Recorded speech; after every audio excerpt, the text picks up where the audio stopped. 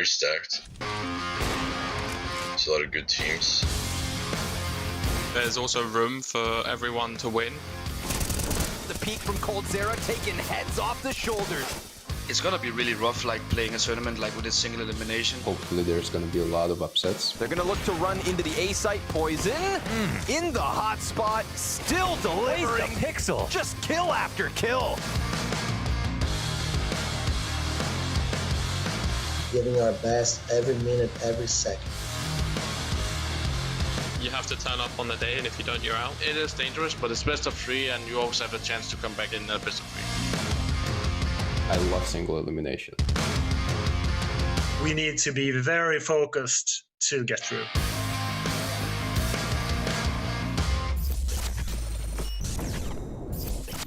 The pressure is on and the emotions are high. This is the Blast Premier Full Showdown, one of the toughest tournaments going in CSGO. My name is James Banks and I will be your host throughout all of this madness. Single eliminations, best of 3s, and some of the greatest teams within Europe and North America going head to head. And I can't do any of this alone. I gotta bring in Mr. Maniac with me. We're back again. We're back in our normal setup. We're feeling good. I feels really good. It feels really good. We have a crazy tournament. You are here. Jacob is also here. But you are here. That's amazing. I'm just happy to be back with the gang. I'm amazed he's not sick of me yet, but I'm happy you're here, Pim. Yeah, everyone is happy that I'm here, James, besides this fool over here, so we're good, we're good. I love how we start this off, right? Continue as we mean to go on. What we need to go on with, though, right, is this event right here. This is no easy event for any team. When we come into this, you just heard it there on the VOs. Some of these teams that are going through all of this are maybe slightly more advanced, right? You look at the ones that came from the full series, better chances in there. Then you got the invited teams, some new names to the equation, and then we got our qualified teams who had a tough route to get here, but now it's even tougher. I would not like to be them. No, just look at the logos, look at the names and see for yourself, right? Some top quality opponents in the bracket. We have Mousesports coming back into play. We have Liquid coming over from NA. Heroic is gonna stand in. Like, there's so many good teams in this one. It's gonna be interesting to follow, James, and I'm sure we're gonna have a lot of good games. And you mentioned it right there, Heroic. They are replacing EG. EG decided not to come back over to Europe. They had some COVID troubles with it. We wish them the best, but now we have to bring another team in. And Heroic, currently ranked number 2 in the world. There's probably a lot of teams that go, great, I don't really want them to be here. I mean, obviously, it is unfortunate that we don't get to see EG. We wanted them to fight back. They had a poor performance in the fall series. They could have shown a different face, restrictions and whatnot, but we have Heroic, and that is exciting. They've been one of the hot dogs at the moment, second best team, in the world in some rankings, and now they have a shot at actually qualifying for the fall series finals. That would be sick. You had to get the hot dog bit in, didn't you? I'm going to do that a lot, I feel like. Just wait for Scrawny to get back on as well, right? He loves some Brazilian hot dogs. But I also love to look at this format to make sure all of you at home know how this is going down. We started with the full series. 6 teams went on down to this showdown. 6 advanced to the final. Then when it comes to that, from this showdown, out of 16 teams in single elimination, why I said it is one of the toughest events in CSGO is because only 2 will have a chance of making it to the final.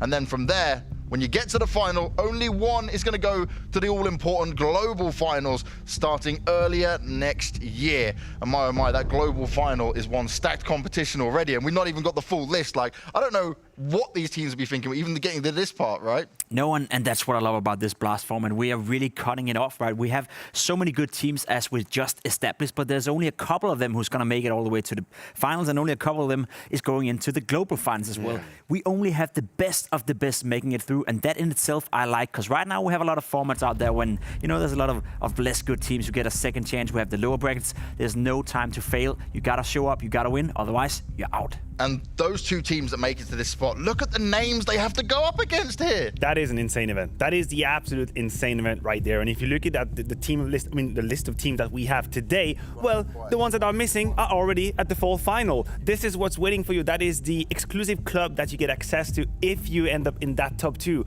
But 16 teams, 2 slots. 16 teams, 2 slots.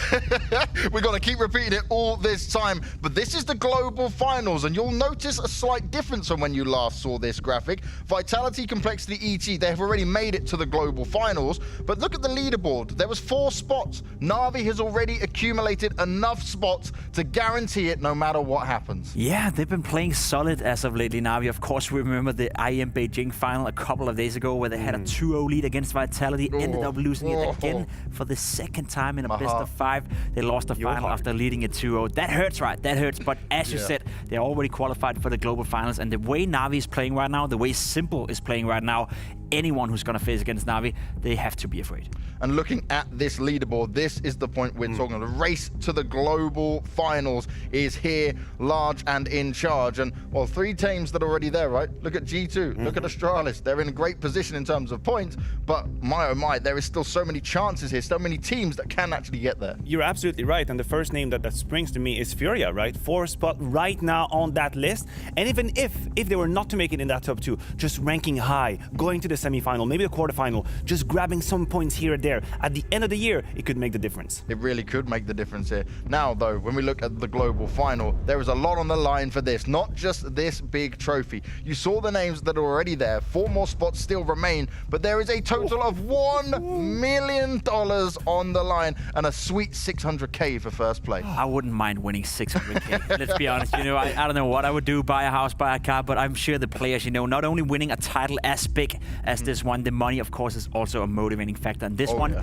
it's a top-heavy prize pool, right? If you win a lot of money. If you play second, well, it's not really that much for these players. We played too early. We played too early. Yeah, way too early. Just look at the cash prize we have right now in esports. That is amazing. I'm so excited. And then I remember the times we were playing. I mean, you're probably a bit... My money was even less. You're looking at £1,000. Yes, and now it's just life-changing. It's amazing. We won a couple of $1,000, you know, to win the European Championship back in 2014.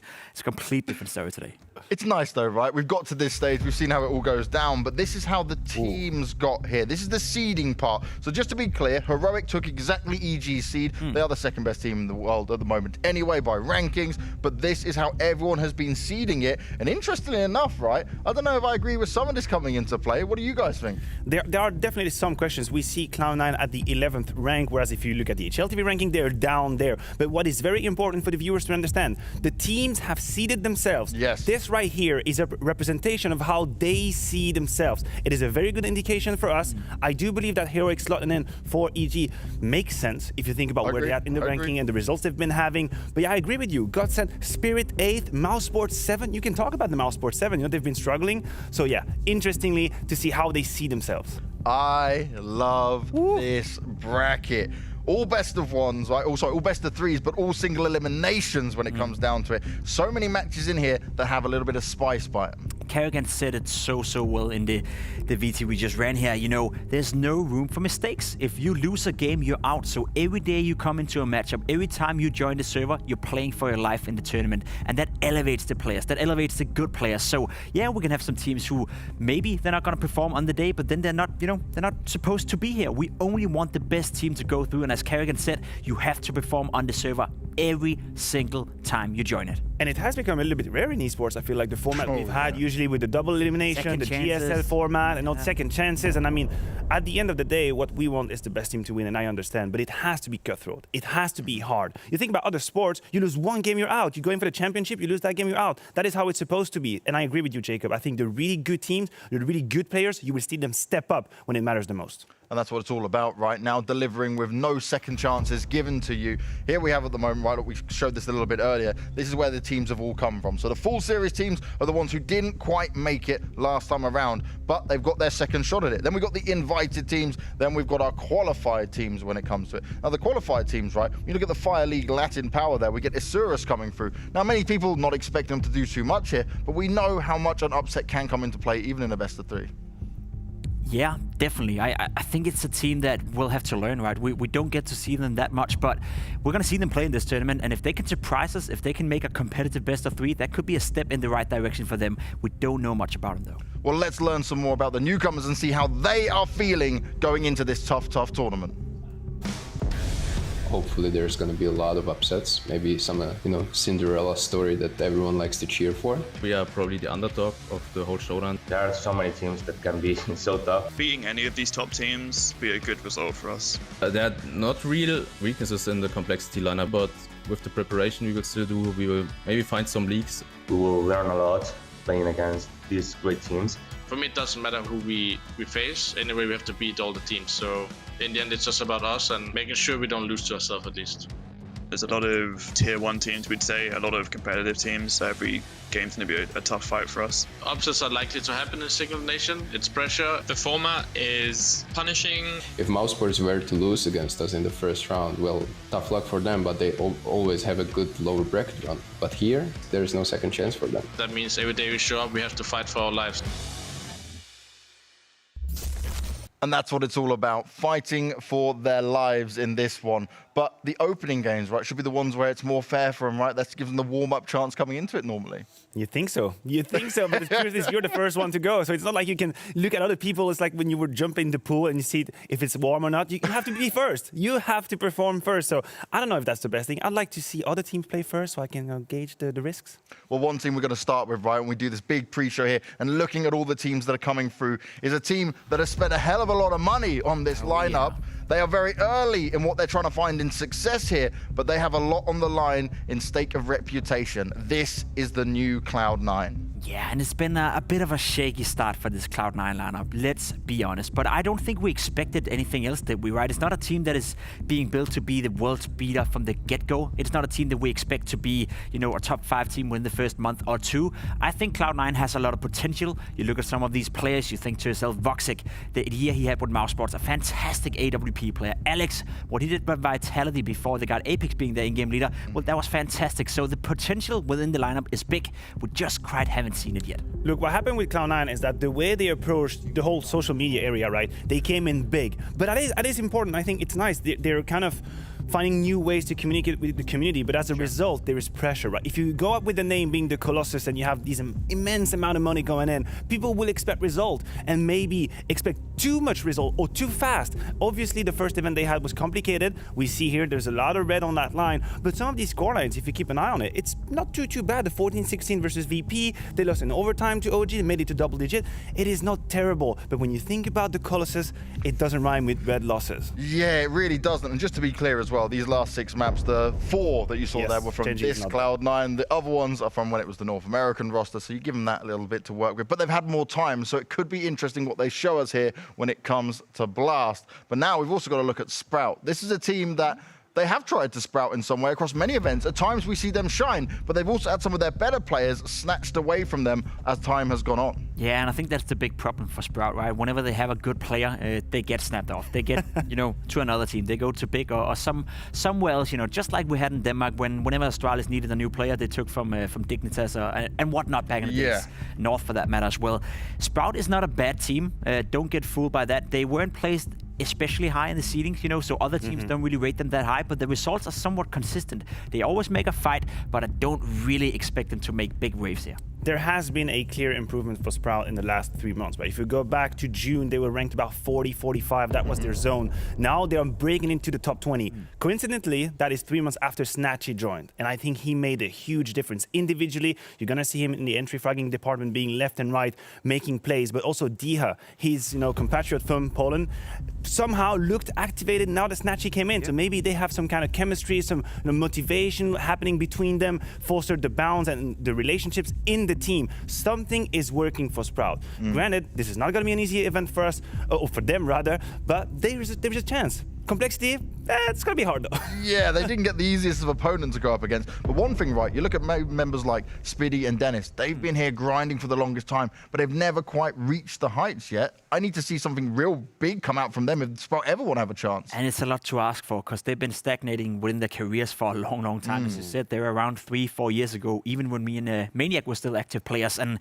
they were good back then, but they were never really good, as you said. So, all of a sudden to come out and just be better than you've been the past 4 years, this. It's a lot to hope for, but you're right. If they want to go big in this tournament, if they want to make it far, some of those players will have to step it up. Something has to change for sure. But a team that I've enjoyed quite a lot, especially over this year, has been Team Spirit. And they've been able to throw out some of the results every now and again, which kind of make an eye-opening decision. And I'm looking at players like Mir and Magic's in here. You mentioned Mir. You mentioned Mir, and here's the name that will come again and again on that desk. Past 3 months, 125 rating. 125. This is more than Vega Squadron Mir for the oldest guys of us watching the stream. He used to be, you know, one of the main fragger. He's been absolutely insane. Now we have Magic's coming in as the newcomer, but it's been now 3-4 months he's been with the lineup, and I think he's been step up. And I have to be honest, I might have been underestimating Spirit, because if you mention the name, I'd say, yeah, it's probably a good 20, 25 team, maybe 30. But actually, they're making plays, they're making waves. They're making it hard for really good teams when they go up against them. So that matchup, that regional matchup versus VP, it's going to be a spicy one. Now, the big thing, though, for me when it comes to Spirit is eye disbalance. It's either he has these games where he can change the game in a big way, or he drops off and they can't put up as much of a fight. I would say he's the X factor for the team in this instance. We know Mir is going to play well. We know that Magix has been stepping it up lately. He's only getting better and better. But if Spirit want to take it to the next level, make even bigger waves than Maniac were explaining, he will have to step it up a notch as well. Iris balance has been looking good. And the results here for Spirit, they're not necessarily bad. Winning against G2, OG, sorry, that's not a bad result at all. No, it's not bad at all. And you look at the way they lost these games. Granted, they lost to Vitality and Na'Vi, but 11, 13, 12, and 13 rounds might be the experience that is that X factor that's missing, but the potential is definitely here. Definitely they have some potential. Another team, though, one that I do hold close to my heart a little bit, they've got a tough task on their hands. You wonder why, you know. You got to bring the Brits into this. We've got Endpoint as well, and it's great that I get to see them at a Blast event. But they are a team that every now and again they pop up, right? They're showing us they can make it to a DreamHack Open, come through these qualifiers. But these type of events is not what they're used to. No, not at all. And I think them qualifying in itself is a big result. That is a statement to the UK scene. That is a statement to the rest of the world that there's still somewhat a bit of talent hidden within the UK scene. I think their qualification process is worth to mention. I think they do it good, and getting through a tough bracket as they did, that in itself is a great result. But as you said, they're going up against some of the best teams in Europe, and I personally don't think they're ready for it. It's going to be really hard. It is going to be hard. There is another picture that we can paint about Endpoint now. Learning process, sure, they get to match up against Heroic, for example, amazing BO3 to go up against. The problem is the format. It's not an event where they can play 10 games and, you know, reflect on what happened. They have one best of 3 to shine.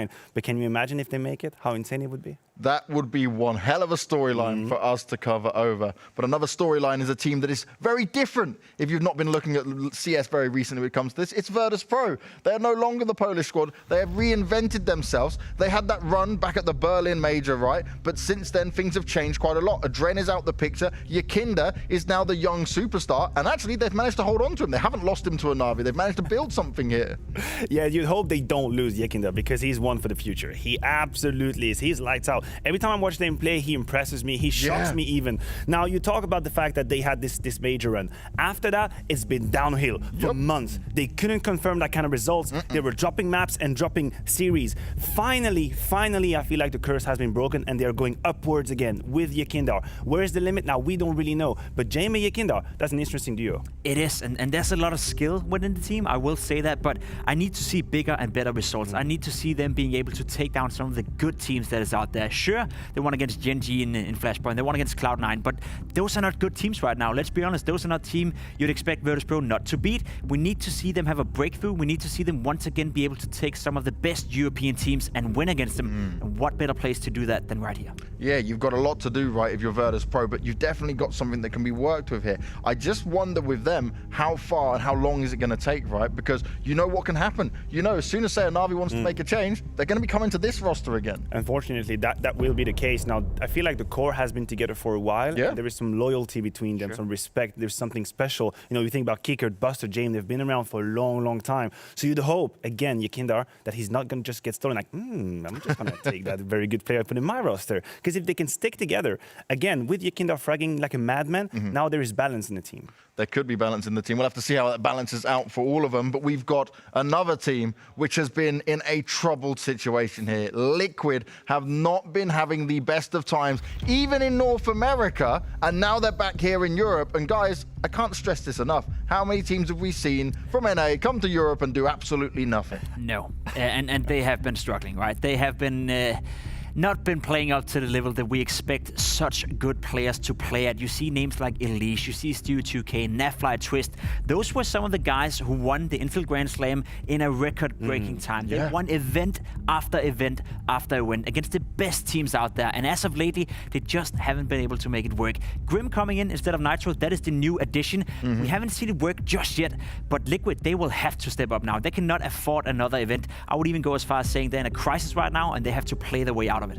The only good sign I have for Liquid is that they've seen their brothers from NA come in here and having such a hard time. How's that a good thing? Know. I mean, they've been warned. Let me put it this way: they've been warned. They know that even if you have decent results from NA, you come in here, that's going to be hard. So I hope that they're going to go 200% in, because I agree with you. You look at the names, you look at the roster. This is not the pre-show we should be having. We should be talking about them as favorites. That is the Liquid we know. Especially in an event like this, you would expect them to be favorites normally. But like, I get what you're saying with the whole coming over, right? But they only came over a couple of days ago. You've seen it posted on Twitter, Instagram stories.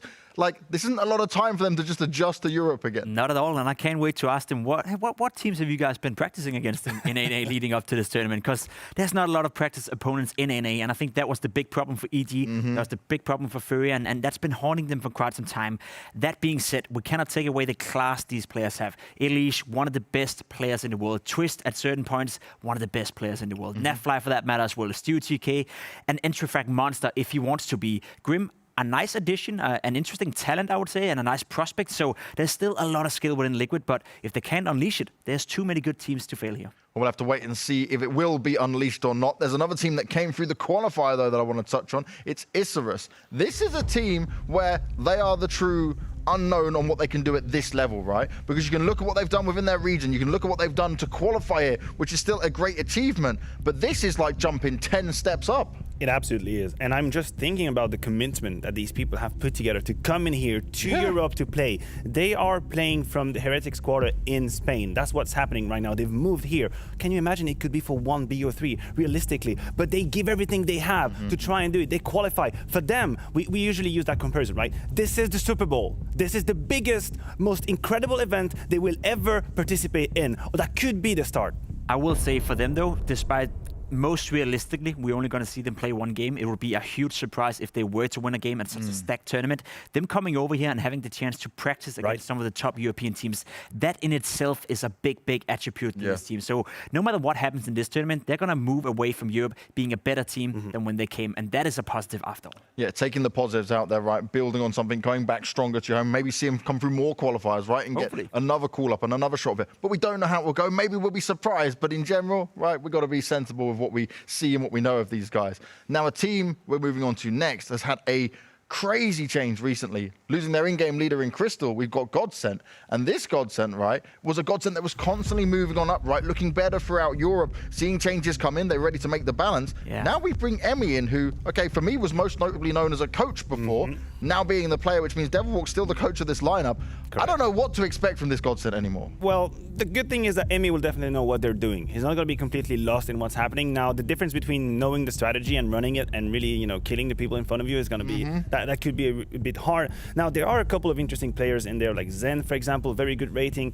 The problem is, and it has always been the case with Godsent, is that the stats that they have, the strats they use versus certain opponents, you put them against top dogs and it becomes a different story. You have players who shine against mid-level team who completely disappear. Zen, I think, is a good example. Farlig as well can have immense game and then completely shut down. I think Stuko here is one of the most reliable source of performance in that lineup, and I do kind of respect him and the tenure he's had as a player, but it's just going to be really hard. Fortunately for them, the opponents they go up against, not the best on time either.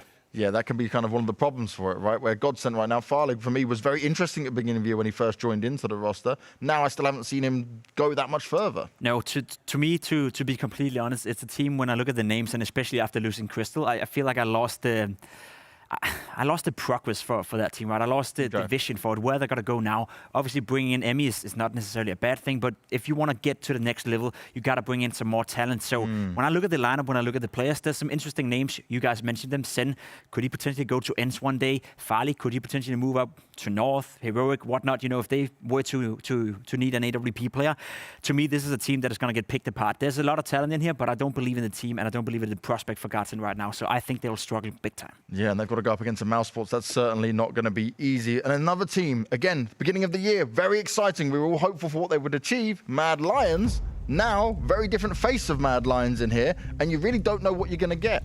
You know, it is complicated to pinpoint where Mad Lions is at as a team because they have gone through changes, drastic changes, right? For example, Bubsky leaving, going towards Astralis, Hunden, the situation with the coach abuse, had to move away, now an analyst position. Now, so this isn't the Mad Lions that were kind of piercing through the clouds and the sky when they were making waves and people were like, oh, damn, they're actually a top team. I feel like they're slowly rebuilding, bringing in Refresh, a player that has had now many chances, I feel like, in the Danish scene. He's getting one more, and that is a luxury. You have a player like the last time I saw Refresh play, I thought he was disappointing. Now he seems to come into form with that Mad Lions. It could be a matter of roster, structure, role in the team.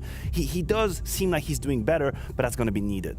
There is one player on that lineup that has superstar potential, and that is Aiko. When you look at that guy play the AWP, when you look at that guy play the game, you think to yourself, he's a natural at the game. He is so good at Counter-Strike, so impactful with the AWP. And I think if you put Aiko into Astralis, you put him into North, you put him into Heroic, he will make any team he joins better. And to me, that is a star quality. So Mad Lions, they have potential. They're going up against Liquid in the first game, and that's going to tell us a lot about how good they are, of course. But look at Aiko. No matter what's going to happen in this tournament, he will give you some highlights, and he's a star player.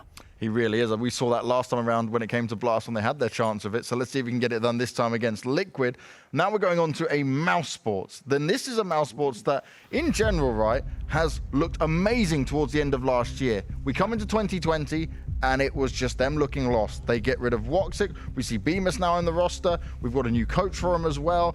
This is a Mouse Sports that is going through a lot of up and down. Yeah, they are, but they're trying to work their way out of it. I know for a fact, Maniac, that they've been practicing very hard as of lately. I saw Kerrigan tweeting out he had 140 hours played in Counter-Strike the past 2 weeks.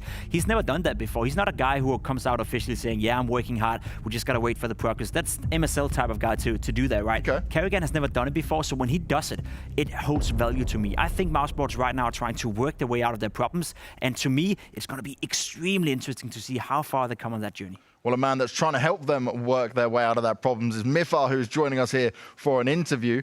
And Mifar, obviously, you've not been on Mouse Sports for too long just yet, but what have you been able to implement on your side of things, and how are you working together well with Kerrigan? Well, right now, obviously, it's all about getting settled and getting to know all the players and the management and how the structure has been working here from before I joined. I mean, we take it step by step right now. I have implemented a lot of structure in the way that we practice, the way that we evaluate, the way that we have our rituals up until game days and stuff like this. But slowly and steady, we are definitely gonna get there. And when you talk about that structure, how different is it from what was there before you came into play? Not that much, really. I mean, it's more like, you know, when are we going to do the evaluation? How are we going to do it? How long are we going to spend on it? How are we going to work with the different kind of goals during practice, and how are we going to prepare for officials? I'm not gonna, you know, comment exactly on how Regin was doing it before that I came. But there's definitely been some changes, and it's starting to show. Mither, I would like to ask you about how is the team feeling right now? When Bemis joined, there were some very good results like Pro League and some other more difficult. What is the spirit right now? What is the confidence level? I feel like that everyone, including myself, is really eager to perform, and we're really looking forward to show. I feel like we've had a couple of tournaments here.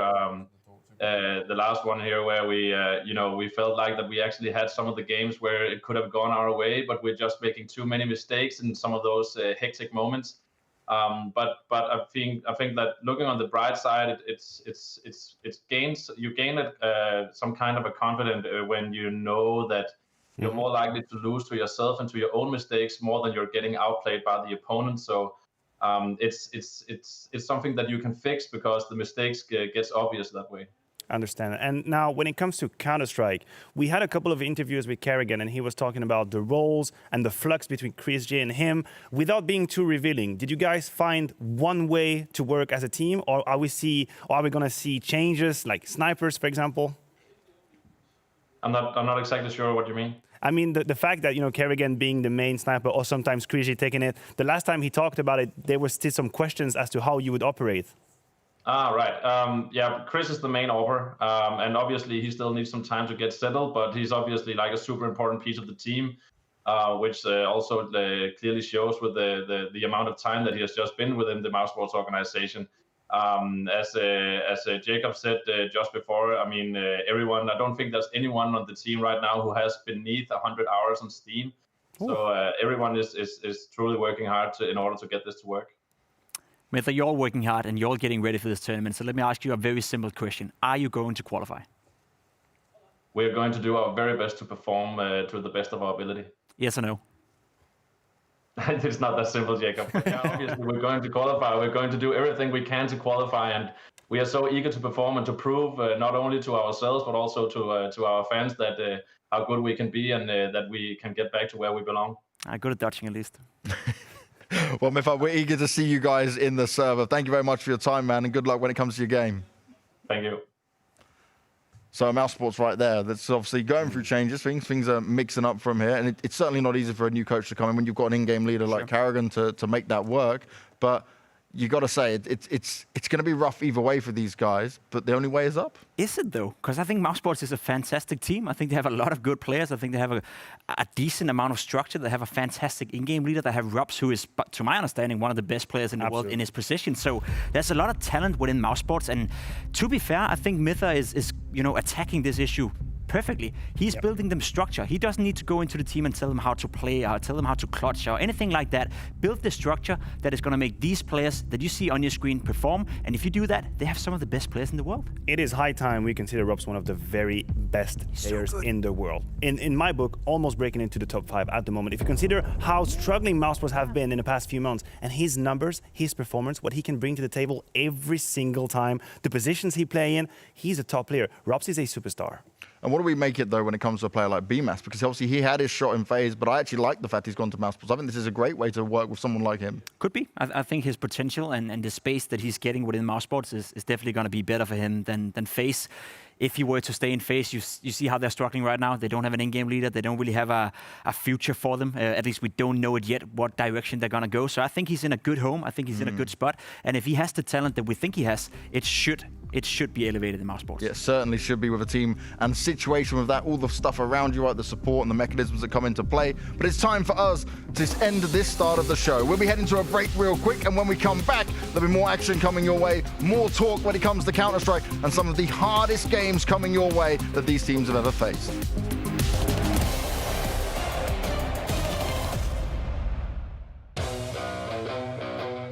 Have the best Counter-Strike teams competing here in the world. I'm Semler, your host. Yeah, I just wanted to be accurate. So you said we've got the best teams in the world and complexity. This is the best team in the world going up against a team who, hasn't even been able to qualify for the major yet. And Open in a 1 versus 2, that's almost unwinnable. He's going to stand up for a kill. Oh my God, he turns around for it. An unbelievable round, a quad kill. He's got another one. Oh, that's 2 in a row, Poison.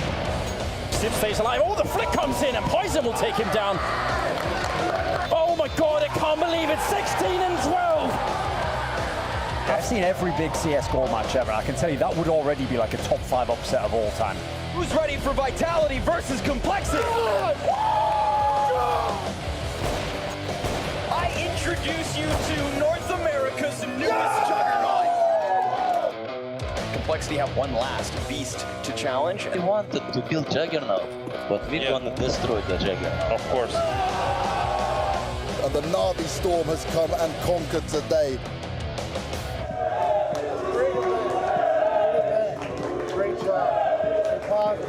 Juggernaut was a meme. Now it's not a meme. Now it's the future, There you have them. Complexity, end of the run versus Na'Vi, but still nothing to be ashamed of. 2 huge wins this weekend here at Blast Premier. Yeah, it all ended up in a pretty nice storyline, right? Having Complexity come through in this fashion, upsetting teams like Astralis, upsetting Vitality. It's an exciting, couple of days that we've had here, and it doesn't feel like we've had any losers other than maybe Astralis. There's something special, and I encourage, the Counter-Strike diehards on Reddit and HLTV that are cynical at times to just come on this journey with us and believe for a minute, that special things are possible. We're going to screw up. We're going to lose games we shouldn't. But I promise you one thing, we're going to be a hell of a lot of fun to watch. everyone back home in the Complexity headquarters, you know, they had on our Instagram yesterday, they had this video of everyone exploding in the player lounge when we won. And I saw it this morning, it brought tears to my eyes because everybody in our organization is so passionate about what we do. And we work so hard. This was a special week for us.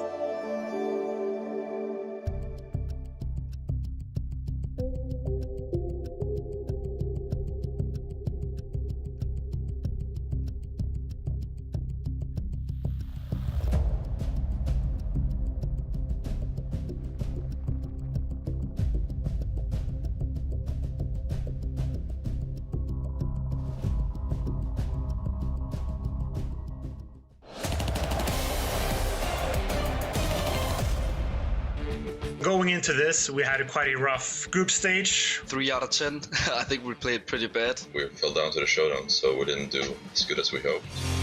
I think we should have won against MIBR. I think we should have won against Big and we should have won against Vitality, and we kind of threw the maps away. Going up against Cloud9 in the first match, it's not going to be as easy as we think it is. It might be a very tough game. We will be facing FaZe in our first match, and we know it's going to be really tough. It's going to be fun for Gold, especially. I think there's 2 tough opponents in our bracket. I think it's Cloud9 and Heroic. I have to say Virtus Pro. I think it's Complexity. I think NIP is going to be the toughest opponent in the Showdown. I think they played really good. We're hoping not to lose the opening match. That's about it. And then we'll take it from there, I think. We really need to stay composed, believe in our game plan. I think we just have to keep calm and play together as a team and go for trades and not just hero plays. It's gonna be really rough, like playing a tournament like with a single elimination. It's gonna be a rough path to get to finals. Like water, giving our best every minute, every second. This is a second chance for everybody, so it's gonna be a fun one to play for sure.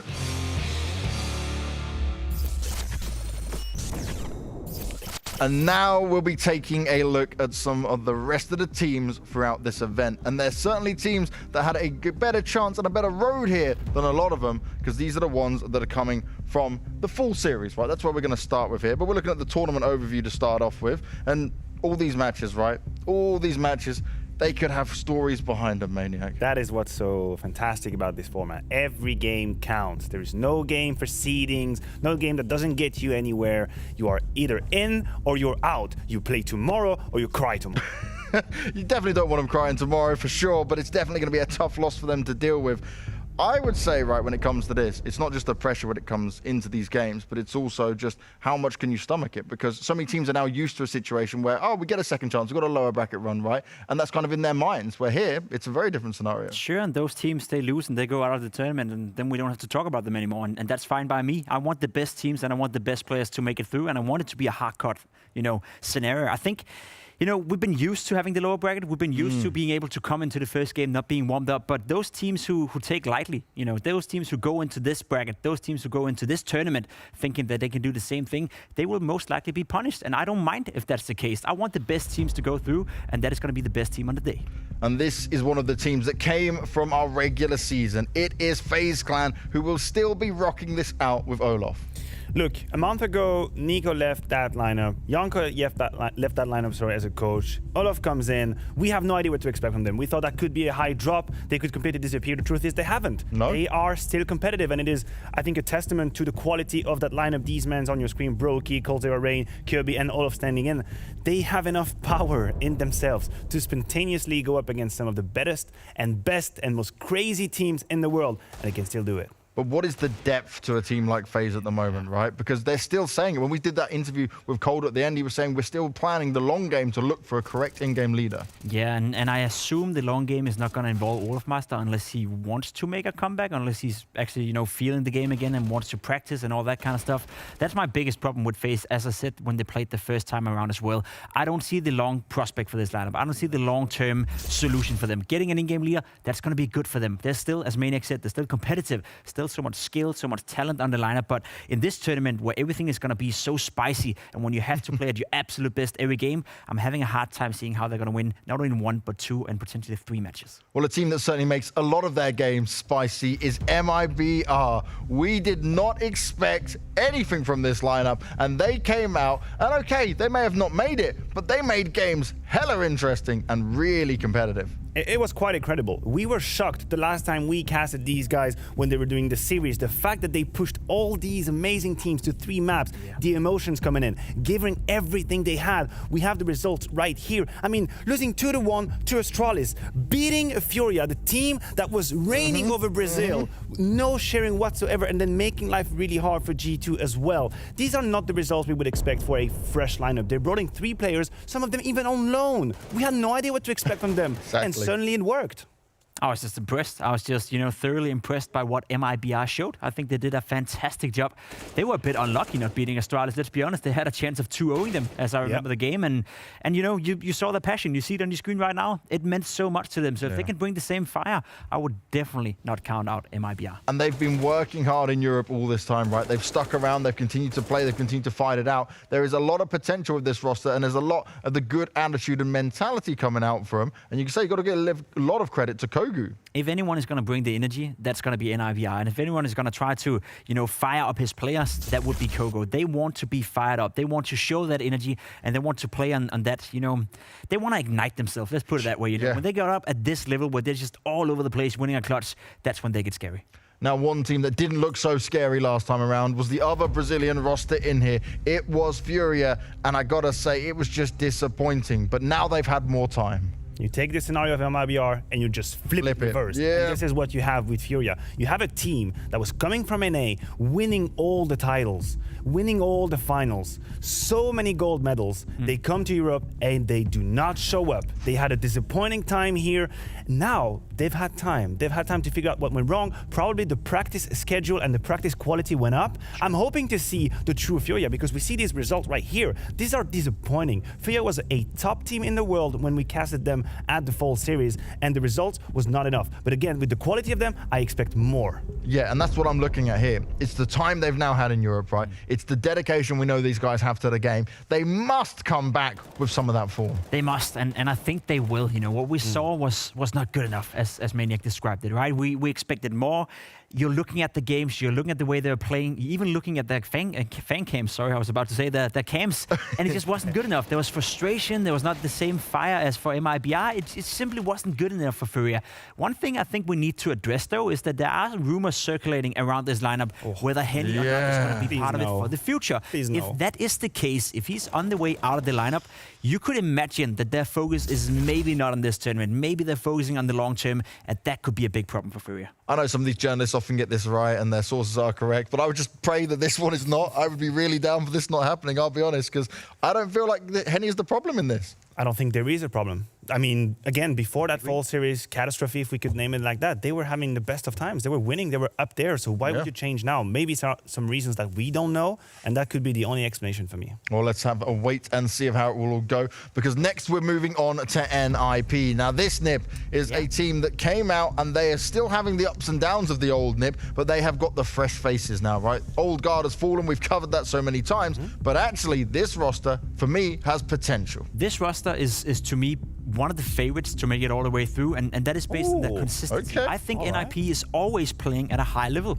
You never see NIP going into a game not delivering. It's never them getting blown out of the server where you feel to yourself, all right, they never stood a chance of winning. The biggest problem for NIP that I feel is that their highest level, their peak level is simply not good enough yet, and they will have to peak throughout this tournament to qualify. So if I can see that, the same consistency that they always show, together with an elevated peak level where Twist, Nuke, all those guys go off, then NIP to me is a small favorite. And to bounce back on that point, Jacob is right on the money. We talk about the peak, we talk about how high they can go.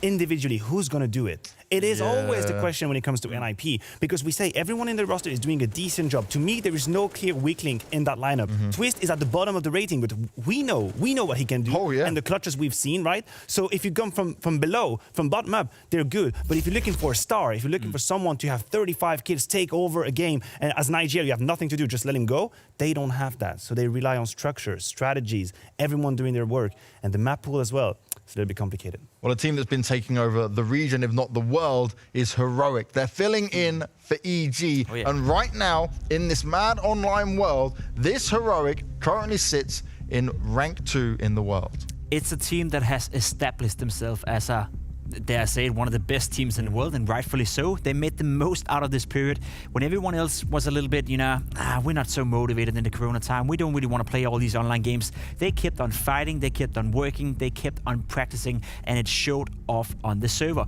You look at the 5 players and you wouldn't necessarily think that this is the second best team in the world. And to be fair, I'm Danish, sure, but I don't think they're going to be a top 5 team for the future either. I don't think they have enough individual skill, but what they're doing right now, the work they're putting in right now, it's justified that they're up there. And of course, they're one of the favorites for the entire tournament. And that's the thing, right? They're a team that has been able to deal so much damage across this. You can't underestimate them when it comes to... But I want to take a look at the fun you two have been having, right? You two have given us your ideas of what these brackets might look like if you've gone all the way. And I love this. This isn't like our normal ones, right, where we just give you one game at a time. You've had to kind of micromanage all of this yourself. These are not predictions. I'm going to put it out there. These are not predictions. These are potential, probable, crazy matchups that could happen, and that would excite me. To start with the right-hand side, obviously, NIP Cloud9. That is a game that I want to see because I believe Cloud9 has more to offer than what we have seen in Flashpoint. Moving on, you have the duel, Heroic, Mousesports, a lot of skill, a lot of level in there. And then if things come to plan, one day we see Heroic versus Complexity, and the amount of level and talent and power that will be on the server, that would be an earthquake.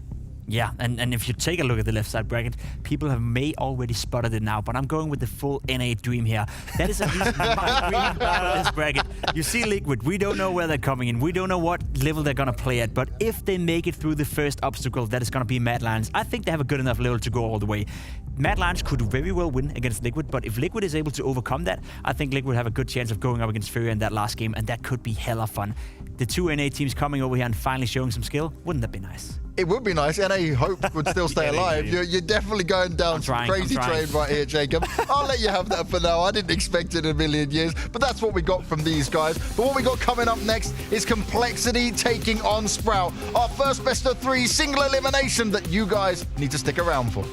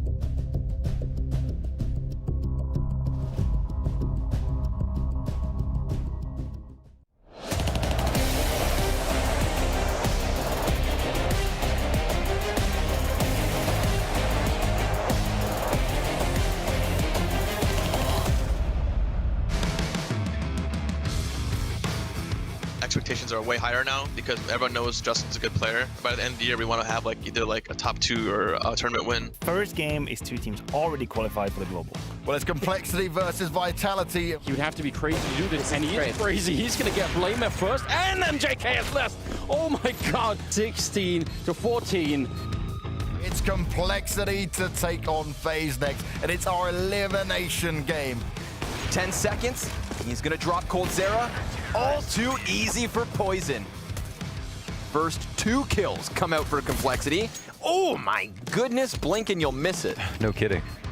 Big and Complexity, that was domination. This time around from Big. Complexity, they completely lost this game out of their own hands here. Simply not good enough.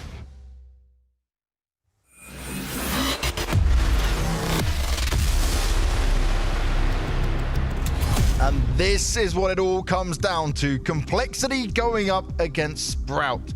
And Sprout, certainly not the favorites in this, but they've always been able to put up a fight. But they're going up against the Complexity, who's now a little bit more time with Justin, right? They've had time to work things out and get into the groove of it. It was hard when they came into the full season. He was only just making his way over. Absolutely, and if the results of Beijing are an indication, they are looking good. This Complexity is not the same as we have seen here a month or 3 weeks ago in the fall series, when even then they were scary. Even then they weren't too bad. We could see weaknesses, we could see cracks in the wall because JKS was not integrated quite yet. Yeah. Now I think it's a different type of beast, and they're coming here as hot favorites. And Blame F said to us last time, right, that he's an easy player to integrate into their system. Yeah, and it's looking good. It's looking really, really good. You saw IM Beijing, they beat Big, they beat Navi, who ended up, going to the final. They only lost to Vitality, which, the way they're playing right now, that's acceptable. You can argue that Vitality is easily the best team in the world. So if that's the only defeat you're gonna get, then Complexity already now, only with JKS for 1 month, it's looking really, really solid for them. And just to give everyone an overview at home, this is the bracket we are looking at. And we get to start with the matchup of Complexity taking on Sprout. Whoever wins that match will be facing either Nip or Cloud9. And well, when it looks at that, someone thought Cloud9 might be able to take it. I said it is a possibility. I said Cloud9 with an unknown quantity, let's put it this way. I'm just going to enjoy this as much as I can, Maniac. This is not a prediction. This is not a prediction. This is not a prediction. Yeah, he's trying to back out. Yeah, he's really trying to back out. See, Jacob knows. Jacob knows what you're trying to do there. But for this matchup here, right, for Sprout, they need to deliver something that we haven't been able to see from this roster. They have not been playing against this level of opposition, but they are a team that has time to think about things. They are a team that has time to prepare as much as possible. But even that, the heavy hitters, the numbers they have, probably aren't going to be enough. No, let's be honest, right? They're going up against Blame F, who currently is the best in-game leading fragger there's to exist, probably. Like, he's so good on the server. I think he's averaging 1.26 rating the past 3 months as an in-game leader. 22. 22, really close. Maybe before Beijing final that was then. He's so good. He's so good at the game. JKS coming into the lineup, getting integrated. Config in Beijing, he played some of that old-style config fashion Counter-Strike that we love so much. Ultra aggressive, taking and making so much space for his opponents and his teammates for that matter as well. If you're Sprout, you're going up against some of the best individuals in the world, and you will have to step it up. As you spoke about, Maniac, you look towards the lineup. Where's it going to come from? Do you have maybe Snatchy? Yeah. They're good, but are they good enough? And this is it, right? It's a whole different level for the Sprout boys, but we did manage to catch up with Speedy before this game, so let's hear from him. Yeah, I want to pick up on 2 names that we always talk about when we're talking about the side of Sprout in Diha and Snatchy as well. Obviously, both players joining this year. So in terms of Snatchy in that AWPing role, what do you think he kind of brings to the team? What are his main strengths? I really like when Snatchy is like, I call it always the berserker mode. Like when he's getting aggressive and he's feeling it, he's just like on a rifle position, but he makes 3-4 frags out of there. Like he's on Mirage A side, just in default, flicking left, right. That's when he is in his berserker mode, and that's when I really enjoy watching him. And in terms of Diha as well, obviously joining at the beginning of this year, how have you been seeing him, especially as the in-game leader, developing within his role within the team? Yeah, for me, he's like the perfect anchor. Like he is a turret, basically. He has always really insane aiming, and it's really nice to watch him aiming these opponents down, so he can always get the clutch out of anything because he can just simply shoot everyone down. And when he's in his mode, it's really important to have him because we know the other side is probably safe, and we can work on the other side, or he can even make pressure on the other side to just give us some room. And that's basically his role. I think he's doing it really good. And in terms of the overall Sprout roster, you've been a part of this squad for 3 years. So looking at some of the different roster iterations you guys have had, what do you consider the main strengths of you guys together at the moment with, some new players coming in? I think since I got the question lately in the German interview, I think we had 11 different lineups in these 3 years, or 10. I think I wasn't the in-game leader from the beginning, but since I am really learned how to introduce new players into a lineup, what's important for a new player, what do we need to look at if we pick a player, or if we try to adapt our game about this player, or that he adapts to us. And I think right now we're really strong in finding the roles, the good roles for the team, the perfect roles for the team to get the best out of the team. And I think this is a really strength we have, that we have a really good hand for something like this, changing positions, so it's in the better way, not in the worse way. So he's talking there about changing roles, right? Finding the perfect position. That's all well and good, but you still need to be able to frag up against a team like Complexity. You do. You absolutely do. And I'm kind of surprised to hear that Speedy is the IGL. I thought it was Faven. It had been for a while now. I do believe that's a good role for him, though, because he's had the experience. If you think about for how long he's been into Counter-Strike, that is a role in which I can see absolutely. But Faven, he's going to be a mad fragger. I was going to say he's a high-fragging AGL. Turns out he's just a high-fragging player now. So he probably is the one to look at or keep an eye on. He's getting it done. But another high-fragging IGL is none other than Complexity's Blame F. And pretty much at the moment, no one does it better than him. So let's have a hear what he had to say to Freya. In terms of your opponent here, first of all, at the Blast Showdown, of course, it's going to be in the form of Sprout. So are there any kind of notable elements of their playstyle that you're particularly looking out for coming into this game? I mean, of course, there is some of it is hard to say, because a lot of it is, of course, something we're going to try to abuse a little bit, probably. But I think the biggest thing is that it can be sometimes a little bit hard to read a team like Sprout, because they have so many maps where they have such a high win record on, but a lot of it is because they don't play tier 1 tournaments. So it can be hard figuring them out maybe in the beginning before you watch all the demos, how good they actually are on those different maps, because the stats is a little bit inflated on some of them.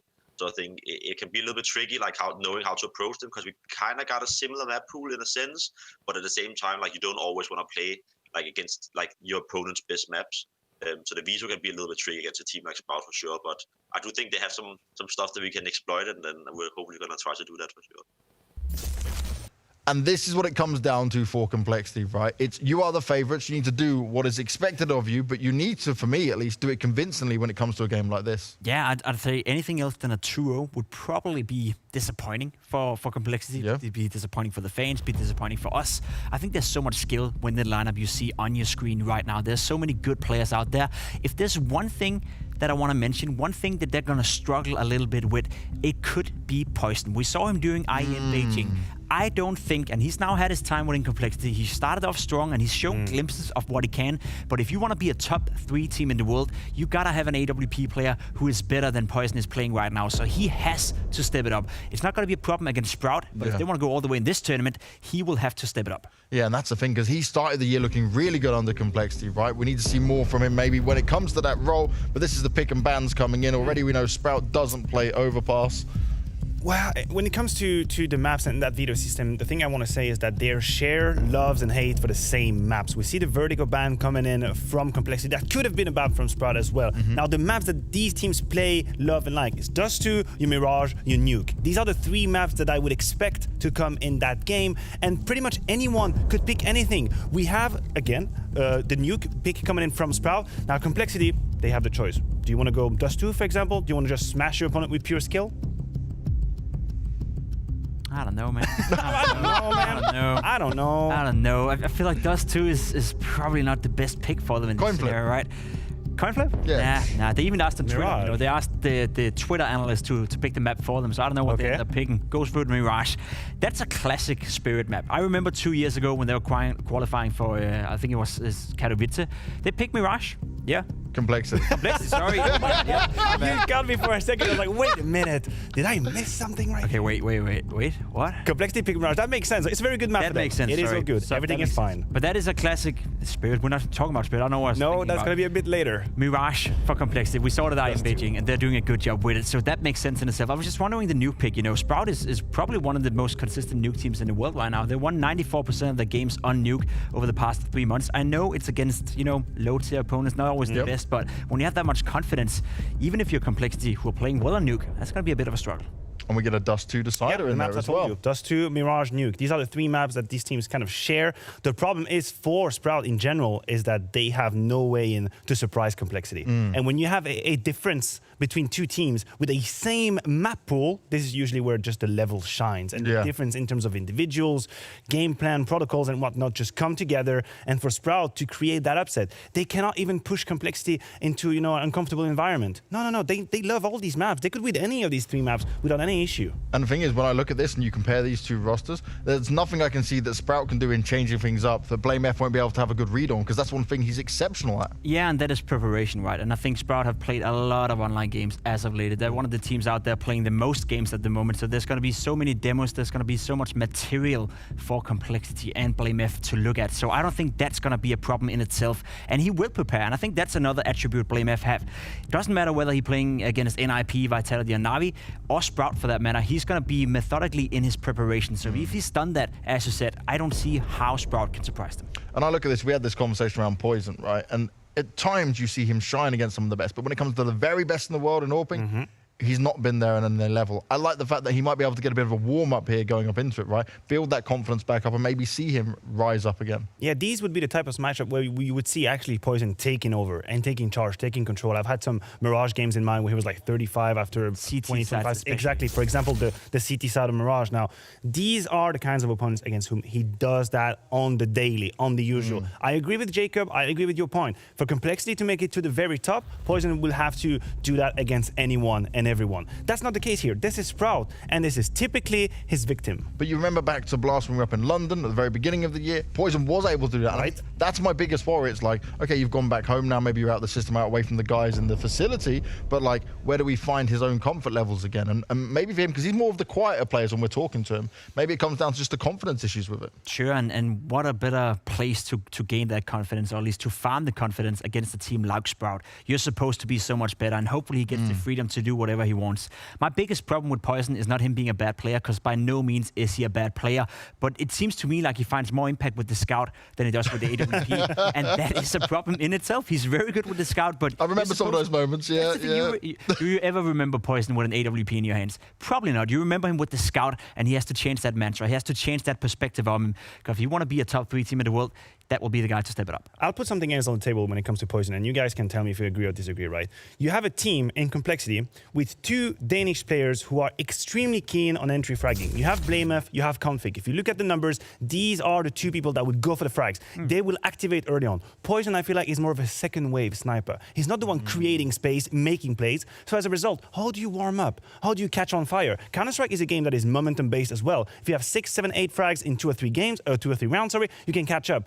Poison is more methodical, calm, passive in a way, so it's harder to catch on fire. Sure, he could just go have a look at Guardian when he was good. You know, he was not necessarily the most aggressive AWP player either. He was the second wave, and he was constantly punishing the opponents whenever they ran into his crosshair. Maybe that's not the type of player Poison is, but he'll have to involve into that if you want to be good winning Complexity, because I fully buy your argument. There's not enough space for all 3 of them to go for the opening frags, but he'll have to find his way winning the team. And when we're looking at Sprout, right, there's one thing they've definitely got. You look at Spiddy, you look at Dennis, they've had so much experience, but still, it's the lack of experience on this level when you get to the very tier 1, the top tier of Counter-Strike. I don't know where they're coming into looking at experience that's going to actually help them when they come to these tougher matches. Look, it is complicated to say in what department, what dimension they could have an upper hand against Complexity, because the truth is they don't. Yeah. They absolutely don't. It is possible that in one day or one game, you overperform because of the tournament, because of the event, because of the opponents. Maybe you can play your best game ever. You talk about experience, sure, we have to look at Speedy, we have to look at Dennis. These two have played against the best of Counter-Strike. They've been here for years. Now, what I hope they are doing is making sure the 3 others are catching up. Snatchy's been around the block for a while, running not at the top of the top level, but Diha, he could be one for the future. I was just about to say, right, those 3 other players are the ones we have to look at, because we've been talking about Speedy, we've been talking about Dennis for such a long time. And Speedy being an in-game leader now, let me once and for all say that everyone who hoped that Speedy could release the potential he once showed, where he was probably the best player in Germany and a future star of the game, that's dead, that's gone. He's never going to be that Speedy that we hoped he was going to be. He's now the in-game leader, and he will have to try to elevate the other guys to do the job that he couldn't do back in the days. Well, let's see if it's possible. We're about to get into our opening game, but you're bored of our faces, so let's see 2 fresh faces. We've got Anders and Semler ready to bring you all the action. Well, thank you, Banks. Yeah, we are fresh, aren't we? I feel like we're well rested, just having a good time, ready to get into the game. I think it's going to be, I mean, this is, you said it just before we got on, it's a cutthroat tournament that we've got going on now. You know, after, 3 weeks of being locked up in a hotel here in London, you know, fresh faces, it's a big ask. But I appreciate that, Banks. It's because you can't see us. I guess the pixelation or something, it's not quite coming through. But, you know, it's not going to impact the casting. It's not going to impact the casting, whether we get sunlight or not, Anders. No, don't need it at all. In fact, you know, we're in the zone now. I feel like we're just enjoying it. I think it's going to be, you know, a bit of a wild game. Almost everyone went for Complexity. I think everyone went for Complexity. So, you know, that should tell you something on its own. Whether or not it'll actually be them taking the victory here, we're about to find out. We're going to be on Nuke for the first map, and it is Complexity versus Sprout here at the Blast Premier Showdown now. It's going to be, I think it's going to be an interesting game. I've got my hopes certainly for them. Even if Poison is mostly using the Scout, I still think they're going to be able to win it. I'm going to have to prove otherwise here. Sprout, I think they are the underdog at the moment. And rushing straight in towards the ramp room. Poison trying to pick someone off as JKS is just falling back and he's being hunted. Oh, that is relentless. Faven and, is it Daika? I don't know. Diha. Both getting a couple of great kills. BlameF coming back into it. I'm not sure why they're losing players now. How is this turned around? Sprout, where's the bomb plant? Where's the slowdown? Where's the common sense? And now it's a one-on-one. And he's got the bomb as well. He could go up. He must know where Rush is. There has to be that breakdown now. This has been non-stop action for about 50 seconds straight. And they are going to get the bomb plant on the lower side. Oh, never mind! Rush, he hadn't rotated off. He was still lurking. He absolutely outplayed him. That's ridiculous. Oh, God, what just happened? This is... I'm having a very hard time explaining this. They actually take the bomb site, and they just keep going. And I guess that's where it goes horribly wrong. They actually push so far in that they eventually just lose track of the situation and end up going down. That was essentially a one pistol round, or at least like a very, very high chance, I think, for Sprout to take that one home. And somehow, he doesn't really follow through. So, second round, we've got Poison and his much talked about Scout, which is, of course, less powerful than that AWP, unless you're good at hitting those straight headshots. And they're really messing around. They're picking up UMPs. It's been a while since we've seen those. Config and JKS on the UMP both.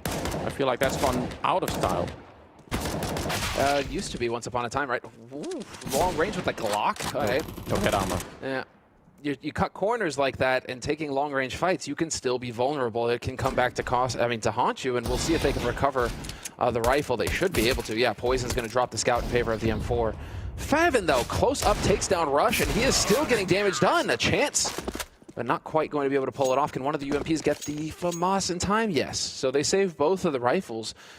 It's a shame that JKS isn't able to get over there to save that Scout, but regardless, Complexity losing 2 players to a hard eco from Sprout does not bode well. That is not how that is supposed to go.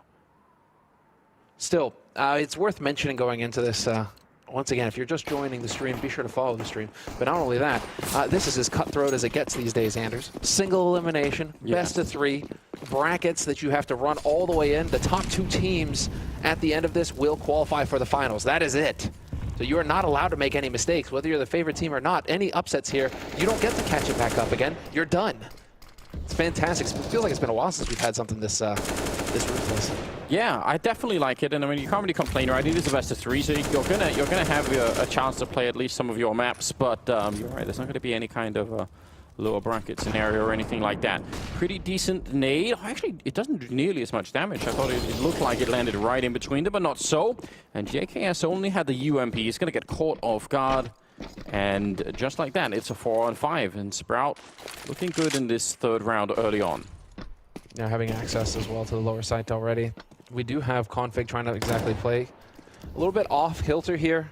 He knows that they're here, and they know that he's here. It doesn't stop him from picking up 2. This is the kind of confidence we need to see out of Complexity and their stars. They need to be going head-to-head with Sprout, taking bold duels, and just dominating them. That's how they're going to break Sprout's spirit. They're going to nip him in the bud, Anders, before they can get rolling on this map.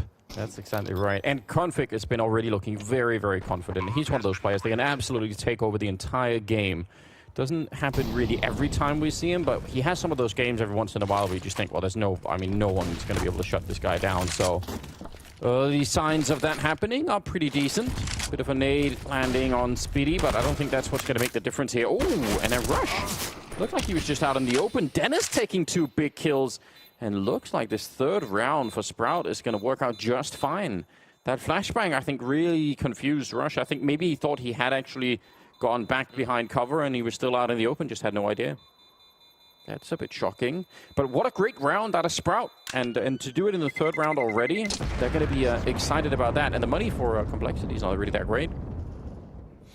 No, this is one of the big opportunities here for Sprout. It's going to be really fun to keep an eye on them throughout this series, whether or not they can keep their cool. They were invited in, so no qualifier really. I mean, just as far as standings are concerned. And so Sprout were one of the invited teams to this tournament. But they've got a lot to prove themselves against, especially against a team of Complexity's caliber. Complexity's up there taking it to the great teams of the time right now. They're not a team to be taken lightly, and so Sprout, the clear underdogs. But rounds like that bode well. If you can break into ramp and you can control the lower site, despite Config putting up a fight, you know, post-plant, if you control the post-plant, I mean, these were all really solid fundamentals that we just saw from Sprout in that round. And so you can see BlameF didn't look too pleased. Didn't look too happy with himself. He's like, ah, great. If they're going to play like this, we're actually going to have to work for it, aren't we? Oh, but suddenly this is just working out. That's BlameF setting up the flashbang for 3 kills, what we call a lobby crunch, and that worked out way too well. Config now outside hunting. He's finally going to get shut down, but it's way too late. What an aggressive round out of Complexity. Just absolutely collapsing on that lobby, and Sprout even sort of halfway looked like they were ready, but that flashbang from BlameF was God tier. They need to, we're going to have to get a replay at some point of that flashbang, because that just won them the round. That was beautiful, and that is how you change it up. Still 2 kills going to be possible for Sprout in the end. But if you start playing default, I guess that's how BlameF is going to handle that situation, right? Well, if they're going to handle default really well, now we have to try and start playing an unconventional style where our aimers are going to get to go to town and have that confidence. Let's see, Config's perspective. Flash was in. Config checking the likely spots. And just all-out aggression from Complexity across the board. I'm actually so confused about how it's even possible to throw a flashbang that can flash those 3 people. Like, that's a mystery, because they weren't even anywhere near each other. Yeah. It just goes off perfectly in the middle of the room. I mean, yeah, it must be something like that. That's really weird. But that's a tremendous comeback from Complexity. They also pick up the AKs, at least 2 of them, and, you know, suddenly they're looking a little bit better once again. And Sprout don't get the bomb plant or anything else, so they, yeah, that was a short-lived victory for the Sprout team. Just the 1 round, at least for now, unless they can pull out some tricks here with the Glocks or the Deagles, do some damage. I don't know. This is, yeah, I mean, I think it would have been amazing for Sprout if they could have rolled that into another couple of rounds and got off to a little bit of a better start, but it's looking unlikely now. JKS, though, is playing out in the open, a little bit of an off-angle. He's back to a position where he could fall back. I'm kind of impressed that he's actually just playing this nonchalantly, because if you get rushed down, if they just jump around the corner, you're actually just screwed. But what's really cool about that, and this is little details, is where JKS, he's already pre-aiming if somebody were to be crouch walking with a deagle around the corner, right? Like, he's aiming just a little low. He's expecting somebody to crouch walk in. And so he was perfectly ready for that round. He knew exactly what was coming, and then that's exactly what we expect out of Mr. Savage. So, Complexity 4-1 now. It's worth mentioning that this is pretty much Sprout's strongest map, so them getting it in the pick ban is it bodes well for them. At least, you know, they're giving themselves the best odds possible to kick off this best of 3. Yeah. And so, you know, Nuke, we expect to see some polish out of Sprout here. It's not exactly a super strong map for Complexity right now. Complexity, I think, are just going to be counting on winning out more in the individual talent and the, let's say, experience under pressure. They should be able to handle that much more than Sprout. Yeah, and you have to assume as well on the fight, just in terms of raw firepower, Complexity is actually going to be very hard to deal with. Oh, he keeps pushing. JKS, he's going to go straight for it. That is some confidence. He just wants to fight even more. DR finally taking him down. Config with a kill in return, and this round has fallen apart from Sprout without them in. They don't even get to make their mark at all on this round. He definitely saw the gun there. Blame F, and it'll take down Speedy, so that is a 5th round. And again, without a bomb plant for the Sprout side. So they're actually in a fair bit of trouble here early on. This is a bit rough. You can see Dennis looks a little nonplussed right now. Can't really blame him. What do we do if JKS is just going to take duels over and over again and play super aggro? And that's exactly what Speedy has to try and think through as well. Not a fun situation to find yourself in as an in-game leader, where you're starting to realize, okay, if they're just going to push everywhere and they've got stronger fraggers than us, how do we deal with this? Because this is just JKS man fighting. I mean, yeah, he's just bullying him. So ready to try and take that fight. Yeah, dude, going for this repeat, it shows just the lack of respect, right? It does. Also, he was flashed in by Config, so it also shows some good timing between him and his teammate, right? That's also pretty cool, but it is still really, really dangerous to do that. It's like, do you think he does that against, you know, if... I mean, I don't know. You want to throw it out there like a Searson or a Simple or any other opper, like an elite opper, right? Who's holding that angle? He spots him. He's holding that angle. Do you think he re-peeks into that? It's doubtful, isn't it? But right now, yeah, I mean, they have no real reason at the moment, Complexity, to show them a lot of respect. They can sort of they can keep applying this pressure until Sprout find a way to deal with it. So we'll see if they are going to be doing that anytime soon. Faven with a nice kill on Rush. That's a Deagle headshot, I think, all the way over in the A-bomb site. So that's going to feel pretty good. Good way to get a little bit of revenge. And again, all the kills matter, right? So you can see the money is actually already starting to build up quite heavily for the Complexity side. So even these rounds, it will make a difference. It will be important for Sprout to do some real economic damage. But they're now they're not being given that many fights either. Complexity have decided to back on off a little bit. Playing a little bit more patiently, changing up that pace. You don't want to get too predictable with the aggression. If you're just going to be aggressive every round, then Sprout are going to do just this. They're going to start sitting and waiting for you, trying to set traps that you're going to walk into. And so now Complexity have gone ahead and said, okay, we'll slow it down too. And, you know, catch you out in the open. Blame F is going to get tagged up a little bit. Poison under pressure on the upper site. And, well, that is Config getting overwhelmed. So the upper side is open, but the bomb is out in the yard. Sprout, unfortunately for them, they get control of a bomb site, but with no bomb, they've got 20 seconds on the clock. They need to hightail it in here somehow. Yeah, I don't even think... I mean, it's going to be just on the edge, but I doubt that they'll be allowed to just, you know, cleanly put it down. That new smoke that people have been throwing to sort of cover their exit from heaven, try and make things a bit more easy, it's really genius, and it works so incredibly well.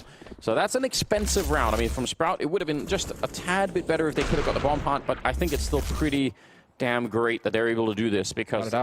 Yeah, like they can still buy, they do so much damage to the Complexity economy, so...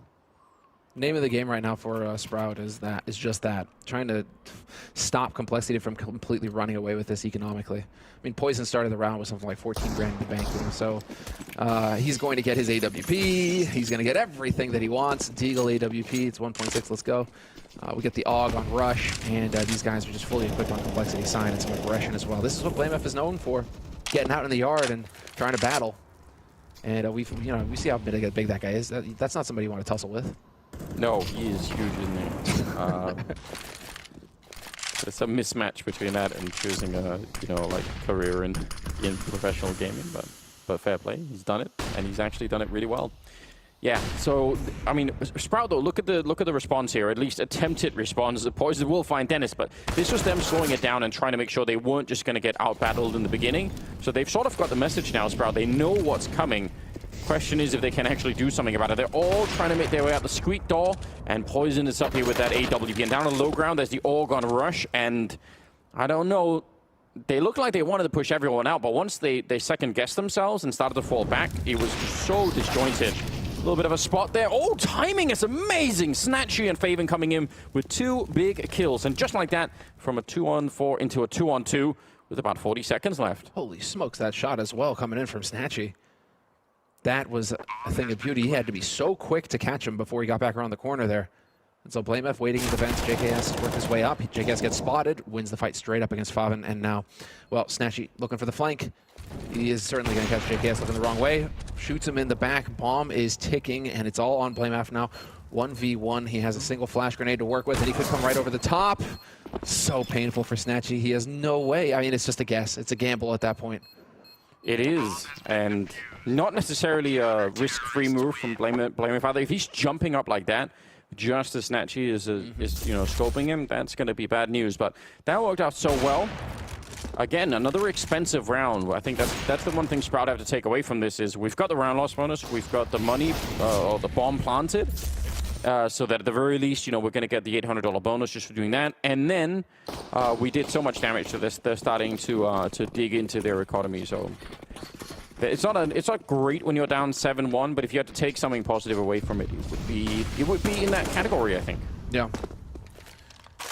It's interesting times right now for Sprout because they really are trying to take on a, let's say it is that tier 2 kind of trying to break into the tier 1 kind of category, right? And so Sprout are doing well against those kinds of opponents like the tier 2 opponents, Hellraisers, etc. In that pack, Sprout are winning, but when they're trying to break into that upper echelon, you're trying to play your complexities, etc.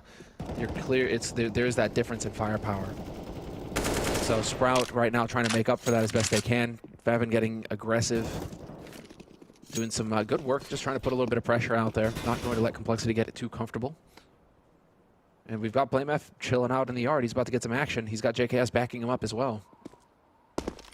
He does, although this is a position that can get Molotov really quickly and sort of isolate it, so we'll see if they're going to want to use one of those nades to just try and get rid of him. So far, a lot of smokes going up, and actually that's an amazing counter nade. They line up for BlameF. The timing is so good. They're so distracted trying to worry about that Molotov out there. Some good re-kills coming in, though, from Dihar and also from Speedy, I think. That's going to be a 3-on-3, but they're low on health, and they're low on time now again. Dude, Dihar, that's him gaming JKS there. JKS tried to get clever going up on the box, and Dihar was ready for it. That was sick. Survives it with half HP, but now we're getting a bit of a pinch. Poison deciding it's time to get aggressive. And with that nade coming through, he has to know that somebody's up here on the roof. They're waiting for it as well. Dia's going to get caught. That's Rush finding his pound of flesh. Speedy will get to trade, but there's Poison. Yep, he was ready for him. He knew that somebody was on the roof out there. And so it's going to be Speedy just sticking the bomb plant. He's about to get pinched on the site. Pressure's coming in, and Poison does not miss the shot. Point blank. Ruthless. Oh, that's a shot. I mean, if you looked at that from Poison's point of view, right, he would have not been able to see that much of him either. That's pretty cool. That was you really nailed this though, Anders. With I mean, usually you're either gonna get that Molotov in secret, or you're gonna get the Molotov thrown right where BlameF is standing. Yeah. And so that's where Sprout are just going to be feeling sick to their stomach, knowing these are very common Molotovs that you throw for a reason. This round we didn't throw that Molotov, and of course that's the round that BlameF is holding there. Yeah, that really cost them a lot. The fact that they even got the double in return so that it was a 3-on-3 is, you know, that in itself is a little bit unlikely. Oh, he's just going to shoot him right through, isn't he? Right in the foot. Oh, that's painful. Poison is not messing around either in this game. He's, what, 8-4? So, with the AWP, no less. With the AWP, yeah. He's doing a fine job right now. Man, 8-1 in favor of Complexity. The bomb plant, yeah, it's a little bit helpful, and they're going to go for sort of a half buy here, but they're just in so much trouble right now, Sprout. Not quite getting the opening, and it was, you know, I was hopeful already in that third round. I was like, all right, here we go, AKs, and they convert that round, and then we just don't see them again. At least so far. Can't blame her. Yeah, exactly. Very aggressive. He just goes out in the yard and bullies them, man. He doesn't care. Unfortunately for him this time, well, I mean, fortunately and unfortunately, he may not get much action, but he is getting a lot of info. He's not hearing any steps up on silo. He's not hearing any steps around him outside. He's not going to see anybody. And so that's giving his teammates an early warning that the action's going to probably happen inside. And he's already on the flank. He's going to be pushing right in behind him. JKS is about to be hard pressed in the ramp, though. Needs to find a second kill. He is going to get it. Does tremendous damage to 2 more players as well. And he's done his part. It's now on his teammates to stabilize. Yeah, I mean, that was obviously sort of an attempt to try and draw someone back from ramp so that, you know, they'd only have the single fight there, but I think that was pretty obvious for Complexity's point of view. They were in position to sort of catch that out. It's incredible that it's even in a 1-on-2 at this point. Speedy, he's going to get the bomb down, but it still will be tricky for him to try and win it. He almost has to be proactive and then go look for the fight instead of just staying inside of the bomb site, because that'll definitely get him isolated. He's got the right movement right now. He's got all the right ideas. Almost spotting out Rush. He's a little bit caught out, and Rush will get the headshot in the end.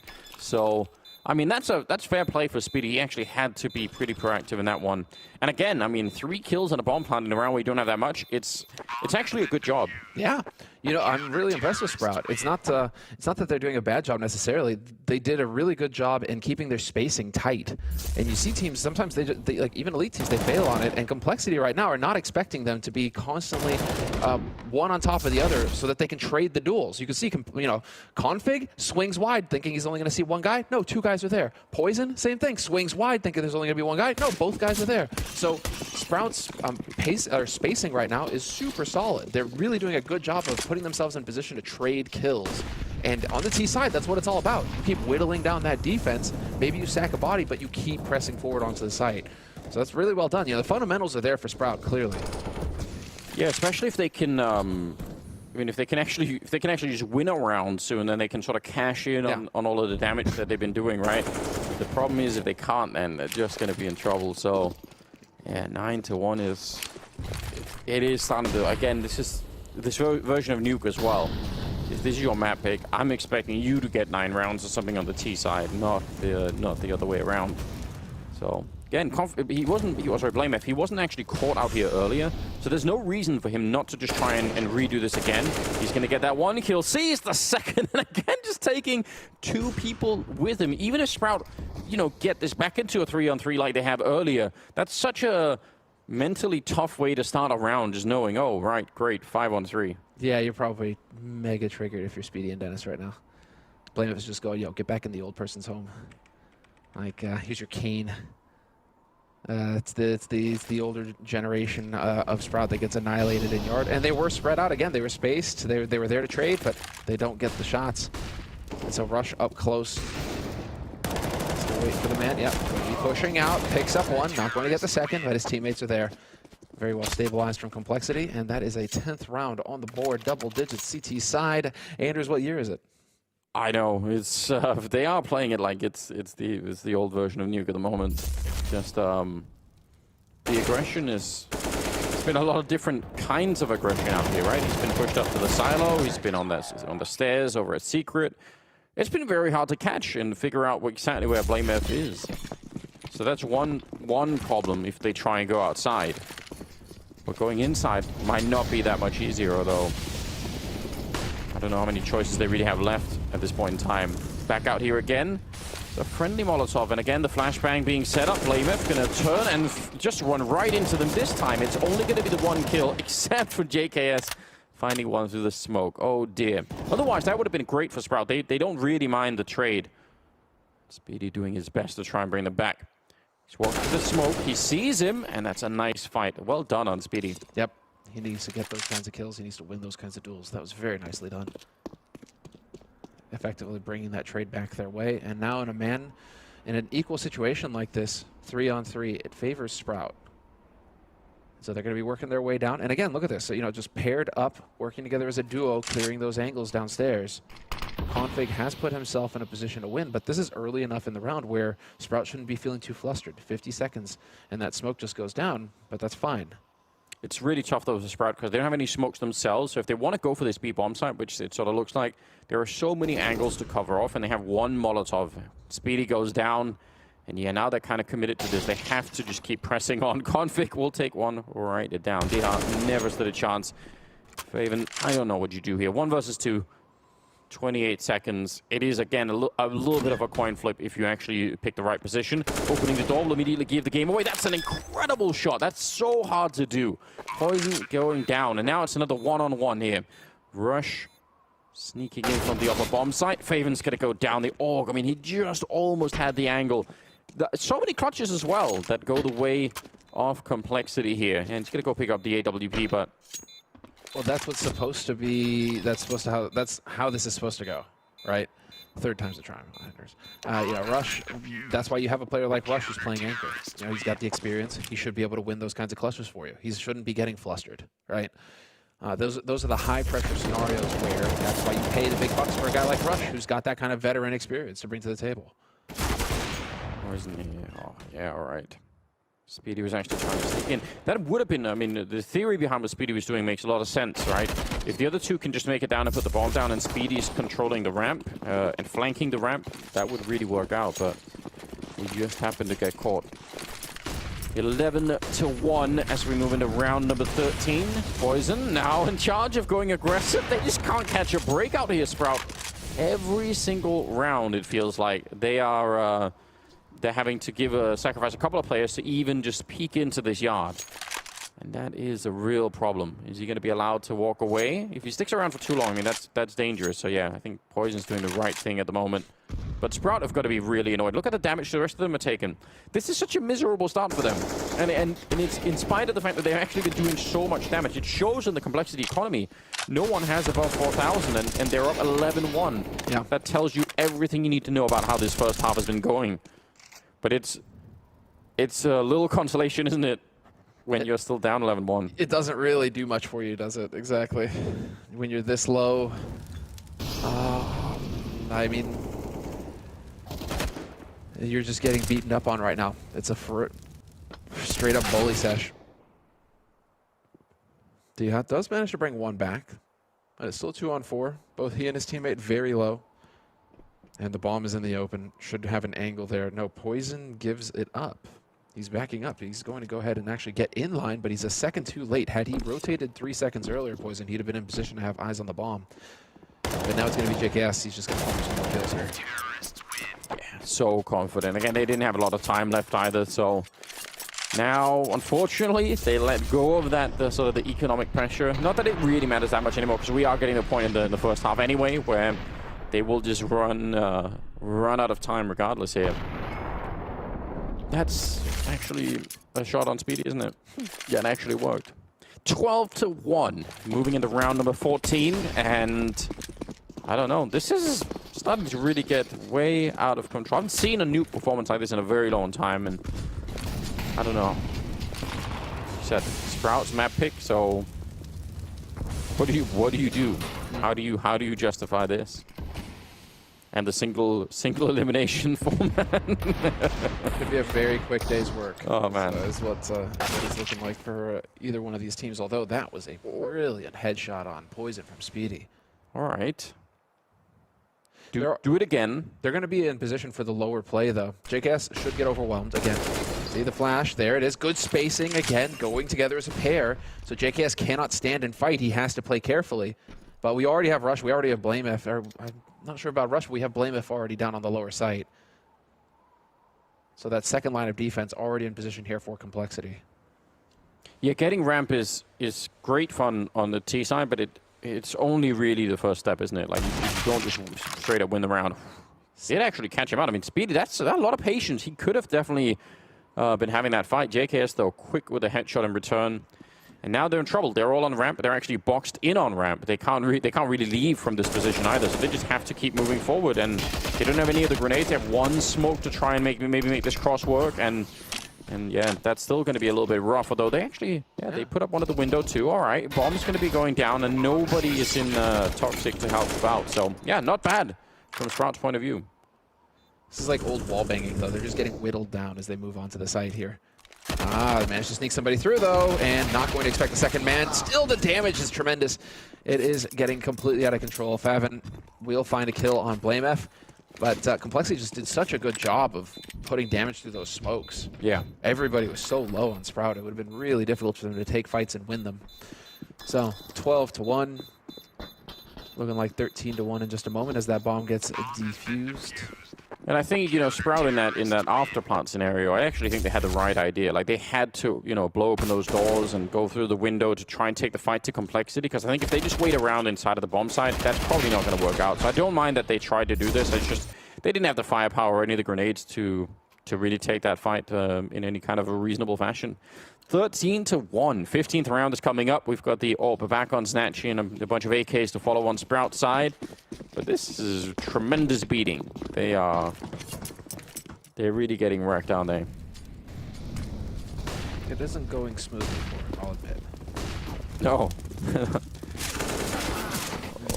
All right. Config. Still going to get traded 1-for-1, but Poison's there to chime in. That's the bomb getting dropped over his secret. Blame F, and, well, it's a murder fest. Wow. Just like that. I mean, it's from everywhere. They get picked apart. Complexity are so... they're so bold right now. They haven't really been given a reason to fear anybody on Sprout, and so they just take duels everywhere and win them. Blame F is 17-5, in spite of the fact that he's been just aggressively fighting all over the map the whole time, and he's only died 5 times. There's the end of the half, 14-1 in favor of Complexity. That is amazing for the Juggernaut. We'll be back with the second half after the break.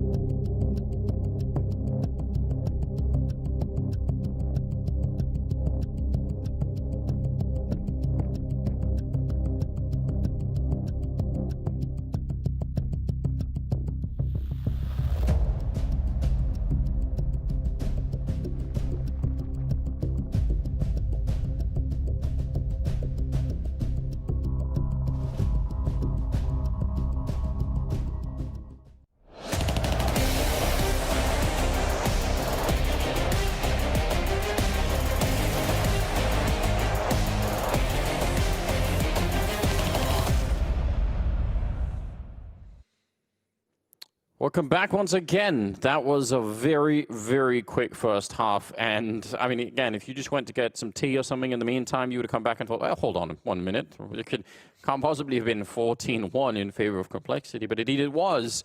An outrageous game in many ways. Sprout, they picked this map, and that so far does not look like a good pick at all. It was their best hope for a pick. It was their best hope. A little bit of a restart. Fair play. Oh, what's going on here? I'm sure they can figure it out. Yeah, I mean, I don't even know what to say. The fact that it was so one-sided, and again, for a long time there, Sprout looked like they kept doing enough damage that they, that if they won some consecutive rounds, they could have really cracked that complexity economy. But that never came. Again, there was just like a long sort of like line of hope, like, oh, we just hope we win this next round and the next round and the next round. It never came. So freaking wireless mouse players, man, I swear. Yeah. See, that's why I wouldn't want to use a wireless mouse. What if it just dies on you mid-round? Luckily for Rush, you noticed it before. Yeah, I don't know. I've been playing with them for years now. Get out of here. Never had any issue. You've been playing a wireless mouse. Yeah. I think the technology sort of caught up to it now. I think you can justify it. It's gross. I think it's just the freedom of it. It's like it's so nice when you don't have like that wire that's like. Listen, just call me a boomer. It's fine. We all have our preferences. What's this? This is these are highlights from the first half. It looks like we're ready to go. We are going to be getting into the second half pistol in just a moment, and I'm very curious to see what complexity have in store for us now. As BlameF goes for double flash molly. Not even a smoke. That's interesting. Right, leave that up to Poison, I guess. Yeah, I mean they're gonna have. It's really impossible to say with the buy exactly what the plan is, but it would be fitting if they could continue on the same path here. Obviously, Sprout hoping for a monumental comeback. That would be. It'd be very, very hard to build on this map for sure. Quick Molotov onto Hut, smoke down and Mini, flash down, and just vent diving JKS right in there. And I don't think anyone even knows this has happened. It's happening so early on. Actually, everyone is down there. Never mind JKS, the entire team more or less, leaving one guy behind. Diha with an incredible kill. That's so important. Bomb is going to be down very, very quickly. And up close, Diha is still fighting this. And Rush taking the opportunity. That's some good baiting. And now they're in a lot of trouble because, yeah, they know BlameF is out here apparently. They're going to go try and hunt him down. This is all taking time off the clock. And what is going on for complexity? Going maybe a little bit too quick now. Even though time is on their side, it's still, still possible for Sprout to do something. Oh, it's absolutely possible here for Poison to clutch this out, although he doesn't have Kevlar, and he is going to get blindsided. Snatchy to the rescue. Dennis and Snatchy survive. Sprout just barely managing to get this pistol under control. I mean, look at the time. Oh, no way. They didn't have a kill. No way. Oh man. That is the last possible second. And again, that's why I was so confused about why Complexity were that aggressive. I understand that what they were probably trying to do, because BlameF would have called it in from the yard, saying, hey, they're out here fighting me. So if you guys just push up in the tunnels, as they come back down the stairs, you might catch them. But the problem is, again, all you could see at the end there, if they had played just a little bit more conservatively, like 2 seconds more, that's it, they just win the round outright. So I think some mix up there, but fair play, especially fair play to Sprout. That's not an easy round to win, I can guarantee you. Even figuring out what's going on in that round is going to be very hard. So it's a force buy coming in from Complexity. That should shock nobody in this current state of affairs. And, well, obviously with how this first map has gone. BlameF and Config with the AKs looking for some shots. And in the meantime, just taking a little bit of what in the lobby. JKS taking a fight straight up with Speedy, and he actually gets pummeled. JKS down to 11 health. And, well, I mean, this is going to be a test here for Complexity. I'm very curious to see if they're going to be able to execute the same kind of discipline as Sprout in terms of spacing, getting in there as a unit. And they showed that in the pistol round with the Swarm. They need to show that again here to make up for their lack of rifles. Still 55 seconds on the clock. That smoke is going to be fading. Actually, it's going to be put up once again, so just some good stuff from Sprout in terms of waiting. You see that. Faven does take a bit of damage in return. Grenade will land on top, and I think this is sort of slowly peeling out now for Complexity. You can tell, not quite quick enough. Speedy with a really great triple kill. Nicely done, and they'll upgrade at least to the 1 AK. And Sprout are on a third round, and actually not getting a bomb plant or anything. That seemed like it's very much reliant on the idea that they could slowly fight their way in here and just keep trading favorably. It didn't work out that way at all. There you go, bud. Celebrate while you can, because Again, the road back is really long, isn't it? It's a long one, but it begins with the first round, Anders. And in this case, Sprout have gotten 2. So they are 2 steps along the journey, along the path. Oh, Config with a tasty headshot there. Takes down Speedy, but Snatchy's going to be there to trade it, and Snatchy takes down Config. So it is going to be the man advantage here for Sprout. One thing for Sprout, though, and I want to see Diha kind of rotate over here to recover that rifle. Was it a FAMAS or an M4? I didn't notice for Speedy there. I think he picked up an AK, actually. Oh, yeah, he had the AK, didn't he? So you want to get Diha over there so that you lose that FAMAS. Oh. But losing 2 players against what is essentially a hard eco, that's way more expensive than Sprout wanted that to be. The thing with Sprout and going full rifles like that is you're playing so that you save those rifles for this round. And so that you really start to build a comfortable bank. Losing 2 players like this to pistols from Sprout, to me, is actually a little bit of a fail. Yeah, definitely more than you would want. I mean, I'm sure they just need all of the confidence in the world. That is a cool replay, by the way, with the grenade. He just fired it, he will get the kill. 14-4, and the 19th round coming up. Snatchy trying to apply the same level of pressure, although they're certainly ready for it, and Poison with a bit of an angle advantage there. Config taking down Dennis. This is an absolute disaster. Just Complexity saying, you know what? We know exactly how that works, because that's what we were doing all first half, and you're not going to pull the same on us. 5 versus 3 now, and I don't even know what the plan is to Sprout at this point in time. They're all grouped up outside. Yeah. Why not? I mean, if they instead try to hold 1 ramp, 1 A, 1 outside, I don't think that would be a good defense either. So this is just hoping that they could get a fight out there with the whole all of Complexity showing up, and they're not getting that at all. And in fact, they're realizing now, hold on, probably going to be ramp, but this could be really dangerous. Yeah, he needs to back on it. I think they need to save. Well, they're not even going to be allowed to do that. Wow. Complexity not giving them much to work with here. Death ball approach here from Complexity. Just all 5 together. If you peek anywhere, you're going to just face a hail of bullets. And that is going to be Complexity setting themselves up for success. Should be a 15th round on the board. Speedy's already backed off. He's going to be trying to save that M4 for the next round. Diha as well. And, well, I mean, if you keep these 2 guns alive, you get a full buy for Sprout. But it is, I mean, you get a full buy, and then you have to play a perfect half. No longer any room for error. Not gonna lie, Samuel, that's not gonna happen. We're not in that territory, are we? Listen, Anders, anything is possible.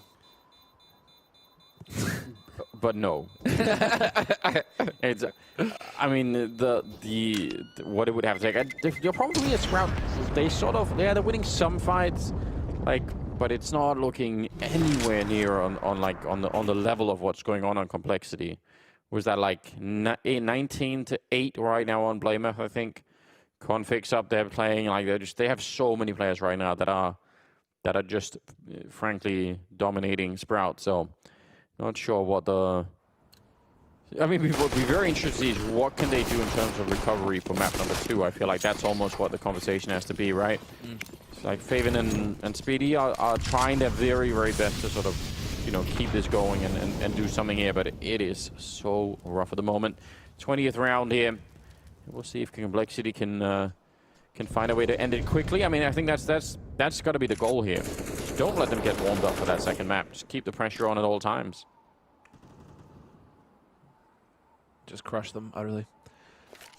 It's tough. It's a real tough one. You can see some very I don't. Dennis is he's struggling right now. He and Snatchy haven't cracked double digits yet. I mean, what can you do? You've only got 4 rounds on the board. Nothing's been going your way. You're only just now getting into that CT side where perhaps things could start to look up. Well, with a single smoke left on Complexity, I'm curious to see where they decide to take this. It's looking like they're just going to go back to ramp and look for the fight there. Yeah, with Blamer sneaking around the back. So if they win the fight at ramp, I mean, they're pretty much good to go. And Diha, who caught, just slowly backpedaling, and they're going to Molotov that position. Are they going to keep pushing? I mean, they got Blamer from the other side. He's actually still waiting. He hasn't gone down yet, which in itself is very, very interesting. I thought he would have been trying to already sort of push up behind, but he's just holding the angle at the moment. Speedy nearly caught out. In fact, will be caught out. Just not ready for the two of them pushing that far in. And now BlameF is going to start to make his way down. The bomb is being planted as well, and it's a 3-on-4, and Sprout in it here to try and see if they can keep the map alive. And that's not going to be possible. The timing is incredible. They never even needed BlameF on that flank, and now it's just Snatchy with an AWP in a 1 versus 4. This is one of the most dominant wins I've seen in a while on Nuke. 16-4 as Complexity take down Sprout, at least on map number 1. Which, again, I still think that is one hell of a victory. Yeah. And you can see some morose players there for Sprout. Not looking too pleased, obviously. I mean, you can't be too pleased when you got beaten that harshly, but it is showing the difference right now between Tier 1 and 2. And, well, sometimes you just need that reality check. But we're going to be taking a quick break, and we'll have the analysts after that, and we'll hear what they have to say.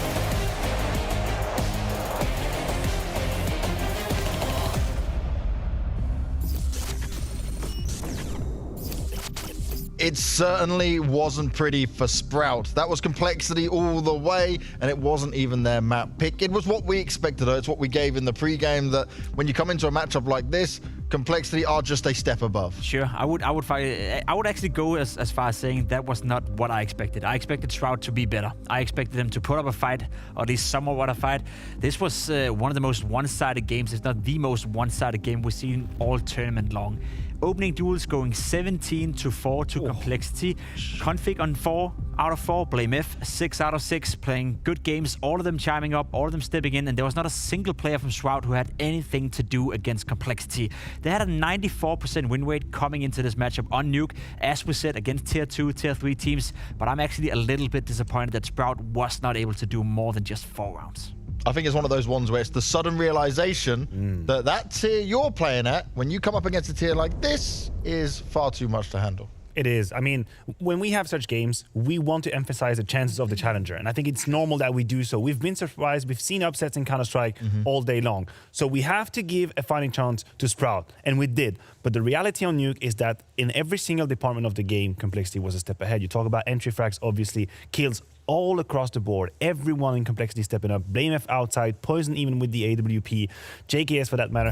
Everyone was just a step ahead. So you end up in a scenario where it feels completely helpless for Sprout. And this is the thing, there was even rounds at times where you go, oh, Sprout might have it in there. And then you look at it and you go, oh no, just the understanding of the players and Complexity was one step ahead of them. And that's the another side of the story. We have to give credit to Complexity for playing a good game of Counter-Strike. Yep. I know they're playing against a team that they most like winning against 9 out of 10 times. And they should win 9 out of 10 times. But they're playing at a high level. Guy on the screen right here, Blame F, continuing. You know, he's just insane. His 2020 as a whole has been absolutely stellar at a 1.22 rating the past 3 months. And as an in-game leader, he's fantastic. There's no doubt about it. So sure, Sprout, they weren't able to deliver on what was realistically the only map in the map pool that I could see them having a fighting chance. And now we move on to Mirage. It's just going to be even harder for Sprout. You know what's crazy about Blame F is that I feel like every single pre-game segment, we talk about what he's going to do. He's going to be aggressive. He's going to have these aggressive lurks. He's going to be doing entry kills. So if we know that,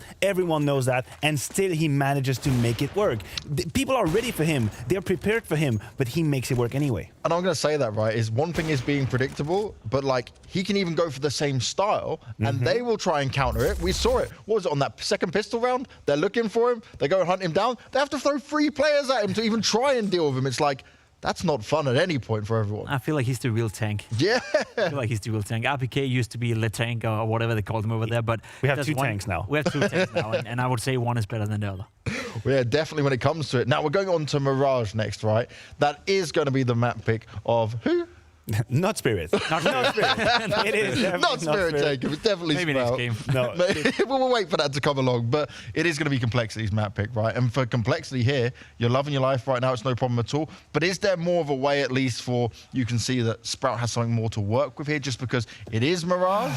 I can try and tie that up for Sprout. They're going to start on the CT side, most likely. So maybe there's going to be a chance, because, again, we can talk about the fact that you peak Nuke. You have to start on the T side, and life is terrible for you. Now they get to be on the receiving end. Maybe that is where we could see the Snatchy, we could see the DH have more impact.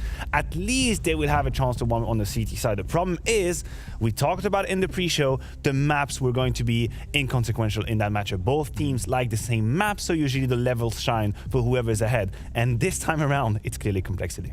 And the thing is, every time they play a top-tier opponent on this map, they lose. They're good at beating the low-skill team. With Krakow, they beat Illumina, they're beating Singularity, but every time they face good teams, they lose. They played against NIP and lost. They also won a map of Mirage against NIP, but that's it. Lost to Vitality, lost to Heroic. So whenever they face a team at this caliber, they're simply not good enough. So realistically, we are looking at the Complexity story once again, this 2-0 coming in. So I think another conversation point we can have on this is, how does a team like Sprout elevate yourself that step further for the future, right? If you can keep getting chances at these events, you can maybe pop up and have a shot at some of these big names. Is it something you can do with this roster, or do you have to look at the piece and say, actually, maybe this just isn't good enough? Roster change. It's complex to say, right? Because in the pre-show, I talked about how in the last 3 months, they've actually been on the up and up. If you look at their rankings against form, about place 40 to now 20, 19, even 18, poking at that top 20. So there is improvement. I don't see a reason why they should stop. But you can't ask the questions of the limit of the roster. And is that the limit? Maybe it is. Maybe these 5 players or that gathering of players cannot make it past a lineup with the tenure, with the potential and the power of Complexity. Maybe that's just how it is. Not every team can be the best team in the world. It is just as it is. Exactly, and this is the thing though. You're fighting all the time. You want to make it a step up, but then you get slapped back down so many times that you think, okay, where do I go from here? And it is about having the attraction power to attract new talent, to attract better players that can elevate your lineup. Because as Maniac said, these 5 guys, they're not bad players. It's not a bad team, and they will forever be around if they stuck together and be a somewhat decent team. But if you want to go to the next level, you got to show promise, right? You got to have a player who's just so much better than the rest of them that you as a talent are sitting at home thinking, if I get offered to play for Sprout, I don't know if the team is good enough for me. I don't know if that's where I want to be, but I'm going to go with them because they have this good player and he's going to attract me to the team, and that will elevate the lineup.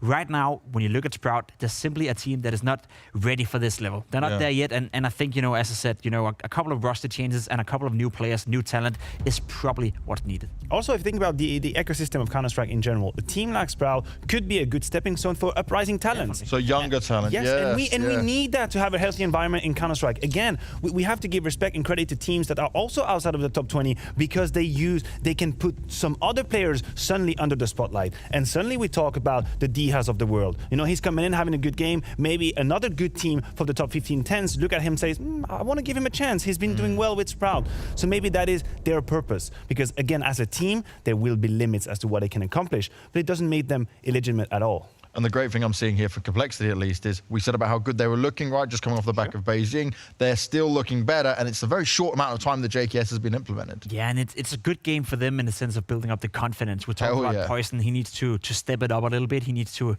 elevate himself and get to another level if they want to be a real contender to go all the way in this tournament and potentially become the top 3, top 5 team we expect them to be. So for them, it's important now that they go in on Mirage fully focused and still win the game. Sprout, as we said, they're not a bad team. If Complexity is showing up at 60 or 70%, Sprout can definitely take it to them and give them a close game. So I hope that BlameF and the guys from Complexity are fully focused on the task ahead. If they can win 16-4, 16-6, you're standing back and you're thinking, okay, Complexity, they're here to play. But if they go into Mirage and we go into OG and they look a bit shaky, then the rest of the teams in this tournament will think as well, all right, Complexity, they're good, but they're not that good. Well, we'll have to see how good Complexity and Sprout is going to be in this next game. It's Mirage coming up. Complexity are up 1-0, and they're looking for a quick, clean sweep. It is certainly possible, but Sprout will have to do their best to put an end to it.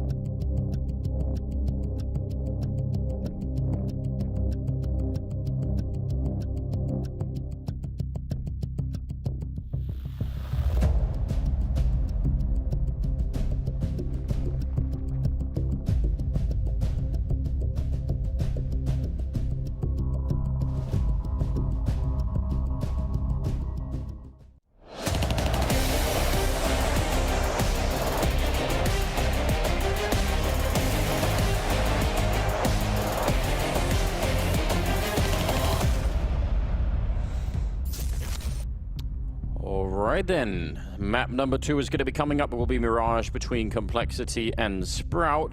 We all hope that Sprout will show something more than they did on Nuke, because that was fairly ugly, like 16-4 in favor of Complexity. I think it's kind of what was expected, though, and I do admire Maniac on the desk there pointing it out. You know, that we need to give credit where credit is due, and that's what I was trying to do a little bit there on Nuke as well. You know, that the Sprouter, the fundamentals are there. They're handling post-plant situations well. They're handling their spacing, pushing onto bomb sites and taking engagements well. It's just that they aren't quite managing to have, like, let's say, the firepower or the confidence. Those things that are putting, you know, that are separating the tier 2 from the tier 1. But they are putting in the work, and we need teams like Sprout. It's just like the up-and-coming teams that are generating that new talent that will one day play in the tier 1. You need teams like Sprout, and so you have to give credit where credit is due. They're doing good work. It's clear that they are. It's just that they don't quite have that firepower here to take on Complexity. Haven't quite reached that level. Yeah, I think that's probably true. I mean, it seems like they have some good organizational, you know, support from Sprout itself. So, you know, you want to see that rolled into even more results in the future as well. Yeah, but this could have been just, I mean, you know, too big of an opponent essentially early on, unless we see some cool evidence to the contrary here on Mirage, which, I mean, I'd be happy to be wrong about that. We do love some closer games whenever we get a chance to get them. But again, of course, it is single elimination, so Sprout lose this map, they are out of it. Yeah, single elimination brackets. That is it. Cutthroat as it gets. It's best of 3, not best of 1. Yeah. So, you know, we've improved over with time, but I do like how cutthroat this tournament is. This is just going to be straight up who gets deep into that bracket. And while you're going up, whoever wins this is going up against NIP or Cloud9 next in the bracket. And that's going to be a sick match. That's a sick best of 3. Absolutely. Looking forward to see if it's going to be the Colossus showing up, or the Colossless. But we'll find out. That's going to be a fantastic match, and Complexity or Sprout are going to have their work cut out for them going on in the bracket. Well, here we go. Second map, it's Mirage, Complexity, and Sprout. And it looks like Sprout going to be starting on the CT side, Complexity on the T side. And we'll see. I mean, lots of room for some raw aim battles on this map as well, maybe even more so. So we'll find out if Sprout will have warmed themselves up, if they would have got their heads back into the game here. We need to see right now. Config just being flashed through, and he actually looked confused when he turned around there, and still somehow able to get the kill on Favor, no problem. And that's the A-bomb side with the bomb down almost immediately, flashing their way in just to take a bit of a peek. Yeah, he forgot about the USP, but he's going to simply set up another flashbang coming in, and he's going to go straight for it. Oh, he's got a bit of a chance. A nice headshot. And now, yeah, they're going to try and see if they can fight him right back, but this is still a big problem here for the Sprout team. They do have a smoke and a kit. And they've been spotted out now, and so the damage is done. There's no longer an element of surprise. Both players coming in from CT. Complexity will be aware of this. They just need to hit their shots now. JKS having a real struggle on his hands, eventually gets the kill. And it's Speedy now in a 1v2. Blame F and run. Crossfire scenario, and as soon as he rounds the corner, he's a dead man. Bomb will go off. Oh, and they barely make it out. All right. So 1-0. Complexity take the lead, and that was a real scrappy pistol. Yeah, it definitely was. I like this, especially the setup with the double flash, just, you know, catching them off guard the second time. They had a smoke for the bomb there, Sprout, but they never really got to use it, so that's a, you know, that would have maybe helped them out a bit. Could cause some panic, but they didn't get enough kills going into the alpha plant to even try and throw it. Yeah, hard pressed. And well, now, I mean, we are going to get the force buy coming out from Sprout, expected. It's very much standard now. Deagle, Kevlar, Scout, and Dennis taking Blame F. He will get traded though, Poison with the Galil, and Config kill of his own, and so that AK gets recovered. I'm surprised they're going to leave the Galil there. You could definitely take the time to get rid of it. Yeah, I'm sure Rush will, if he can make it down through the underpass, he could end up here. Maybe take some kills along the way with the MAC-10. But yeah, you don't want to be giving away weapons no matter what at all. All right. Yeah, he's going to go straight for it. They don't have head armor, so at least some of them don't. So they're going to be much easier to take down. A little bit of a crossfire, but that also reveals where the last two are. They know exactly where both Faven and Snatchy were there. So, I mean, yeah, they lose a little bit here, but I think it's fine, Complexity. I don't think they're going to be that worried. This next round should be even easier for them, so it's just good. Oh, that's a nice shot. Yeah, that's brilliant work. This is Complexity just applying maximum pressure on Sprout right out the gates. 4 kills already for Poison. Dude, if Poison is going to start waking up as well, he was doing well on Nuke, but he wasn't dominating in any way. But he's already got 4 kills in the first 2 rounds. So, Poison, I mean, you can op on this map, and you could do some serious damage as the mid push comes through. BlameF is here alone, and he has to keep his cool. Does he get the ace? And he gets the Eco Cobra ace. Well played. Wow, that is... It's actually so well handled. He just looks so unstressed. He's like, yeah, I know what the next step is. I'm just going to, you know, keep moving back. That worked out incredibly well. 3-0. Well, it's a quick round, so we're going to get straight into the buy round coming out from Sprout. They've got the AUG. They got that AWP on Snatchy, so we'll see what they can do. Sprout have not really had a chance to get their feet under them yet in this best of 3, so just any kind of solid base from which they can start to feel like, all right, we've got some money, we've got some confidence, we actually can take this fight. Good start here for Snatchy taking out JKS. And ooh, they're actually so quick to react, and they just dropped them in the A-bomb site. That is a very fast reaction from Complexity. They have the smoke for jungle. You need to be waiting for it. And no, instead they decide to take the fight straight up. Molly goes down. It's going to force Faven off the angle, and Dennis has rotated over from that B site. He is going to be not in position to deny the bomb plant. Unfortunately for him, he was hoping for a default plant. It just doesn't pan out that way. In the meantime, they are going to be backing off here on Sprout, which is the really the appropriate call. If you get the kill on the bomb planter, or if you manage to get at least 1 kill very quickly, you'll have maybe enough time to make some magic happen. But they are just going to try and hold on to their guns here. That was such a quick reaction from Complexity. Like, I like it that Snatchy was aggressive with the AWP, that he was trying to, you know, get in there and take that fight. You got to show that confidence. But Complexity are just in position to instantly punish it. There's no escape. Yeah, and well, I mean, you know, there's just so many different ways that could have worked out, because he could have just stayed up in the apartments as well, Snatchy, if he really wanted to. But yeah, they just completely catch them. That was amazing. Really well played. And 5th round. Yeah, like, boom. Snatchy is just trying to get back from that position. His teammate trying to cover him from stairs goes down. 4-0 in favor of the Complexity side, and they save the AK and the AUG, so that's something to work with. Should be enough to win a round if you put it in the right position and just fight the right opening kills. Certainly. Right now it's the gamble. Stacking A, hoping for more of the same from Complexity, some early aggression. That's not going to be the case, though. Wait. Oh, he catches him right. How does Poison get that kill with the AUG? I think he just saw him up right over. What I'm really confused about is why Dennis wasn't firing back. It looked like Dennis also would have been able to see something there and just wasn't clicking, pulling the trigger at all. So, were we seeing Poison's perspective on the main feed? Yeah, we were. Because I was watching the main. I was watching the main map. Speedy 1 versus 5 here, and again, I mean, we talked this point to death on Nuke basically about, you know, doing damage every round and keeping the money low for the enemy team. That is incredibly unsuccessful right now for Sprout. They've got so much money on Complexity, and we're just 5 rounds deep, going into round number 6. So like, it's very hard to see how this is. It actually looks like it's worse. It's a downgrade from Nuke. That was the one thing I wasn't expecting, maybe. Well, they had that 1 round that caught Complexity off guard. It's looking like Complexity are not going to let them even get into position to pull that off again here. And again, I mean, quick A execute coming in here from Complexity. BlameF just showing his presence in mid once again to keep Sprout honest. And then just rotating back over here to help out his teammates. 3 players on the A side for Sprout. Can they hit the shots?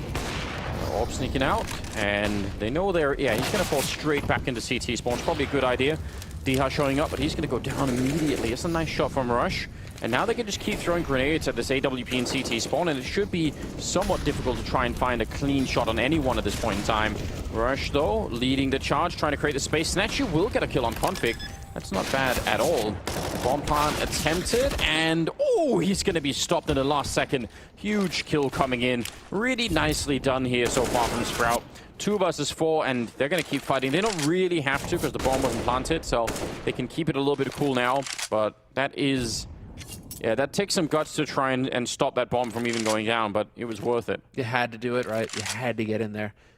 And there's just enough of a gap in that CT smoke for him to feel like he could make that play and he wasn't running into his death. Now, yeah, your firing squad are going to be waiting for you, and admirable stuff here from Sprout again. They lose that first kill. Fair enough, the first duel doesn't go their way. Rush is there to open it up, but then they don't keep re-peeking. They don't keep trying to force it. Instead, they let Complexity take away that man advantage. What a shot, JKS! There's absolutely no way. We're going to need to see a replay. That looked so disgusting. That was sick. All right, but that's not even aiming. He just swung his AK across the bomb site and hit a headshot. Let me see. He's not even aiming. Yeah, that was just muscle. Cheating at me. This is outrageous. Oh, yeah. That's some Hiko stuff, dude. So disturbing, isn't it? That was the Hiko 180, just mid-air, boom, perfect timing. Yeah, there's so much to go into in that round, though. I really like it from Sprout. Because this is where the bomb can work against you. Until that bomb gets planted, Complexity, you know, they're going to bring it back to a 4-on-4 because the guy who plants the bomb has to plant the bomb.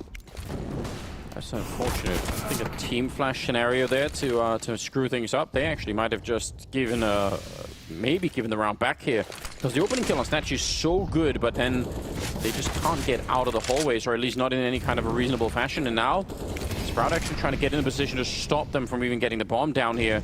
Could also cost them. Dennis goes down through the smoke. Bomb is being planted finally, and it's a 3-on-3. But D-Hub with a good kill. He's going to get traded, and yeah, they're just going to keep trading left and right.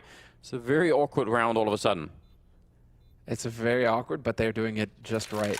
Now, however, it's a 3-on-2 as Complexity have the bomb planted, and so the pressure is on Sprout here. They have to get in here, find JKS and Poison, and they have to do it quickly. Faven with that AWP, it makes life very difficult for him, and yeah, he is going to fall to Poison. Speedy deciding he needs to make the play, flash in, nothing happening. JKS finds the kill. But one detail there from Sprout that's really nice to see is that they, again, just like in the last round when they're trying to get the bomb plant to Complexity, Sprout wait for that bomb plant to occupy that player, and then the man advantage goes away, right? All of a sudden, it's an even kind of sort of scenario. Let's see how we're getting this. I just actually can't believe it. That was sick.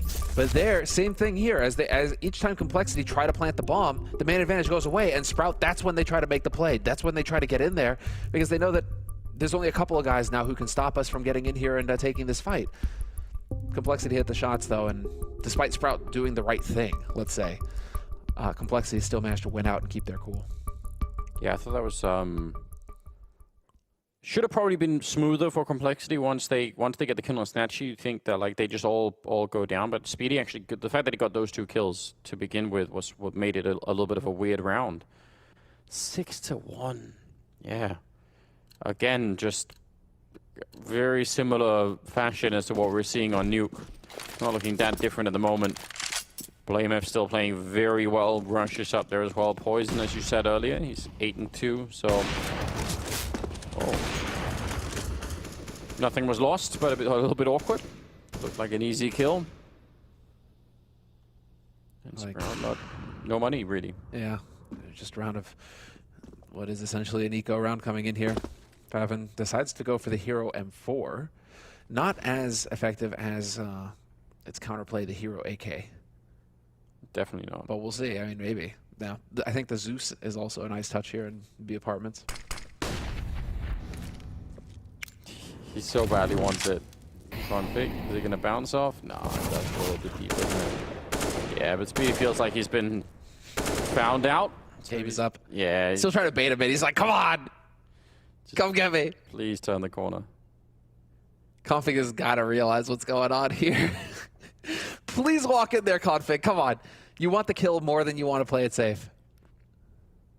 This is 45 seconds. It's a really long standoff that they got going on here. Config knows that he's there too. Yeah. He's like, you know what?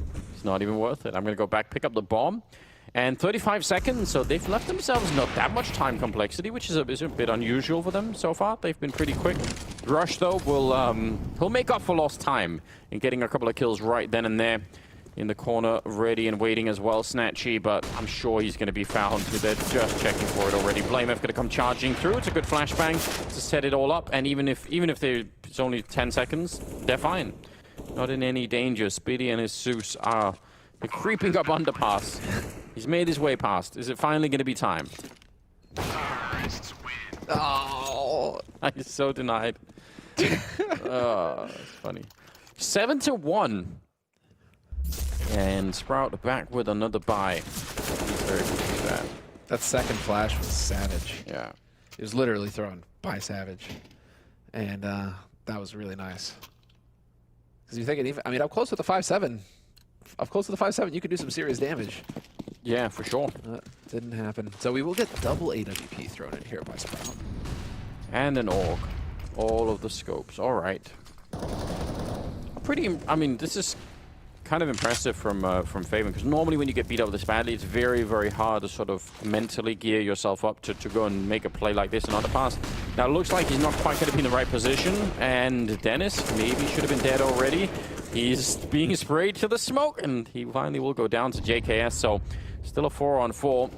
And now flanking with the AWP. It's going to be a pretty quick flank that they might not expect. He might just get sort of a free shot here. I hope that jump didn't make any noise. Yeah, it sees him, and oh, how does he live? He's going to walk right into the AK. That seems so unfair. He's going to get the kill from beyond the grave, but what does that help them now? 2 versus 3, and they're going to be... I mean, how do you retake this now? There's more smokes, more Molotovs in play still, and Dihar getting a kill, but I still think the problem is Blamef and that one Molotov that he has. He's going to be able to chuck it on there, and there's just no hope for Dihar. With such little HP. Whoa, yeah, he can't even make it out. It's perfect. Blamef doesn't even need to see the guy. Wow. 8th round on the board for Complexity. 8-1. They're looking dialed in. And right now, if you are a Sprout, you have to be feeling utterly powerless.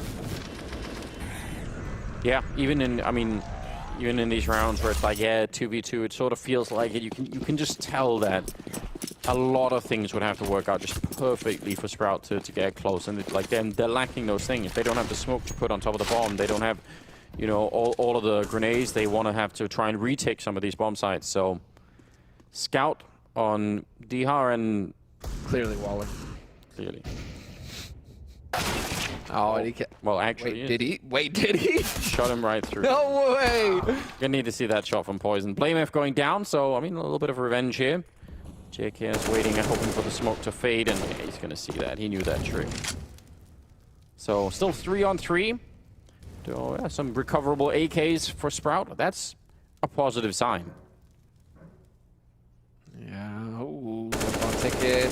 There's the spot. And man, JKS. Long range spray control, just so on point. No worries. Hits that.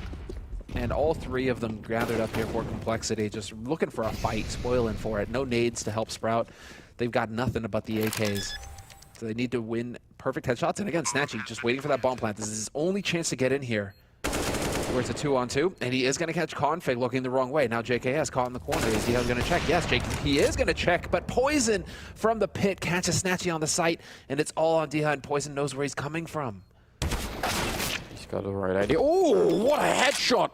Dihar taking him right down. That's a very, very thin angle. Some great replays that we're going to have to look forward to here. But yeah, triple kill for him in the round. And a very, very, I mean, that's probably one of the more unlikely rounds you know, like, out of all the rounds they could have won so far in this best 3, this seems like one of the ones that should have never been won by them at all. So that's incredible.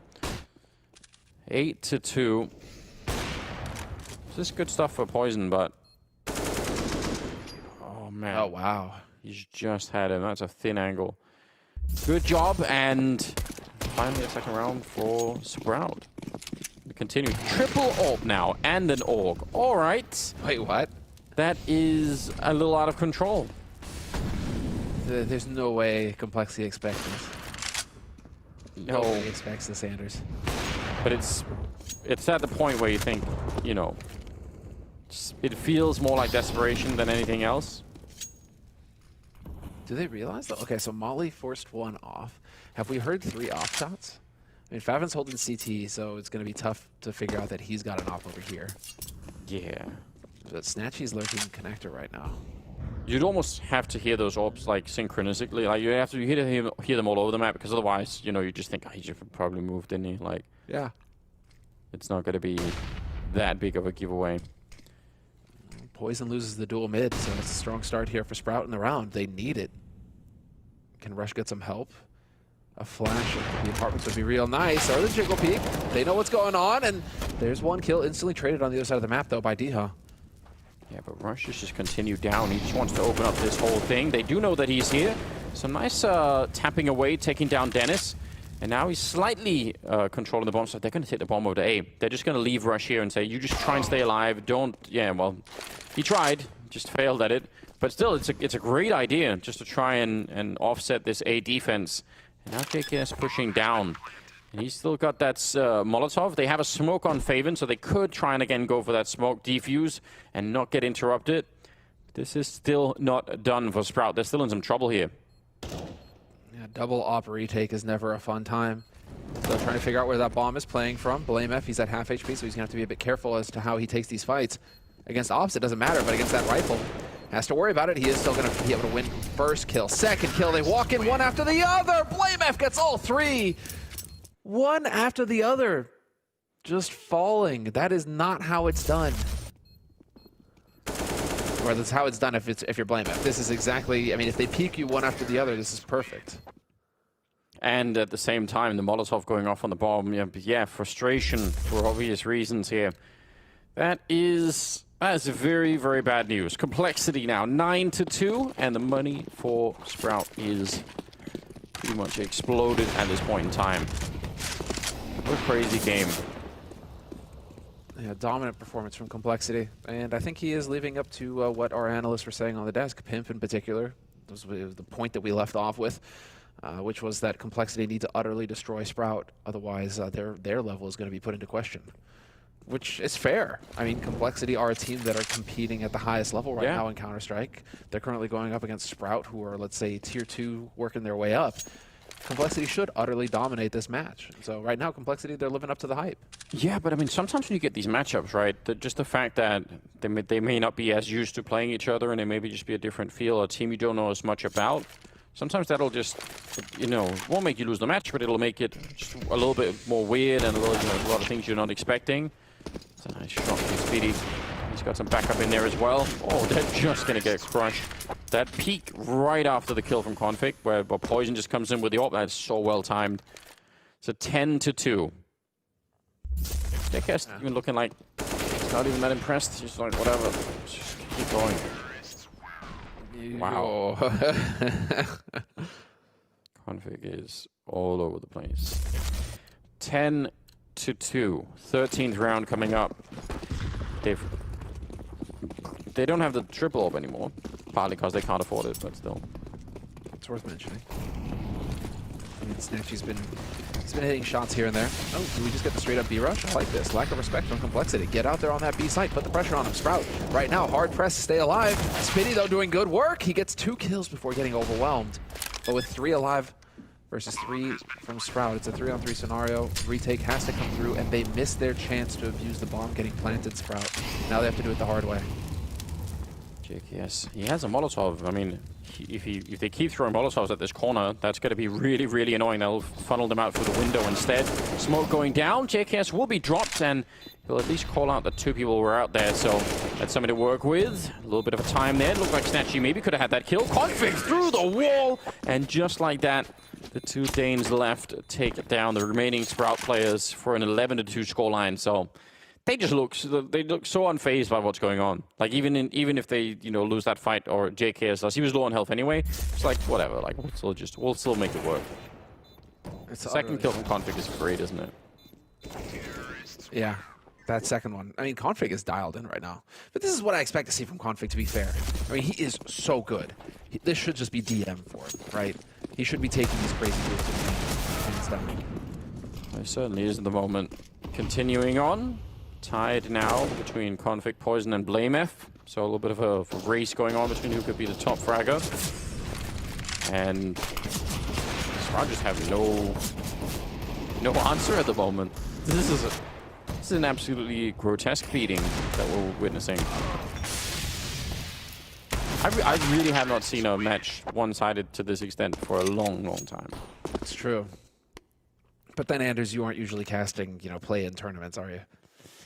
I don't know. I feel like we've been dipping in and out of sort of different levels of Counter-Strike, and I don't know. It's true, though, yeah. Usually, well, because it's actually a good point that you made right there, which was that Complexity need to keep their focus. Usually that's what we see. We see teams that are clearly ahead, and they start to horse around, start to have a good time with it, maybe get a little bit too aggressive here and there, and all of a sudden they're losing rounds that they shouldn't. So the scoreline gets closer, when in reality it should be a scoreline like this, where Complexity are being absolutely ruthless, and they aren't messing around. They are being very systematic. We get we get matches that are a lot closer, where the underdog is allowed to get rounds that otherwise they wouldn't. Now, from a B rush into more or less a straight A execute with everything to follow. And yeah, well, this is kind of what we are just talking about. Now they are getting, it's not that you can't push into CT spawn, it's just that they're getting, you know, a little bit overhyped maybe here. Poison going to try and take down Dennis, and 2 versus 4. Molotov to force him out, and that's a nice shot from Speedy, leaving Blameth alone. And yeah, they're going to find him immediately, so I don't mind that they try to take over CT spawn. That's sort of fair game.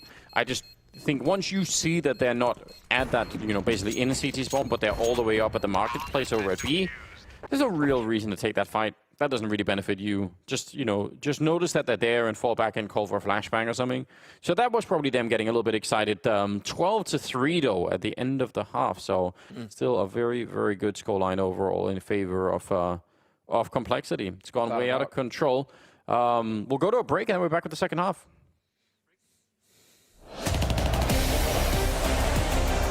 I wonder how late.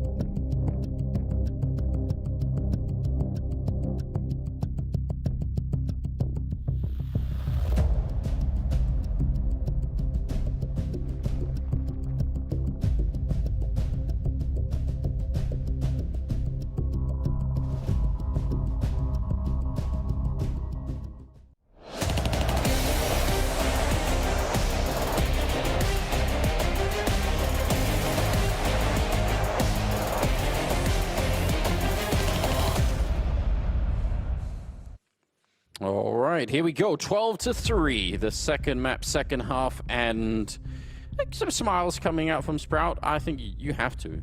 Might as well have some fun, or you'll end up crying at this point in time because they are really getting destroyed. Well, sometimes people enjoy that, Anders. Well, yeah, I hope that that's what's going on here. I hope that you're having a good time because this is getting a little bit too rough.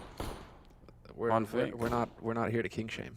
Oh, not at all. Blamef, he is pushing all the way up there, looking for a quick little fight. He's gonna, yeah. If he didn't get out, he would have been sandwiched from middle, so that could have been really awkward. It's a good time to be falling back, and Sprout gonna try and boost into the window. Diha goes straight down. Config with a kill on Snatchy at the exact same time. A little bit of revenge, but how long is that gonna last for? Config, oh, he's still fighting. He was almost out of bullets, and that will be the round. Triple kill from Config, 18 overall on him. Yeah, he is really coming into his own here on Mirage. Nuke, he was definitely doing some work, not to be underestimated, but right now, him, Blamef, Poison, I mean, essentially, there's no weakness on the complexity roster. But Config, this is what we expect from a superstar of his talents, to just get in there and be ruthless. So this is going to be the, not a force buy actually from Sprout, which I like to see. It is going to be just some deagles, a couple. Really trying to get a strong buy going in the next round.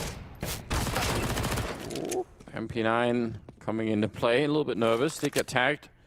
But yeah, I think, I think what Sprout was trying to do in that pistol round in terms of boosting up into the window is a pretty good idea. You could do a lot from that position, but yeah, once they lost that, the rest of it becomes, a little bit of an issue. Only Speedy left with Isurus again. He's playing the game for his own sake now. Yeah, it really makes you wonder. Unfortunately for him, there is no aggression coming through B apartments, and so with a minute left on the clock and the bomb dropped over at ramp, he's going to have to go for a very long rotate. No, this is the last place you want to go. Actually, this is the last place. If I'm gonna nitpick, you don't go and die to the MP9, because that's $600 in Blamef's pocket instead of $300 to somebody else. So that's the one place on the entire map you didn't want to go. Just trying to just be extra friendly. Yeah, I appreciate that. Generous of him, Always looking to help people out. But 14-3, man. If you're min-maxing the game, Anders, that's what you're always kind of thinking about, right? Like, just don't go die to the episode. Find a rifle to die to if you have to die. I think Sprout is just thinking, you know what, let's just get out of here. This is, this is so far gone already. Blamef charging up the middle, and the FAMAS behind him can't really do much. So yeah, that is, that's a nice way to counter that. Good flashes coming out. And it wasn't just one person fighting, there was like 3 people shooting at the incoming push, so that worked out really well. Now 3 versus 5, and they should be having not that much trouble here, just finding a way to make it through this round.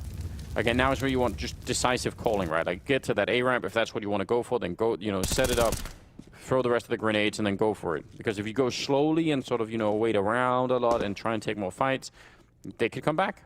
And they can rotate back over here towards the B side as well, as Speedy is slowly clearing out B apartments. Sprout have not committed to A, and they've purposefully kept that bomb way back. So there's a real chance here. Diha's going to catch Rush, and so it's Poison and Config, last 2 alive. But with Speedy clearing out the B site, there's just going to be the hard rotate from the rest of Sprout.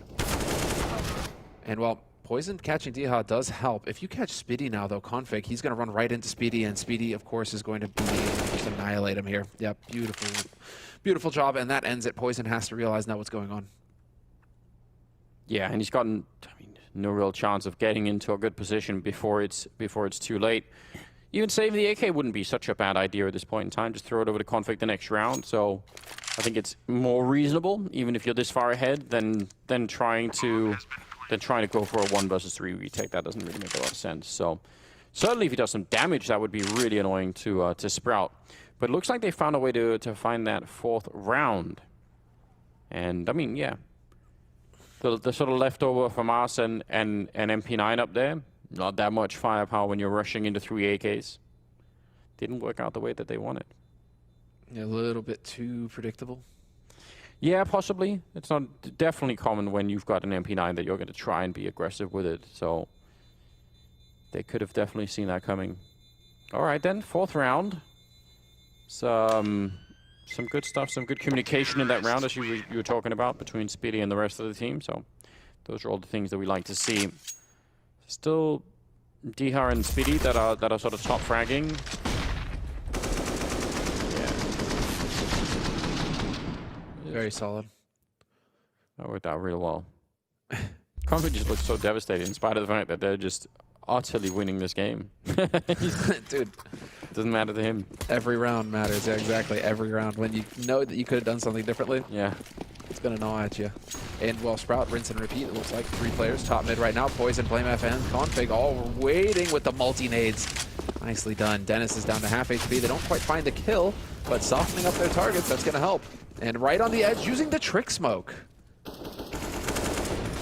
Interesting.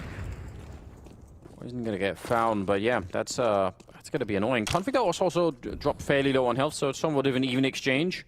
Speedy wanting to find someone over here. He's going to be able to. BlameF, though, is right behind him, and there's no reason Speedy should have suspected that. He's just, why? Why are there 2 people there? From us, though, on JKS will actually win out that fight. That's a big problem. Only thing they got working for them right now, Sprout, is time. Yes.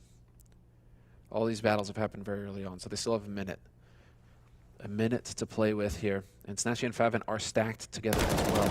So they should work to their advantage until BlameF is just going to win both of the duels. You need to get the trade frag in that scenario. I don't know. What do you do when everyone you run into on the complexity side have that, you know, multi-kill potential just all of the time? It just doesn't even matter what's happening. You could just expect to lose 1 or 2, well, 2 or 3 players every time. Yeah. It's outrageous. Nice round out of BlameF, 15-4, and yeah, I can't blame them for looking frustrated. Yeah, it's just a really, really difficult situation for Sprout. They shouldn't get too down on themselves, but it's hard not to, obviously, when you're getting just utterly pounded. So they are going to go for 3 AKs this round, Sprout. This is it. Match point. 11 match points for Complexity. They've got quite a few opportunities to just end this series. And it's a best of 3, and it's single elimination, everybody tuning in. So if you're just tuning in now, be sure to hit the follow on the stream. We've got plenty more CS coming, so you don't want to miss any of it. You'll know when we go live if you hit follow and hit the notifications. But this is a single elimination bracket. So Complexity would move deeper. Sprout would be going home.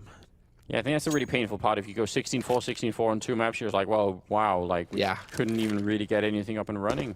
Well, here we go. They're going to be trying to see if they can get up the ramp. Smokes are down. Second set of smokes they've thrown to the stairs here. And now they're going to be trying to rush straight in. Some pretty good cover there, actually. Diha getting a kill. Poison can't continue the spray. This is looking decent so far.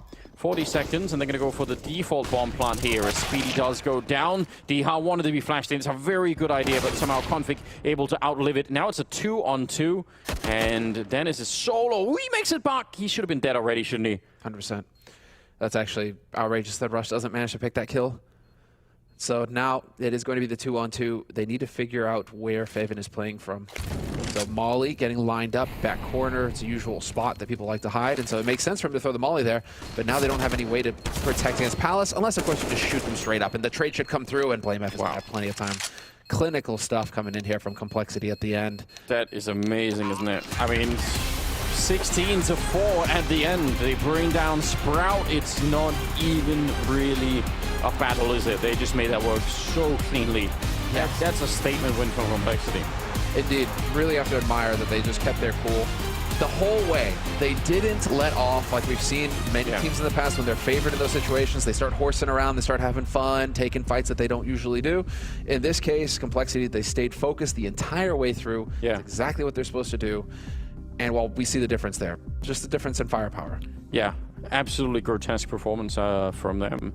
Yeah, I think, was it either Cloud9 or IP in the next game, depending on who wins that second best of 3 of the day. That's going to be a fantastic match, isn't it? I mean, Cloud9 and Nip, that's a monster. That's a monster play right there. So there's a lot. I mean, Henry is going to be looking to prove himself with his Colossus roster. Yeah. You know, after their ignominious defeat here. At, Colossus versus Juggernaut, that could be really fun. Maybe we get the desk's opinion on which one it's going to be. We do have them ready. I hope you guys enjoy that. That was a star performance out of the Juggernaut. Yeah, it was the performance we expected from them. They managed to hold strong. I'm all down for that. And you got to say, when it comes to Complexity, right, they did what we expected. Didn't let off the gas. Didn't give any room for what Sprout wanted to try and do there. And Sprout, they just looked outclassed in every way. Absolutely, and something that Semler mentioned right here, this is Complexity not letting their foot off the gas at any point. No matter the scoreline, no matter how comfortable they were, how in control they were always playing 100%. And when you have that, and it is rare, I think that's why we need to mention it. We see some teams taking it easy sometimes. They did not. They wanted to win, and they did it with fashion. I was just about to say, how often do you see such a clinical victory on this level? You don't see that often, because normally, you win the first map quite big. You go into the second one, you feel like this is going to be easy, and then you let your foot off the gas pedal just a tiny bit, and at that point, Sprout is not a worse team, that they should have been able to fight back a little bit. I would go as far as saying in this game, Complexity did better than I expected. I think they won more clinical than I expected them to. They gave up 8 rounds against Sprout, and Sprout is not a bad team, but simply not on the level of Complexity. Yeah, and that's it for Sprout. They are down and out of this, but you've been looking at some clips for us. Once again, Mr. Maniac, you managed to find something within that short game. It is my pleasure. I just wanted to showcase the treatment, the Complexity treatment. Even when Sprout were able to find some openings, some light, we will see here Snatchy in the A-apps finding the opening kill. You can see the scoreline 3-0. It should be okay, but then the headshots start raining in. In about 3 seconds time, you go from a 5v4 in control to a terrible 3v4. There's going to be a kill coming in from that jungle position, and that is done. That is it. In about 8 seconds, Complexity have decided the fate of the first gun round on the back of an entry frag against them.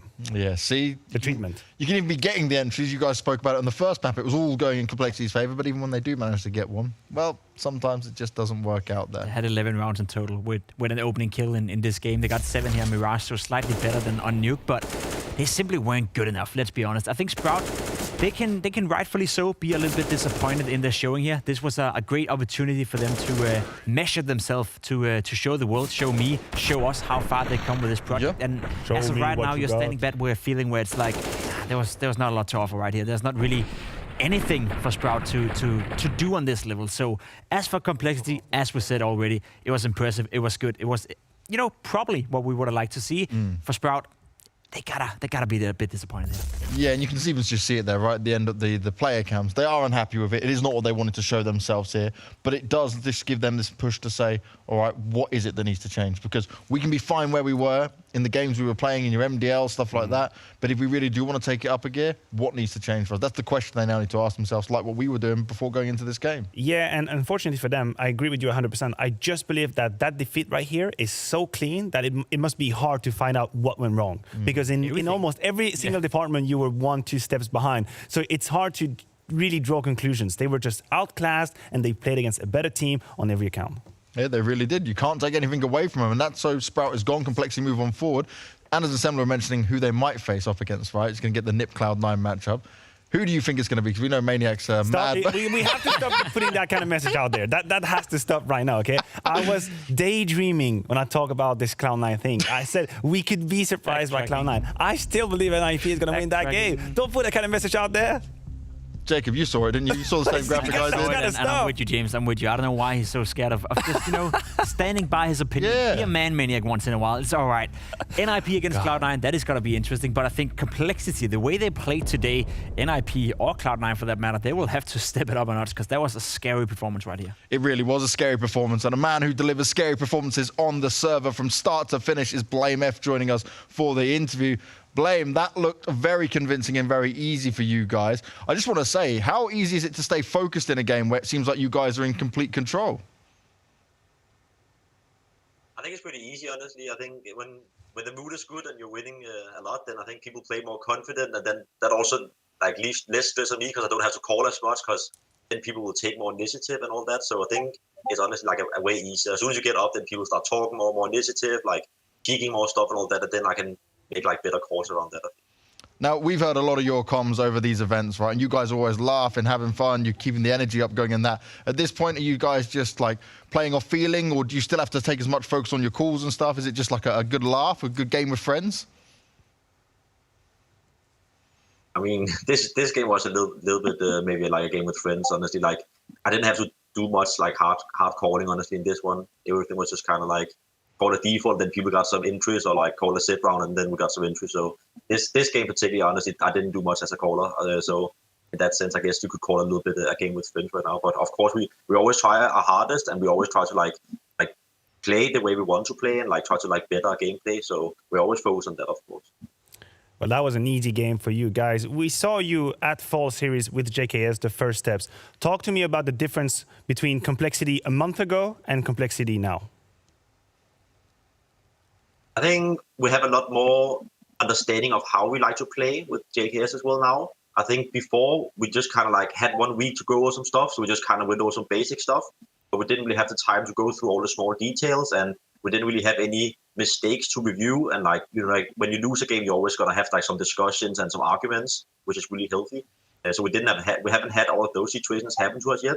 So I think the biggest difference just now isn't that it's not like how we play. We're not gonna play like way differently, but I think we're like way better at like adapting in those like small situations and like in the 2-on-2, 3-on-3s, or like we know how we want to play when we're man advantage and man disadvantage and all that. So I think it's way more like to the detail probably, while we still try to play the way we like to play. Blame, there's a lot of people out there speculating as to your individual performances on this team, right? Are you calling in a way that is setting up yourself? Are you calling in a way that is facilitating the team and yourself to perform? Because the way you're playing right now, there's no doubt that you're the best in-game leader when it comes in terms of fracking. Are you doing anything in particular to make that happen for yourself? Or is that just a natural talent that you have? I mean, I feel like I'm a guy who has like a lot of good roles. For example, I'm always a guy taking map control, so I'll always like be the guy like getting more duels than more than other people. And then I want to say like also I have like, in my opinion, like the best entry player in the world and the best support player in the world who like makes me look better than I am. So like I have Rush who like always will support and do everything he needs to do and like run in first if that's what I need. And at the same time I have Config who's like so aggressive and also is like insane entry fragger, the best entry fragger in the world in my opinion. So I think it's more like those people help me look good because they're like creating a lot of space for me. But yeah, I mean, like I'm the guy always like taking map control and being part of all of that. So I think for sure in a way you can say that the game is definitely like based around me as well, just the same as it's also based around like other players in the team. Sure, I guess with the way you're performing, it's fair and justified. Is there a reason that you're always sitting in this cold room, a very dark room? You never have any light in there? No, honestly, like I was just so tired when I woke up this morning and stuff. So honestly, I just forgot to put on the light, and then it was kind of comfortable. So I just kind of kept it that way, honestly. And then we won the first match, and I was like, "There's probably no reason to turn it on right now because it's just like getting." I guess you're right. So, but you should have some light somewhere. But right now, yes, it's pretty dark. I'm glad you asked that question, Jacob. Yeah, because we were always wondering if he was a vampire hiding there, always in darkness. Blame, I've got one final question for you, mate. Who would you like to face in the next matchup? Because obviously you're going to face the winner of NIP taking on Cloud9. I think it would be fun to face Cloud9 just because of all the memes and stuff. So I'll probably have to say Cloud9. Would they stand a chance against you guys? I mean, I hope so for their sake, because otherwise it will be a little bit weird after all the talking. But we'll see. I think also like people need to remember that the new team and the international team, and that takes a lot of time to build up. So like they're gonna need way more, like more months than they have right now in order to like show what they're capable of. So I think people need to remember that when they're thinking about a new international team. But it's still gonna be a fun match for sure. I'm sure it will. Blame, thank you very much for your time, man. Good luck, and we'll see you later on. Thank you. There we go. We finally got the answer to the dark room question. Thank you, Jacob. I'm glad you remembered that one. You know, yeah, just letting it hang. I could never play in full darkness. I need light. No, to right? be able to We have like if I 8 don't hours see my a day. arms, I'm so confused. We have 8 hours a day in Denmark when there's actually light outside, and he just decides, nah, not today either. 8 hours is a bit of a push for Denmark. Probably, yeah. Yeah, about to say, I wake up still pretty gloomy and dark. we end here, it's still pretty gloomy and dark. Let's take a look at the bracket, though, and see where we're moving on. Throughout all of this, as you already know, Complexity took the big win, and we alluded to it in that last question to Blame F. Nip versus Cloud9. He wants to face off against the Cloud9 and see what he can get done there. Maniac, he wants to make your story come true. Yeah, I don't think that's going to happen. Stop telling my story! Jesus! No, it could be a possibility. Be ready, guys. When Cloud9 win, and I pretend like I've told you so, be ready for that. Because that's coming. You best be ready. Sure. Yeah. Stick to your guns, boy. I'm sure we have guys out there recording everything, Maniac. Yeah. So there's no getting away from that. I have a good relationship with production. Yeah. He's trying to save himself, Jacob. Let's see, last time, Jacob, you were the target when it comes to it. Every time. Jacob feels like the bullied one on the desk here.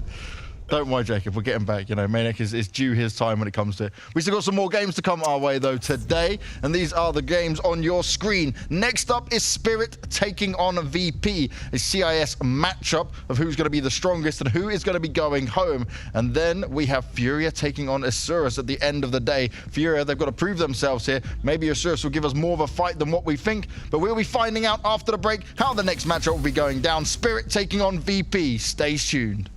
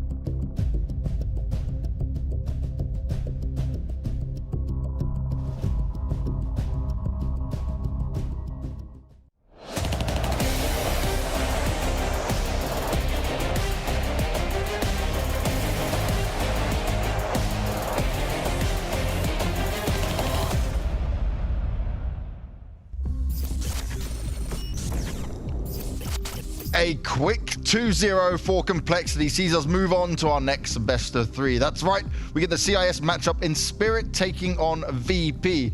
And at least if you are following the CIS region, this is a matchup that does deliver quite a lot. Spirit maybe the more better seasoned in team performance, where some individual stars stepping up when it comes to VP.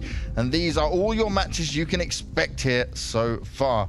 And I am excited for many of them, but this one has quite a lot of speciality around it because these two teams can truly go back and forth with each other. People may be familiar more so with Virtus Pro, but Spirit have given us a lot to look about. I think it's fair to say it's our closest, tightest matchup to predict and analyze of the day, right? First of all, it's a domestic matchup, regional matchup. We know how are these like micro universe in itself. These are special games. When you go up against players from the same region, you want to win. There's an emotional element to it, sorry. But Spirit, the team that we have on our screen right now, Mir, we've said it, he's walking on water at the moment. For some reason, he seems to have found his early 2020, even Vega Squadron type of performance. 125, absolutely massive. We can talk about IDIS balance as well on the AWP. And Some Dayong, the Rankis / FPL star back in the days.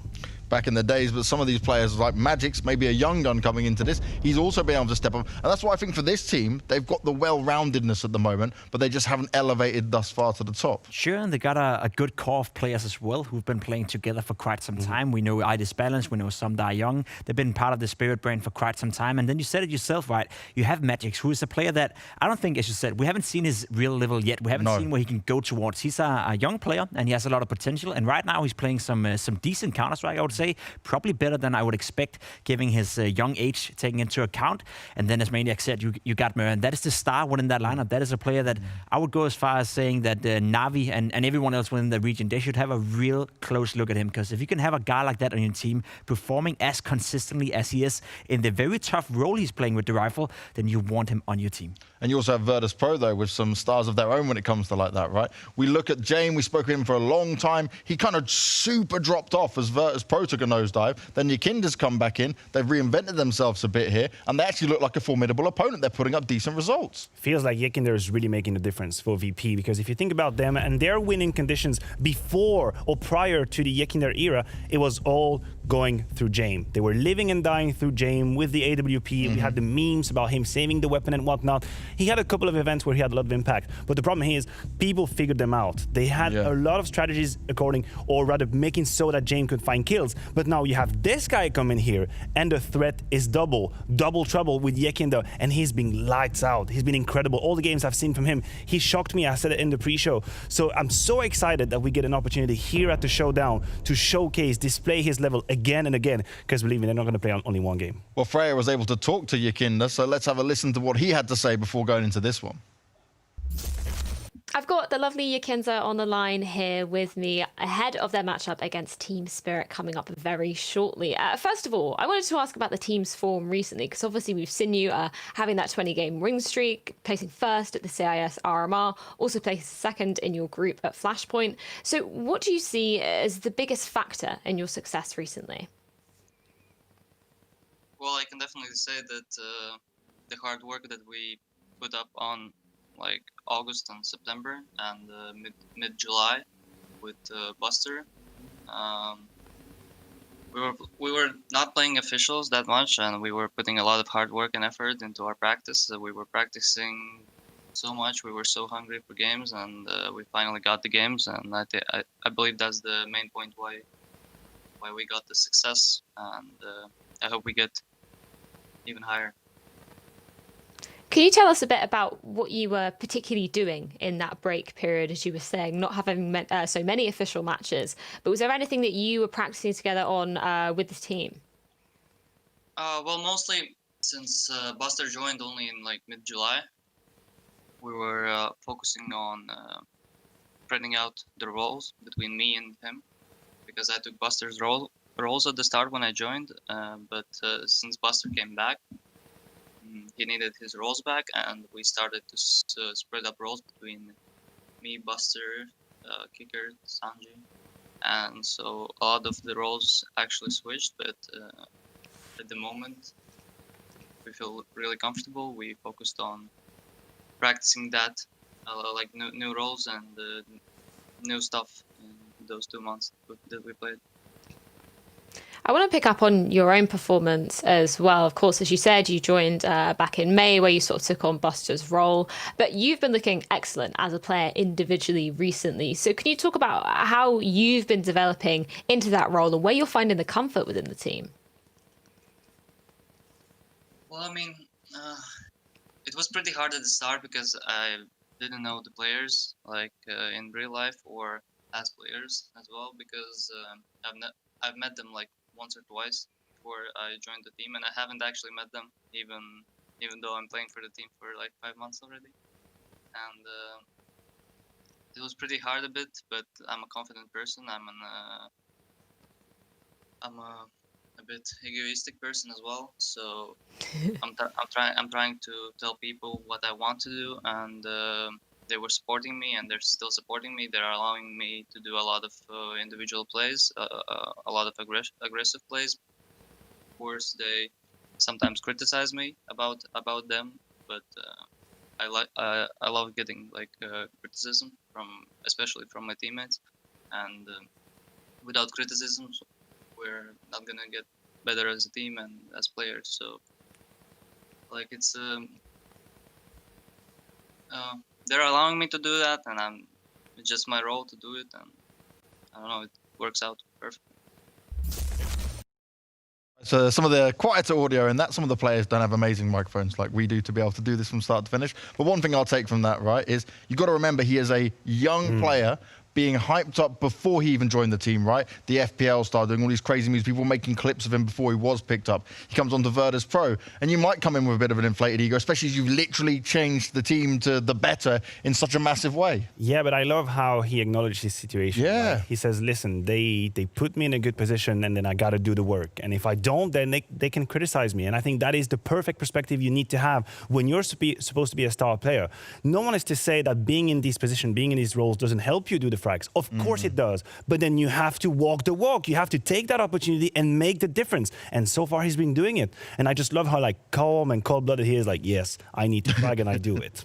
So what? And the interesting part for him, right, is remember Kicker did leave, right? And then they were moving roles around. Then Buster had the change up. Like this roster's gone through so much of a mix in there. I think it's actually real good ability of him to be able to change and not do just like, I'm going to play this role and this is mine. Like if he can do that so early and he can be flexible, then he's just a valuable asset to any team for the future. Yeah, I think there's no doubt that he adds a lot of value to this lineup. I think there's no doubt that he has helped them to now make us believe that they are back at a level where I wouldn't necessarily say we expect Virtus Pro to go long in this tournament, but we expect them to be able to put up a fight against some of the best teams in the world, and that hasn't been the case the past 6 months. So surely he's created a lot of value for this team, and he seems to be a versatile player. He was being very honest as well. He was being very self-reflective, it seemed like at least. So he knows where he knows what he's good at, and if he can, continue the progress that he's shown the past couple of months, that is a superstar in the making, at least within the CIS region.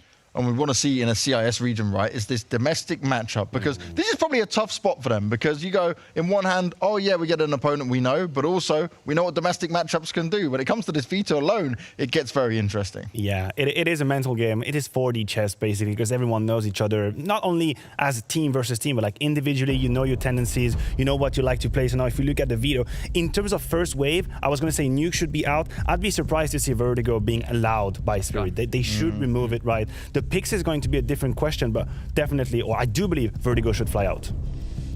And out of this, now for the picks, I talked about Mirage a lot when it comes to Spirit already, and that used to be their go-to pick. That used to be their home map, but they play a lot of different maps to a quite a high level, and Virtus Pro are also good at Mirage, so I would be surprised. Well, they're not even allowed to pick I it, am so surprised. I am surprised that Virtus Pro is picking into Mirage for Spirit, because Spirit is a good Mirage team, but that must be a sign of confidence. Virtus Pro, they show no respect whatsoever here. Now it allows Spirit to go for a Dust 2 pick, right? And to me, that is the issue, because I think they're going to jump on that Dust 2 opportunity, which then they end up, wait a minute. Train? They went for Train. They went for Train. Listen to me on Twitter then. Okay, this is a punish pick. I think that's a punish, because if you look at the numbers, Dust 2 is one of the highest win rate as well. So they must think that VP somehow is just not comfortable on the map. That is really a sign. Like that's a blow to the gut right here. Mirage and Train, good. Then that means Dust 2 or Inferno could be on the card for third map. Dust 2 ban coming out from VP. They're not risking it. VP is not going to allow it. Yeah. VP is not going to allow it. So now, what's the last map I'm missing? We have Inferno Overpass. Would it be an Overpass? Spirit have the opportunity to actually go for Overpass as a third. That'd be... They remove it. Cool. I'm completely lost on that veto. Sometimes happen, I just don't know. I'm very confused. I like the Train pick. I really, really do. They went down to that is a curveball. They asked the public, what are we supposed to pick? And a lot of people said Train, so they must have seen something we have as well. Surely. Train, not. punish pick. I mean, Virtus Pro is sitting at 86% on a win rate, so they're not bad on it. But I think that's the story of this veto as well. Both these teams play the same maps and they do it to the same level. So if you want to punish your opponent, you got to pick something up that people didn't expect. And clearly by the expression of Maniac, he wasn't really quite on that one, and I would go as far as agree, but that's maybe the curveball that Spirit needs. I'll give you the insanity, right? Because obviously I follow the CIS region. For some reason, I just like to pain myself throughout all of this. Just think of the way Jane plays with his AWP, right? And then you compare it to what iDisbalance will be able to do. There's a lot more room for iDisbalance to maneuver around on a map like Train and open up space and create a lot of confusion here. So maybe that's what Spirit's trying to play off of here. They could, and I also know that the Vega Squadron duo, so Emir and Chopper, they can be very valuable on train. I've seen them take over games. You see Chopper play towards the outside position with the rifle. James is obviously a man that we're going to have to talk about in that matchup. When we talk about train, we talk about Mirage as well. We know the space and the importance that an AWP can take. Now, the thing about James is that when VP were one-dimensional and only relying on James, it reached a limit. It reached a ceiling. Now, he still has to do the job, but it's not going to be only him. I just want to point out now, we have this stat up on your screen, right? He's at 1.32 in the kill death ratio, which is not bad at all. It's not bad at all. That's actually very, very high for James, and he has a good rating as well. But when you see his ADR, 69 on average, that is a little bit below average, I would say. And that is the thing with James. He's a guy that is, of course, and not to play into the meme, but he likes to save his AWP. And he likes to be not as aggressive as an Itis Balance or as basically any other AWP player out there. So the level of impact James is having right now is not up to the level, despite his stats are slowly but surely going to get back. And ADR of 69, that's not a lot of damage. So he needs to find more damage. He needs to find more impact, because the stats, surely they're there, but they've always been for James. So I want to see more impact, and I want to see him be just a tiny bit more aggressive, because I think he can be, and I think he has the ability to do so. He just, for whatever reason, decides to say that AWP every single round. Well, let's see if he does or not. Let's see if the meme continues. No matter what, we've got an amazing domestic matchup on our hands. It's Spirit taking on Virtus Pro, and we've got the Canadian Hot Dogs, Scrawny and Launders, bringing you the action after the break.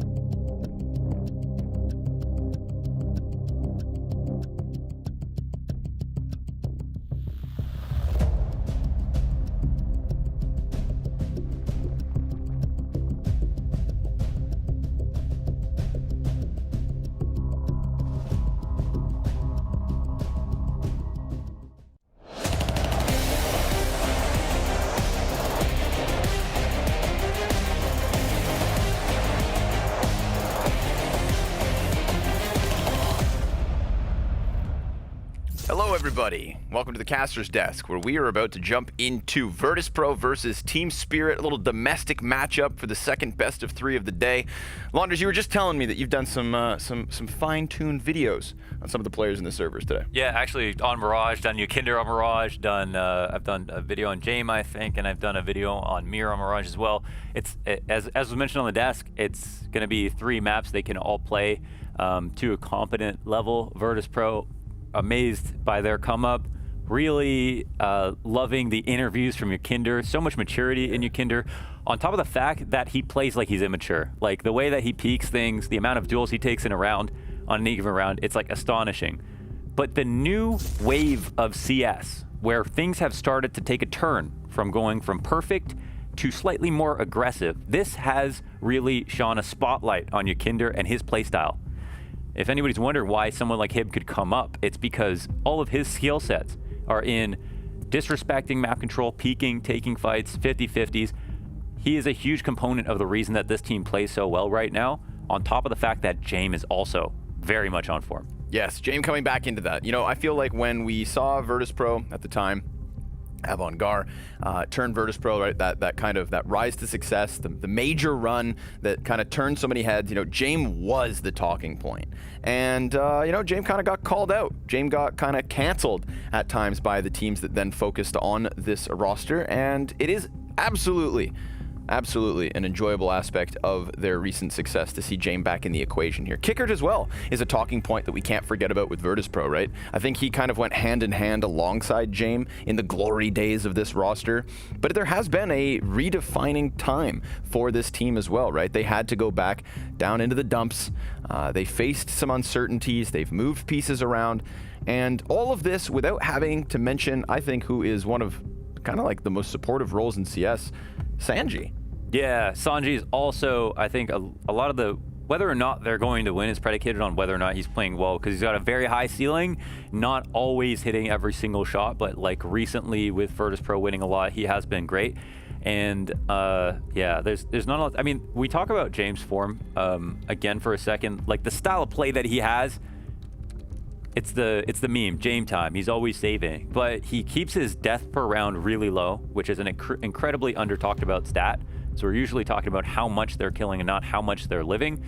And the impact it has on the game, it goes beyond stats as well. Because if you have an op in a round, it changes the setup of your opponents. Whether or not you use it, whether or not you peek them, where you peek from, and the fact that he can carry over ops onto many, many eco rounds, and that his team has created a system to encourage him to do that, and they're comfortable with him saving quite often, it makes it so that it changes the way that the attack comes at you. And I think that's a huge reason also why Virtus Pro has been doing so well. But that's just one aspect of Jame. He's actually an incredible opper in terms of his reflexes, actually hitting lots and lots of shots. In terms of maybe he's a passive and explosive and not necessarily aggressive, but when he has opportunities, he often does not let them drop. That's a really big thing too. It's so easy to box a player into like a certain play style, like a certain aspect of their game.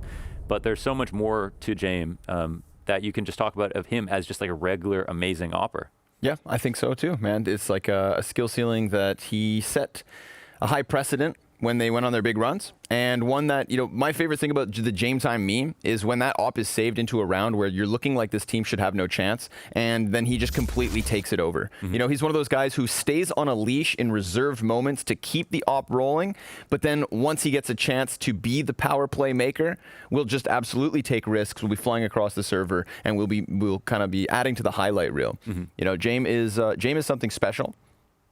Yeah. And yeah, no doubt. I mean, we look at the beginning of this year, right? It was such a low for Virtus Pro. It seemed like the org was cursed. Bro. They had the Polish lineup that was doing badly, dropped into picking up Avant-Garde, who are on a high, one blast Moscow, if I'm not mistaken, and then suddenly they can't win a match to save their lives. Is it the orange and white? Was it Virtus Pro? Was it their logo? What was it? How come they couldn't win anything? Well, now the investment has started to pay off. For Jame, in the beginning of this year, he was looking at was basically like a less than a 1.0 rating, which he hasn't had through his heyday where he was on form, everyone was talking about him. And he's jumped nearly 15 points, nearly 20 up till now, to show us the form and the results that Virtus Pro have had at this current moment. But here we are, folks, into the match. Instant mid control here out for Team Spirit, and a hard press from Virtus Pro into the B apartments. Grouping up, no contact. Smokes over top. One for Arch and one for Window. This is going to put Mir, who has been the highest rated player on Mirage for Team Spirit in the last 3 months. And he opens up with those quick 2 USPS headshots.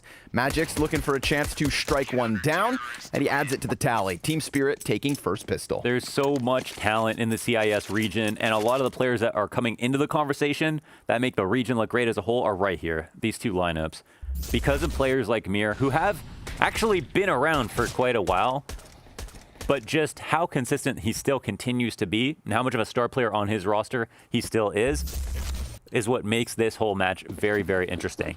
I mean, you talked about it when, you know, it kind of came to Yukinder slotting into the current meta, his strengths as a player, you know, combining nicely with where Counter-Strike seems to be going currently. Well, I think Mir is also an early adopter of that no respect aggression, right? Some of the moments back on Vega Squadron were just kind of redefining back then, and they were doing it on their own and it didn't work as well. But I think, you know, if you can add that flavor to Team Spirit's recipe, I truly do believe this is going to be an awesome series. I have high hopes for this. I love watching and keeping an eye on that, you know, step down CIS situation. Domestic games always, hopefully, tend to deliver. Yeah, they know about each other. They play a lot against each other, and the maps are quite similar as well in regions sometimes. So, okay, they're trying really hard to be annoying on the A ramp, and it's actually just resulted in a flank. So I just balance MP9 in hand, coming to farm some Glocks, and it seems like he'll be able to get at least, no, he won't even get one. Glock down instantly by Buster, and the CTs start to swarm. Some die young, peeling one off the back. Kicker also closed in on thanks to the MP9. So a little bit of money made there by Chopper. 2 kills for his SMG. Only 1 casualty, so be it. I disbalance immediately into the op, and Virtus Pro's first gun round coming your way. It's a mixed buy here for the CTs. The Virtus Pro won't be in a position to afford an op and didn't opt to save in order to get one. This is quite normal for a T side. On Mirage, you can opt. It's definitely possible. There's certain teams, certain playstyles where you wouldn't want to use it. And Jame on Mirage might not be as friendly to that. So, okay, let's see what happens. Another quick aggression towards B. No semblance of mid-control so far in this match. Quick jump out the window from Buster. Gonna get cut down just as quick as the pistol. Mir, however, has lost a teammate. Now he's gonna have to play a little more reserved, laying down the utility, doing a really good job of just staying in cover and buying time for rotates. But Jame looks to erase him, and he will. Bit of a labored commitment, but that is all players out of the apps. And, well, so far so good. We've actually got Yukinder still in here. Down he goes to Chopper, nailing the flank. And Chopper's not going to respect that distance, instead trying to crank the dial and close that gap, keep them committed to where the bomb is planted. Low HP on both of the remaining members of Virtus Pro, but they do get given a chance to leave the site and a little more cat control for the post plant, but not too much. They can't go all the way back, instead just hanging out near Arch. I disbalance. Coming in quick, looking for the angle, slipping that op in, but slipping headshots back the other way. It's Jame Kicker with a 2v2 to close in the post plant. It's right there where you mentioned they loosened the leash up a little bit and let them move out of the position in front of default. They were so claustrophobic at that point and knew they had to watch their flank as well as the market cross. But when the op didn't spot them and the MP9 didn't get the kill, you knew they were going to win. The op on the retake is not very friendly, and the MP9 gets more uncomfortable in halls when he knows he's been spotted. So that's a quick answer back here for Virtus Pro, and it turns right into the op for Jame, who's got a little bit more money in this round. I think he actually just picks it up the last round. Should have. Yeah, should have. So, of course, Jame's not going to turn down a free op on most maps. And I disbalance, spotting to see if anybody runs up cat. There's no one here just yet. It's just a mid-default. Sanji coming up from the underpass, and it's going to be quickly into an A split. It looks like Bomb is headed back this way, and Sanji just wants to try to escort himself safely into the connector. CTs, they're lacking some critical information here. Chopper also lacking critical tools, no armor, and only the Deagle to work with. Has the shot zing by, goes for the jump, not gonna work. Buster's pushed his way through, and there's that perfect pinch in from Sanji.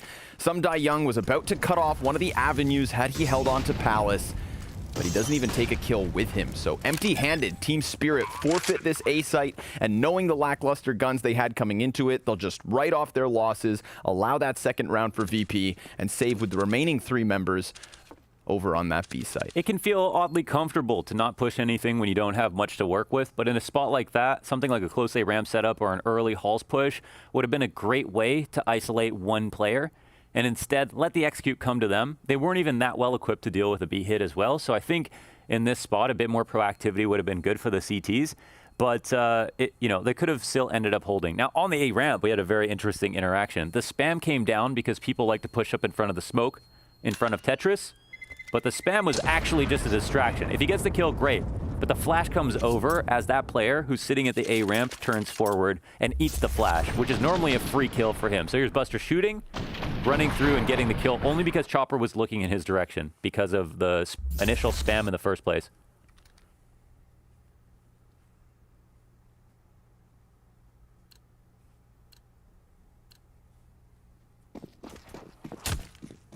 Nothing added to the tally. Very light on the buy for Team Spirit. What can they make of these 3 weapons that they were afforded on the save? You know what? I like this. Wasting no time in the mid control, which has already been kind of ignored at the start of this game. We're just Virtus Pro running into A. Looking to use the momentum of the last 2 rounds. They get themselves that 5v5 post plant straight out the gate. Makes you wonder, right? You've already had Team Spirit go for a save in the previous round. Is this really worth risking the tools you hung on to? They try to stick around, and they've got some success. I disbalance, second op kill, but Jame, his counterpart, does answer. And I disbalance, Jame, his counterpart, does answer. And I disbalance, unlike Jame, doesn't have a teammate with a weapon to help here. So it's either all in from the op, tilting the scales back to the favor of Spirit, or Virtus Pro hanging on with the post plant. I disbalance, just peels kicker off of the ramp. They know exactly where Jame is at. He's feeling flustered. Oh, but the pistol works. He deals with the op as the bomb pops off. It's a 3rd round here for VP. With everyone dying and they only had 2 pistols to work with, it's not such a bad situation here for the CTs. Actually pretty good for the retake, and maybe disappointing for Virtus Pro to come up the A ramp that quickly, get the bomb down, no friction whatsoever, and then lose that many players after the fact. But a great round for My Disbalance to make it all possible. Answered back by some nice kills on Jame, and wow, see that flick to A ramp was also quite beautiful. Jame painting his nails here before the next round starts is looking to, I mean, he looks very kind of just chill about the whole situation. He's not worried at all. I do like to feel like that's always kind of been a part of Virtus Pro. Painting your nails? No, just staying chill. Yeah. It's not a team with, any like over-the-top characters. Yeah, I feel like James like the Alex Honnold type. Like it takes him a lot to get going, right? Yeah. You might see him like free solo climbing a mountain. Yeah. Not even breaking a sweat. Like, I just want to feel something. I'm willing to risk it all. And we see the purchase up comes in again. Yakinder could have dropped it up if he wanted to. And again, Jame is preferentially going for the AK, even though he had a great round there. So it looks like we've got another full A exec on our hands. This time one late out mid. And the CTs, well, they're being a bit more proactive around mid. Not exactly pushing up onto things, but playing in the choke points. Yeah, but, this is 2 rounds in a row that while they fiddle around in mid control, we get Virtus Pro looking to stamp their names on this A site. Sumdai Young starts us off here in round 6. He gets himself a 2nd kill even, clearing Kickert as he falls off of the ticket booth. How do they get back into the action? They were hoping with maybe that late mid lurk, but with bomb down in the dirt and a 1v5, this is Team Spirit with a convincing rifle round win. Yeah. And they needed it. Bottoming out the bank accounts, not yet on that bonus. It was looking like VP could have taken things over. And I think, in Virtus Pro's mind, last round, with how easy they got into the A site, why not try and run it back? Yeah. This time, Sumdai Young stands tall. 3 kills on the round with the M4A1S. I think actually, so this is a good call from Spirit. In my opinion, if the CTs take mid control, it's a bit of a trap to go for a full A ramp hit. Now for Virtus Pro, they haven't been testing it much, so I really like that Spirit actually go and try to call it out. This is a great frag. Yakinder couldn't actually see anything, just his pants showing and could not shoot back at all. But we also have to say, Some Young makes this round way easier. Your CT guy, his job is to get damage, but most importantly, stay alive. He ends up getting 2 kills and staying alive, so there's no way you can really lose at that point. And that's a talking piece that we haven't really touched on yet today, but Will, if he takes over the game, as he can, Some Young, he's the real deal. We've seen him on multiple iterations of Counter-Strike rosters, generally Team Spirit. No, absolutely. He was in the conversation for Navi, 100%. Like he was maybe a little bit of a long shot, but still, like maybe one of the next up, just to give people an idea. But yeah, already into these pistols off of that 1 round because of the 5-death round that happened before. Sticking around here. Chopper knows they're close. There is an AK in the hands of Buster. Don't you forget about it. And clearly, James is already starting to slip in through market. Now, there's 2 CTs pushing up Cat. Okay, wait a second. Let's talk win conditions here. We've got the P250 wrapping into the B site. Provided somebody doesn't turn around, which is possible, there is a chance for James to actually make some progress. Buster grabs one off the top ropes. Kinder's still in a position to peek and trade, and James is sitting here inside of the B site. This is all about trying to create a timing window, but he seems terrified at the idea of trying to go up Cat behind Mir. Now, Mir has found sanctuary inside of the ladder room, which makes this a lot harder. But that also means, you know, potentially they could come through B-apps if they can get the bomb. And oh my God, James is going to flank this guy who just walked out of market. This is free. James just doing laps over here on this B site. He's going to stalk his prey a little longer, executes him, then Mir tries to make his play to save the day, and that opens the route for Buster to trade frag and move into the B site with just so few seconds to spare. Bomb's gonna get planted. Some Young eats the flashbang. We said he could take over the server. Let's see it. They don't know he's already out, but he just made that step. Audible's being given over, and Virtus.pro just hiding in their corners, making him come out to play. He rounds the corner, takes the first kill, but James then extends into the window and will find it for VP. It was looking like James had a play to make for quite some time in that round. Missed the first bit of it had he moved down catwalk to catch them, but still he recovers and recuperates the round, moving them into the B site to give VP a lead. Yeah, I mean, positioning is king here. This is all about James and how they were able to be patient enough to sit, wait for things to go down mid, for peaks to come out, and then refreshing, and then James obviously capitalizing on a player refreshing a position inside the B site.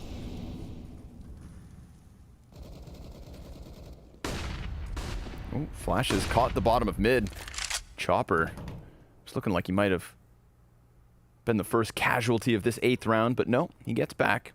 Now that underpass control comes into play. Team Spirit conceding middle early.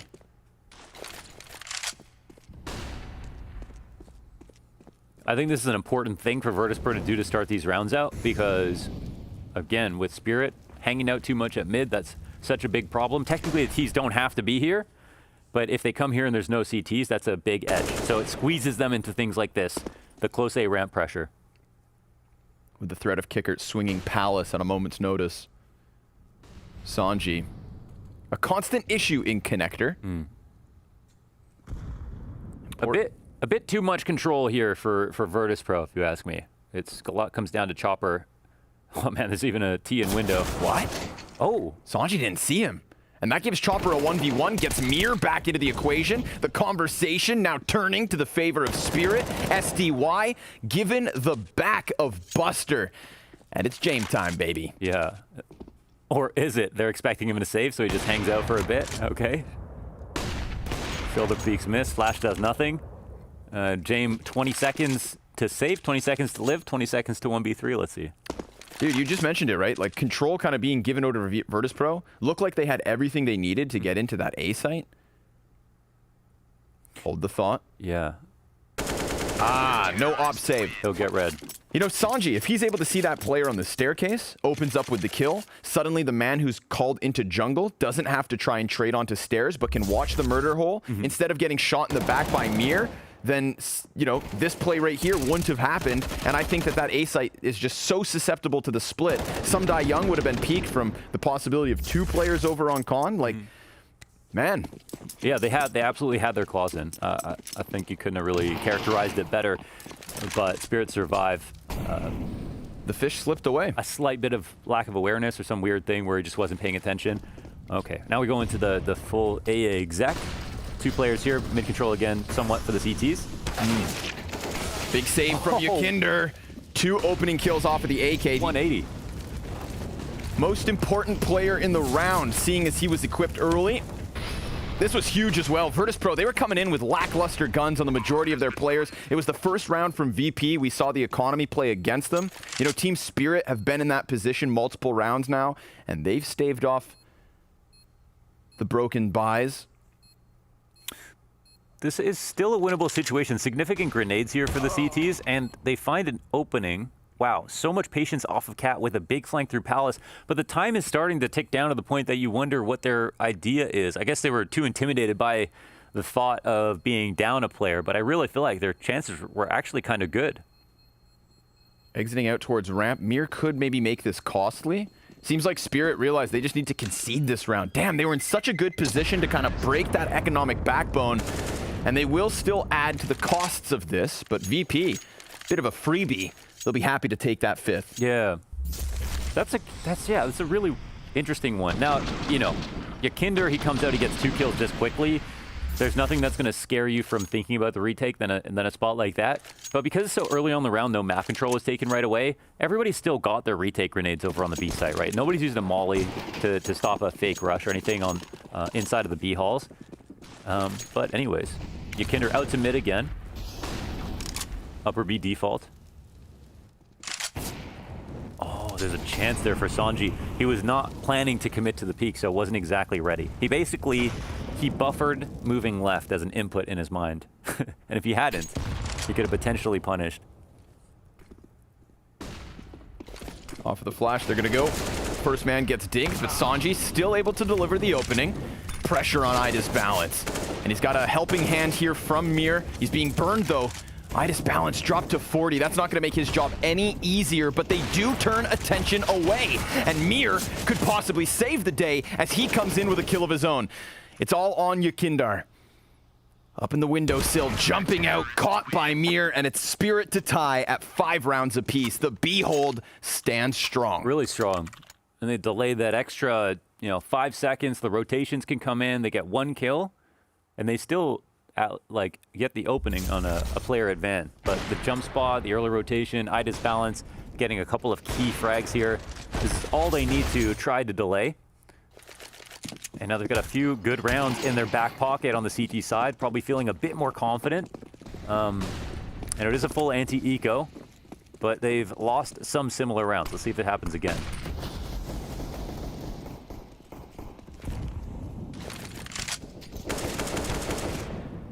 Softened up by the frag grenades. Chopper's looking to take a chance. Not wanting to take too many duels at once. They're sectioning them off. Easy does it. Chopper with 3 kills on the anti-eco. Team Spirit with a 6th round now. 4 to go in this first half. Nothing quite creative there on the eco round except try to take over mid, see if they can find an opening kill. But there isn't one to grab. And Virtus.pro now losing by 1 round, but still can put together a very, very decent T-half for their confidence.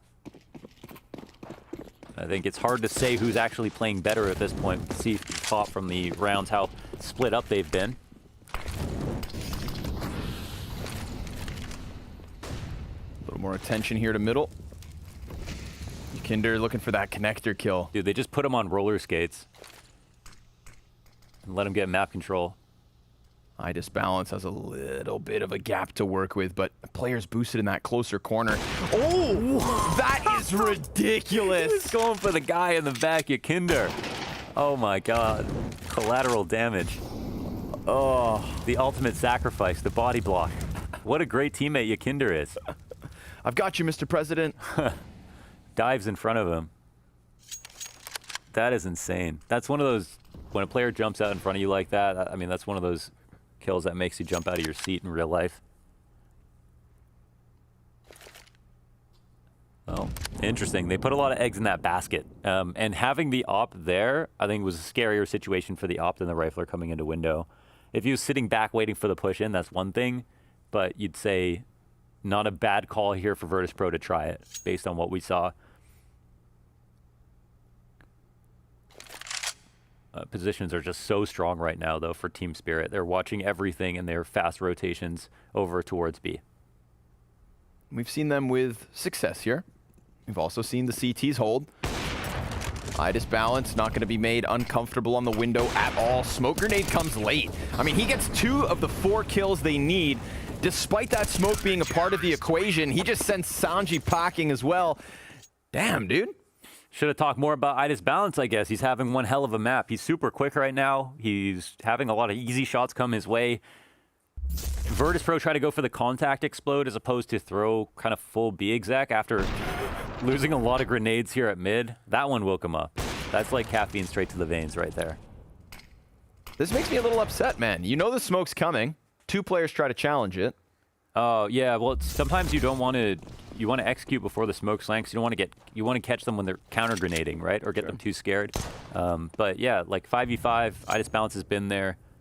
It's true. Maybe they were asking for a bit too much, but the desperation sinks in when you're down a player, even maybe sometimes when it shouldn't. So back on pistols again. Spirit have had an easy road back to the lead, and now look to extend it even further.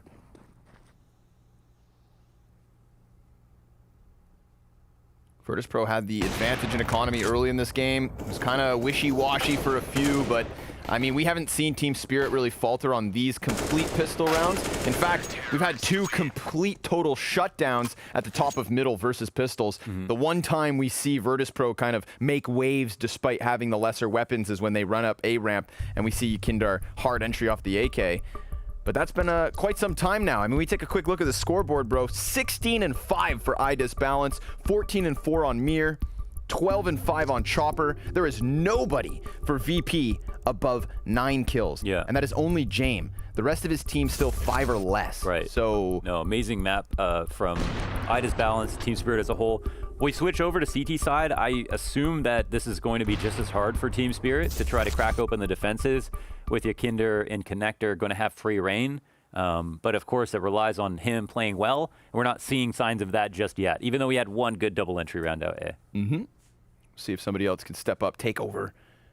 I do agree with you, though. I don't think this is easy by any stretch of the imagination. It's just the CT side that's going well. Virtus.pro having to forfeit a few of these rounds with the pistols. That literally makes the difference in the scoreline. And now they're back on guns. So let's see it, VP. What do you have to offer here in the 14th?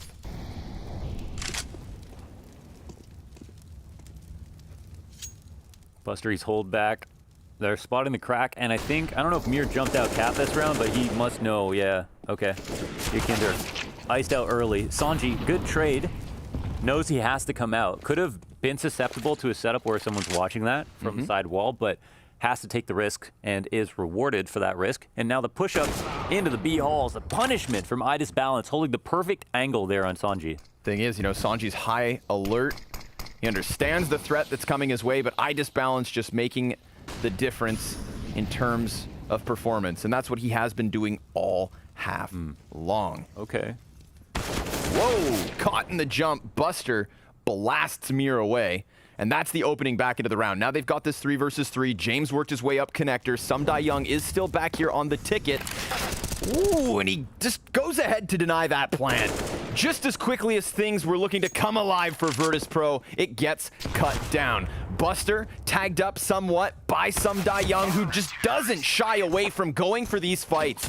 He sat back watching Idis balance take over the scoreboard, and he still wants some. It's been quite some time since that 3K off at the ticket. He senses he can apply some pressure this round, and he absolutely just sticks the landing. No, for sure. They're showing up at a couple of different levels here, and of course, for Sumdai Young, again, like in his job description, it's like make sure they don't push CT spawn. It's not always get the kill, but he's been doing such a good job of getting these frags. I would have thought Jame was safe to plant there for sure. It didn't look like a bad plant to me, but the spam down right in the head through the back of triple, and there's no chance to even watch it. There's like, at this point, no good site for Virtus.pro to go to. They're probably pretty scared. Team Spirit looking to end this half on fire. They have now won the 5 rounds in a row. Shooting for a 6th. Magic's just underneath here. It's his time to shine. He hasn't had to provide much to the highlight reel so far this half, but now the B defense is entirely on his shoulders. He sulks back behind bench. Yakinder's able to lay down the smoke, so Magic's gonna get hit by 2 directions. And he dodges those first few shots, has a teammate to help out, goes for the damage downtown, can't quite land anything too significant, but I Disbalance in position, cleared out by Jame. It's Chopper to try and clutch this in a 1 versus 2, and well, it's gonna take a little time before he arrives. He has the Molotov and a kit. And if we look to the other side, VP flash on Jame, who is floating around here by Van. You know, there's a moment of timing. He gets spotted out. Okay, Van will be cleared. He can jump out. He knows there could be one here. Oh, wow, almost the collateral. Just almost. It is a 9-6 score at the end of the first half. Virtus.pro taking to the defensive side of their map pick. Don't go anywhere. Join us after the break.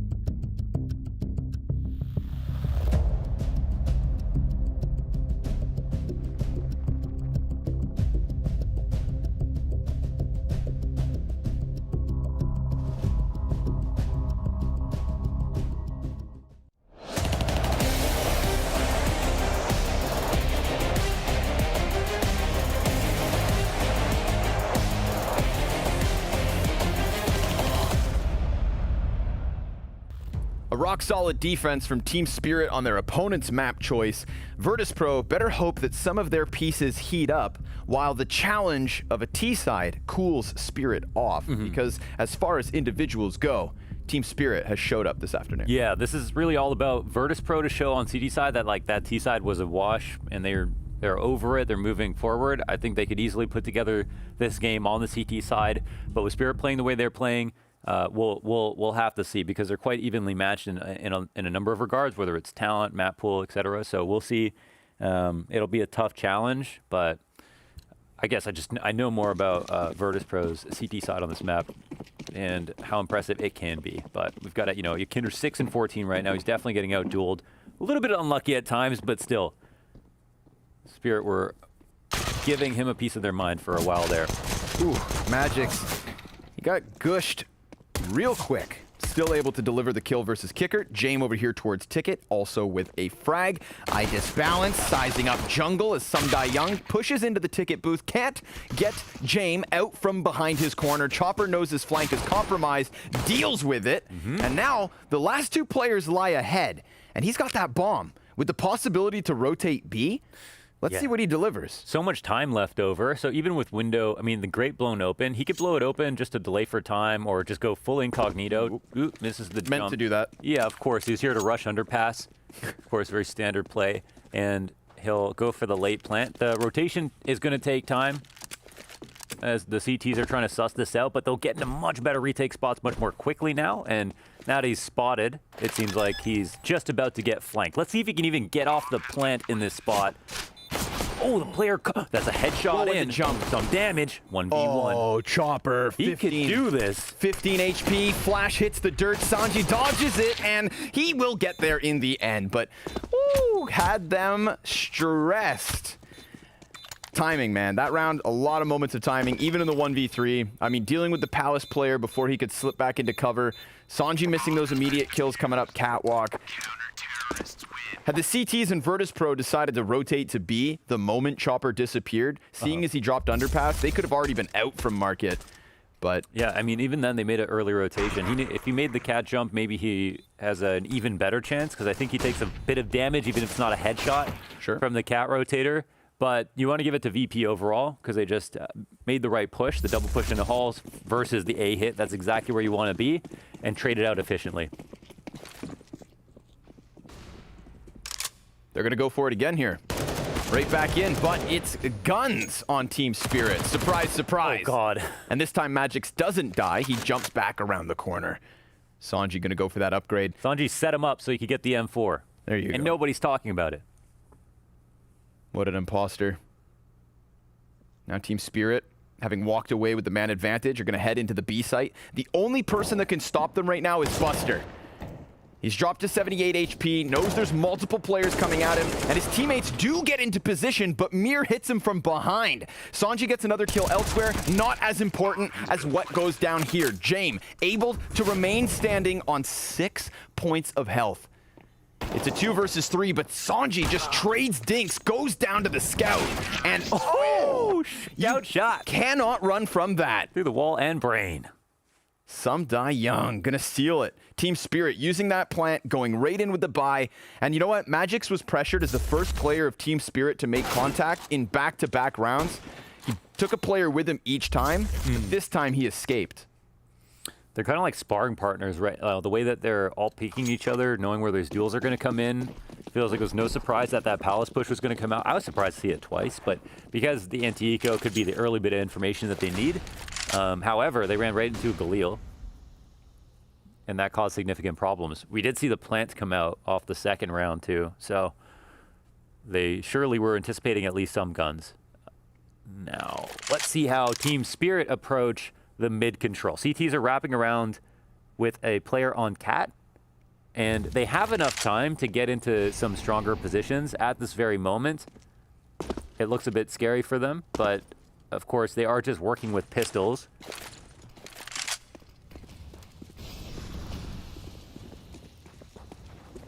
Oh my god, it's the perfect stack, it looks like. Is it enough though? Unarmored pistols. They are in position. How heavy will they deliver? Magic's the first man out. Sanji gonna miss his initial deagle shots. 3 kills very quickly for Team Spirit. Jame gonna go with the drive-by dink, but it's all for nothing. Tippity tapping away for the last man. Team Spirit now at 11 rounds to 7. Very common to do the cat splits up with B apps into B on the anti-ecos. Just because fighting positions in B, there's just not a lot of great places you can stack up with the pistols, but you could still easily lose. Sanji hits his first kill, then we're talking, and here's the wallbang headshot. Tracker extraordinaire from Idis Balance. Man was off his screen. It's supposed to mean he gets away. He's off limits. Pistols again. It's like the 4th or 5th round for Virtus Pro this match where they're only playing pistols. Yep. Not ideal. And other again than that one round where Yakinder took control of it. These rounds haven't net VP much. Even in terms of economic damage, kills don't come in. This one, yet again, if it's the, Team Spirit 5-man mid-hold, or in this case, just dealing up with what is another stacked bomb site on the opposite side of the map, same result. 12 rounds to 7. Now we need to see VP shut things down. The win conditions, the comeback conditions, it was they needed to heat up, and they had to hope that the offense would kind of stutter step Team Spirit. Spoiler alert, it hasn't. My hopes haven't waned just yet, but this is going to be one of the last couple of chances where they'll have every gun they want, and they're not going to be quite as scared. So take this opportunity by its horns. Team Spirit coming for them right now. Yakinder, early push out. This is the aggression I was talking about. Great with the timed flash. Buster's still here poking around, and it's not a great smoke, so let's see if he gets cleared. Oh, awkward spot. Idis balance. He doesn't even need to see. Damn, insult to injury. Kills him with a Krieg. Oh, that's bad too. Sanji, he peeks out as Idis balance is already crossed. Yeah, this Krieg is on a tear, but James stops him there just outside the windowsill. A 3 versus 3 ensues. They're going to be on high alert to Yakinder's flank. Oh, I thought Mir would have called it. Nothing they can do about it to stop it. And now they'll be scratching their heads, VP, trying to figure out where the last man's at. But Yakinder's got him dead to rights. There it is. Virtus Pro able to add one from this CT side. Now just trailing by 4. Yeah, we're officially in business now. This is a strong round for Virtus Pro. It was an awkward round from Sanji, and again, it feels like he's kind of off and on, so I don't know how well he's going to be playing today, but he'll be a key component of their victories because, I mean, they've got a core, but I don't know. For Virtus Pro, a lot of the magic is just that they all can pop off. No bottom fraggers on this team, really, and we'll see. And we'll see how much that affects things. Team Spirit all showing up today. Okay, so buy up again. Idis balance opping one more time. Jane Perma opping here on the CT side for sure. There was a small opportunity, but it might have only been visible to us. Of course, blessed with the X-ray. And Buster playing CPL. Love teams that abuse CPL as much as possible on CT side. So strong for holding cap, fast rotation, watching the window. You can drop off onto the bricks, watch connector. It can really provide a lot of value here to CT side. Looks like when they wanted to get the show started, Flashbang delays it for a couple of seconds, but just that MP9 here. James trying to get out from Market. Magic's able to clear the first and assist in the second. Frag grenade bounces off of the windowsill, so James will be fine for now. But it's a 3 versus 5 facing VP, and they concede, sulking back into a save at A. Yeah. Team Spirit 3 rounds away from closing up Mirage. But James, what do you think? He said, James time. And they left. That was the end of it. Taking full advantage of the fact that Sanji is exploitable on the B side. He's looking a little bit uncomfortable. Smart calls here from Team Spirit. And even though we've got the full-on save for Virtus Pro, things get extremely scary now. Closer and closer to a match point situation. They need to both think about their economy and win rounds at the same time. Terrorists win. And so what are some responses that they can have? Of course, taking over mid control means that you have fast rotations either to mid or B if you want to. So thinking about ways to help B without actually just putting 3 people in the site, because that's one of the least common ways that you'd want to support B. Another one would be pushing B apps with 2, having James lead the charge. That way you can supplant the A site with one of the other riflers, have a player who's on form right now trying to help you out over on the B site, and just cancel out the B site for the early round. At least know that no one's pushing it if they're not going into the full exec, and if they are, you have a strong player there to fight.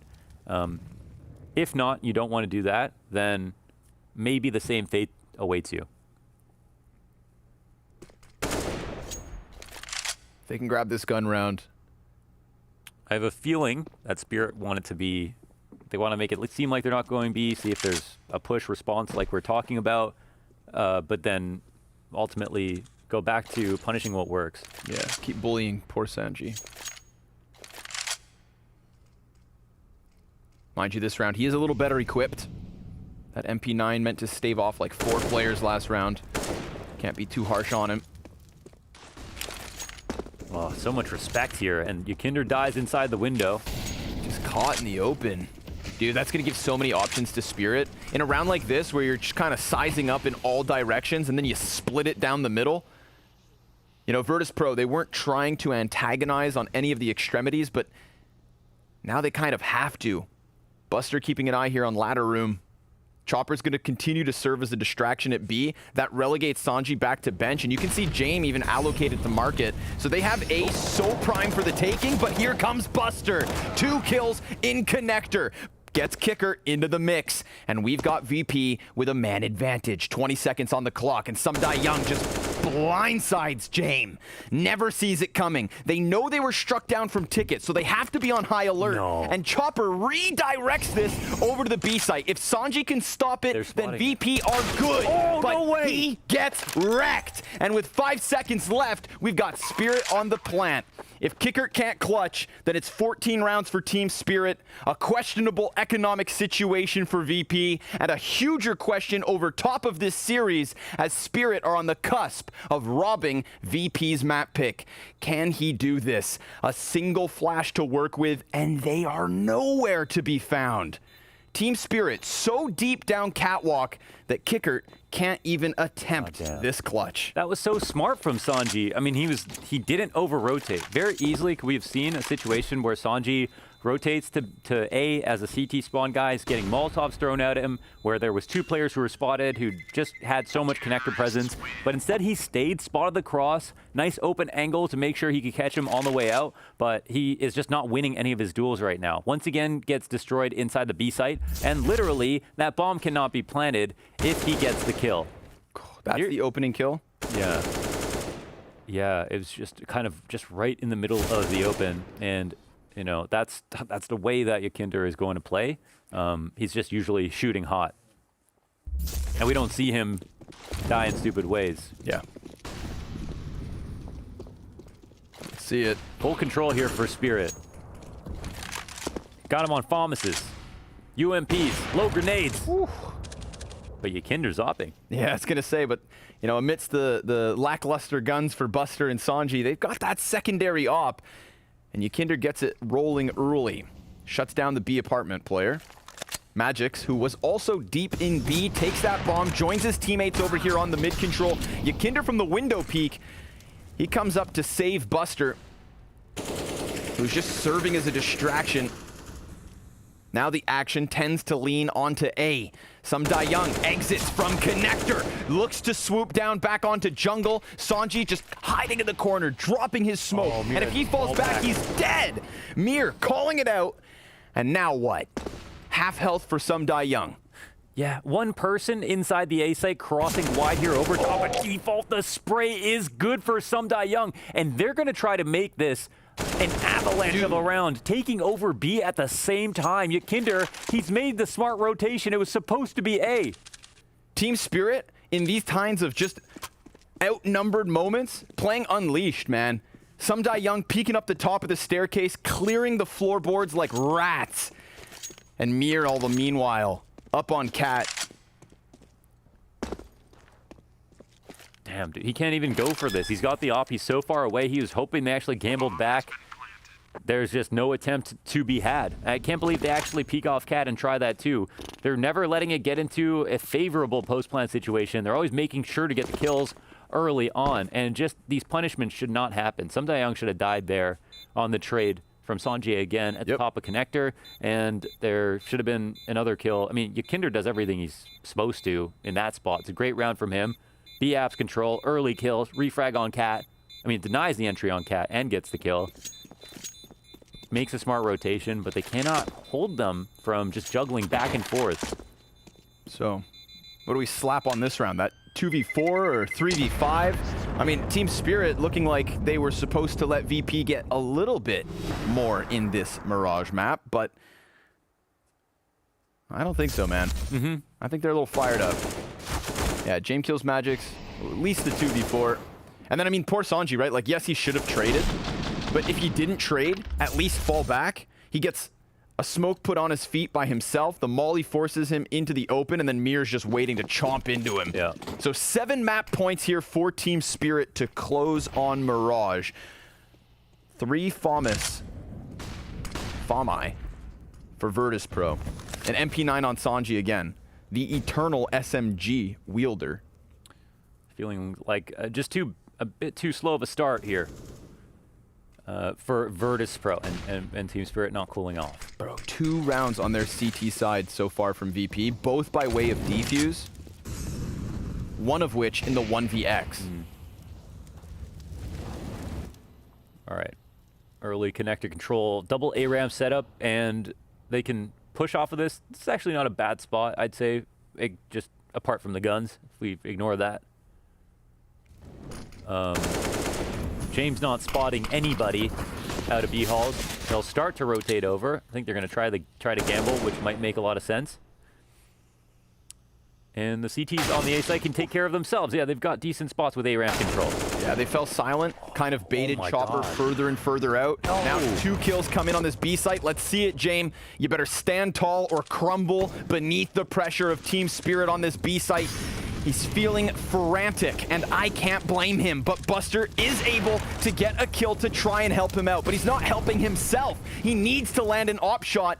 Kicker's cleared magics. It's a 2 versus 2. Mir's inside of the site, 20 seconds. And on the side of the smoke is where Mir goes 1 and done. Disbalance, who has taken over this map, 26 and 12, needs 1 kill to close it.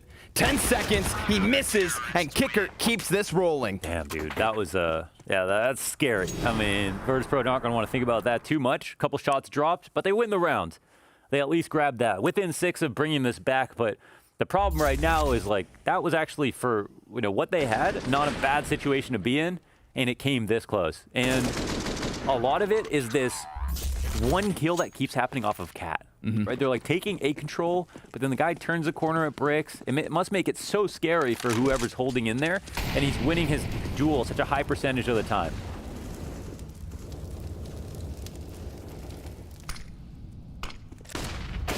Oh, Yukinder tries to get weaponized, but this time they run connector really quickly. Still, Kicker, like last round, could save it this time earlier than just the clutch.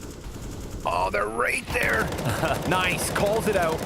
Knocks the totem pole out from beneath, but here comes Disbalance, answering with a shot through smoke as Chopper synergizes in with the Palace push. They've got jungle under wraps. Jamin and Sanji desperate, looking for refuge here in mid. Sanji will get a better gun thanks to the FAMAS. There's some utility to work with. 2 smokes, 2 flashes, and a single kit on James, who's already on half health. Seeing as how Team Spirit have locked down these post-plant moments, you'd think this first map is done. But let's see. Maybe VP dig deep, or they get dug a hole of which they're then put into. Team Spirit with an excellent first map.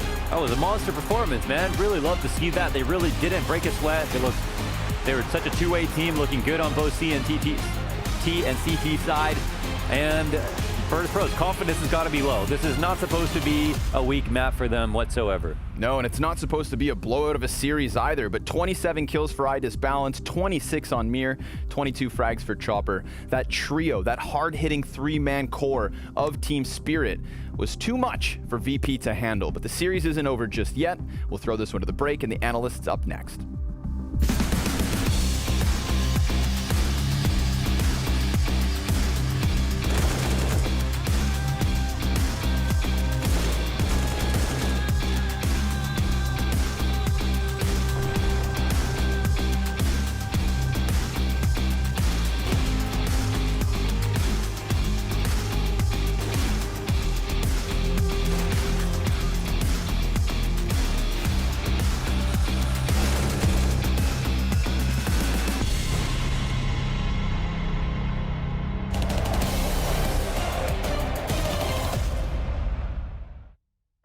Other right.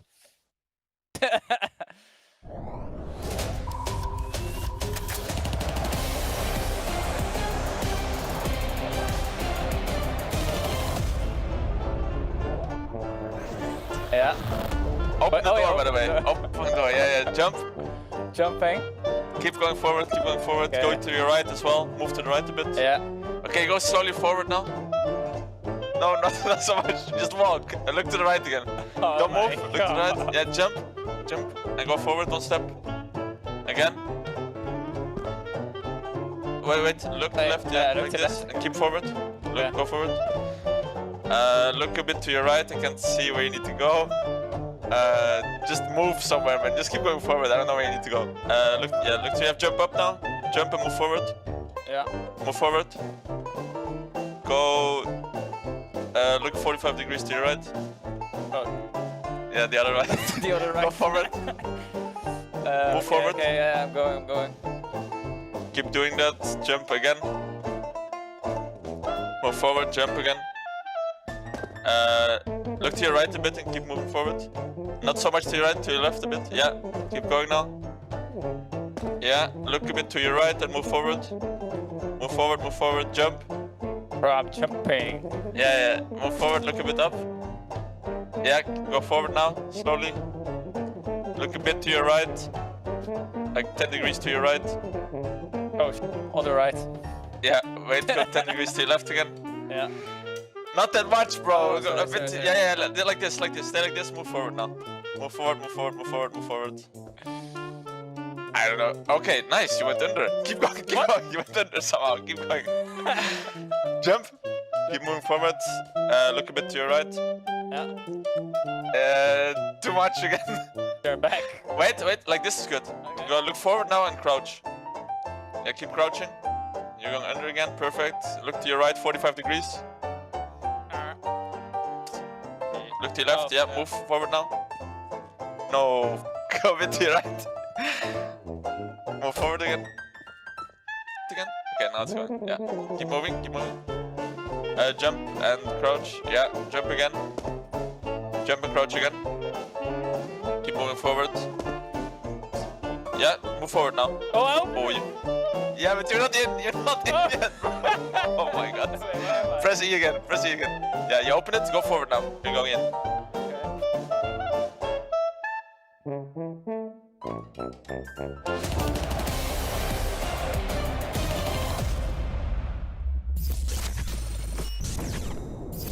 Spirit and I disbalanced. Looked very balanced when it came to that game of Mirage. It certainly wasn't a tough time for him. And VP, well, they didn't quite hit the mark. You got to say, we spoke about it in the pre-game, guys. I disbalance is a man that can be there, but also not be there. Well, this time he came to play. He took over the game. iDisbalance took over the game, quite frankly. If you think about that first half, he had, 18 or 19 kills in the span of 15 rounds. We're going to have some of these kills right here on your screen. What I want to say about VP, though, is I feel like they've done life a little bit too easy for him in general. You can see many of these peaks are very dry. There's a lack of flashes or someone jumping in front of him. Granted, he didn't miss any of these shots. That one was massive. Yeah. But the thing that's pretty crazy as well is that the first half was mainly AWP-centric, but on the second half, he was doing it with the Krieg, with the AK, opening up sites. iDisbalance was all over the place. Yeah, and if iDisbalance took over the game, then MIR closed the game. Mir was absolutely fantastic, or Mir, or whatever we want to call him. Going 6 for 6 in opening duels and constantly being annoying with the rifle, constantly having a presence on the map. And as Londa said so well in the cast, it was around catwalk area all the time. He was winning the duel time after time, opening up the round in middle, opening up the round in catwalk, opening up the round in connector. They just couldn't handle the guy on the screen right here. He was having a fantastic game together with iDisbalance. And when it comes to this, right, there's many moments in the game that can turn left, right, and center. And we have another one of our eco plays to look at this time around. Indeed, James. And as a presentiment of the future for VP, the clip I've picked for the eco play is Virtus.pro having trouble to close what should be basically an anti-eco almost. We have 2 rifles coming in from Spirit, an AWP and 2 USPs. And as we can see here, even though VP are taking the A side, making good ways, planting the bomb even, they're going to end up winning the round. But at what cost, Jacob? They're going to lose all their weapons. It's so expensive for them, and that's the big problem, and that's why we label this as an economical play. The fact that even when they were winning their rounds, they weren't doing convincingly enough, so they didn't build up the banks, they didn't build up the founds that would require them to rebuy into all the rounds. Even when VP was winning rounds in this one, they weren't looking good, and this was a great example of that exact thing. It was a very, very disappointing game.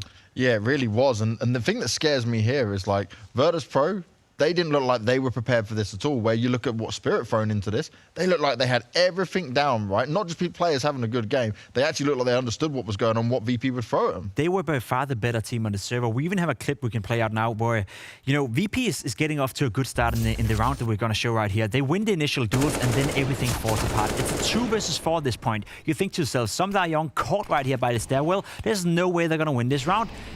Mergen in a good position finds a kill, and as we talked about him on Catwalk, he went 6 for 6 in opening duels, but the duel we're going to see on short right here, Maniac, he was winning that over and over again. That duel is the story of the game, the one right here. That kill, that is the second half resumed in one play. Sanji has been abused on that Catwalk position time and time again. Poor Yakinda now is left in a 1 versus 2 situation. He's going to have no choice but to save his AWP and to just run it back circle for a second. That was a 5v2. Ended up in 1v2 saving the AWP. And if you can't convert those rounds, there's no way you're going to win a game like this. I gotta give it to Spirit. They played a great game of Counter-Strike. In the beginning, it was back and forth. Yeah. VP, as you said, they simply weren't up to the task. No, and this is the thing that scares me, right, is that this was VP's pick. This is a matchup that these guys have played many times against each other. And okay, you can look at Idisbalance and Mirror and say, oh, well, they were having a great game. It wasn't just that, because like you mentioned, Maniac, many times VP are just pushing out there on their T side. Where was the, like, they didn't have the understanding of what we were doing, where we were executing, how it was going down. No, that was problematic. And if we reflect on their CT side again, they never really understood when to switch from fighting to turning up and closing the rounds. You could see the round that we just played out was a good example. Spirit were always able to find a way back into it. There was a duel here and there. Someone was fighting him when they shouldn't have. And you could see from VP, they were trying to take all these duels, but they were outmatched in most of them. Sanji, not to press again on him, 6 and 23, all these kills, a lot of them very impactful towards Catwalk. They had to close the game, or rather close the rounds, and they didn't. I just have one stat line I want to put up here, just for you guys to look towards as well. We talked about Yakinda coming into this game, and we talked about Mer being the 2 starters for each their team. In this game, they had 13 duels between each other. 13, and MIR, he won 11 out of those 13 duels. He was absolutely destroying Yakinda. Mer took him down, he sent him home from the server, and he couldn't get anything done. So that individual duel right there between the stars on the server, you cannot lose 11 out of 13 duels if you're Yakinda. That's simply not good enough. And the thing I look at here, right, again, when I'm watching Spirit play over this year, it's always Mir and Magix who I can be reliable on, right? And I know that they're going to be consistent. Idisbalance has these up and down games, but I said before we went into this, when they picked Train, that's scary. He just came off a monstrous performance, and you're now going to allow him to be able to just run into Train, feeling like he's hitting all the shots. That would be a scary prospect. Right? The key with a player like Idisbalance is that we cannot stand here and tell you that he will 100% play the same game on Train. Sadly not. That we cannot do. If we could, Spirit would probably be in a different category of teams, because we have just seen what it looks like when Idisbalance is activated. If he is on Train, we're looking at a potential 2-0, the way he was taking over the game. But he could miss. He could not be as fired up, and then that would be a lack of input compared to what happened on Mirage. But I agree with Jacob. I think mentioning Yakinda is also very fair. We hyped him up. I did. I said he's a superstar on the making. He's been impressive and crazy with VP. He was missing in that game. Granted, it's a team loss, right? He got shut down. Individually, he should have done more, or could have done more. Could that be, though, down to what he was talking about? He's had to change up roles once again. He did it when he first came into the team, right? Took over a load of roles that weren't his normal roles. And now, again, he's being moved out and pushed around. You could argue so, but when you have 13 duels against Mir, then you have 13 opportunities of winning that duel, right? So it's not about him being in a position where he didn't have the duels or didn't have the opportunities. He simply just lost to the better player on the server. He was having a bad game, you know, and those happens. Even for the likes of Forrest, Getward, and all those guys when they were OG players, it happens once in a while. So it's not like he can come into Train and play like, you know, well again, or be the Yakinda that can be the driving force behind this Virtus Pro lineup. But it must be so frustrating for him that every time he looks up to the top right corner, Mer is up there and he's killing him. So that has to change here on Train. And hopefully for him, he's going to play a position where Mir is not going to be that much around. And one thing though, right, it was a bit of a surprise to us, right, on Train coming out and being the pick there. It's still a map that VP can play. So there is still a game to be had here, but it just needs to be a VP that completely resets himself. Right, it feels like the change must come from within. And it is not map dependent. It's not a matter of Mirage or Train or Dusty for that matter. It's just individually and as a team, they have to reset. I felt like they were one step behind in terms of tempo. We saw again the clips we mentioned, they were playing behind the music. It's like they were trying to catch up, and Spirit were the one leading the charge and even taking over these rounds. So I don't care that we're going to Train on Mirage. They know how to play the map. Train is a map that VP can play. But if that's this VP version, we could look at a 2-0. But we could also stand here in an hour and talk about how thought that reaction from VP was amazing. Yakinder showed up, third map, hyping up, that could be a possibility, but time will tell. VP starting on the CT side, and you said that initially there would be a bit of an advantage for them going into this one. Last time Spirit played Train, that was against Sprout, who we saw earlier. They got 10 T rounds in a row to close out the game. So their T side is super, super solid. So VP, they have to come off to a good start, because Spirit's T side, that's dangerous, and the CT side, not bad at all either. Not bad at all. We'll have to see what happens when we get into Train. That's the map that's coming up next, and it's Spirit looking to go all the way with another 2-0 here, but it's up to VP to put a halt on the Train before it docks in the station. We'll be heading to a break, and when we come back, it's match time.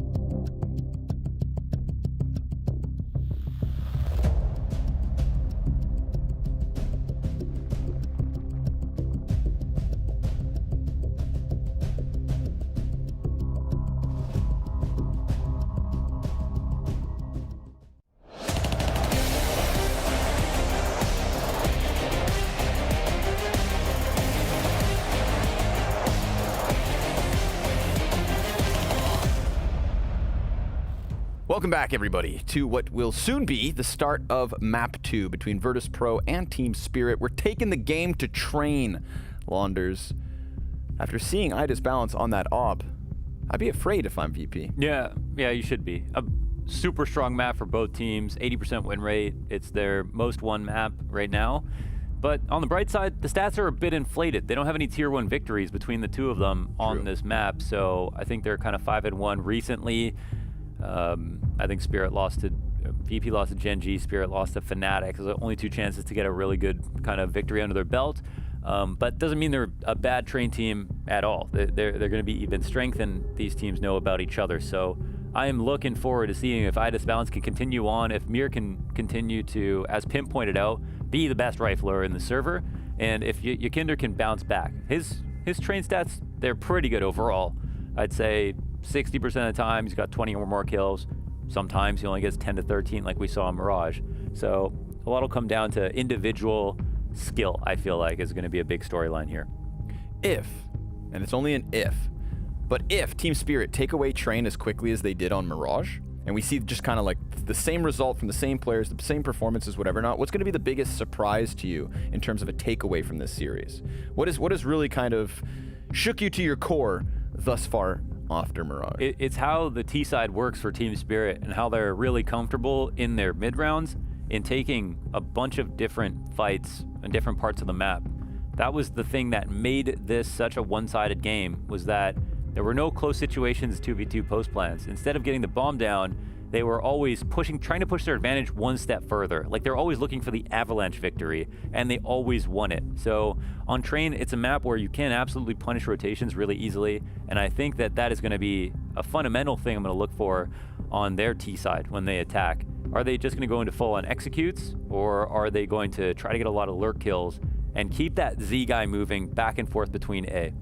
You know, I think those avalanche type moments, it's a great analogy, by the way, it's only able to happen when you get that 3-man core of Team Spirit really hitting that hard. You know, yes, iDisbalance was kind of stealing the show. Some of those shots were real nasty, but it's the fact that they could flex the advantage because even if he dies, you got a man right beside him. You know, you've got Some Die Young performing as he needs to be. And, well, if anybody from Team Spirit starts to cool off a little after Mirage, then I don't think it's going to be nearly as easy from Spirit. Even if it's just 2 of the 5, I think they really need to take that exact same performance from map 1, throw it into map 2, and then we would have an understandable situation as to the Team Spirit 2-0 whooping that maybe we're about to see. Buckle in, everybody. It's Virtus Pro on their opponent's map pick, taking to the CT side. Yeah, for what it's worth. It's funny that this can be your opponent's map pick into your best technically rated map.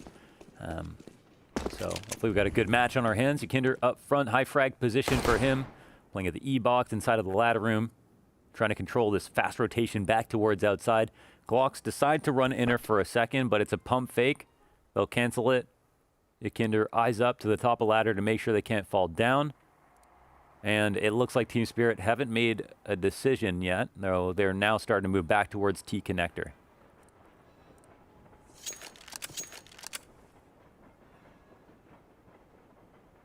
The trains chug along.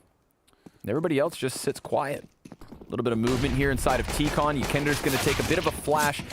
A little too flustered with so many players coming at him. That is 4 members of Spirit charging headstrong from T-Con onto the A site plant. But will they plant? A little bit of a challenge from the side of the smoke.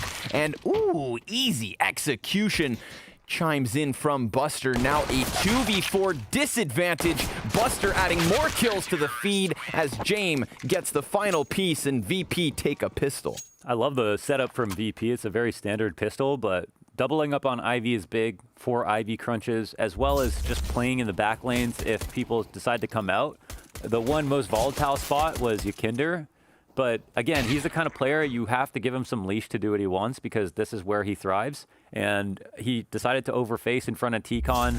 He ate a little bit of a flash and died, so the execution was quite strong from Team Spirit, but it almost fell apart there for Virtus Pro at the end. But Virtus Pro now will take this quick lead. It's going to be only pistols here for Team Spirit. Only Glocks, really. They just hang out in the bathroom party here. It's pool day all over again.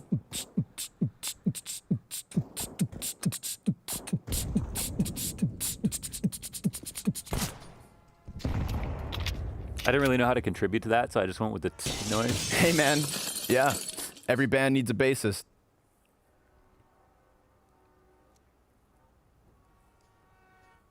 I wonder what they talked about.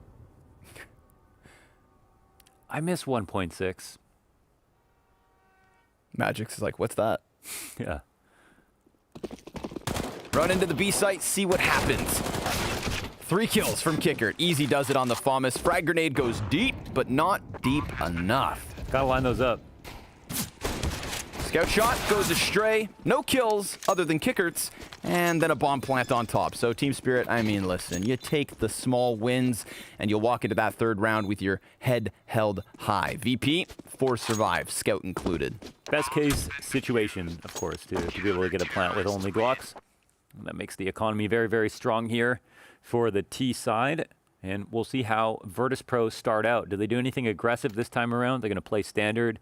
out on the A site. They're going to make any pushes happen is the question. I just balance opping here on T side. And we had Kerrigan talk about how one of the biggest things with Woxic leaving was on the train T side, not having a world-class opper there made their sides a little bit weaker. Like, oppers weren't always necessary on T side, but on train, controlling T-con, looking for a lot of opening picks, or exploding with an execute, that opper can create immense value for you. So with Idis Balance playing as well as he is, I expect him to be a critical part of this T side with an op. And I think historically, you take the last 3 maps from Virtus Pro, they're probably the reason James at the top of it, 1.40 rating. Always throwing himself into the mix. Ugh. Yikes. Dodges that one. Kickert's able to retreat. Careful now. Counter-terrorist down beneath you. Sanji, man, for somebody who got kind of bullied on Mirage, this is a high-pressure situation and position for him to play. He puts out the fire, cools things off. Yeah, it's a lot of distractions as this Ivy push comes out. It looks like, can we get eyes on your Kinder for a second? It looks like right behind them, behind the box, he's sitting waiting. But since he's not spotting this, his teammates could get shot on the side. They have no idea that there are T's this close on Ivy. Yeah, now he turns his attention, but it's actually the man up on top, Buster. Looking to lock this in.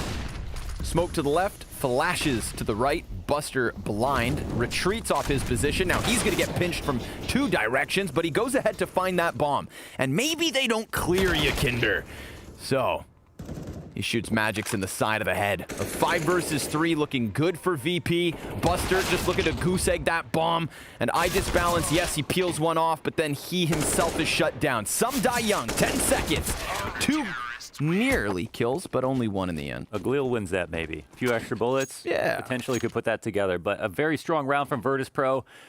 And they weren't necessarily aware of an Ivy hit. The only risk, of course, like Yakinder is fine tucked into that corner. He doesn't have to worry about Ivy. He can hold this angle, sit back, watch for a sandwich push out or someone coming through Olaf. But his teammate on the top of the train, he might be in danger a little bit. But there wasn't that gap in the timing. And as long as Team Spirit waited, nobody came and faced them. So I wonder if they'll attempt Ivy again at some point and what it'll look like next time. Ooh, he thought about it. It's just a deagle. What do you got to lose? Potential for a B plant, perhaps. That's what. We saw them get down here with less. Ooh, Kickers playing around with it, but drops the Molotov, holds on, and Team Spirit staying mobile as they have been. Pump fake. Back to the B site, they look to pop. Look at the CTs, though. They're all getting into position. There's a chance they move through them. Hell, a couple of deagle kills will certainly help. And now Jane, kind of feeling the pressure of the situation, has to forfeit a little bit of control. Sanji's able to add 1 to the tally, and the bomb goes down. Now, what can they really recover from this? Mir has his hands on the M4. Some Die Young's got a more advanced position than the rest, and they're going to have to get through these pistols before the M4 can even do anything. But the M4's not needed. Some Die Young, double deagle headshot, and James, who's been here nearly since the get-go, has to get going on the retake. Time quicking so quick that I think he already concedes this whether he wants to or not. Swaps to the op and walks away. Team Spirit on the board. Damn, Chopper smartly playing for time and nothing else in that position. And it looks like James, yeah, he'll be able to save the op at least, but Some Die Young. We get a second look at those pistols. That was a fantastic couple of deagle kills by the man on your screen. And it's everything because he's not in a very safe spot, but he needs to get some kind of map control for his team to make sure they win in the post plant, right? If he gives up this space and they start to move in, there becomes less and less good positions for the CTs to stand in, and that's when they can, the Ts, excuse me, and that's when they can just get overrun. So each of those kills may be just as valuable as the last. Not a position that has lots of cover, but I do love its ability to play both sides of the train. If they give you section 1v1s, you can absolutely take them, as he did. But Yakinder's going to take kills of his own. He'd make that singular. I disbalance, quick op answer. And he knows there's more back here. Ouch. Such a tricky approach. They throw the flash in, but he just continues to walk. then crouches under the rifle, trying to make it seem like it's an empty flash. Oh, Magis, he'll get a kill down over at Ivy, which makes things very, very interesting. There is no rotation here for the CTs, but there is these top halls controls. It'll take a great reaction from Some Die Young to win this duel, and Kickert, he'll be too ready. Falling back into the site. However, he's on low HP. Jame is rotated in. There's no flash to support Chopper here, but Jame falls off the angle. Whoa, they have caused so much distraction. We're focused in on Chopper, but there's actually so much presence outside. The wrap is in for Magisk. He's working through the back halls. There's enough time to really play this out, but the late peek, oh my god, punished on Kickert. Headshot with Chopper to combine. James out of the round. It leaves just Sanji in a 1v3. Excuse me? That Tech-9 headshot? I'm thinking, he fumbled his gun, it's all over. Now Sanji's gonna have to try and legitimately just clutch this out, but with the smoke, creates a little ambiguity. Has he peeked out? Has he fallen back? Questions that Team Spirit have to ask themselves as they look to lock down a second round. How does he land that Tech-9 shot? They look super good on train. I mean, the Tech-9 shot is one thing. Kickert did have 19 HP, so he dies no matter what. He just makes it look stylish in the end. But Kickert basically just has to make sure he gets that kill. He's just a little bit too far off with a FAMA, slow health, whatever. But the real magic here is that Virtus Pro created timing windows inside of B where Jame came back to outside. Remember, I was talking about this, making the Z player dance, basically. And that's how they got down the A ramp. It looks like awkward, bad timing, but it's really Ivy pressure, a little bit of T-com pressure here. You're not thinking about this lower ramp play, especially when there's only 3 Ts left. There's the T-com pressure. There's your Ivy pressure. And there's a nasty Tech-9 shot. And see, Chopper gets into a position where Jame had him dead to rights if he just sat on the ramp. But it was the information that allowed Spirit to get into a position where they can outduel an Opper comfortably. Well then, that's a bit of a curveball. Yeah, I mean, when you get into a spot like this versus a T-side like this, not falling for rotations is everything, but it's so much easier said than done. You know, you're constantly afraid of somebody lurking out at any given moment, and they're winning such a high percentage of these lurk kills, which normally means the Ts are spread thin, there's no refrag available. If you get that kill, it could mean the world, but they can't get that kill. Well, these are one of those special rounds. This is kind of like the VP specialty. If it delivers, Jame on the op, nobody else has anything to offer him other than a flash and 2 smokes and maybe some distractions. Play those bodies like ragdolls and hope that the sniper hits the mark, hope that it's within the mix, but Chopper wasting no time. Oh my, wait a second. Oh, hey there. Hey there, buddy. He really waited that out. You are dead. Ykinder gets blindsided, just like Sanji, who was just trying to turn his head to the attention. AWP is locking in Magix, and if he gets this kill, then Jame can escape the damage that's inevitably coming at A. He is pinned in this position. Just wants to run. He knows where there may be prying sets of eyes, but all of these pistol players dying in a very similar situation, looking the wrong way to these lurky AKs that wasted no time getting onto this A site, but then falling silent instantly. Very cool. Oh, this is, you know, ideal round here for the Ts. They take out all of the pawns. They leave the one queen, Jame, who has all the long lines, one-shot kill potential. They make him wait the longest to find an opening. The opposite of what he's looking for, and they even punish the save here.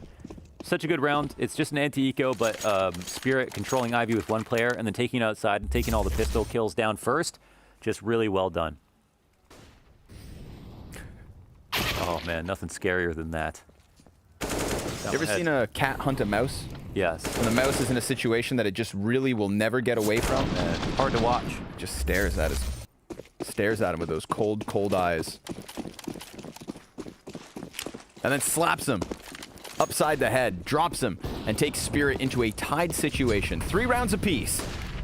But clearly, Team Spirit feeling themselves here now that they've cracked through the defense initially. And this is a team that we know can go on a spree of round wins when it comes to the T side of Train. Hey! Oh my god. Nice run, Boost. Yeah, they're actually playing anti-flash, waiting for that first, but it never comes.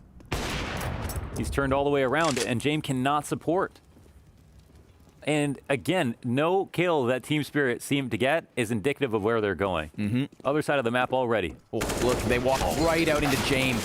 Just takes his head off. Mir, well, he does get another one, but Yakinder could be the difference maker here in round 7. Minute on the clock, and he instantly takes to the top rope, but this could actually catch him out. Look, he's just running right into Magix, who now has confirmation on the last man's position. Sanji just has nowhere to run, nowhere to hide. Team Spirit, excuse me. Team surprise. Exactly. Yeah, take them by surprise. Yeah, absolutely. Dude. Another situation. You don't need to throw flashbangs when you're throwing bodies. Yeah, true. This is the whole point of the run boost. It's not necessarily a flawed CT setup. It's just that Buster needs to be more prepared. And that's frustrating because the player, what makes Yakinder special is the fact that he's willing to take that risky rotation, run across upper to get into a really powerful spot. But Magix is already down the ramp, right? They're just, Team Spirit are not afraid to take these risks on the T side, even in 2-on-2 situations, and it's constantly working. And I think that was one of your final points when we came into this map, and I said, like, what was the biggest surprise? What was the takeaway? You said the avalanche effect. Right? Magix, he is that last rolling snowball. After, yes, the initial wave did hit a wall in Yakinder on that B site, he didn't let that affect his mind. He didn't let that affect his spacing. He knew what he could take for free, and he did it. And even if Yakinder hadn't tried to take a risk of his own, Magix was absolutely there to scoop up all of the control that his teammates had created. So we find ourselves here in round 8 with pistols on VP. This was the tail of the tape on Mirage. This was the reason that Spirit were able to extend their lead so significantly. It was just versus pistols, but poor Mir gets bullied into a corner. And then his AK is robbed away. Maybe a real test here for Team Spirit. They lose a player early. Hand the rifle over. Trades hands goes to Sanji. Yakinder low, of course. Ivy pressure again. Really loving this T side here from Team Spirit.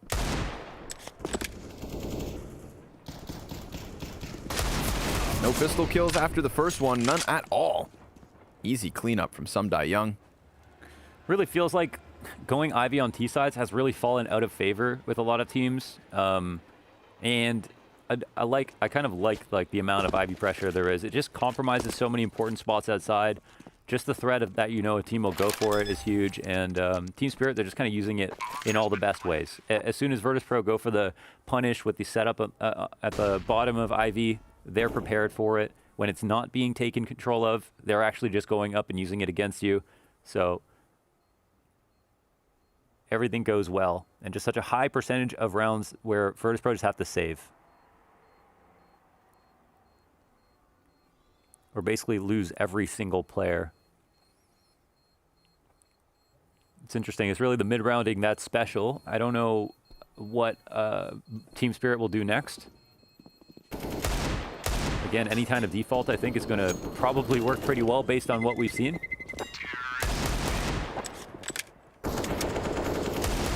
On fire, just like that, man. 3-0s from VP's start.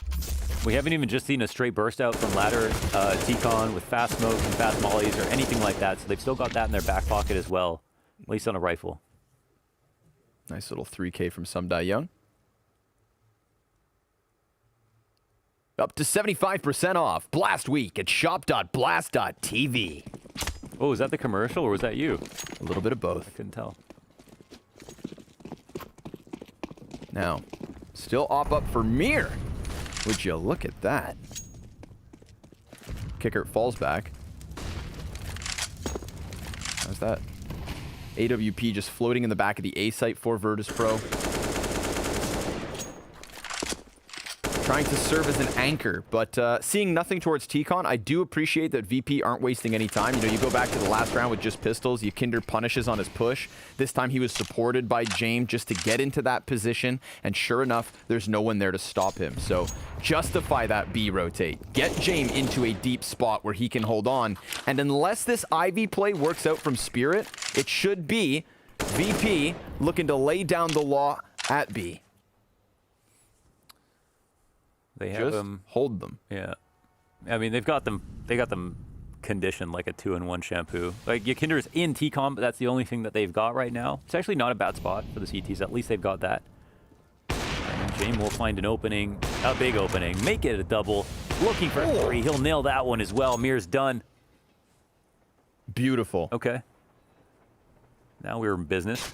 James delivering as we expect him to. Last man up is Magic's coming in from Ivy. So yeah, I mean, kind of exactly what we expected. Once we see Kinder take that deep T-con control, once we see Jane move to the B site, it was very clear Virtus Pro knew what was up. All they had to do was deliver. And Jane absolutely does. Yeah. See how he's got to stand up there, you know, really risk it versus like what could be a wide peek, just because that's the only way you're going to get kills these days. And he's not scared to be in those positions when he needs to be. He doesn't save because he's scared, he saves because he's prudent. And it doesn't bleed through into the middle of the round when they think they have chances to win. He is there taking the right risks. So, yeah, important for Team Spirit, of course, just to not be too scared to play their own game, if you will, and go for the aggression when they need it. There's a good example of a round where they're clearly still in it, even though they've lost a spree to a very strong T side.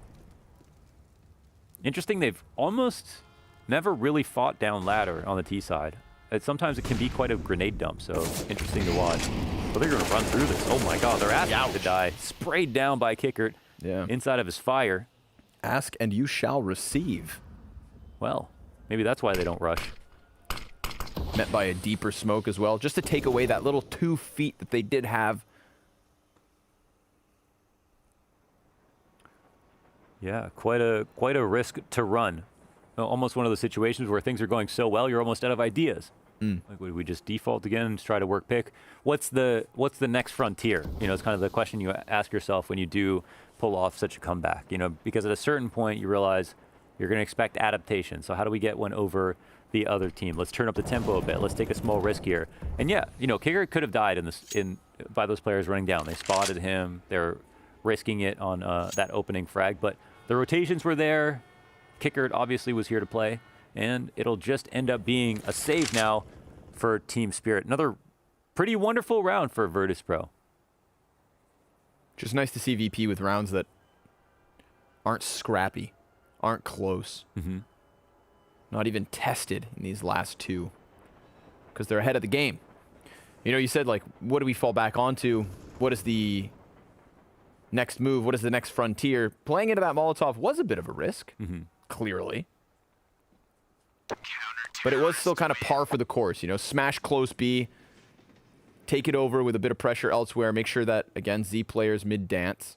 Yeah. Keep them occupado, but... Small thing, but Kicker's shoulder peaks have been pretty good here. Now taking a lot of damage on the sprays that come through. And yeah, just a full-on punish. Okay. So we're going to have a tack called, the tack timeout called. Call Paul. Call Paul and tell him about the tack timeout that's called. Better call Paul and tell him about the tack timeout. Better Call Saul, great show. You think so? Better Call Paul better.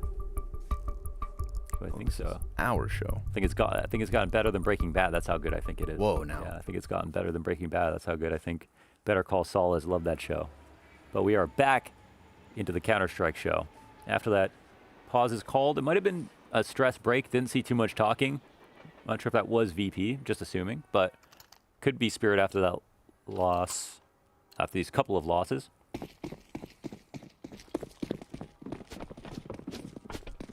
All tied at 5.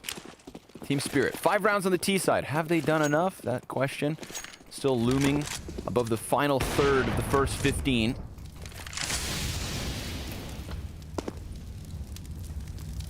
I don't see anything too different just yet, but we are still in that default phase. And another risk taken at the tail end of the Molotov. They try to swoop in on Sanji, and at least Mir uses this moment to slip out and keep him in position. But Sanji knows this. Not his first rodeo. Oh, he's being a pest. They'll have to try something else. They had him full flashed, but he just whipped and hit that instant headshot. And, ooh, there it is. Oh, wow. Sanji, he decides to get aggressive. Flies his body up ladder. Gets chopped down. That's the thing, their default is everywhere. Like, trying to get some map control back, and they're just like, there's just someone sitting at the top of the ladder waiting for that push.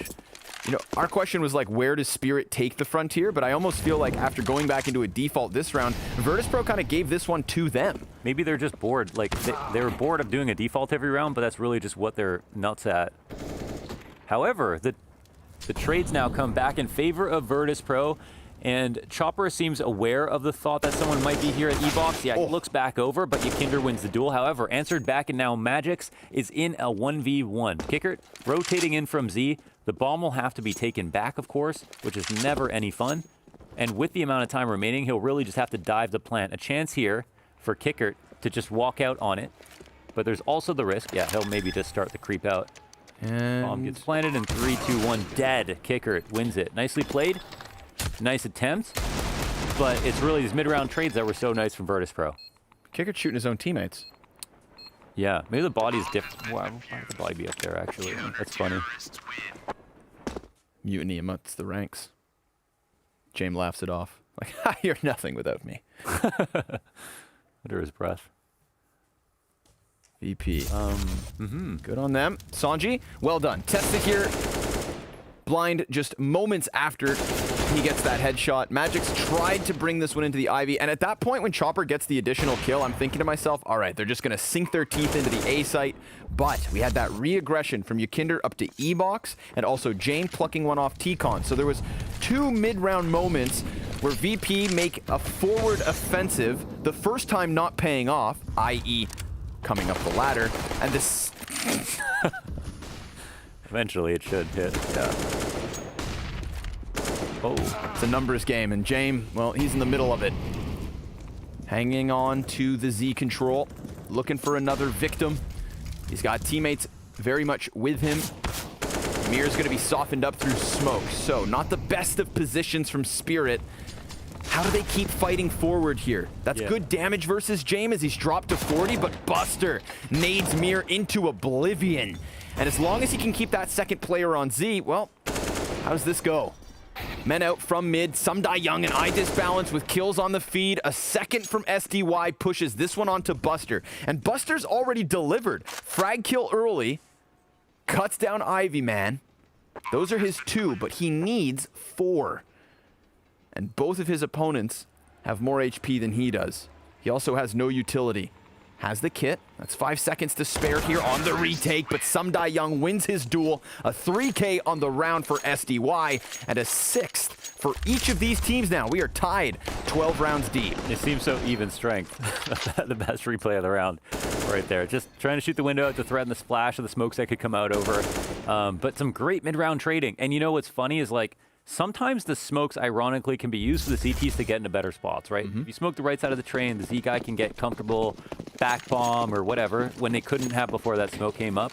But once Team Spirit used the smokes to get outside and are far up in positions, that might be all they need, because now they can really isolate CTs. The CTs can't hide behind smokes, and they can win that way. Wow, a nice trade. It's not on the same guy. Sanji will refrag as well. Shot missed by James. Kicker back on the ramp, and Buster gets another. Double op setup, working out for Buster as James was dropping shots. Doesn't look fun to play against Team Spirit. They're always just, they're like a 5-pronged attack on basically all of these rounds, and every single one of their setups looks slightly different, which is cool to watch. But again, doesn't look fun to play against. But now Virtus.pro starting to deal with it a little bit better.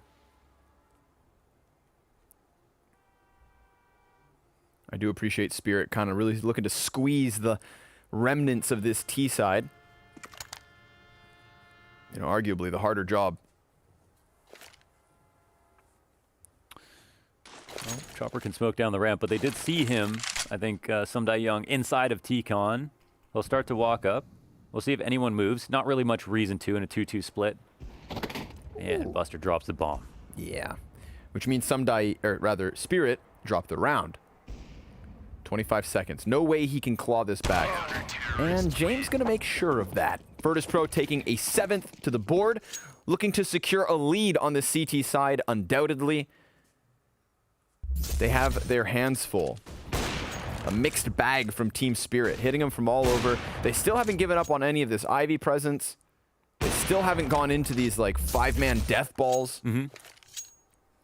They're continuing to try and play their default and hoping that it works. But here on this round, with nothing but 3 Glocks, 1 P250, and a Deagle, at least Mir has armor. And if that's your silver lining, it's incredibly thin.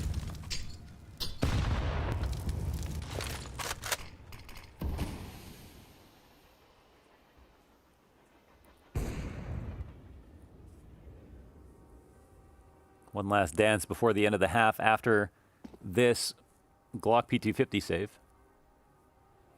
I can try Mir shine with this classic no Deagle skin Deagle. We know all the best players hit shots with this Deagle.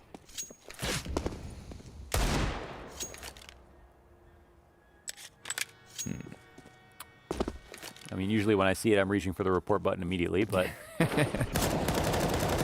How about no-skinned M4s? Yakinder surviving the first 2 tests.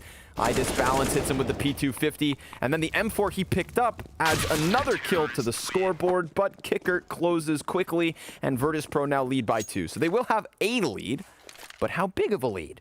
The 15th round will tell us all we need to know. Yeah, it's a question of whether or not they'll be happy with the amount of rounds they have on T side. I feel like there'd be so much frustration if you're VP at this moment. So even if Spirit don't put together a better half than this, they're already, I think, they've met their quota and can look forward to moving on to the CT side. Where I'm not sure that's quite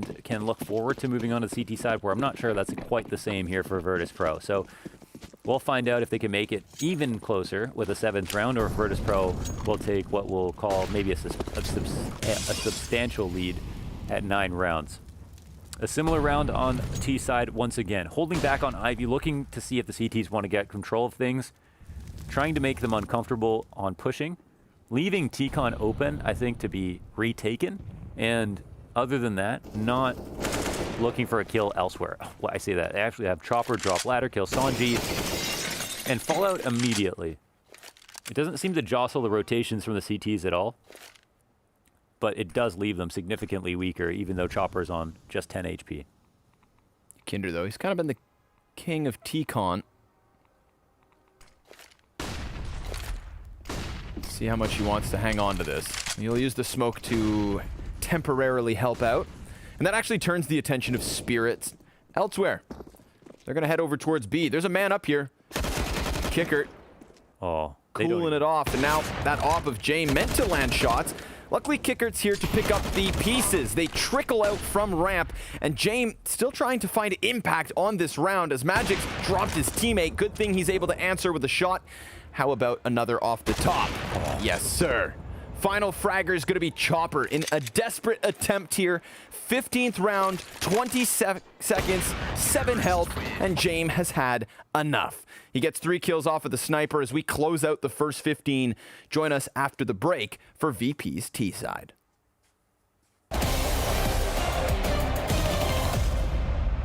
Right now, turn right, turn right. Where's this toilet, man? Go, go. Keep going, keep going.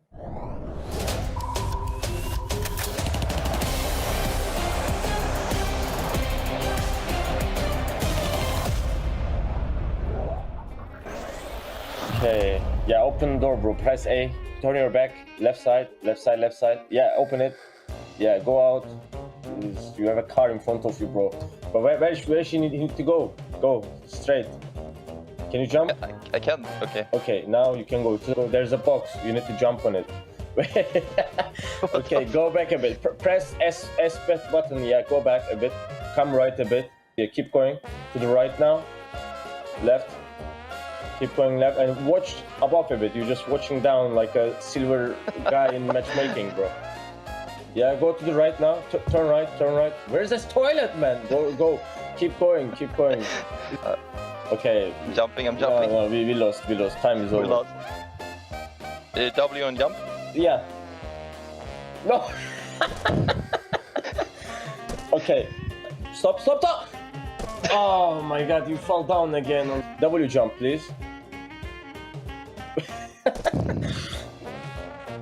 W now. Press W. Wait!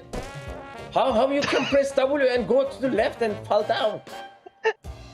Yeah. Keep going like this. WWA. Yeah. Just run now. Run? Yeah, run. Okay. You are in mid ramp. Go, keep going. Jump now. Press W now. Yeah, keep pressing. You're gonna enter. Yeah, you are in. You can close the door now. Yeah, and you close it. Did he need to go out or not? Okay, turn left, right, go W, crouch. Yeah, keep going. To the left now. Yeah, crouch and press A, just A button, and go towards left. Yeah, perfect. Everything is good. Now stop. Stop. Oh my God, you fall down on the mid thing. Okay, turn your back. W jump. Press W and jump. Perfect. Just keep going with W. Yeah, just close the door now. You turn your back and close. Other side. Yeah, wait. Other side. Yeah, wait. Stop. Here, press A. Go down. You crosshair down. Down. Yeah, now A. Okay, it's closed.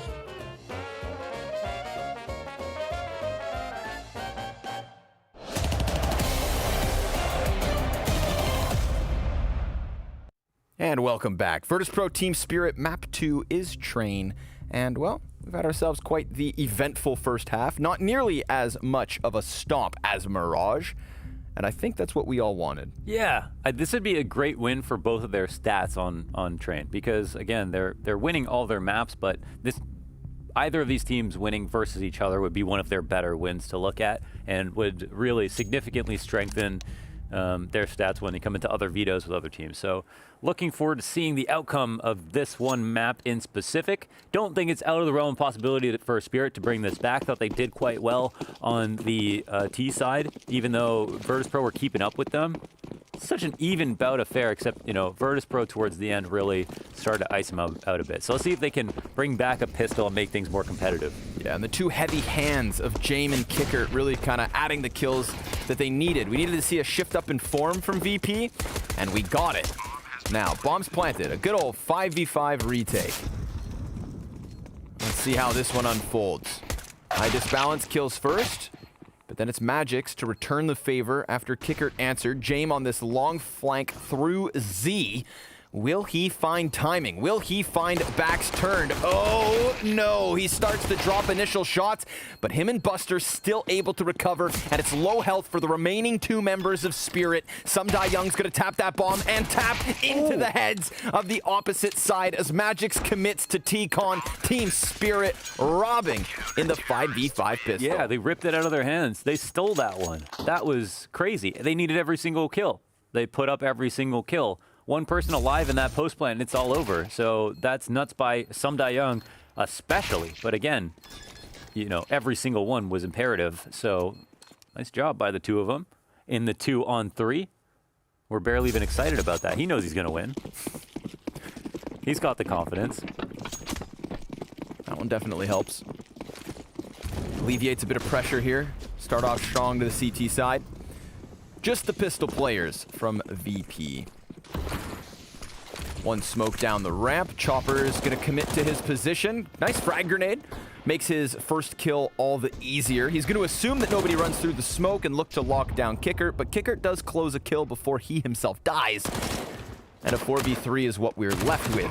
Magic's rattling MP9 bullets here down the ramp. It's an easy retake once the bomb goes down. Two plants back to back. They forced Team Spirit to invest a lot more than they'd like to into this round, so that's a nice win for Virtus Pro on top of not investing anything to get a second plant in a row.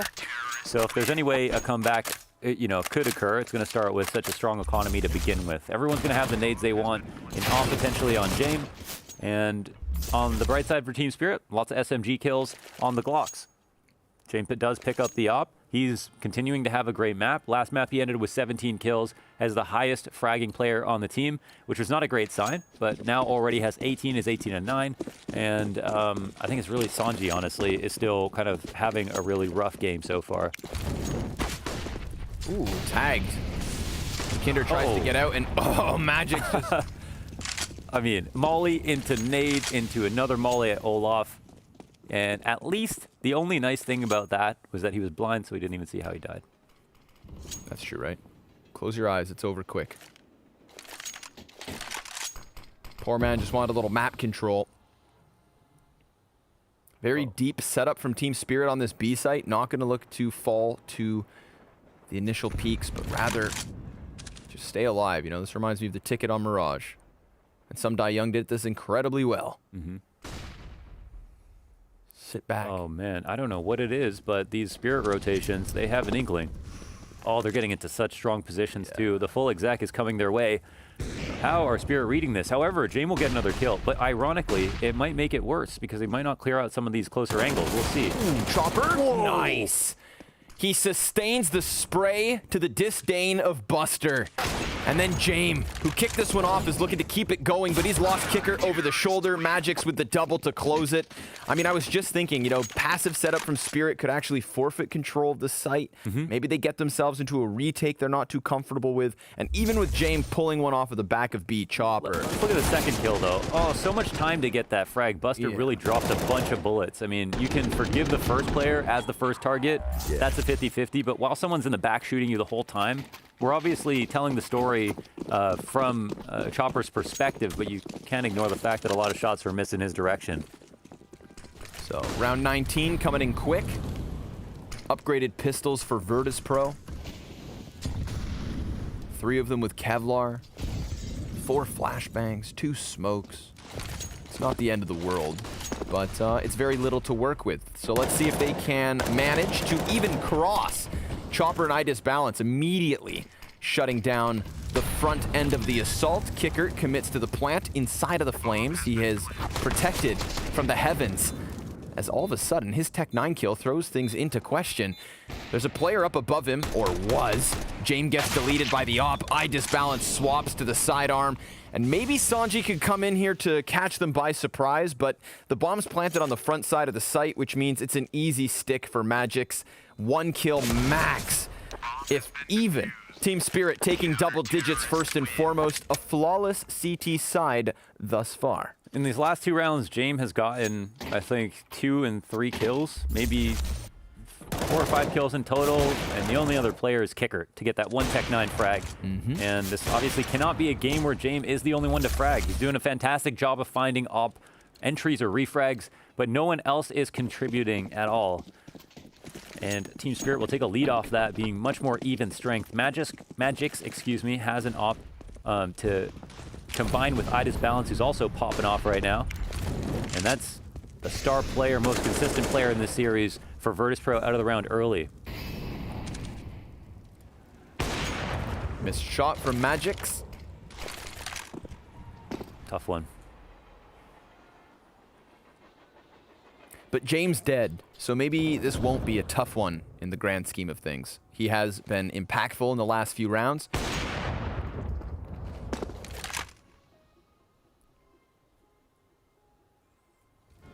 You wonder who's going to step up instead. Kicker has been delivering, but Yakinder's hard entries have been kind of cooled off as of late. We haven't even had a chance to talk about Sanji if we want to. My man just runs into T-Con, supporting Flash. Powerful angle, though. Oh, man. Yakinder cannot get that kill. You know, Some Dayong has the advantage on the first couple of bullets. Yeah. Okay, Kicker will come through the trade. Still 4-on-3 situation. The CT, Sanji in a powerful position and gets a kill. 3-on-3 now with Ivy control. However, the ladder flank comes in from the inner push. Yeah. 2 T's already past the T-Con. Oh, interesting. Oh, he's flirting back, and Chopper takes his head off. It's a clutch situation here for Buster.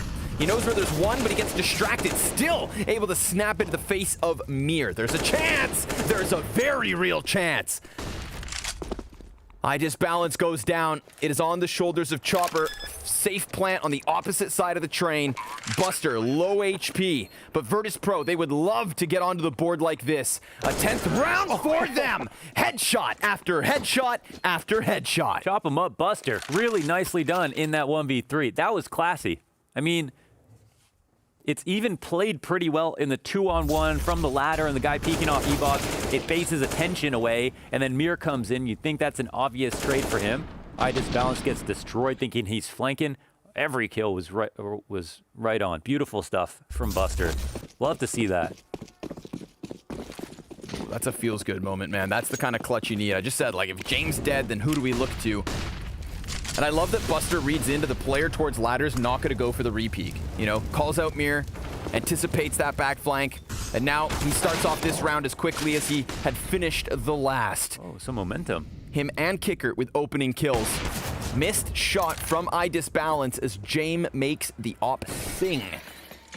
Virtus Pro looking to take that lead back, but it's still in contention. Yeah, the other player is inside, which makes it harder for Sumdayoung to make this position useful. He'll pop out and get destroyed by Jame, leaving iDisbalance alone to save. That's a cool round from Virtus Pro. They immediately turn the tempo up and just win all of their duels right off the bat, so something you'd like to see for sure for them. And Jame continues to have impact. It looked like it was cursed for a second. If Jame gets kills, they lose, but now we're seeing everything work together like a beautiful orchestra. Sanji plays the triangle. I wasn't ready for that. iDisbalance. Yo, there's time. Wait a second. Is it? There's... Yo, missed that one. Doesn't get on it. Did he have a kit to work with? I did not see. Nor did I. Yeah, maybe that's why he didn't go. But everybody dies. A nice try. I can't believe that save actually turned into an actual chance at the defuse. What comes of the economy is a question. But again, just overall, nice. The triangle. I'm done with you. Tac timeout called by Spirit. 3 of 4 taken. They're going to sit and talk about things. They can't let this slip. They just lost the 1v3 to Buster the following round in a very, very confident, high-tempo default. And, you know, the next round, it might still be just about making sure they can't die in the first few seconds and then thinking about how to get to the late round situations without letting Jame get a kill. But on this round, they don't have anything, actually. So strong position for Virtus Pro to take a lead and run with it. It was looking like it was getting difficult to crack through the thick skin of Team Spirit's CT side, but now that they are through, feasting on flesh, the soft underbelly of Team Spirit here in this round is shown clearly. USPs aplenty, and hopes, not so much. But then again, I don't want to get you all excited over nothing. Well, they know what the party is. Yeah. You know, they're not equipped for the shindig. They're still in their casual clothes, but they're knocking on the front door. And Buster, he's the bouncer.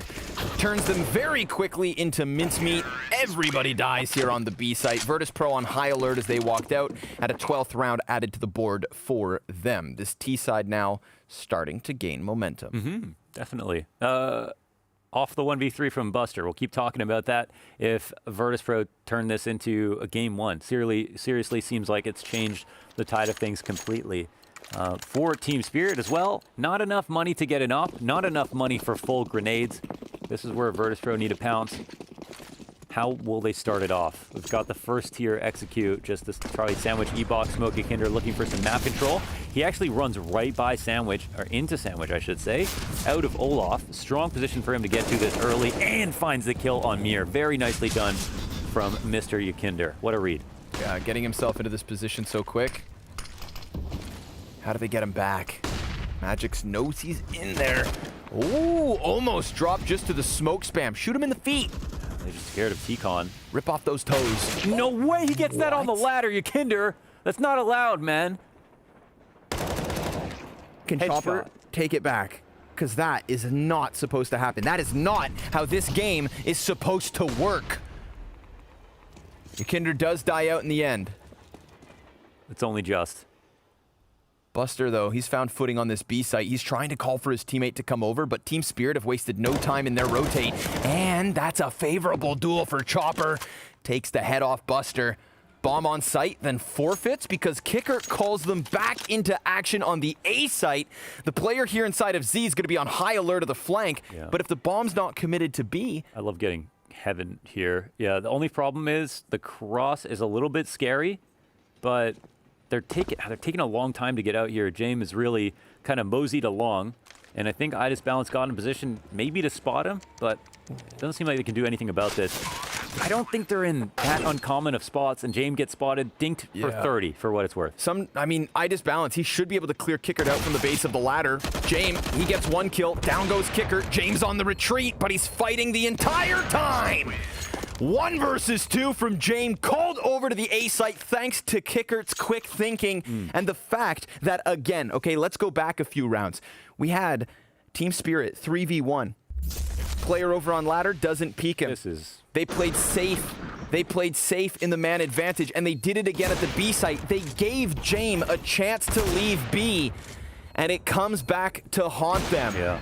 Shot to the chest. He does wield this power over the other team right now where they're scared to peek him. He's at 26 kills now, 26 and 13 on the map. But yeah, heads up play, nice mid-round situation on low numbers for Virtus Pro, and definitely one they could have lost. All comes down to a clutch. Economy here really hurt for the CTs.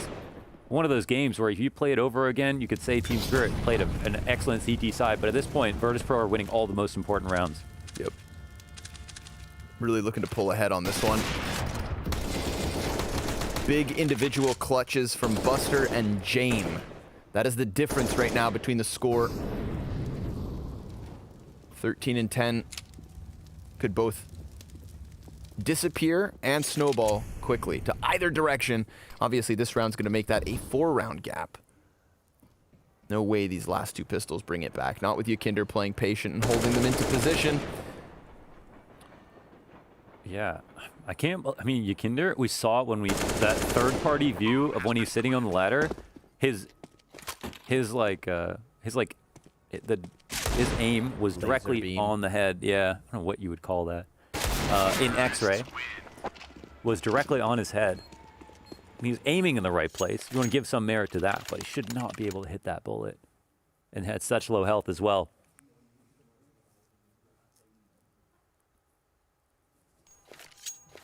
On fire, Virtus Pro.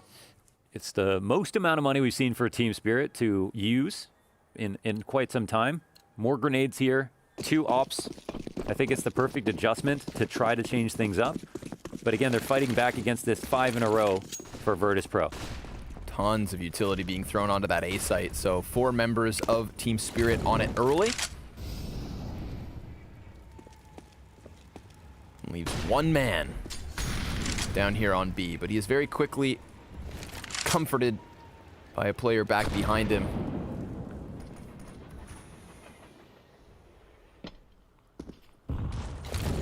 Virtus Pro all over the place right now, leaving that late lurk on Ivy.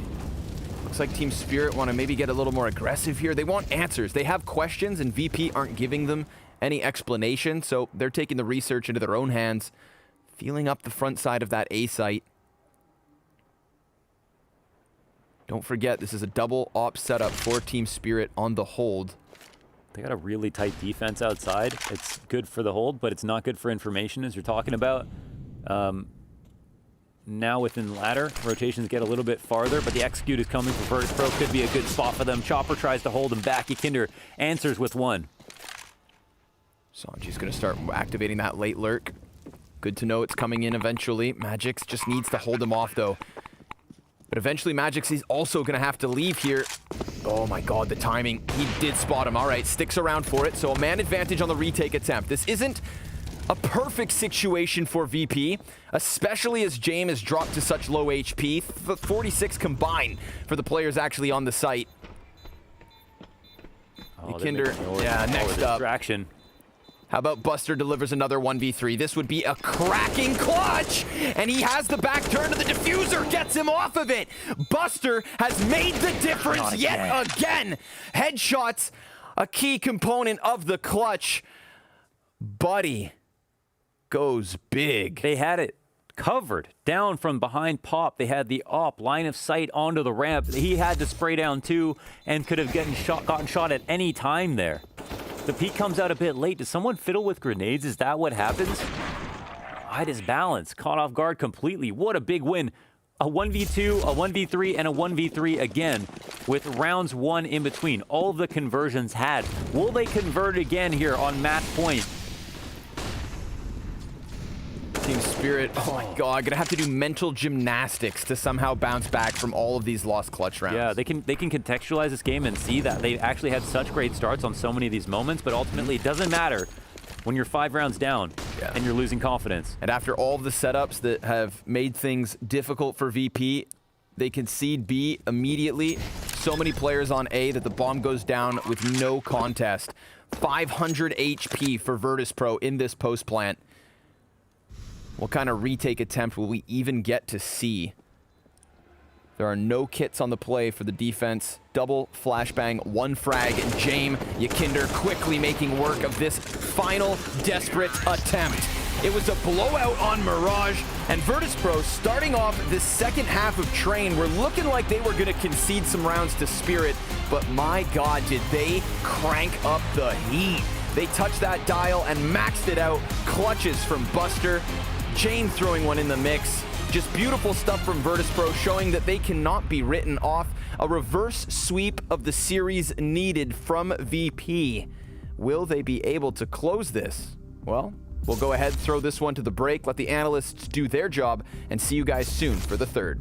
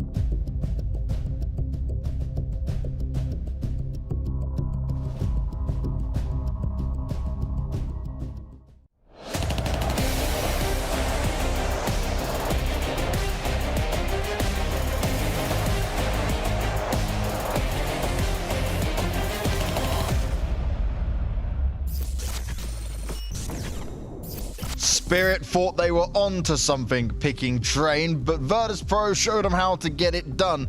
A couple of miraculous 3v1s that James was able to pull out the bag and some more as Maniac smiles away, because it wasn't just James time though. It was a team performance coming out here of a team that did actually seem like they woke up in this one. That was a reaction from VP. Yeah. That was the reaction we were hoping for. Even on the first half, things started to look shaky in the first 7 to 8 rounds. Spirit were really making a good fight in that first half, but then you see VP coming alive in the second half. We will have to address the clutches at some point, because VP, I don't want to say stole that one away. I think the word is too strong, but they definitely turned it around in a few occasions. I want to say it. They stole it away. They stole that one away. They stole that one away. Big time, James. Big time.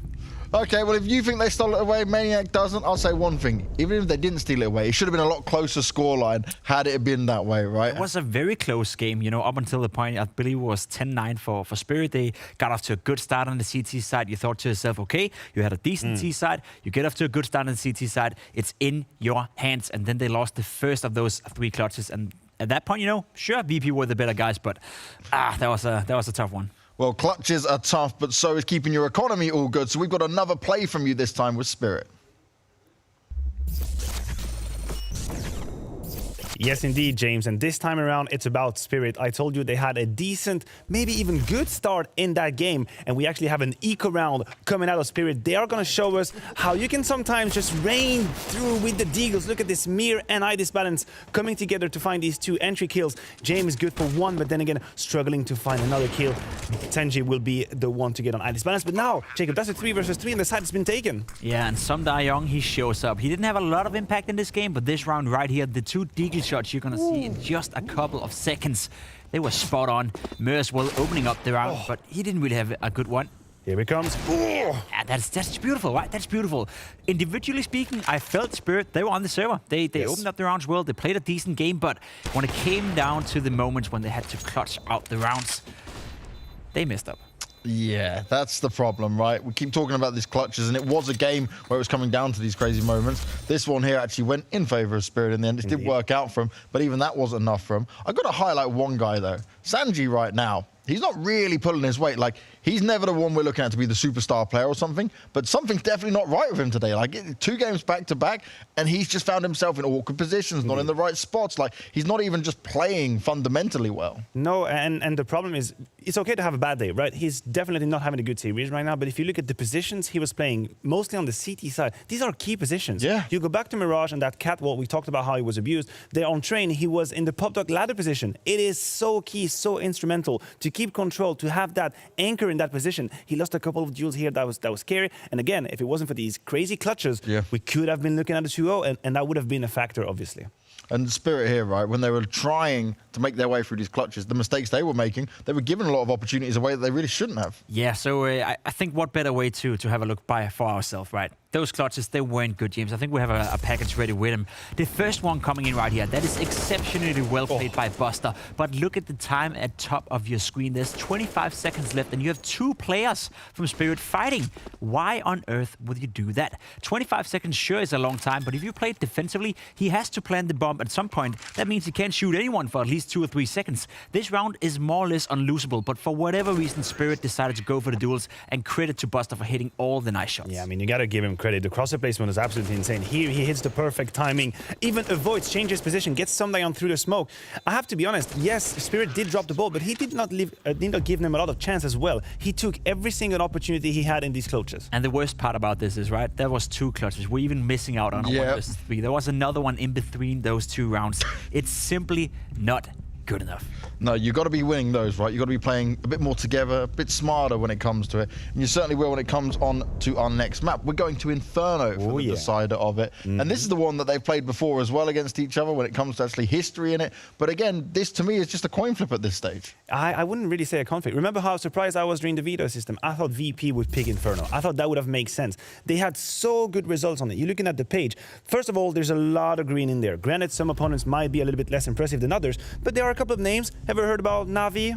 Team you know? Do you fancy them, James? Pretty good. You know them, right? They've beaten them twice on Inferno. So it's definitely a map they look good on. Granted, they dropped it against OG once at Flashpoint, but before that, 10 or 11 wins in a row. VP is a good team on Inferno, and things could get scary for Spirit. I will say, though, now that you talk about Navi, in the video between Navi and Spirit, who played not so long ago, Navi removed Inferno as the first map in that video process because they were afraid of playing Spirit on that map. Spirit is by no means a bad Inferno team, and neither is Navi. They could play Inferno, you know, they have the potential to play it, but they decided not to go for that one and instant remove it. So I agree with you, Maniac. Both teams are actually capable of playing Counter-Strike at a high level.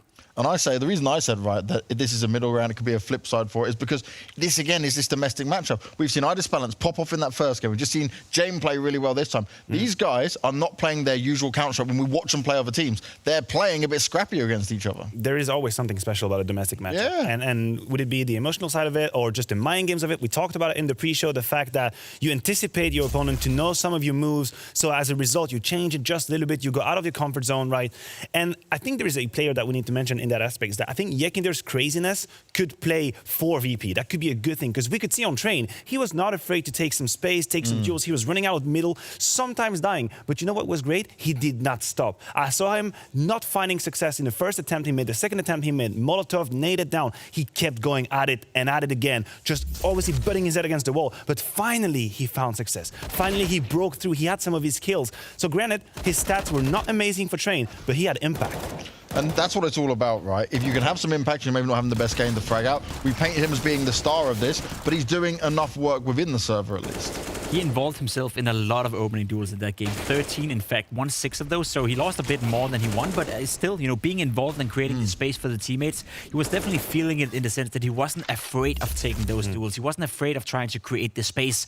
We gotta say it though, just as well Mir played on the first game, just as poorly he was here on Train. He went 3 for 10 in opening duels. Simply not good enough, right? He has to do better than that. He struggled a little bit, I would say, in certain duels, but he wasn't really put in a position to thrive as well. I think it's going to be different on Inferno. And if you look isolated on the 2 first maps, if you had to pick a team who's been playing the best Counter-Strike so far, it would be Spirit. They were by far better on Mirage. They should have won Train had they not lost those clutches. And that, you know, to me is enough for me to keep my prediction safe. Spirit's going to win. I wanted to say, Spirit is going to win. Who did you predict to win again? Because you can see he's selling the product. Like, look, come on, at the end of the day, Spirit's the better team. Well, I like it, right? Because he said about, like, they should have won. I'm looking at 4 clutches, right, that I remember off memory, and then there was one that Spirit run anyway. So if you give them the 3, VP would still win. There's always 2 sides to that coin, right? Because you can always say, you know, if Spirit can't win those clutches, maybe they're not the better team, but they got themselves into good positions, and hopefully Maniac, they learned by that. Yeah, it's been a pretty mirrored matchup, I want to say, because if we go back to Mirage, I feel like VP had some pretty good occasions, and we even mentioned the 2v5 they lost. They've had some of these rounds they threw away, and now you flip the script on Train, and you have Spirit in control, losing these clutches. So teams are going pound for pound now, blow for blow, and it all ends up on Inferno. What better for a third map? Inferno is our favorite third map. It's always the one that brings great decisive ends to series. Who's going to take the win? We'll be finding out after the break, but either way, we know we're going to get a bargain bang game out the way.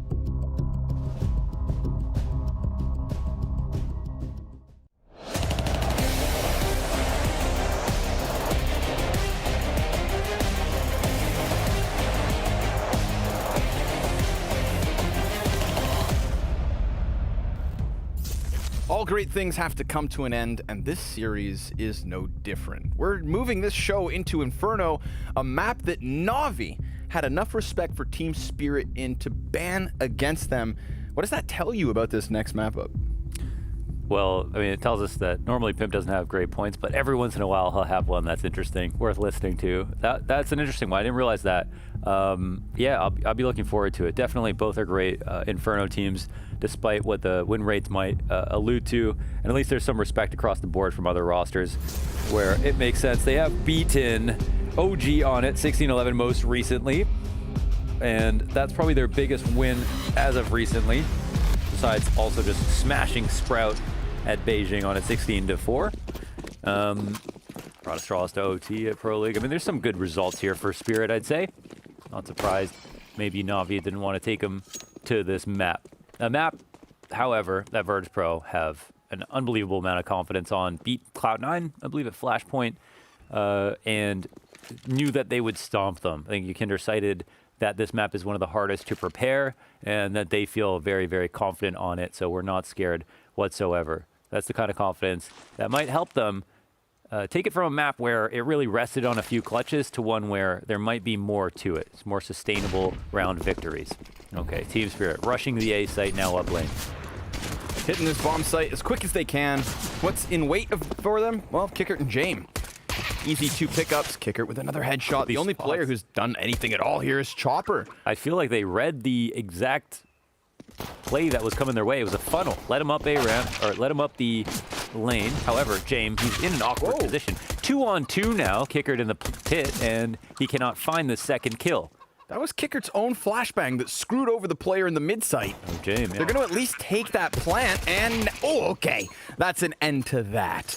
We got into that wacky, wavy, wild middle ground round where things were looking awkward, but Kickert, who is here from the get-go, gets things under control, and VP take this pistol. A Buster jumping up on the side of the default I thought was the most interesting part. He's able to watch Halls over top of their own smoke that lands in front of default, so...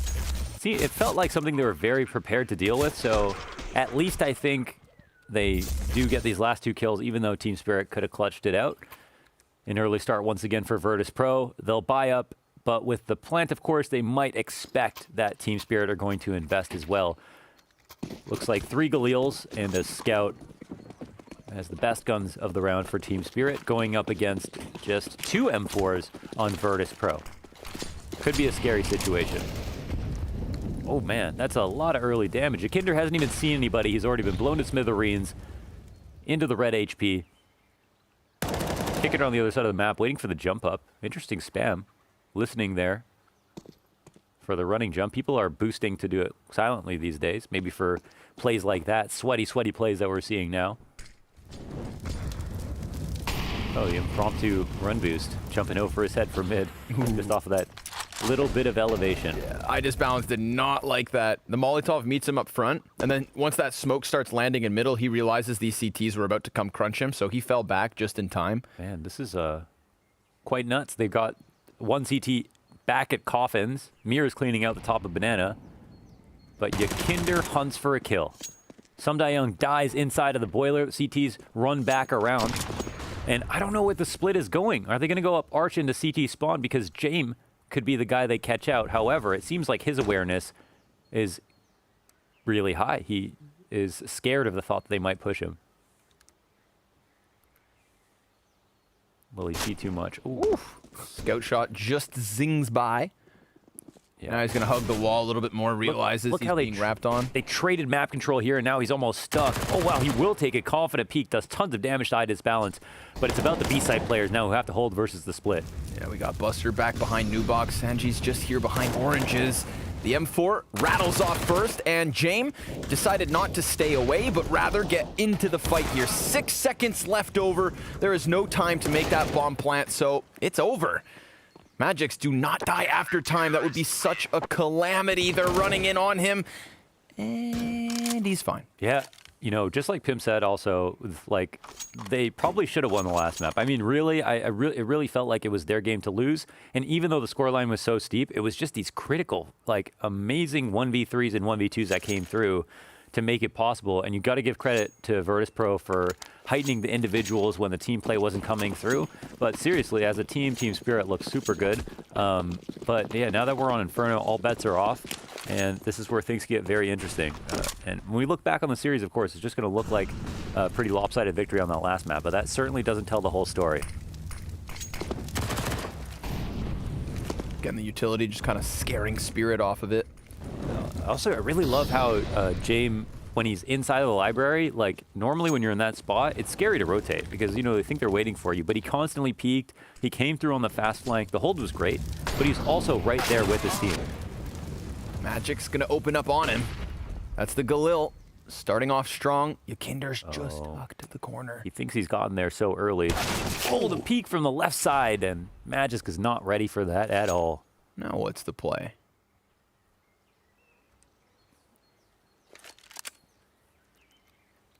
Well, that was the best thing they had going for them. And now it's potentially into the blender. What are some of your favorite foods to put into the blender? Well, first of all, you got to get bananas. Yes. That's the key. Mangoes for consistency, strawberries for color, and blueberries for antioxidants. Some ice in there, water? Nope, the frozen fruit do it on its own. There we go. That's the secret. Okay, well, no blender this round. They're actually just kind of splitting up, peeking a bunch of different choke points, mid, end of halls, and boiler as well, only to get mowed down by Kicker. Great last shot there. Virtus Pro seal up a quick 3-0 start. Okay, there was a little contest, that one with the Galil over towards Arch, but once that happened, Mohan, there was nothing really else to talk about for Spirit. So, VP, solid start. What changes now that Spirit have full buys and op on IDIS balance? It's important to highlight, no, not a lot of teams are opping T-side Inferno. It's not very comfortable, but with the way that IDIS balance has been playing, I'm not surprised he's going to give it a shot. We'll see if there's any opportunities that Virtus Pro will give him as he runs his way up mid. And Kicker trying to line up a grenade. Oh my god, he'll use it impromptu down mid. It's not the perfect bounce, but it does some damage. Maybe slows down his opponents, who have now taken over Arch control. But again, Yakinder slips into this position really quickly, and he's a man who knows how to counter aggression with aggression of his own. However, Kicker, the guy in Boiler, ends up rotating all the way around to Moto, and it says, I'm sorry, I let them go by, let me go handle this. Oh no, that's the only player from the CTs inside of B, and Mir might know. Yeah, Mir versus Buster is one of the biggest moments that could have happened in this round. But look how it magnetizes everybody else on the server, right? Like, that's a first slap, and now, both teams have showed up. Both crews looking to rumble on the front of this B site. Yakinder, crucial kill. Samda Young actually gets shaved to 18 HP. We got more utility sailing over top of him. He does have a teammate to try and guard, but smoke fades in front. He is the bomb carrier. Don't forget that. And in terms of impact utility, well, okay, impact kills. James gets one, and he can potentially get the guy sticking the plant. Instead, it'll be just the outside AoE of this HE grenade that comes in from Yakinder, leaving Chopper alone to do it all. Man gets dunked on. Let's see if Chopper can deliver. Absolutely not versus the op shot of James. I mean, crucial kill to take the second player off of the B site with the sniper from spawn. You saw how that activated Sanji to move up onto Coffins. He tries to stop the bomb plant, can't quite do it. Yakinder's grenade really helps out. Just the confidence of knowing it's straight up 3v1. Yeah, I want to say it might be a bit early, but it doesn't feel like Spirit looked that confident. We had a round run out by the clock. We have an amazing opening entry that doesn't follow up into a close round at all. Just a 3v3 retake. That's really easy, where they should have had an advantage. It seems like Spirit not exactly aware of everything that's coming their way from Virtus Pro. Virtus Pro, on the other hand, look right in their comfort zone and are doing a pretty good job of stopping the Arch splits, where those are big threats, and also most of their holds are going well. You lose a player like Buster solo at Coffins like that, that should be like pretty much the round over if you can get the plant early enough. But they just take so long to do things. They aren't able to right now see an opportunity when it presents itself. Off this 4-0 start, another buy, it looks like. It doesn't seem like it's a full... Oh, no. Okay, there's guns on the ground. Okay. The T's will pick up everything they need. Decent amounts of utility. And we don't know how much they're relying on the op, but they certainly don't need one. if they've got the correct setups here on T side. However, Jame opens up early. Perfect time to just throw in some banana control. They've not even gone for it before. Wow, and off the bat, Smoke Chopper gets caught off guard. Has no idea he's open on that side. And James just sticking around, just loitering here at the half wall. He's begging for opponents. He's like, I just want someone to be able to challenge me. Oof, wow, that, oh my god, 54 damage? Man, Virtus Pro look like a rock wall. Yeah. With spikes on top, heavy cement, and a moat in front of it. Some alligators in there. Maybe catapults? Yeah, catapults behind the wall, throwing... Over the moat. Throwing what? Spiked balls? Fireballs. Fireballs. Balls on fire. Yeah. Okay. Right there. See that there? That's what that is right there. They got their own, though. Yep. They're ready to siege the site. Let's see if they can do it. 35 seconds. A couple more utility bounces off the box. Some die young. He just can't find anything. Dude, they are doing such a good job of minimizing their presence despite there being 3 players here. And a 4th now about to bust through the smoke as Yakinder takes down 2. It is a 5-0 start for Virtus Pro. They are on fire. And they show no signs of cooling off. They're not making them uncomfortable at all. It's all about, you know, the fact that so far we're seeing slightly different looks here. Jame is doing it all over on the B site. Again, been the most consistent presence across all 3 maps, even despite losing on the first one so handedly. Really looking to Jame to turn it up even higher here on CT side Inferno, where most of the time he's just been rotating and not having super high impact on the opening kill. So this is a pistol half buy in a spot where Team Spirit now have so much loss bonus they can invest a bit but not fully commit. And the setup, it's been very light on B at times, but now the B aggression is starting to come in early. However, it was only a 2-man B setup. It's going to push the T's into another lane exec. Let's see if this goes any better. Dude. It doesn't look like it's going any better. It is not at all. I mean, in fact, it's getting worse and worse. Magics will get 2 kills off the Tech 9. A little silver lining here, but it's just far too little, far too late. Idis Balance. He's been able to get back into the pit, but he can't quite hit his shot, and VP will find a 6th round in a row. I would say, you know, Team Spirit. They look like the better team in the first 2 maps. This map, not at all. Not at all. Not even close. Yeah, I think first things first for them at this point, depending on what Virtus Pro want to do, I think they were trying to bait them into coming A by not having a 3B setup, just going some light grenades down to the bottom of B with an op to leave behind. But even with them going towards A, the eco strat does not work out, and they cannot make progress at all. So, Jame, eyes down mid, doesn't see anything.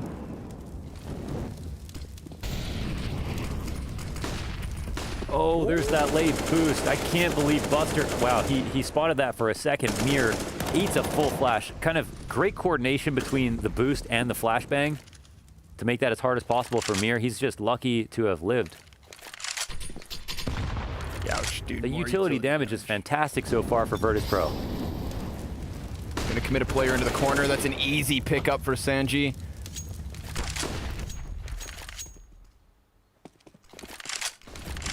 Damn.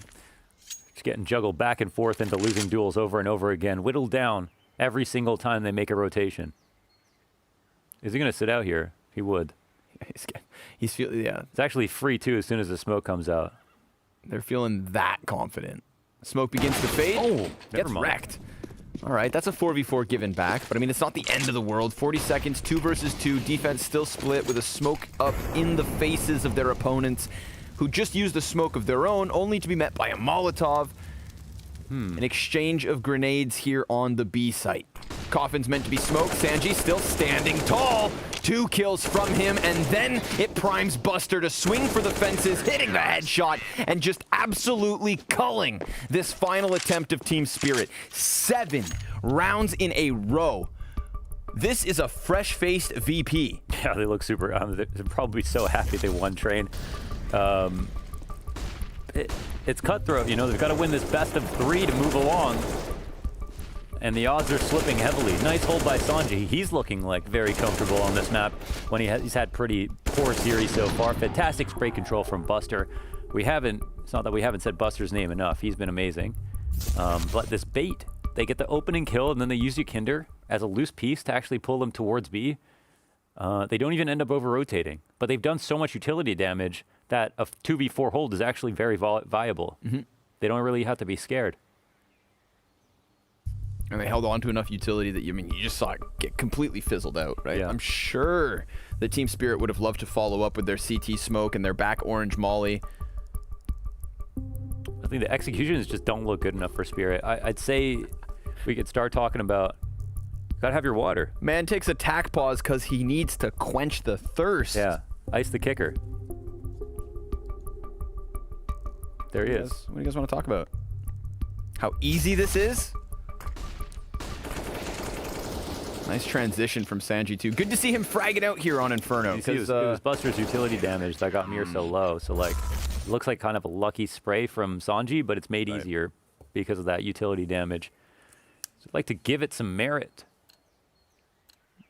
After the first 2 maps, Sanji was looking cut from a different cloth than his other teammates. So the triangle player. See what he can contribute. James confident in his opping. Again. Has there been a round where Team Spirit don't at least lose like half of their health on one player? There's been like one perfect HE grenade almost every single round. Right? Okay. They're so happy to leave the site. Okay, coming in now, Yukinder doing some good damage. And it's a spot where James is the first rotator. So here the smoke can go down. They could potentially get to the bomb plant zone. They're so scared, though, they let James get all the way out this far. Coffin smoke comes up. Sanji immediately nades the planner. And a second one. Oh, my God, they're going bowling. Bro. Literally, amazing utility. Like, it's nothing. It's the timings, right? Everybody knows the nades, but the timings are working out so well. Where was James even? Right behind him, inside of Garden. They can't do anything. They're being suffocated. He's going to try and fight his way out of this, but just completely overwhelmed. This utility is sickening. It's like they're just running the blueprint for how you should play CT Inferno. Everything's working out so well. I mean, that's an offhand grenade. They're just following them with HEs. Like, it's like we're watching a Crash Bandicoot course or something like that. A death run race. Stepping on the TNT barrels. Yeah. Chopper on just a dig. Okay. We're getting to that point where it's like, are Team Spirit even going to win a round? Yeah. Like, it's a little bit of chip damage. This must be haunting for Team Spirit, where every single corner you seem to turn. And that's probably why Yukinder said that this map is just what he said. It's the hardest map in the pool. That's what he said for them to prepare. I guess because if you just really nail every single piece of utility damage, it's such a hard map to play against a good team on. I just balance now, just trying to challenge through smoke. No assists, but Magix will pick up 2 kills of his own, and that makes up for it. Of course, Sanji still gets a grenade kill from beyond the grave. 3 versus 3, one of the best chances Spirit have had yet. Now they have a little footing on this A site, but James could take it all away. He gets caught on his retreat through the smoke. Finally, Team Spirit gonna be able to put down a bomb. What? It's Buster. Oh no. You can't write him off. Oh no. Come on. They think they have a chance, but they don't realize what's coming. I think he's literally won more 1vx situations than he's lost at this point. Oh, we're gonna have to see what he can deliver. Makes contact with the first player, thinks maybe it could be on pit. Looking to flush one into the open, and well, it's worked. Oh, a little part of you thought that flick shot may have hit, but Team Spirit, do we even say congratulations? One player gets away with his life as they answer finally 9 rounds deep. Yeah, I don't think they congratulate themselves. We're really gonna watch the chicken die? Is that what we're watching? I mean, the what he wanted. He asked for this. Okay. PETA would not be called in this situation. Respect his wishes. Let's see. Can Team Spirit do the unthinkable and start stringing some rounds together here? Will they be even given a chance at dodging grenades, for that sake? One goes flying past. I feel like every time they see a nade in the air, they must just be, like, quivering. Oh, like that. They find that in-between timing. Okay, again, James here's pushing. He's going to have an opportunity. No, he'll get taken out. Misses a shot, gets flashed, gets shot. And this is certainly a save already. Okay. Now we're talking. Mir disrespecting all the utility usage on Banana. Not giving them the space that they want, and then just coming up as soon as the last one leaves Yakinder's hand to make sure that he can't even shoot back. And they quarantine them on the A site. You can't leave the A site now. It's not safe. You'll be left bored and isolated until the next round begins. Of course, the save not worth it just because of the gun. So many utilities still for Virtus Pro. So much money in the... I take that back. Yeah, should have been, but expensive last round. My mouth moved faster than my eyes. Make sure you save. See if some Young just tries to throw a wrench in the works at the end. Whoop. Nobody saw that. Run away. Geometry. Second round for Spirit. Okay, there's a little life left in them, and its name is Mir. As you said, disrespects the utility and that presence towards Banana, and then Jame, obviously confident after this 8-round spree, tries to peek through smoke and regrets it instantly. I absolutely do. Wow. Okay, this is the utility damage. Holy hell. Yeah. Nearly 1,000 right there already. 10 rounds in.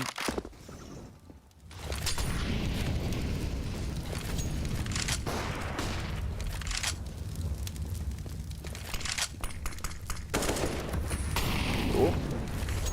Far more Molotov usage here on Banana than the last round. Making sure Mir can't get up to the same antics with the very same timing. What do we have here? Okay, just the God Flash to come out. They might run headfirst into this. Yeah. Well, that's good damage, though. Yeah, that it is. Oh, no!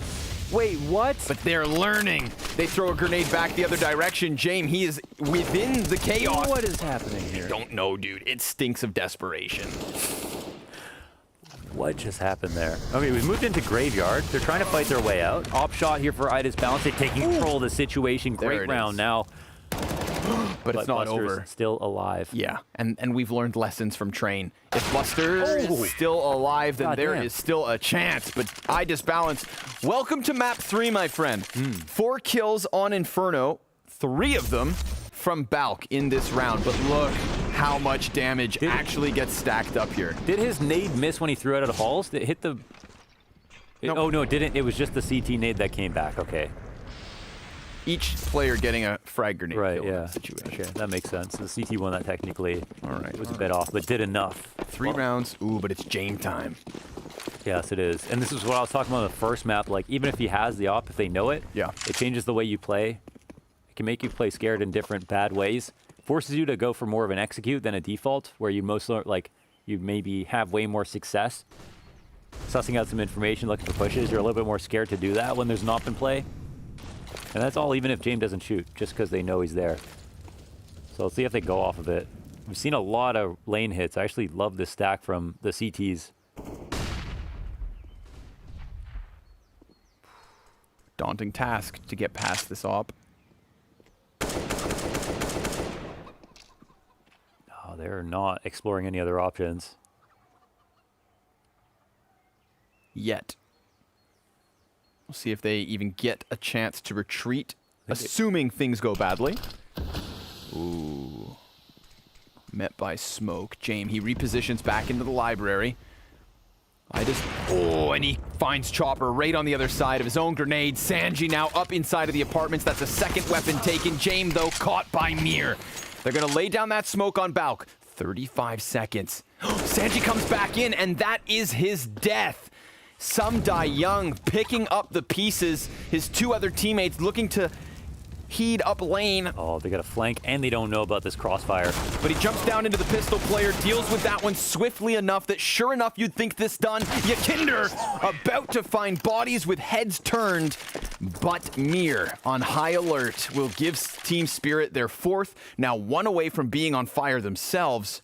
They put out the flames and immediately look to reignite it to their own favor. James, wow. Lickety split first headshot, a good recovery in the 3v5. Yeah, the late reaggression into halls is the key piece for Team Spirit, and that just goes in their T side, where they're always just refreshing positions you never expect. It works this time. Yeah, it puts up a 4th. They could have easily lost. The Deagle shot connecting, the CZ shot finishing 1. Maintaining that crossfire was everything. Either of those kills could have spelled disaster. So very clutch from Team Spirit in a couple of spots there to get those kills. But again, we're right back into the utility damage early on. Team Spirit looking for some top B control, and they can grab it. It's not Yakinder on the top of Banana throwing grenades anymore. He's playing back. They've already done their damage. Double hall setup here on A. Frees up the rotations a little bit for the CTs towards B. Like this adjustment from Virtus Pro.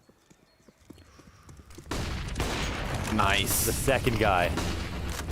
Buster plucks Mir off of the B site. Yakinder's going to get 1 before he's caught on his retreat. And this does leave the back of the B site open, so go ahead and set up shop, it seems. Always so slow to plant the bomb. They'll finally put it down oranges. No one's here to nade them. But the double flank is in at the top of Banana. High disbalance clears Buster. Off of the forefront, Sumdai Young in a very awkward position. He's going to get killed. His back is turned to the double banana play. Oh, and then Sanji finding the perfect bit of timing versus I disbalance. Magic's 1 versus 3, called out and killed. As Sanji comes to life here, using the op from the back of construction. A 3-man situation for VP as they defuse 9 rounds to 4, 2 to go here in the first 15. Pretty impressed for Team Spirit to get the 4 rounds in a row. Overall, you know, Virtus Pro look extraordinarily good here on CT side, so that's a decent attempt at the comeback. There's still a chance to put together a couple more rounds even, but we'll see if that's possible. I like the adjustment from Virtus Pro. Falling back, playing a little bit more passively at the top of Banana. Just make sure there's no random window for another play like Mir made on that earlier round, and just get that same utility damage in again. Team Spirit seem to have had figured out Virtus Pro at times, but I don't think anybody accounted for Sanji being 14-6 right now. Top of the server.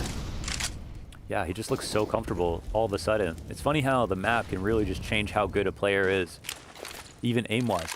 Good flash for Yakinder.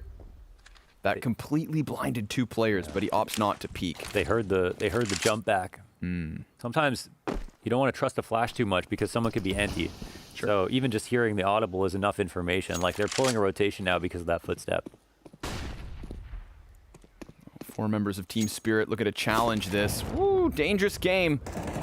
Assuming Buster's gonna miss. That is good damage from Yakinder. Sanji cleans up the double. And I disbalance trades to leave us back into the 3 versus 3. Late lurk up mid could mean the world, but they'll require an entry into B. And look at Kickert. He's so aware of this over on the A side. He's thinking about it hard, and they're walking back towards him. I think at this point, Virtus Pro start to get a bit uncomfortable, especially Kickert. There's a lot of eyes on him now. Sumdai Young just waiting for his teammates as well, not overstaying this little bit of map control he has been able to gain. They better pinch onto Kickert and hope he doesn't deliver. They're waiting for the... Oh, 2 headshots though. Immediate shutdown of the lane, and he knows that his left is compromised.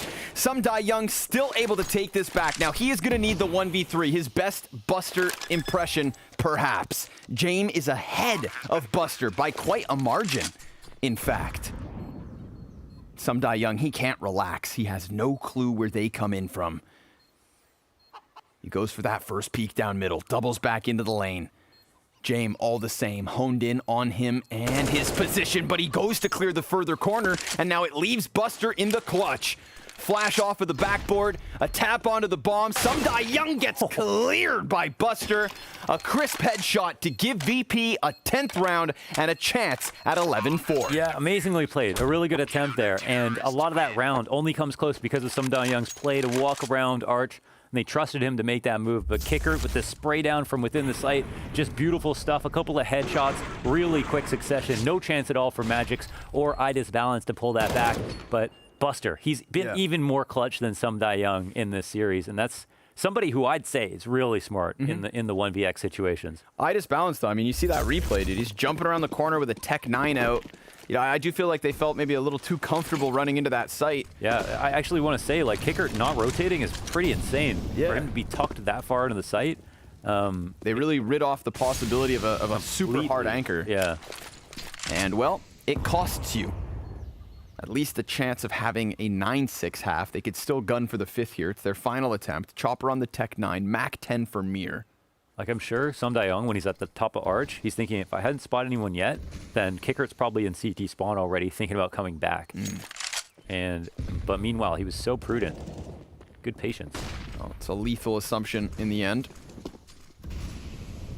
Kinder posted up here on Arch, fully blinded. Still does get one headshot, but oh, it's on to Jame for the kill. CT spawn is compromised. They've got a player up in apps. Oh my god, and Mir, he just walks out on his own. That gives the man advantage right back into the hands of Virtus Pro, who still have A site stacked with 3. Another key spot. Okay, they can control the rotation from A. I'd say this is where you go B. You leave Sum Dai Young here. He's going to have to fight someone potentially, but since you're rotating out of mid too, it's really scary for the CTs. They have to take a huge gamble on where they're going to move to. Again, they've isolated the one player in the site. Can they get the kill? Yep. Molotov down at the 30-second mark. He gives himself down mid. Smoke. This is going to give him a chance to play to the far side of it. One player does go over top the box, drops into the fountain, and Buster, while he does do a bit of damage, doesn't take the kill. Sanji, hot on the heels of the bomb plant, looks to take down that additional player. It is 9 health for Idis Balance, and it sends Sum Dai Young spiraling through CT spawn, trying to get in and onto this hold, and he does lay down the smoke in the perfect position at the perfect time. This actually enables Idis Balance. He gets aggressive, knows that he has to take this onto his own shoulders, and with Sum Dai Young now in a comfortable spot, Team Spirit close with a 5th. Join us after the break for the second half.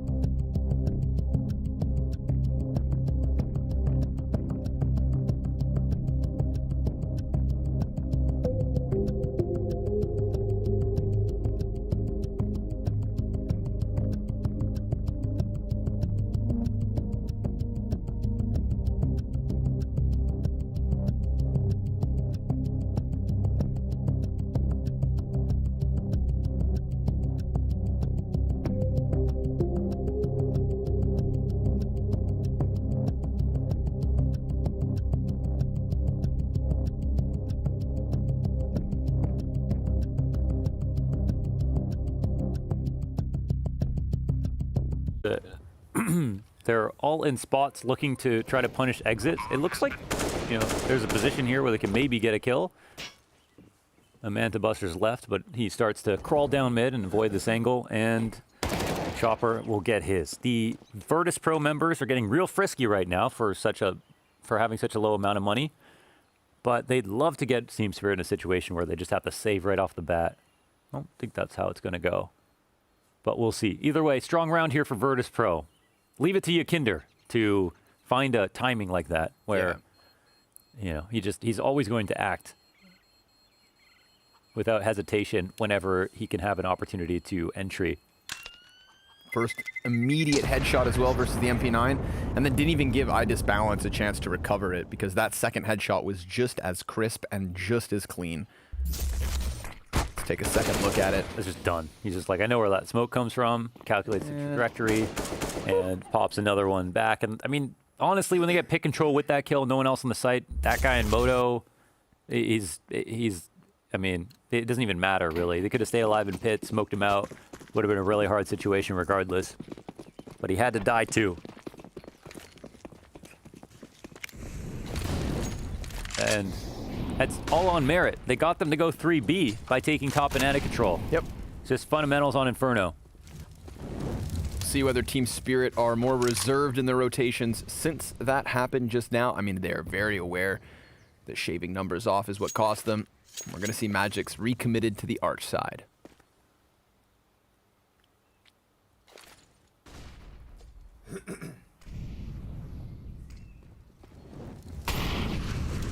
Met by a Molotov.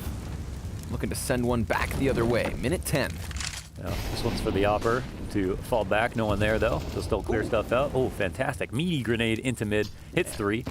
Second one to follow up. It's a bit off the mark, but they can't see anything just yet. However, they've scared them into playing 4A. Yeah. And they rotate quickly over towards B. CT start to get this information, but even with one rotate, they're in a post-plant situation, potentially. And Virtus Pro, I don't know if they're going to stop it all. Chopper. This is a big risk, man. Goodness. He's looking into the corner. Can he deliver 2 kills to his name? And Mir gets into position for another double. Yo, that's a big risk to take. Wow, that gets very, very scary. And you got to hand it to Chopper. A very nicely played round. Moving into that position, sitting there waiting for a flash. He just played off of his intuition completely. Thought, I'm going to play anti-flash. No one's here to protect me or cover if they just run through. And is rewarded with 2 players who are trying to clear out all the other angles. Had to hit that sick transfer over to the left, and then left the rest to Mir. Good thing they added 5 more bullets to the M4A1S as well. Because, well, he commits to the spray, labored at best, and still nails it. It was a good round, though. You could see Team Spirit were really gambling hard, right? Like, they stayed out there until they spotted nobody at mid, and then just like, we're not even going to peek down mid to make sure. We're just going to assume it's a B hit this time around. They're right. They're almost a little late, but again, just that heads-up play to stop things. And like, also, just want to say, you know, Chopper could have very easily played that from CT spawn, tried to get some easy damage off, but instead goes straight up for the hold with a teammate close enough that he feels comfortable. And yeah, that's just the play they need. Good tether, you know, resorting to the player on the initial pit hold. Then the second man, even though he's just lost a teammate, knows that he still has the offense scramble. They still haven't comfortably pushed through that smoke, so he swings on in with him, you know. Kind of emboldened by the fact that his teammate took a similar risk. Shoots for the stars. But so far, Virtus Pro look more comfortable committing to executes than Team Spirit did in that first half. And that's the scary part. Also, Virtus Pro are winning top banana and top mid in the first 30 seconds of the round. Not much friction. I will say there was some good utility back from Team Spirit, but Virtus Pro set the bar extremely high for having high utility damage in that first half. Yeah, unarguably. It's going to be really tough to top them in that aspect. Yeah. I didn't check the full stats on that one, but they must have cleared 1,000 damage by the end of that half together. I would say it was a lot. It was a lot. It was almost 10 people's worth right there. Dude, every single round they tried to move anywhere. You know, it wasn't even just like it was the same spot where they kept running into the same nades and didn't adapt. Like you said, it was like the grenades were following them more than anything. The TNT, yeah. They were homing missiles. Yeah, they were just stepping on TNT, just landmines everywhere they went. Smart nades. Tracking them. Yeah, they were like Amazon grenades. Your delivery is here. Grenades with drones. Like Danger Zone. Yeah, I was gonna say, what's that game mode that you love? Danger Zone. Can you deliver an HE grenade by itself and drop it on somebody in Danger Zone? No, you cannot. But you can stick... Maybe next update. You can stick a breach charge, i.e. a sticky bomb. Okay. You can put it on the crates that the drones fly around the map. Wait. You buy it, and then the guy who is delivering the product will stick it to the drone? Right. So basically, if you've already bought the $1,000 drone upgrade for your tablet, you can take control of drones from all around the map. And drones can pick up anything they see on the ground. So anything they can pick up could be an ammo box, could be a wrench, could be an unopened crate. Once you have that attached to your drone, you fly it over to your teammate, i.e. Healy Umbrella. He then throws a breach charge onto the unopened crate or what other object you happen to be holding. You fly the drone around the map as if it's actually just a part of the game controlled by the AI, and then once you get close to your opponents, you drop the box, detonate, boom! Double kill, everybody celebrates, and... Have you got a double kill like that? No. Okay. We've gotten double killed like that. You have to go to a weaker region. Yeah. Because tell them about these European Danger Zone players. Okay. My God. I don't know what you guys... I don't know what's in the water over here in Europe. It's very clean water, actually. But me and my buddy, we are the Danger Zone kings of North America. Self-proclaimed Danger Zone kings of North America. Not much competition, though, is there? Well, not much legitimate competition. There's that. Tell them about the one guy who thinks you're cheating in North America. Right. I should name him. If you want to give him a shout out. I'm going to give him a shout out. Zombie Galore.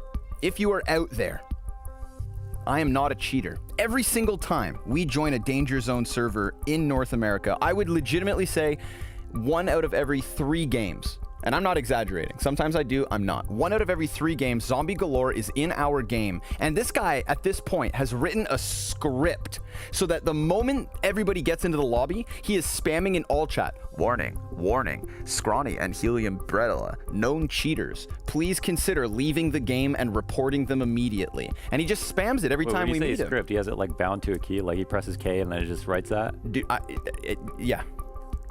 And he just spams that when he... Every single time. And then, has he ever killed you?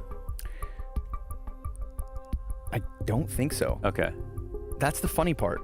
Because to be honest, the first time we killed him, before this ever started happening... Why'd you just sound so scared when you said that? Because he could be... I don't know who he is, man. To be honest.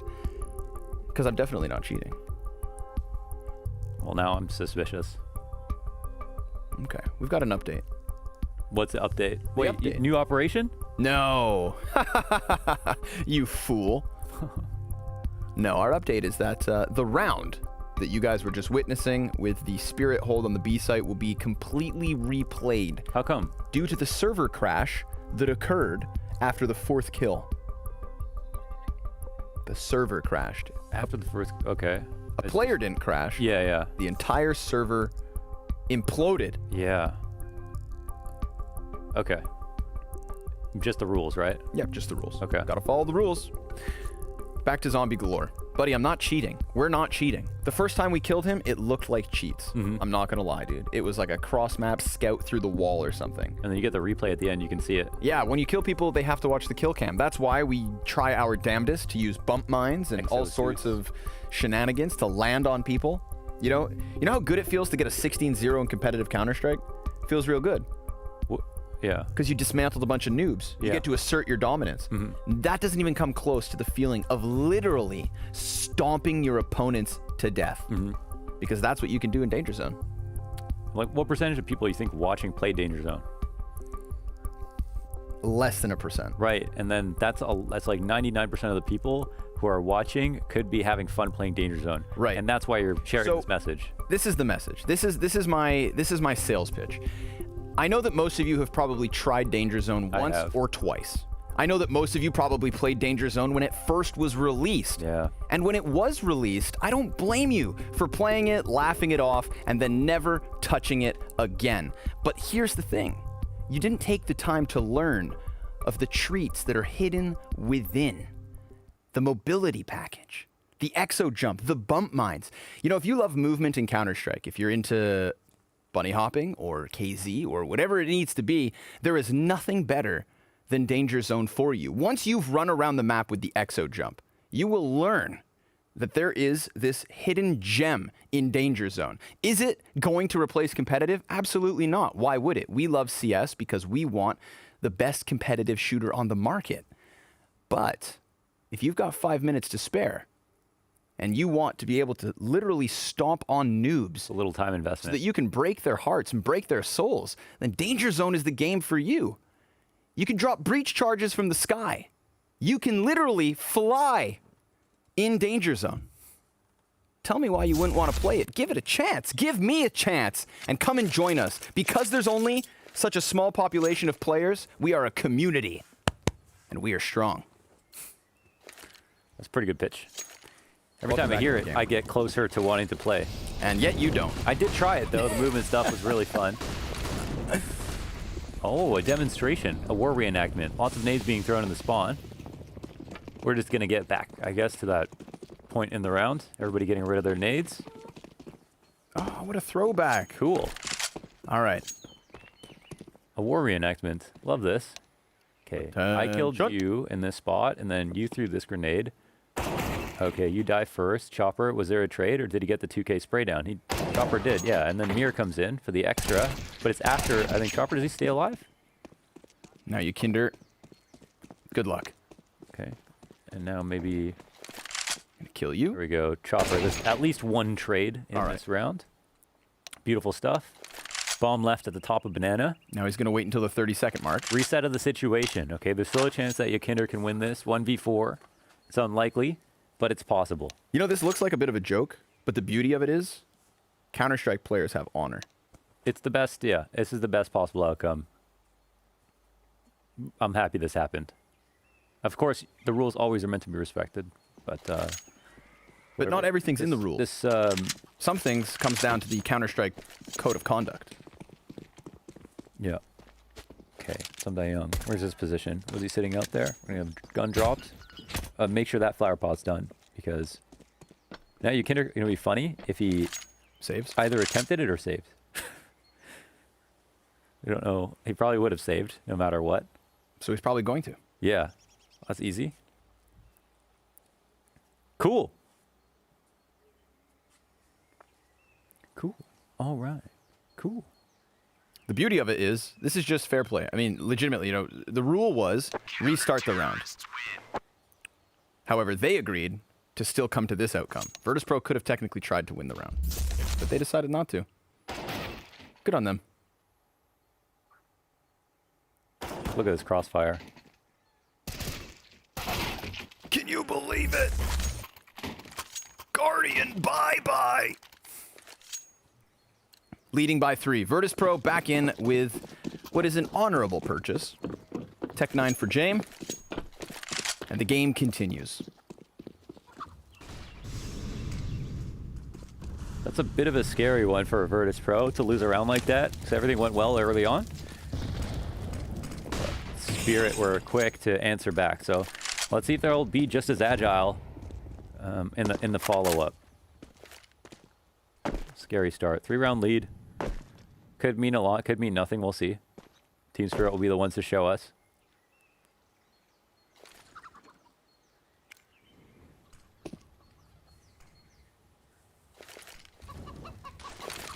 Again, bracket control is pretty much respected. That smoke's gone up in their face. They don't come back to re-aggressive, they just sit and wait. So there's that 15-second window where they could come and watch.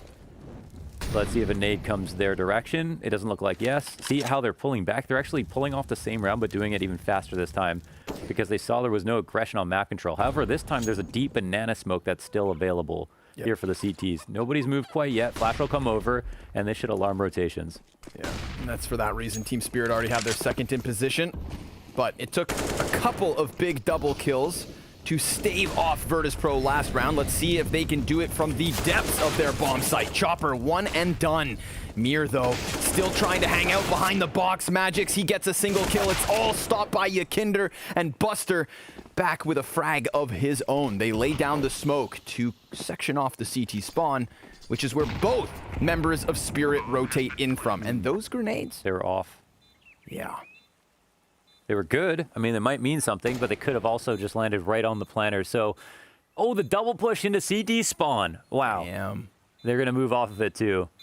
We'll Both see if they get teams. spotted. They haven't made any noise just yet, so there could be the pool players. They could have moved back all the way over to Banana, but will they expect 2 players to have moved over into construction? The bomb is not even stuck fully, and there's no way they anticipate this flank. This is, dare I say it, an easy round here for Yakinder. No turnaround for Sum Dai Young. Amazing 2v2 for Virtus.pro. Yeah, really cool, going shoulder to shoulder, wrapping around the spawn, in through construction. Obviously, that one bomb tap has one of the players panic back, and you think, okay, maybe one follows us through the smoke, but both never sees it coming. Yakinder, big plays as he dealt with Magix. Sum Dai Young never stood a chance. Poor guy. Now, 4 rounds, the advantage for Virtus.pro, a T side that I feel like is about to take off, especially as this is just pistols in the 21st for Spirit.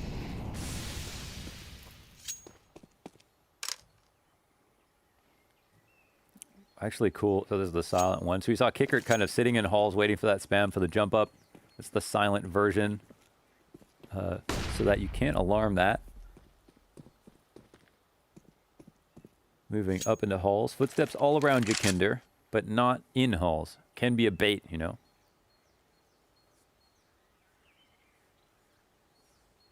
Heavy presence of the CTs on A. The G2 setup on lane. Very strong with pistols. But starting to size up Banana is Kickert. Going to clear what he can. We've seen Team Spirit kind of get flustered in rotates before, but ooh, a missed Molotov. That's going to give a position over to Mir. More utility usage. There's that constant threat of the player to come out from Balk. Mir with 1 off of the frag, and the Deagle does damage for another. Ooh, but he doesn't get anything more than that. And Sanji also able to add a kill to the tally. Sum Dai Young denied as Kickert hits the headshot. VP take their 13th round. And these counter-terrorists will have dwindling attempts to stop this flood from VP. Yeah, that such a sick setup, man. The 2-2-1 watching halls. Really strong. Almost works out. A good attempt in the eco. They just sit and wait patiently. That's Inferno. You can get eco that way. But this time, Virtus.pro survived. I love how Yakinder gets the first kill, literally just whips back before anyone's even peeked to Arge, knowing that a target will be there. Putting out that fire real quick, but can't quite get through the smoke. Choked out within it, and Buster shoots through it to deny Chopper anything further. Yakinder, great call. Spams into Mir. And a man advantage appears. Damn, he's just the X factor on these entries. However, Jane will also help out. That's 3 different players contributing to all of the deaths on B. And there's now 2 in rotation. The smoke will miss. But it doesn't seem like it'll have an impact at all. They'll have to stand back with the op in hand. And the full belt with M4 for Sum Dai Young. 14 rounds for Virtus.pro. And kind of like what we saw in Train, it feels like this is, you know, Virtus.pro not letting loose at all. Not letting go of this lead at all. Sometimes that's going to happen. That's, I mean, Inferno CT side is becoming harder and harder every day because of how good T's are at taking Banana, taking map control safely, putting so much pressure and forcing you to ultimately have to gamble in different ways, either to flash retake top Banana tap or top bracket, to have to double push, to like make your op find an opening, getting in between flashes. There's so much nades. There's so many nades on this map that you have to be aware of. Very difficult. Yeah, Chopper. You're allowed to feel that way. Yeah. And so is this man. I mean, it's like he had the wrong tab open for a second, you know? Yeah, right. Whoa. I'm in the library. All right. Trying to deny a 15th round for Virtus Pro, Team Spirit. The Walking Wounded, AWP, and an M4A1S. The rest, just pistols.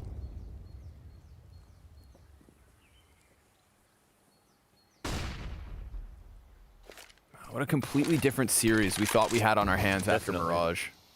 And even Train, you know, there was that wishy-washy back and forth with so many 1vXs from Buster and Jame. Inferno looking nothing like its counterparts in this series. A peek into the boiler nets some damage into Yakinder, but he is still alive for now. Well, the op spotted. They don't know how strong this buy is for Team Spirit. They're probably aware it's not a great buy, but that's some information that'll scare them. I think this is what leads you into more of an execute kind of round. Of course, you don't want to cause too many rotations on ecoing players because they'll happily rotate. But, oh, they're just trying to cause a distraction at B. And the CTs, have they started to walk down mid? Yes, they have. Does this turn into an R trap is the question. No, they'll smoke lane out. Idas Balance will rotate all around and get into a better spot. Can he get some op kills? Sumda Young's going to find the first one. He's got a good smoke to work around, but because SDY doesn't move, they anticipate the position. Idas Balance looking for the multi-kill, nails the double. But the problem for Spirit is that was their second gun, leaving the remaining members on measly pistols. No armor, no kit, no utility even to try and work with. But a good distraction has been served from Library side. Buster's honed in on this. Sanji delivers the kill. Mir's trying to find his chance to strike, but now he's been found out as well. Unless he hits some rippers, it's going to be VP securing 15 with 7 map and match points. Damn, pretty much no trouble at all. I was like a little bit, I was wondering where that smoke went. I was like, that's the sickest lineup ever for a Moto smoke from Mini Pit there. And then he ends up, I think, hitting the bottom of the balcony and it bounces back at him. So awkward. So awkward. Look at that utility damage soaring for Virtus Pro because of that first half. Continuing on forward now. And it'll be potentially one last dance here for Team Spirit. They'll have an aggressive op pick down mid. That tactic has run its course. There's no one there to be spotted. We're going to have Buster running through a Molotov, but into the head of another smoke chopper. He can see all of his legs, and we'll shoot him up in the chest. But Jame, yeah. Wow. Jame does as he pleases. He cuts off Mir.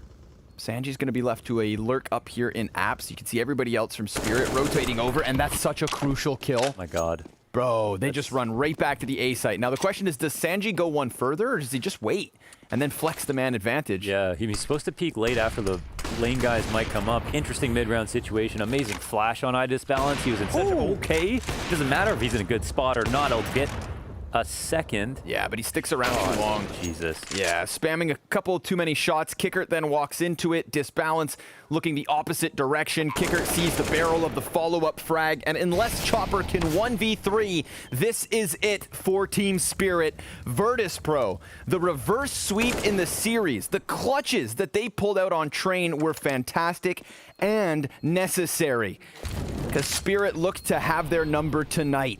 But the CIS Derby has delivered a victory for VP, it seems, and there it is. Closing kill comes in, Jame content, Sanji performing on this third one unlike anything we saw previously in the series. Virtus Pro, congratulations, they get a chance to move on. Maybe it looked lucky on Train, but it didn't look lucky at all in Inferno. They got those 2 wins. Inferno looked amazing. And yes, it didn't look so hot on Mirage, but that's kind of where that ended.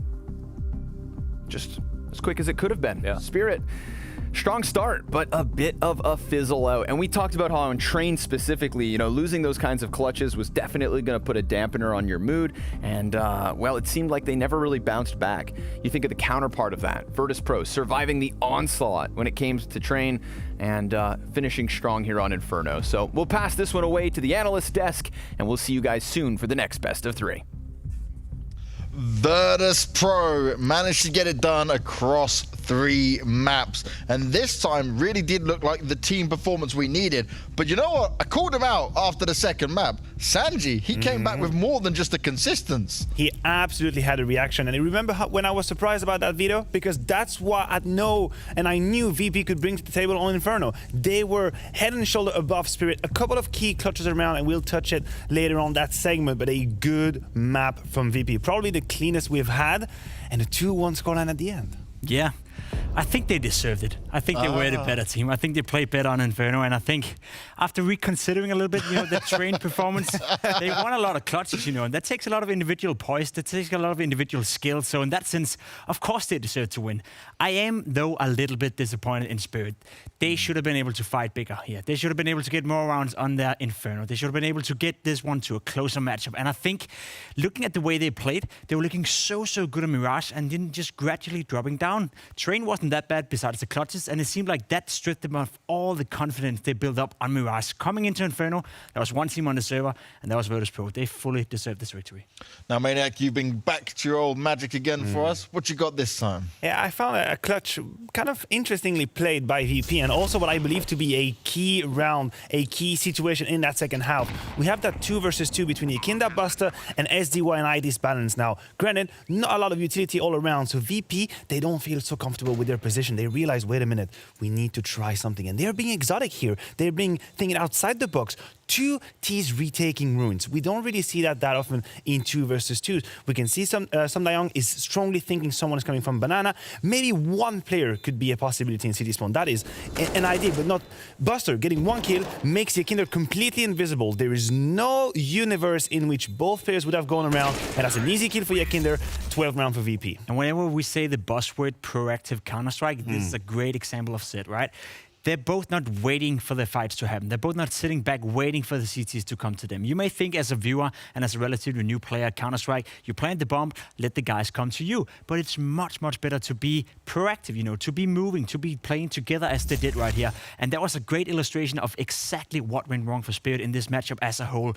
Every single time there was a key round, every single time there was a clutch, there was match defining, Virtus.pro won it. Yeah, this is the thing, right? And then what's interesting here is with the train pick that comes out from Spirit, I do wonder if maybe going to that Dust 2 for him would have been maybe the better option when it came to it.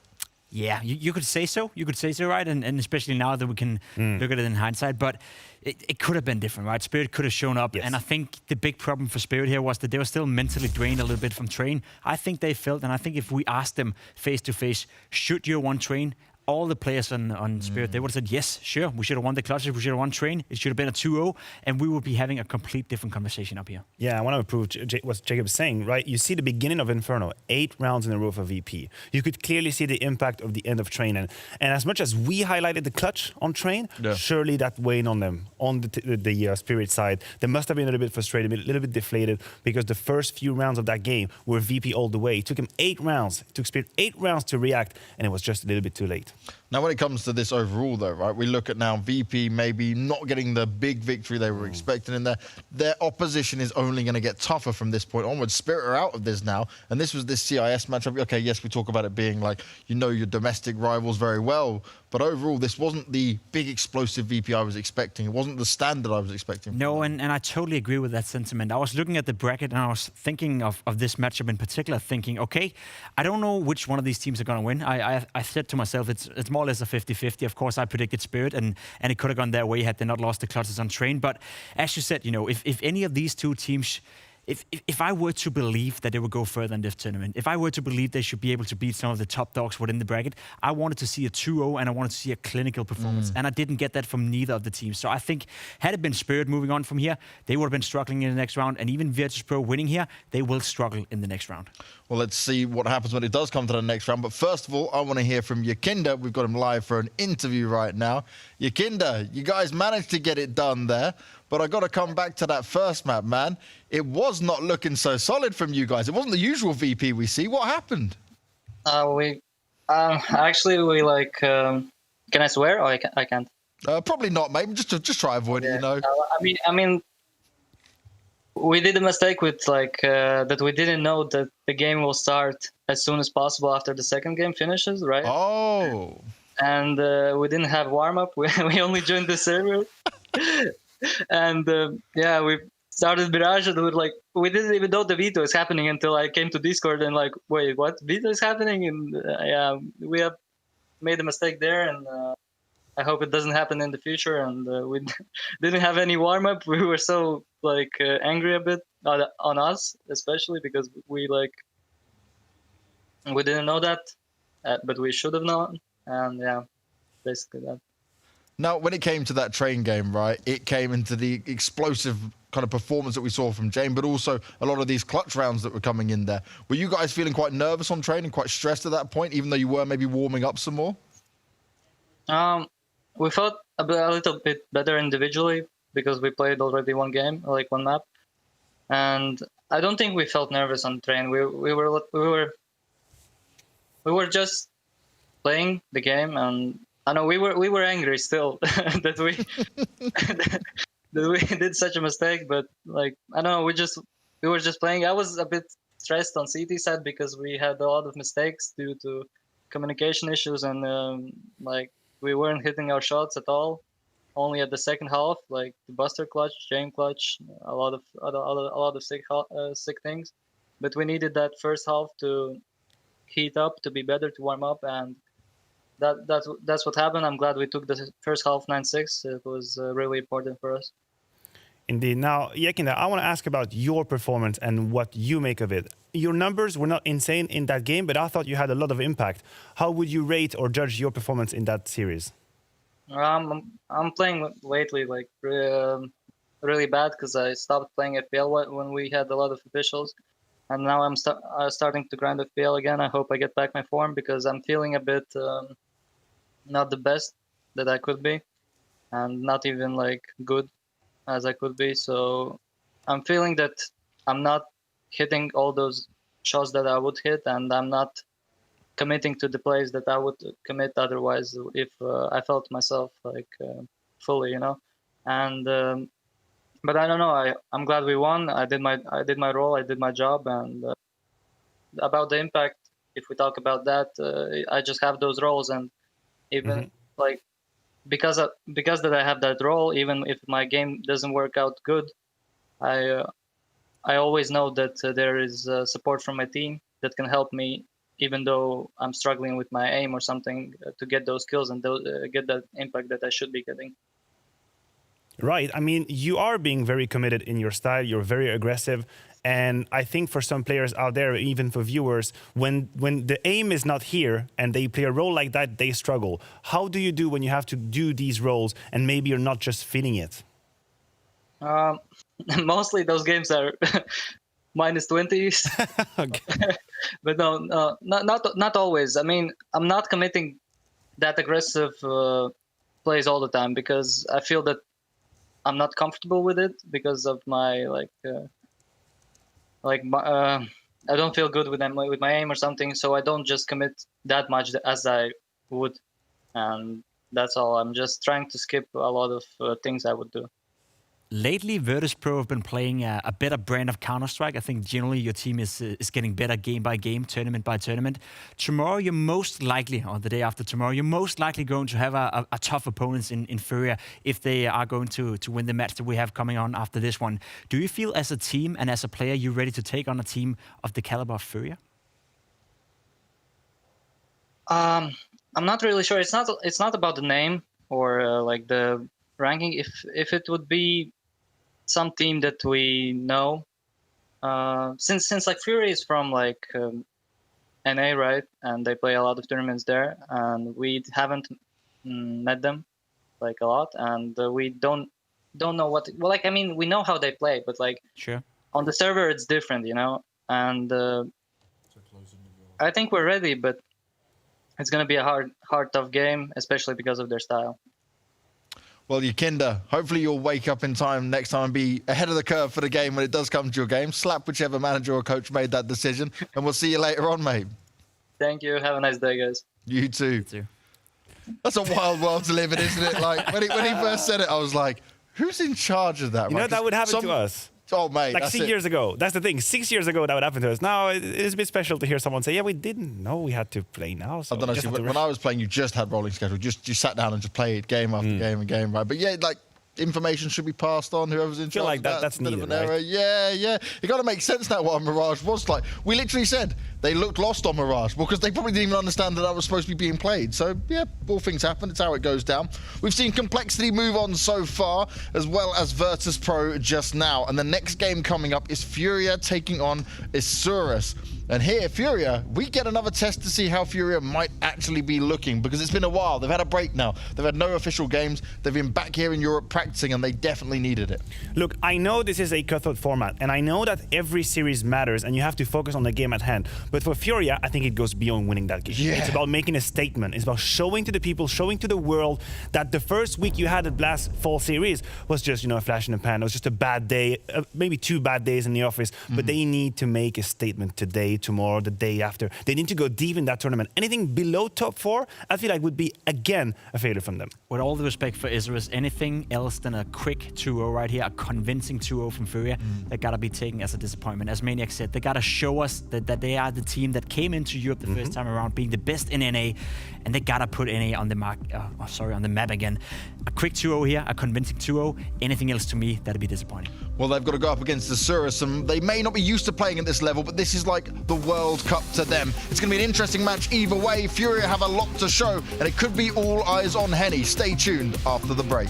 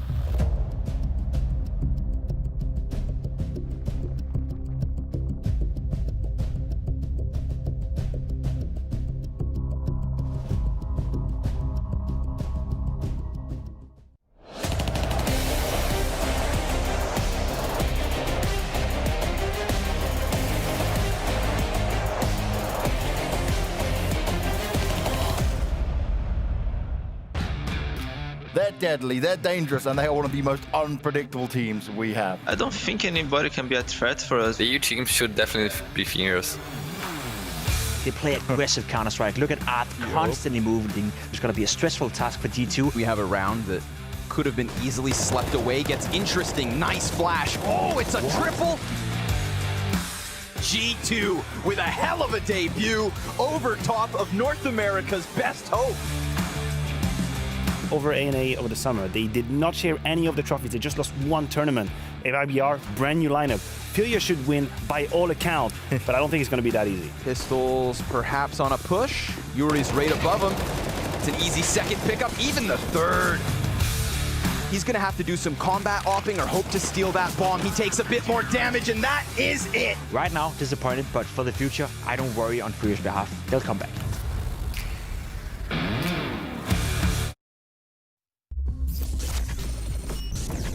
I think you were right there, Pimp, right? We shouldn't worry on Furia's behalf, but I would worry if they do remove Henny, if these rumors are true when it comes to that, because that is a scary prospect on its own. I like what this team has. I don't think they need a change. They had one terrible event when they came back over here because they weren't ready for this, right? They were not ready to come back from NA where it's superiorly easier to play than coming here and coming with the big boys. From an outside perspective, there is no reason to think of a roster change right now. We know that Furia can work. They've been winning titles again over on NA. Even though the Europe and NA was segregated, they were still winning. We know they're a top team.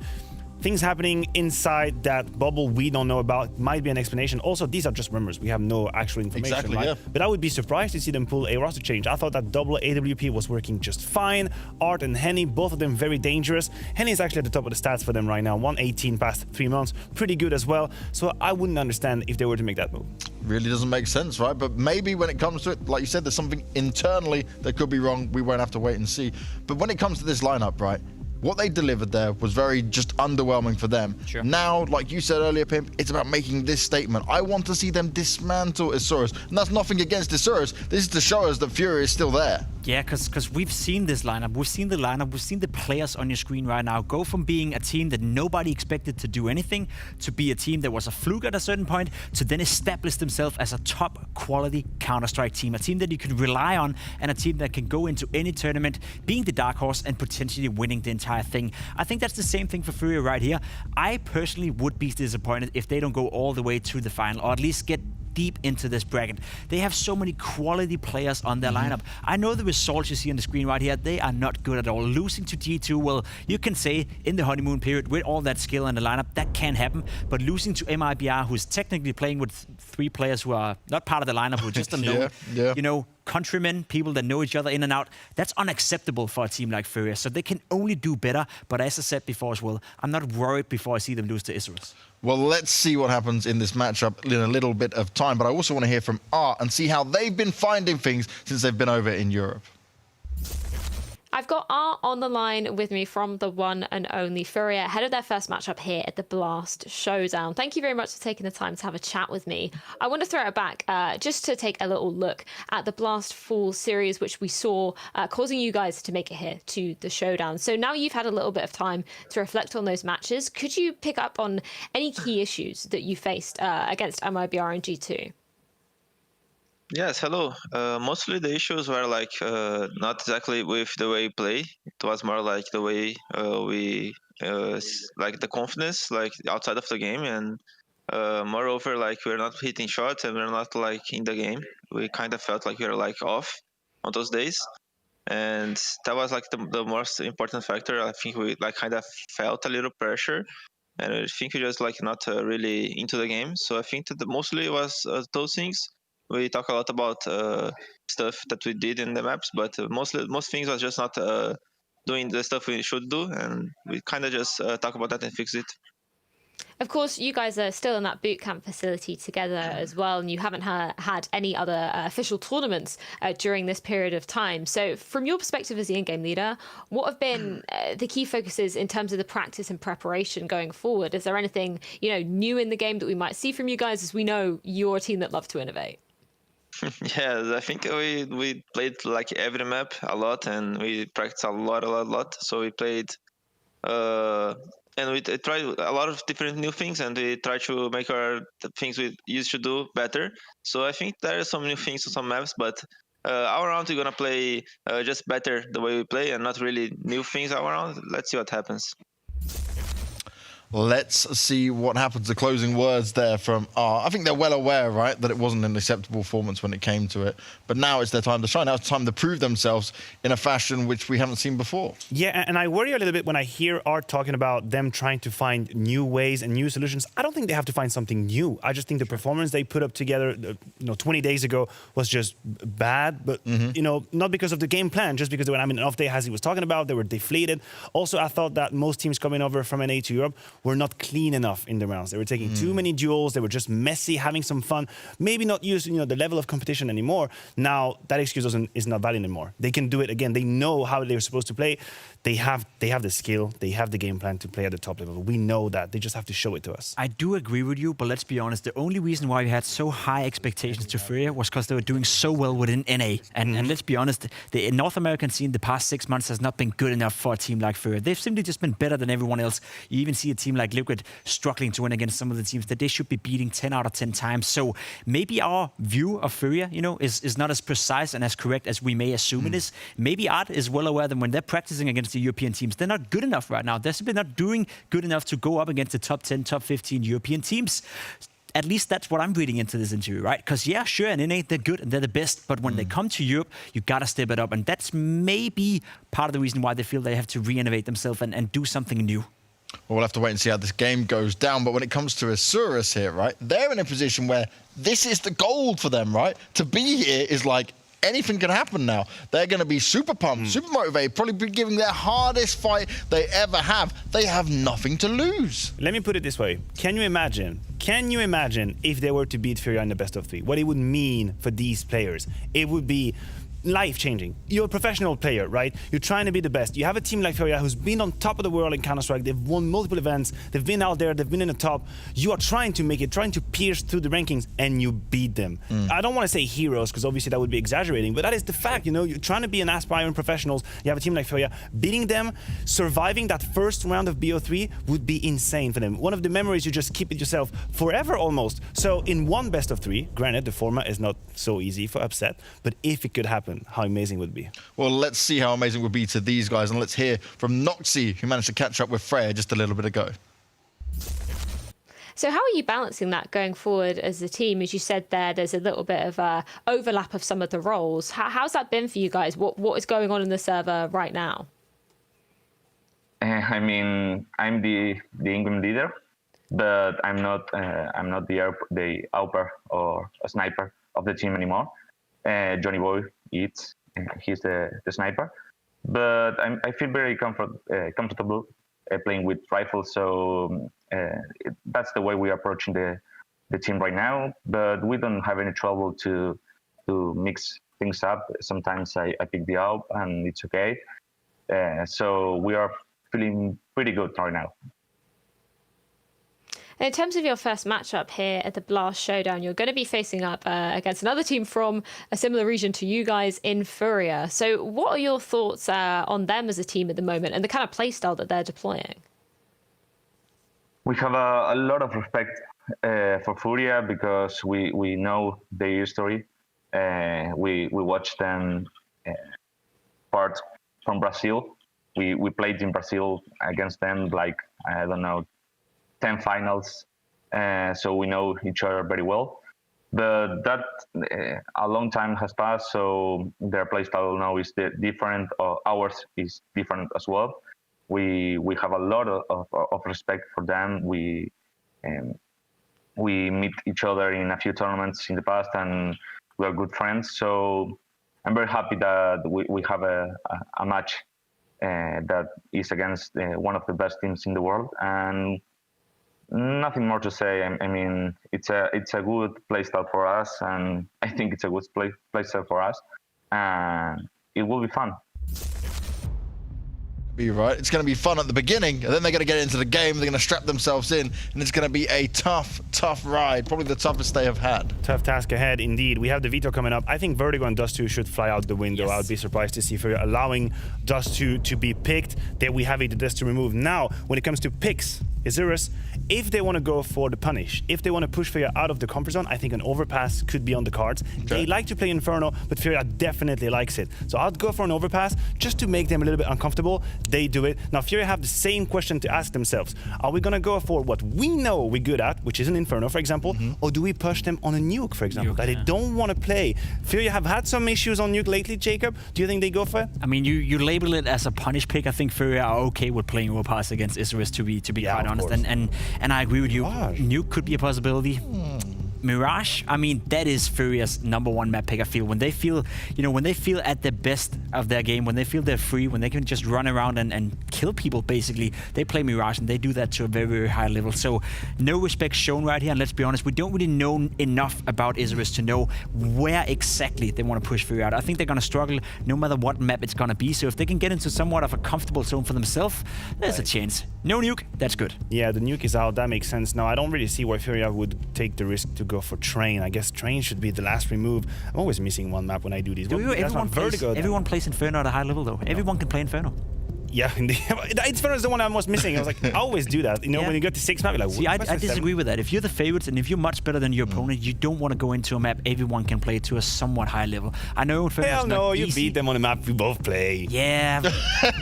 There's two ways you can look at this, boys, right? There is just like, you don't allow them to have it, you do allow them to have it. It's depending on how you're feeling going into it. And I'll be honest, they've always looked good on it. The thing is, Furia, it doesn't matter what map they're playing. I would even go as far as saying if they were to play Dust 2, which has been their permaban, they'd probably still win, realistically speaking. So they must be confident, but still, if you're the big time favorites, if you're the top dog or the hot dog or whatever corner I want to call them, then go for the maps you know you're good at and just play your own game.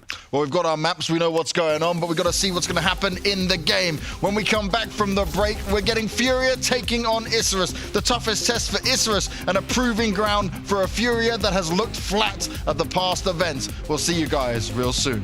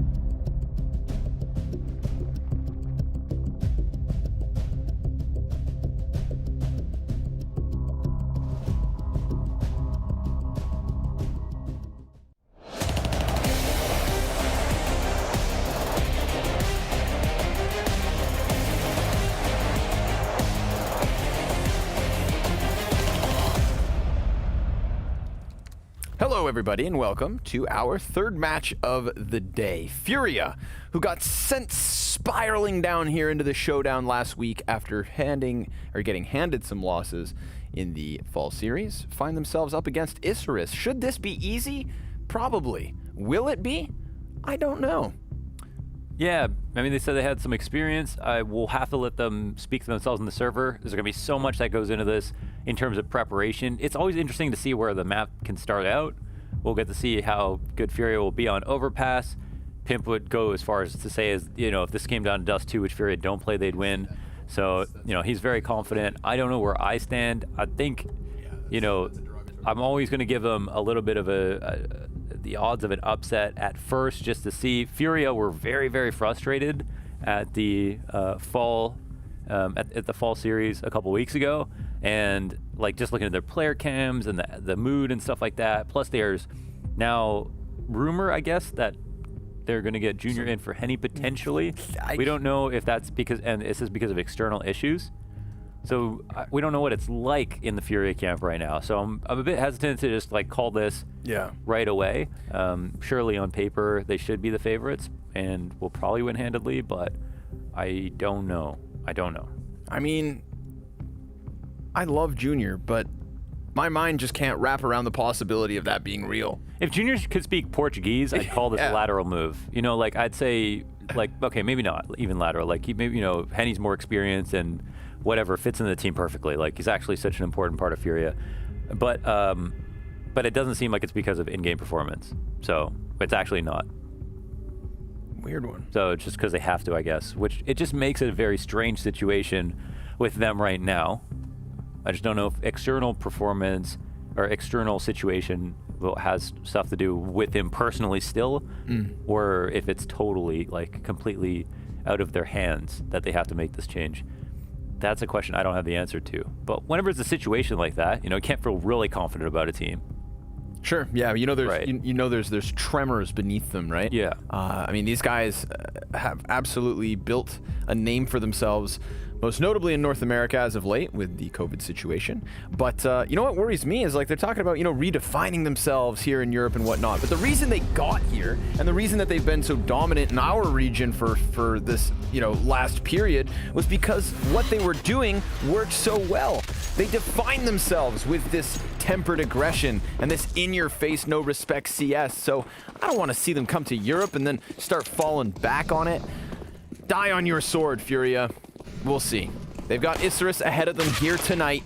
The winner of this game going on to face Virtus Pro in the next round of the event. But the kills come in from Dekov. Able to deal with the players in connector. Henny trying to fall off of the party. He gets toppled. And we've got Isurus with a man advantage. A couple of great shots there inside of stairs. Seemed like it was just going to be a wipe, but it's not. 2-on-3. Art jump spotting to see if they come out of the stairs. Unlikely to go all the way back and around. But even if they go A, it's just one blonde-haired man here to hold off the site. Not me, Caserado. Dude, Isurus. They're like, oh my god. Guys, we have a man advantage. What do we do now? They sit back. They wait a second. They get Furia still just sitting on their bomb sites.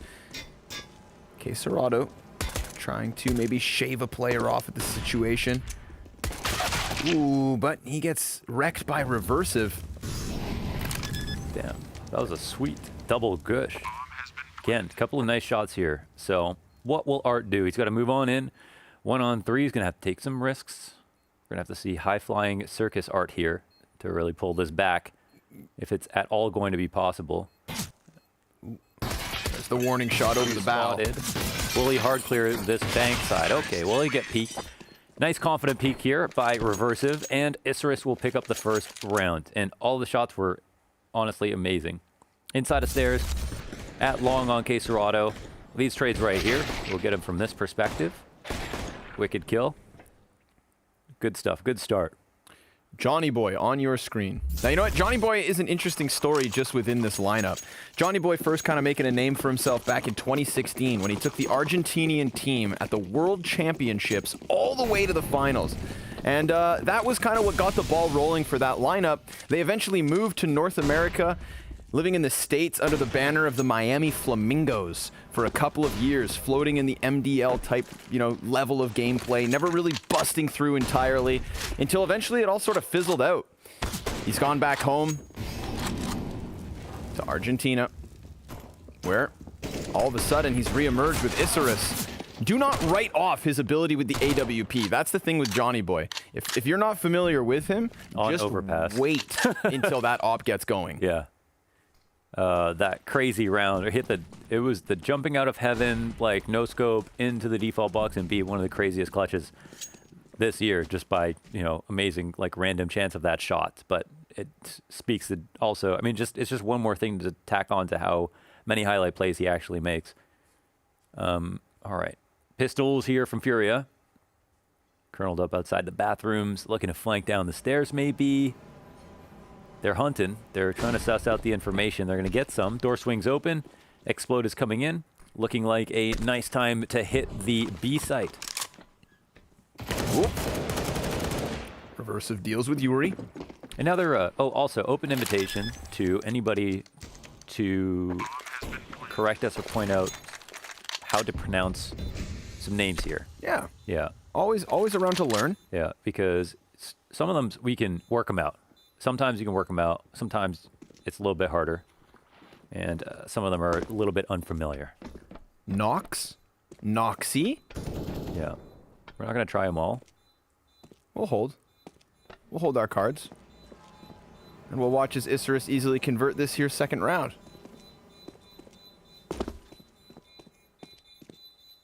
Dodging the scout of Henny definitely helped here. All 5 players alive.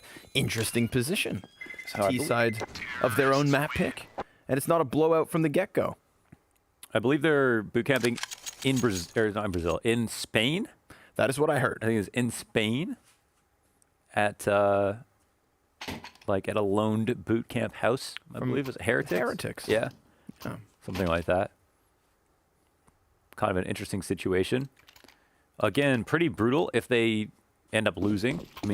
They're coming on the chance to get through, but single elimination bracket, 1 best of 3 to play here in Europe. An opportunity to get some good practice outside of it if they stuck around, if they make it farther. So all around a really cool opportunity here for Isurus. Lose this game and you go home faster than evil geniuses. Imagine flying to Europe just to play 1 match versus North American team.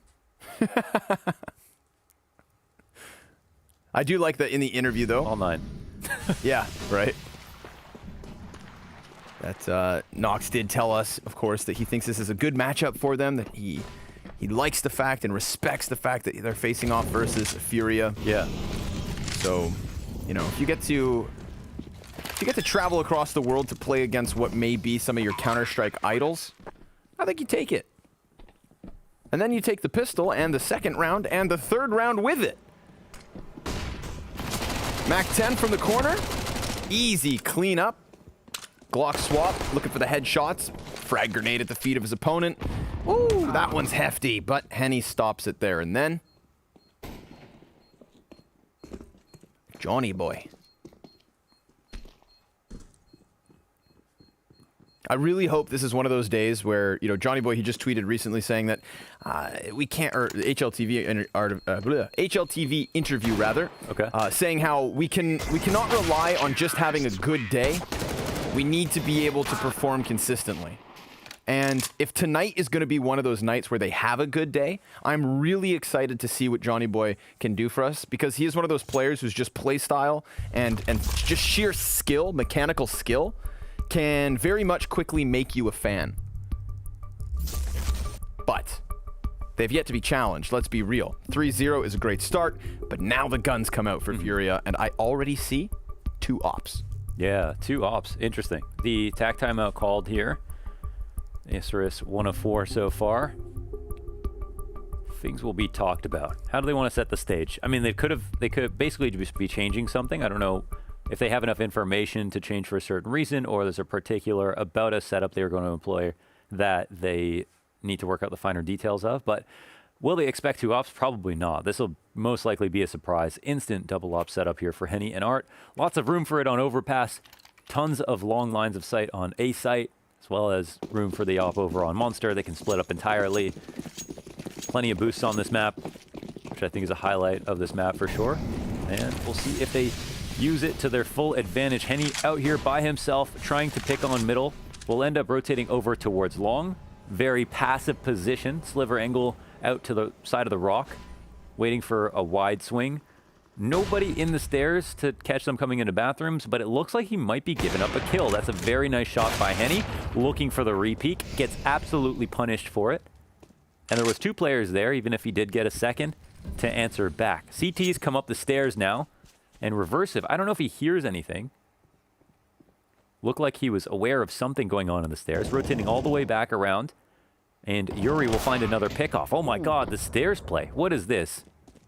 They didn't even start in the stairs, right? They started inside a B and worked their way up. Started from the bottom. Now they're here. 4 versus 1. Nox just afraid to drop down the ladder. What is lying in wait? Well, nothing. Player deep back is Serato, just holds him in and holds him honest through the door. We've got Furia on the board, 4 rounds deep. And they found the second op in this round, so they got the trade onto Henny, but then Art was here with Yuri in this kind of crossfire, very tight crossfire, all getting kills. Actually, such a beautiful setup to catch them all off guard, and the only thing they were trying to clear was inside stairs. But how are they to expect that?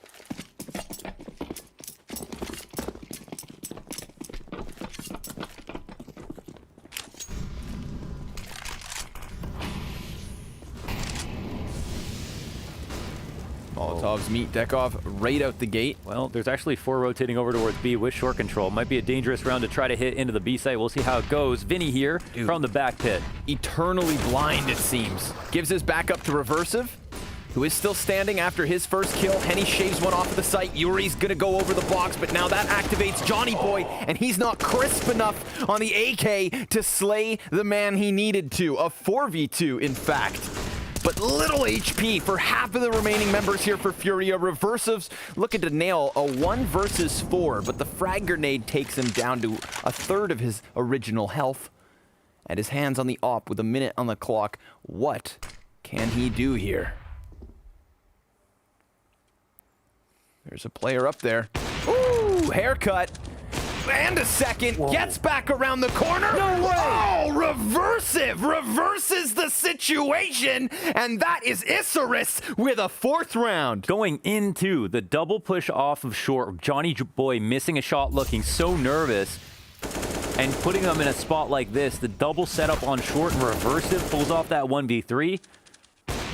Our eyes are peeled. Dude, gets around, comes right back. Perfect clear. Oh my god. Exactly where Serato was. Didn't have to flick at all. Yeah, and now you're gonna start. The fire has been lit. Johnny Boy's pumped.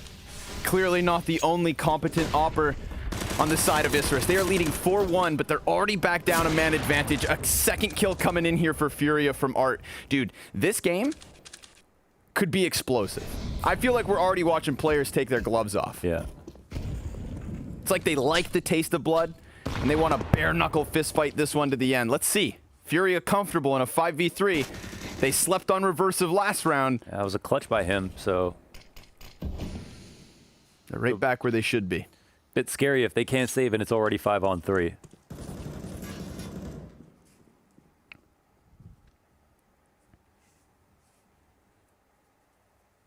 Disappointing to lose that round that way, but really impressive 1v3. Like every single kill, just a snapshot peek, no flick needed. All right, they're gonna test this out. Oh, that was an attempt. A close try. Now moving out into the site. This crossfire to deal with, but and he gets 2 scout shots off. Kai K.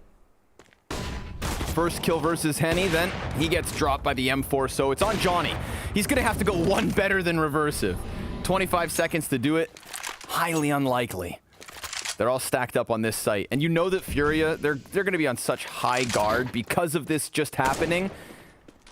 For it to go down twice is just unlikely. Art takes the head off, and Furia find a second. And they look good doing it. And they look good before it got to the 1-on-3 too. They had the good setup, like to deal with the long hit that came their way. Here, Yuri just winning straight up with a UMP. And Art, it wasn't that impressive a shot, but it was cool. So, what will be the plan of action? Of course, all of their funds have been stripped because of that clutch round followed by another loss. It'll just be a Glock save. Furia know this. They haven't gotten a second off this time around. There's not even utility to help them get through the Molotov. Do they know that they have run through those? The question. Free op shot here for Art. And they'll start to fall back now. No other rotations over towards A because they've already got this two-man setup in the bathrooms. And wow, what a 1 deke right there. That's good. He's actually coming back for more. Yeah. What's another head? And ooh, he's not gonna get there in the end. Oh my god. Art definitely gave him the space to do it. 6 HP makes the difference in that one. They've got this B site entirely under wraps, but what the heck is this? Okay. Where are you going? They're going on a secret mission. Yuri, he sat and waited for a moment, but... What's crazy is that Yuri was the guy to kind of keep this in check. Art, he's making so much noise. Whoa, this is one of those wacky situations. This doesn't happen too often. And if they follow up on this flank, Nox is going to catch the B players by surprise. This is going to scramble the guys at A site. Everybody here for the CTs could get caught in an awkward... They see all of them! It's executes! A team kill coming in from Yuri! Bro! Whoa. I've never seen anything like that. They actually set up kills on both sites and even lined up their Glocks on 2 players, everybody looking in the wrong direction. First of all, when does that happen to Furia? Second of all, how do they do that with just 10 seconds left? They're fighting into B. Oh my god, it comes down to this 1 kill on short. They almost fail the crunch. That is ridiculous. I don't even know what to say. Bro. They just 3 Glock walk through CT spawn into heaven, 2 upper, leaving 1. They were the puppet masters. Dude, that was they were like literally controlling their every movement. That was like watching a game of Hitman. I don't know. They lined that was like everything Dishonored, up. right? Yeah. I mean, it was Yuri who was kind of coming down to the base of the heaven stairs. Look, he sees him walk out. Like, huh? Oh, that's just like an Wait. He gets he hits Art. In the aim punch, because I think he lines up the headshot through Art and then Art finishes him off. I've never seen anything like that. I mean, and when they start shooting, they coordinate with the heaven player. Yeah, that's what I'm saying. It was like, you know, everybody found their mark. Like we've all been in that one mission of every single FPS campaign where it's, I'll get the one on the left, you take the right. That's what that was, bro. Yeah. That was scripted, and no one can convince me otherwise. And the wildest part of it is that round win for Isurus, not only the 5th of this T side, but it breaks the bank of Furia. We have seen their money was so destroyed too. Some incredibly weird stuff already in this first map. And now it's going to feel like that perfect storm. Yeah, Furia, this roster might not actually be cemented. Oh, reversive with the most ridiculous 1v3 op play of the event so far. Now you're finding yourself behind enemy lines. There is some murmur going on. Let's see if they can get through the anti-eco. So far, so good here at the base of Connector. It's just a 3-piece with no questions asked. We're going to need the clip of Pimp on the desk saying that even if Furia had played Dust 2, they'd be able to beat Isurus. And then, of course, play it on the desk to follow after this match is over, slow it down, and play it with Pimp's reaction on the side live on the desk. That'd be wonderful. Thank you so much, production.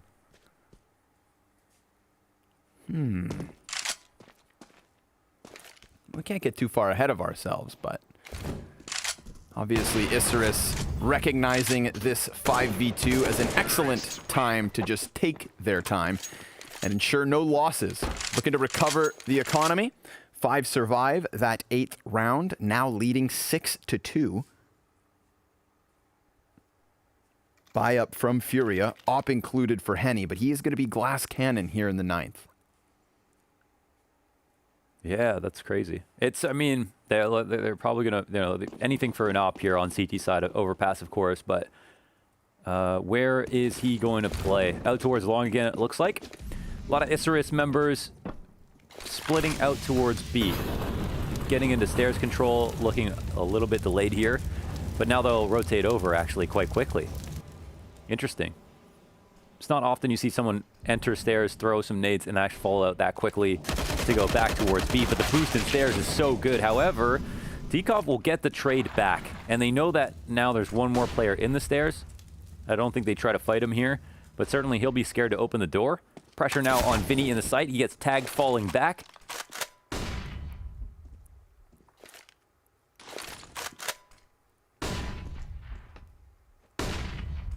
Flash after flash after flash. And Johnny Boy is going to make a man advantage. Yeah, they're so uncomfortable, it looks like. Queserado cleared out. Kai K on full damage control here, looking to move in as fast as he can, looking to make sure no CTs can even contest that bomb plant, which they can't. A 4v2 in the post.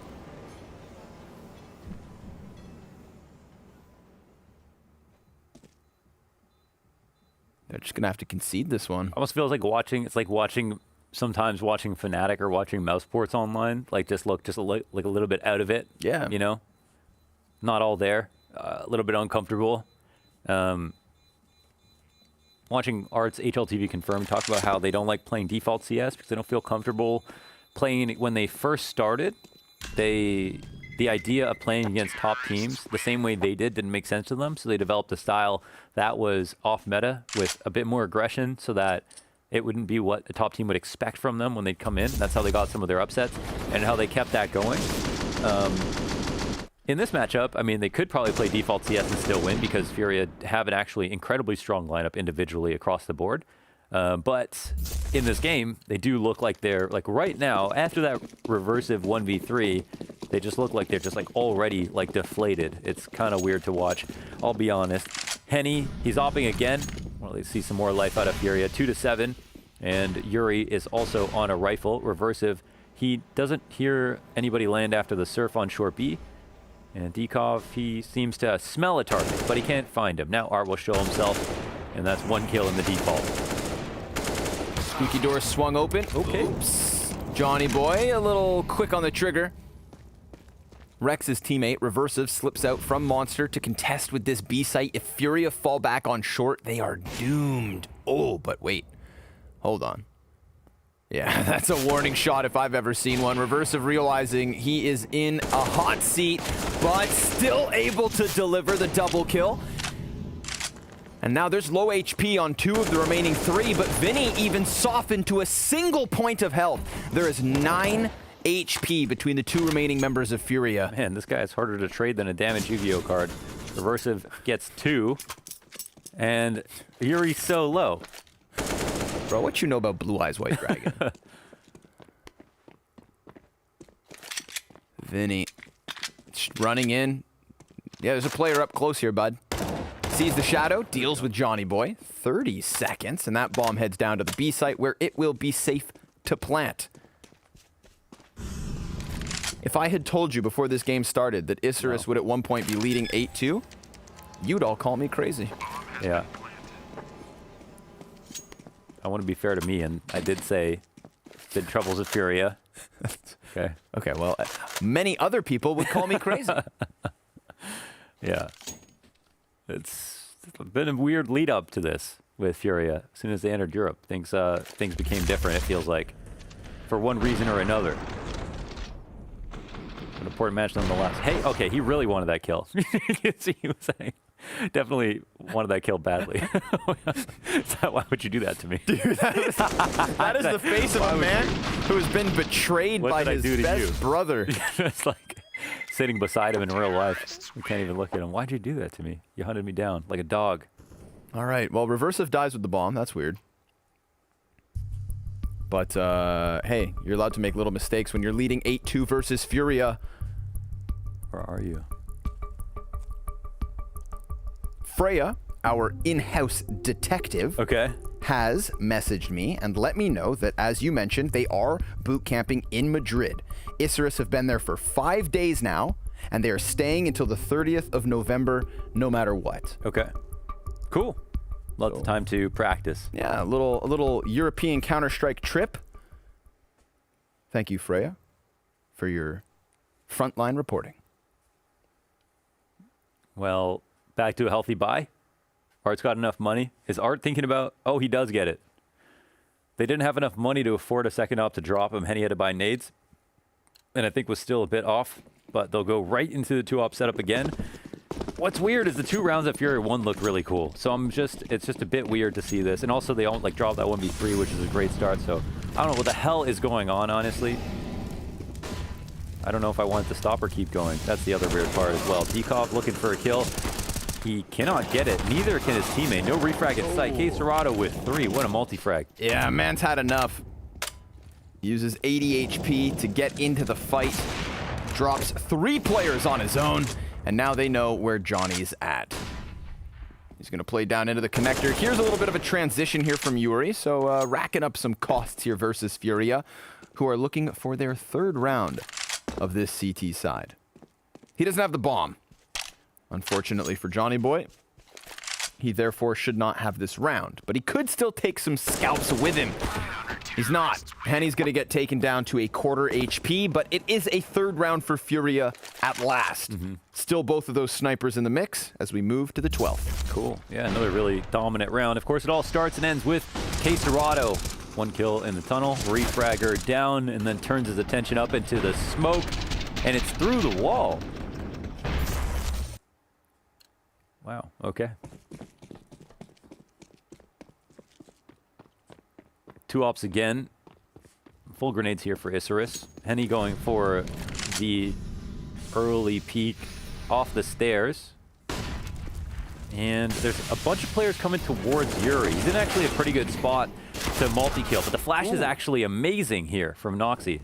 Dead on. Henny sees the shadow, lands the shot, but doesn't topple Johnny till the 2nd one connects.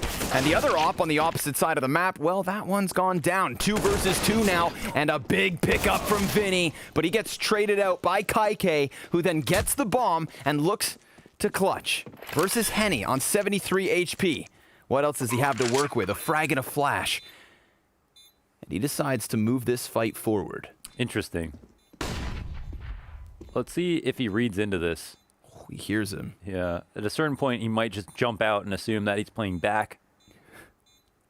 This will be a read. Kai probably so nervous about this. Yeah. Oh, we'll have the opportunity. My God, that was close. Yeah, that's the worst case scenario in your mind, right? It's going to be a desperate jump from Henny. He's going to rattle off one of those crazy no-scopes that if anybody knows can land is Isurus. Sure. And, well, he recovers the spray down in the end. So, nice flashbang from Noxy.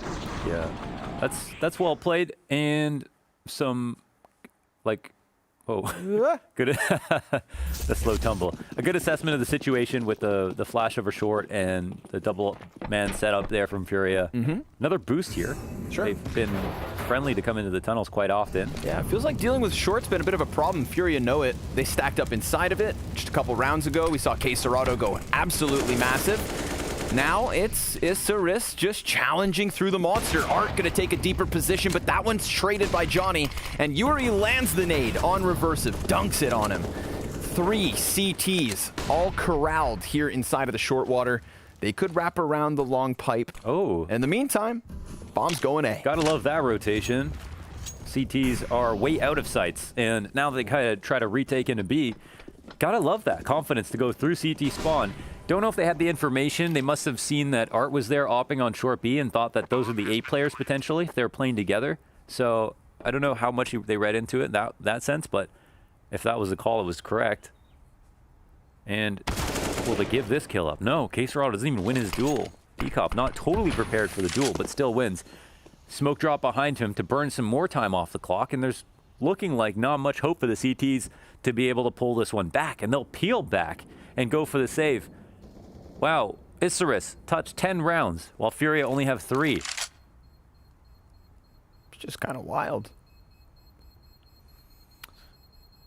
Yeah, it's nuts. Like I'm watching it unfold, but a part of me just can't believe it.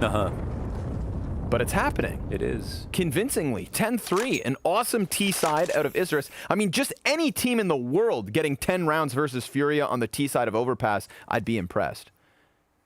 Yeah. So, this is quite the treat. Yeah. But this is also a best of 3. And? Yeah, I think that is the real problem for sure. But yeah, there's been some amazing calls in mid-round situations on Isurus. Yep. Dead on. We got Dekov 12 and 6, Reversive 10 and 7. And there's Johnny Boy adding 2 kills to the tally as well. Oh my god, another op walks down the stairs. Johnny Boy holds. He holds, he holds, he holds. He'll drop the Molotov and fall back, it seems like. He's just going to make sure that gun is gotten rid of. Noxy, all the while, has moved his way into the B site. Any more flashes? No, they'll just push through into pit. 2-man setup here from the CTs. Reversive will fall out of this situation. Bomb is coming his way, but it seems like they'll now reroute. Or maybe just reconsider when they hit the B site. I'm not sure. Starting to unleash themselves a little too much there, you know, handing over that AK to Vinny. Let's check out who's flanking A this time around. We got Dekov trying to get up there. Just going to stay committed behind the flower plot. Oh my god, Henny's watching the fallback, and Dekov cannot see him stairs. So, it's could actually be a genius move by Henny, honestly, even if he doesn't know Dekov's crossed already. Oh, but he misses that. Henny with the crouch peek. And then Reversive nails the headshot onto that B site, so the bomb's definitely going to wrap all the way back, and they've just completely countered Yuri. 11-4. I am shocked that Henny missed that shot.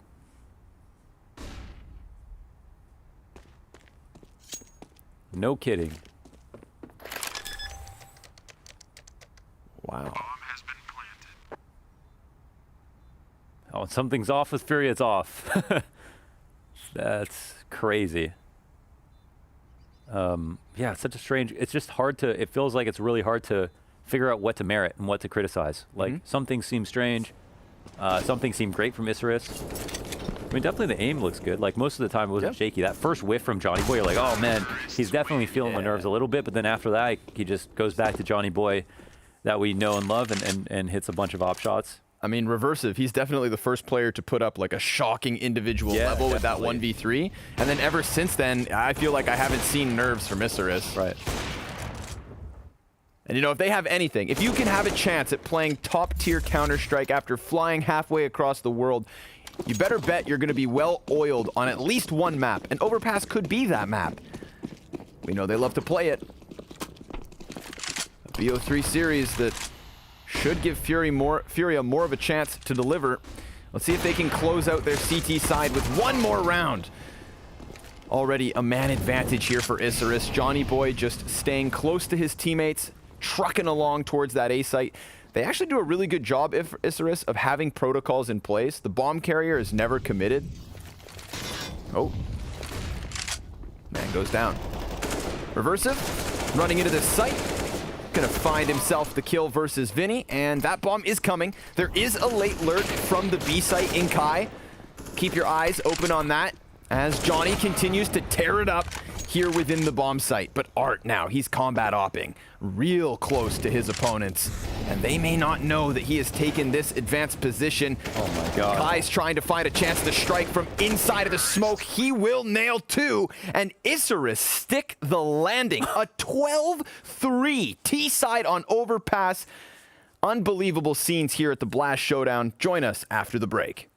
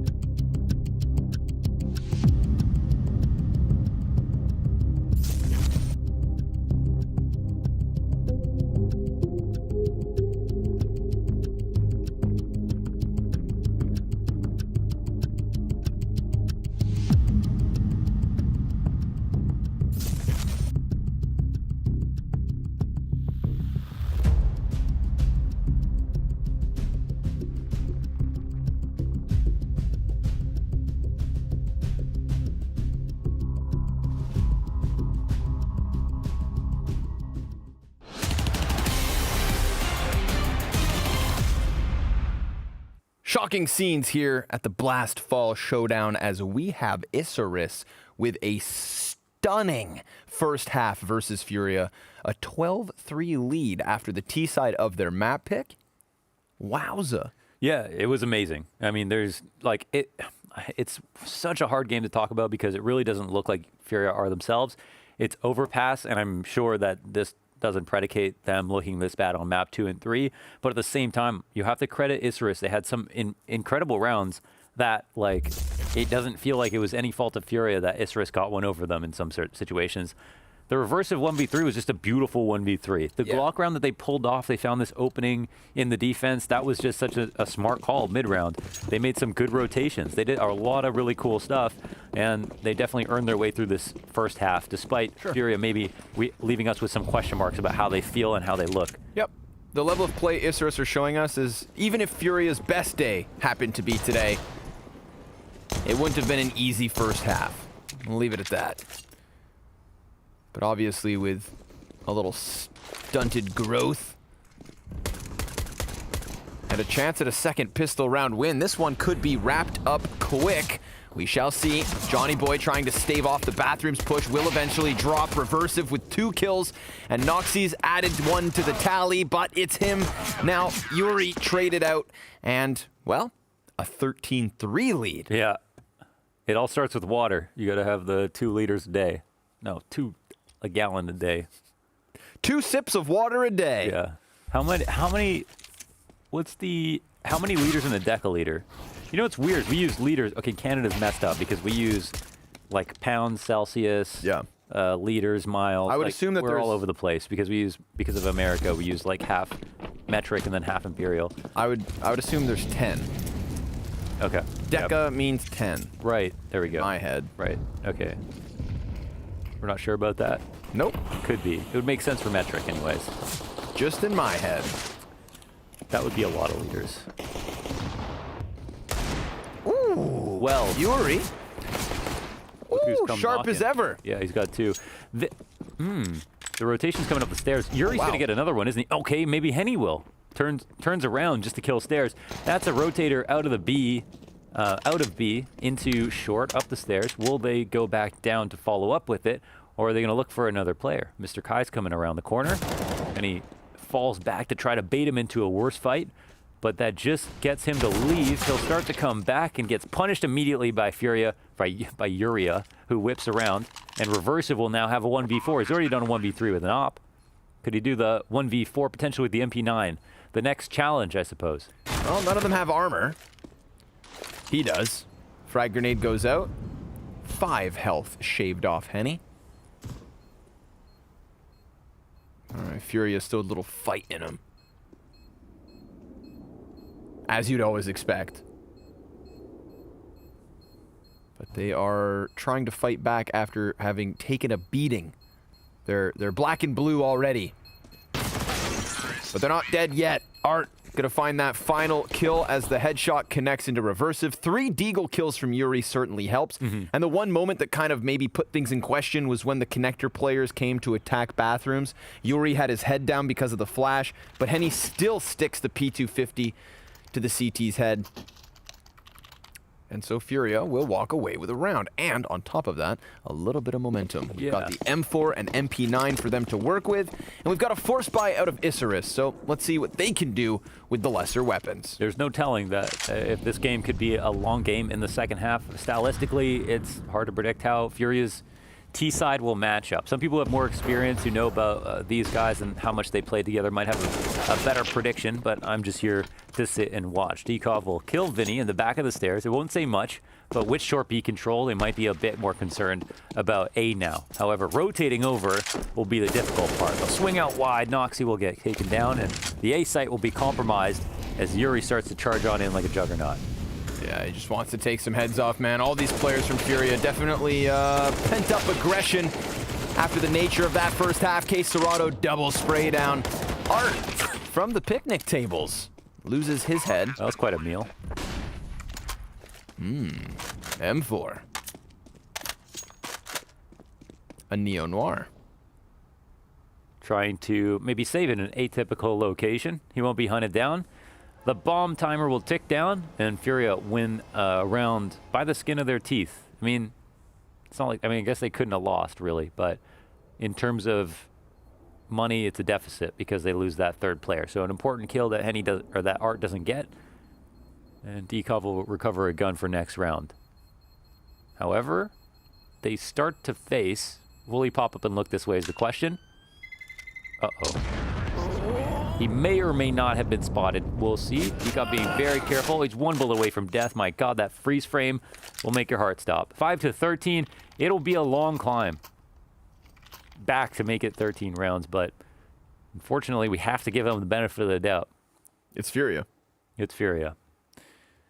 And there's always that situation where an underdog, they have to face the fact that they could actually win when they maybe had tempered expectations coming into the match. Maybe surprise themselves by how well they did at first. And then they switch over, nerves start to set in, and the favorite pounces. Don't know if that'll be the case now. They definitely don't look nervous, but we'll see. Nice opening kill here from Dekov. This is the one rifle they have in the round. 5-7 up close from Kai. Dropped by Art. Ooh, nade from K Serrato is on the mark. Dekov with a second. 3 versus 3 ensues. M4. Only one in the mix. Had that player had a weapon to work with, then maybe Yuri's already dead. Instead, he holds. Everybody from Furia is kind of on the cusp of this B site, but K Serrato, since he's full HP, is meant to take next contact. Johnny Boy, all the while, was just cleaning out the bathrooms, so I feel like he's going to justify the rotate down. Try and dogpile this site. Because all the while, Dekov, he's sitting inside of heaven. Remember, he is that M4 in this play, so if the pistol players can get up close, as they now have been able to position themselves, could serve as a great distraction. K Serrato sees the player jumping into the action. He's inside. Oh, Zeus from Johnny! And Art immediately trades that one. This is ridiculous. 30 seconds left. They know the player's back. A dink through the floor. Art is 1 HP away from giving this round up. And he's going to peek out wide. Dies as Isurus take their 14th. And you're telling me the Zeus was important? They actually had to get that kill? He literally hops on his surfboard, swings onto the site, drops in, pulls out the Zeus, peeks out and takes K Serrato down. That is so demoralizing. What a move from Johnny Boy. Zeus stock just went up 200%. You know, I saw him jump down into the site, and I'm like, well, yeah, of course, you want to use the pistols on the front line. I didn't notice he had the Zeus, and then he just kept getting closer and closer. I'm like, damn, why is he trying to get so close? Why is he jumping into a smoke? This man is mad. But, yeah, all right. Oh, man. I was kind of surprised they were taking so long to get into the site. Sure. It seemed... They're scared, man. It seemed uncomfortable, yeah, for sure. They have reason to be. They are trailing by 9 rounds versus Isurus on the CT side of their own map pick. They're scared because Johnny Boy has the balls to just jump in with a Zeus. And they just lost the 4 pistols. Unbelievable scenes. Well, 3 pistols, 1 rifle, 1 Zeus.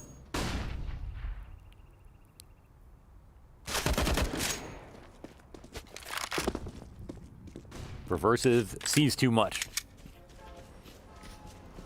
Take a quick picture of that, mail it off to his teammates, rotate back into the site, and maybe ask for some assistance.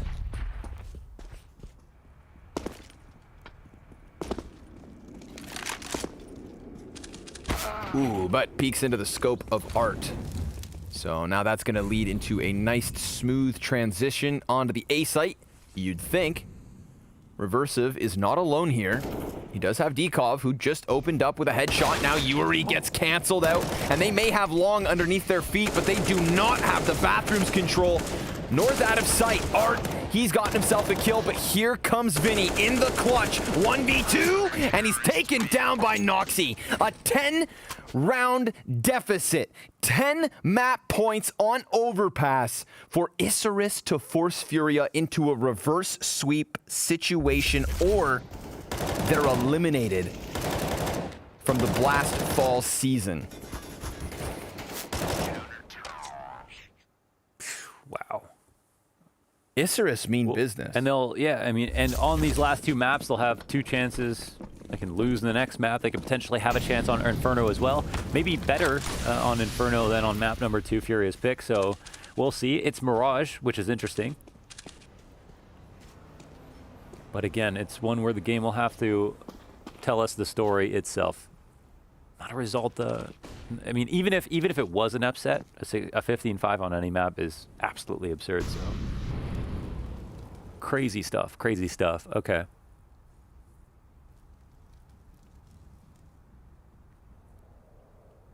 They're not even refragging as well as Isurus, right? Furia are having trouble just keeping up with the kills, the mechanical skill of Isurus.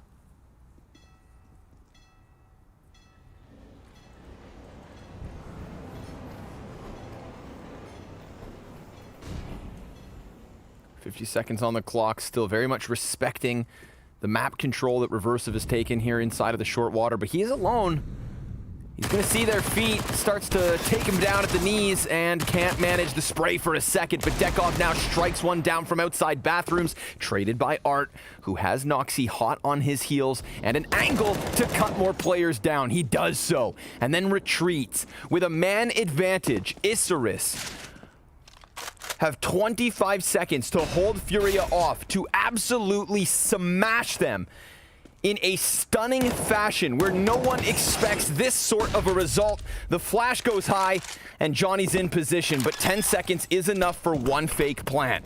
Here comes Kai from the back lines, consistent spray to take down 2, and Isurus close it on Overpass. A monster map, an amazing performance, one they've got to be excited about.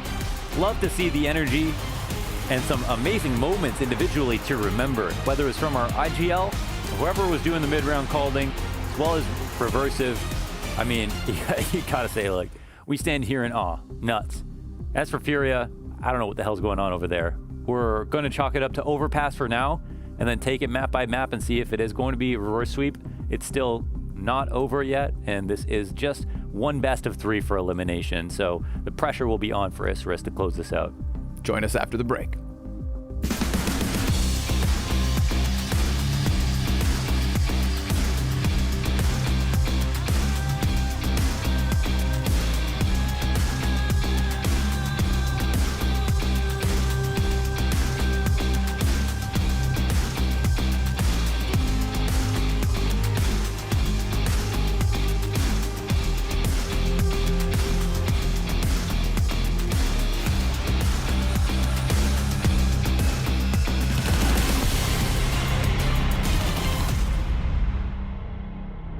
On the right.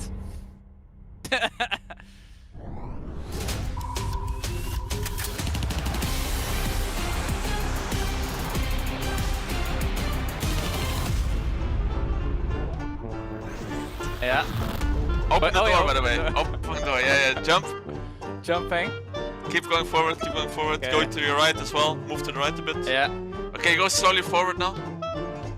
No, not so much. Just walk. And look to the right again. Oh Don't my move. Look to the God. right. Yeah, jump. Jump. And go forward 1 step. Again. Wait. Look to the left. Yeah, look like to this. left. And keep forward. Look, Yeah. Go forward. Look a bit to your right. I can see where you need to go. Just move somewhere, man. Just keep going forward. I don't know where you need to go. Look to you have jump up now. Jump and move forward. Yeah. Move forward. Go. Look 45 degrees to your right. Oh. Yeah, the other right. The other right. Go forward. Move forward. Okay, yeah, I'm going. Keep doing that. Jump again. Move forward. Jump again. Look to your right a bit and keep moving forward. Not so much to your right, to your left a bit. Yeah. Keep going now. Yeah. Look a bit to your right and move forward. Move forward. Move forward. Jump. Bro, I'm jumping. Yeah. Move forward, look a bit up. Yeah, go forward now, slowly. Look a bit to your right. Like 10 degrees to your right. Oh, on the right. Yeah, wait, go 10 degrees to your left again. Yeah. Not that much, bro. Oh, sorry, a bit, sorry. yeah, like this. Stay like this, move forward now. Move forward. I don't know. Okay, nice, you went under. Keep going. You went under somehow, keep going. Jump. Keep moving forward. Look a bit to your right. Too much again. Turn back. Wait, like this is good. You gotta look forward now and crouch. Yeah, keep crouching. You're going under again, perfect. Look to your right, 45 degrees. Look to your left, yeah, move forward now. No, go a bit to your right. Move forward again. Again. Okay, now it's going, yeah. Keep moving, keep moving. Jump and crouch, yeah, jump again. Jump and crouch again. Keep moving forward. Yeah, move forward now. Oh, yeah, but you're not in yet. Oh my god. Press E again, press E again. Yeah, you open it, go forward now. You're going in.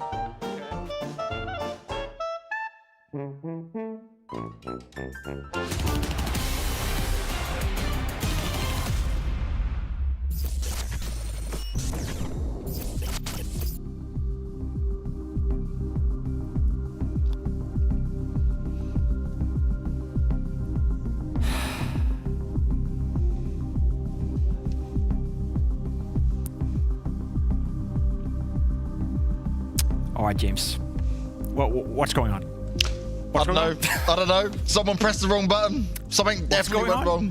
What's going on? That was one of the weirdest, best, most sick ass games. I don't even know what to say at this point. You know, that was a game. You know, where you thought to yourself, Furia. They were in the beginning playing all right. Isurus still just so much better in every single scenario. The 1 versus 3 clutch showing individual brilliance. Yep. We didn't expect that. You know, we didn't expect them to play up against Furia.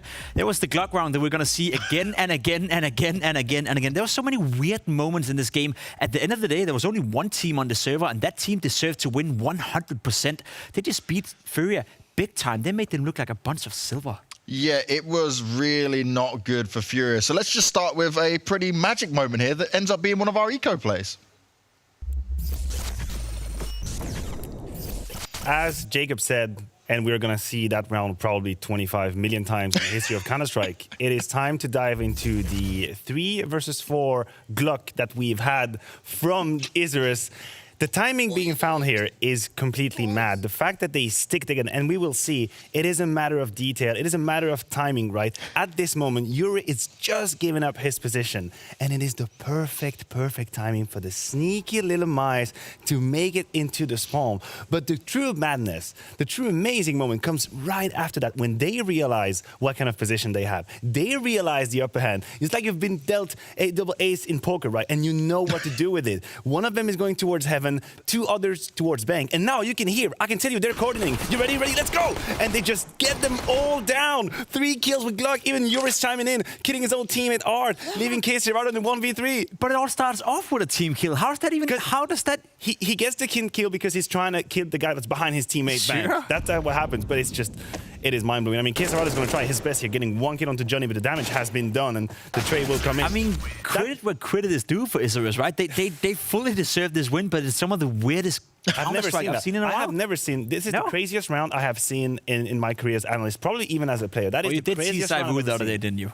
Zaiwu was pretty cool, yeah. That was pretty cool. Yeah, this really does leave us with some questions, right? Because we went into this saying Furia did not look good when we previously saw him last time during the full season. Now they've come to the showdown, they're supposed to show up, and instead they have been slapped down. I just want to iterate how big of a result this is. Not only are they winning the map, they're winning 16-5 without a fight. They were by far the best team on the server. That in itself is crazy to say out loud.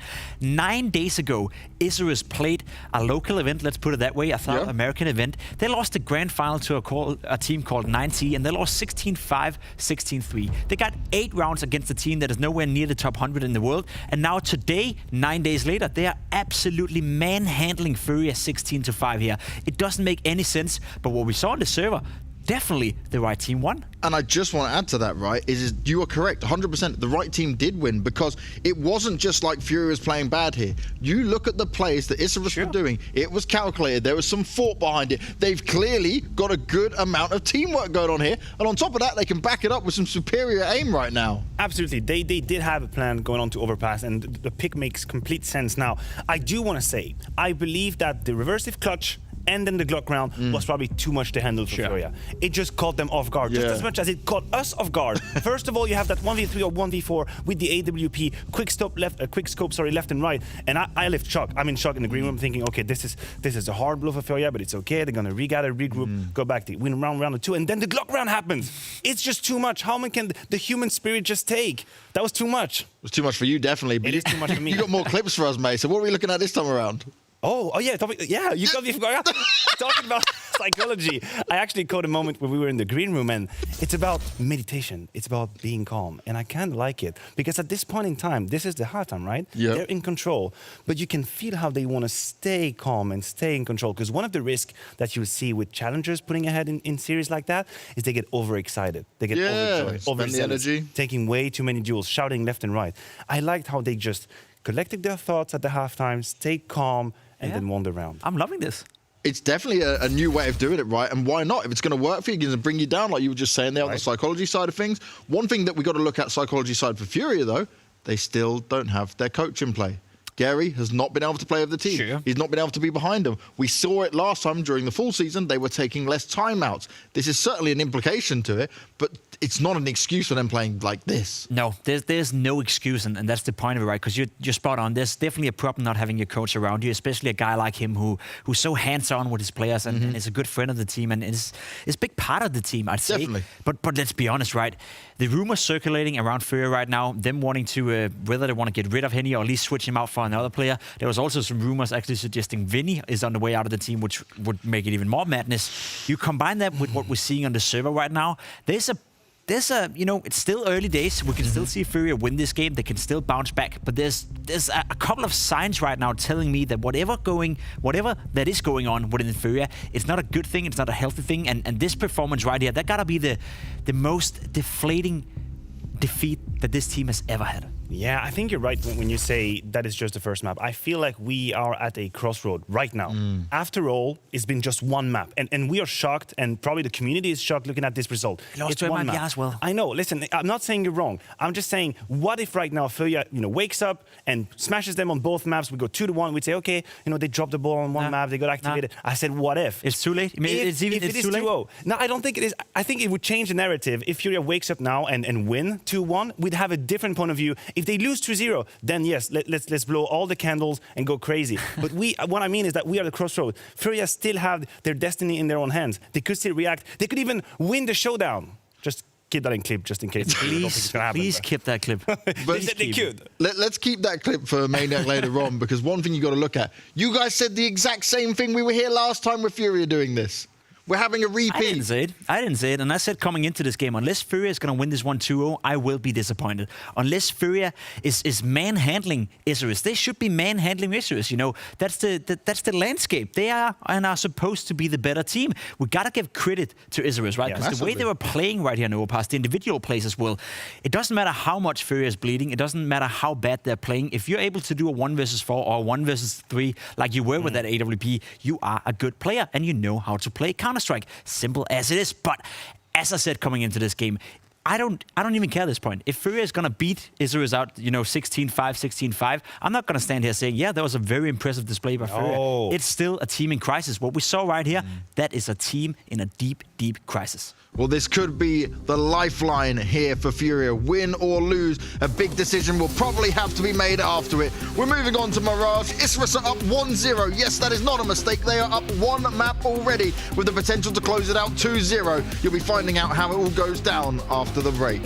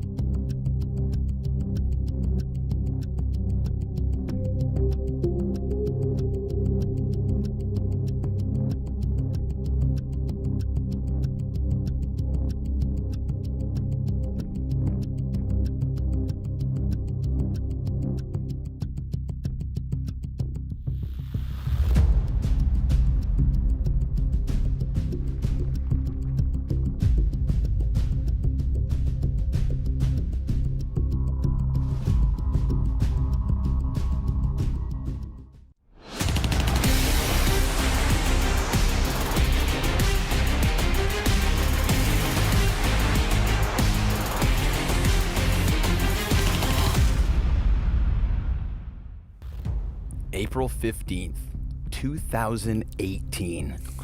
The ESL Latin America League Season 1. Mirage, Isurus 16, Furia 13. War never changes. What are you saying, Connor? I'm saying that this might actually happen. That it's happened before? That it's happened before. You're telling me that Isurus in 2020 are about to could do take this. down Furia 2-0 on their map pick on Mirage? Maybe. It's gonna take a lot. I'm not gonna lie, man. Look, what do we chalk that first map up to? Isurus looked good. Isurus had some crazy individual moments. Isurus had some ridiculously inexplicable rounds, and Furia didn't quite look themselves. But that combination, that combination of ingredients caused a hell of an upset, and now we move on to map 2. And they're tilted. Where they've done it before. And they're tilted. And they lost to MIBR coming into this, coming out of fall series, lost to MIBR. They were tilted off that. We saw on cams they were pissed. They're going through some stuff right now. Someone outside the server, not on the right foot here in Europe. This used to be a map. I mean, like this, because it's Overpass, like it doesn't really matter technically, but because it was such a stomp, it does make a difference. And because we're coming out of results where Fury have already had a disappointing performance or two here in Europe, it does matter. And if we want to just talk about Overpass for what it is, it's a map that was so strong for Furia that they were not even picking it versus opponents, but always winning it. And then it started to become their map pick after they got a streak on it. And now it's a very, very strong map of theirs. Back then when they played, that might not have been a home map for Furia. And Furia since then have gotten a world more experience coming into 2020. But right now, things are not right. Things don't feel right with Furia. So we just have to watch the madness unfold, because Mirage is not difficult of a map in and of itself. Strategically, from your philosophical approach to it, there's not enough that you can do to really separate yourself from somebody who might be comfortable playing you on it.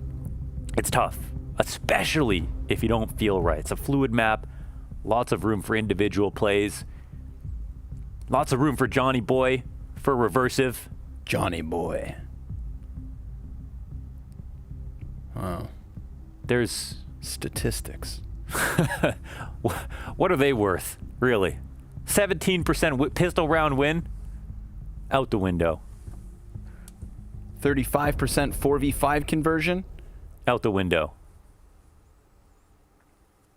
4 Argentinians and a Brazilian versus Brazil's hot dogs? The Brazilian hot dogs. Out the window. Out the window. Listen, folks. Out the cannon. I don't think anybody can pretend to sit here and tell you what's about to happen.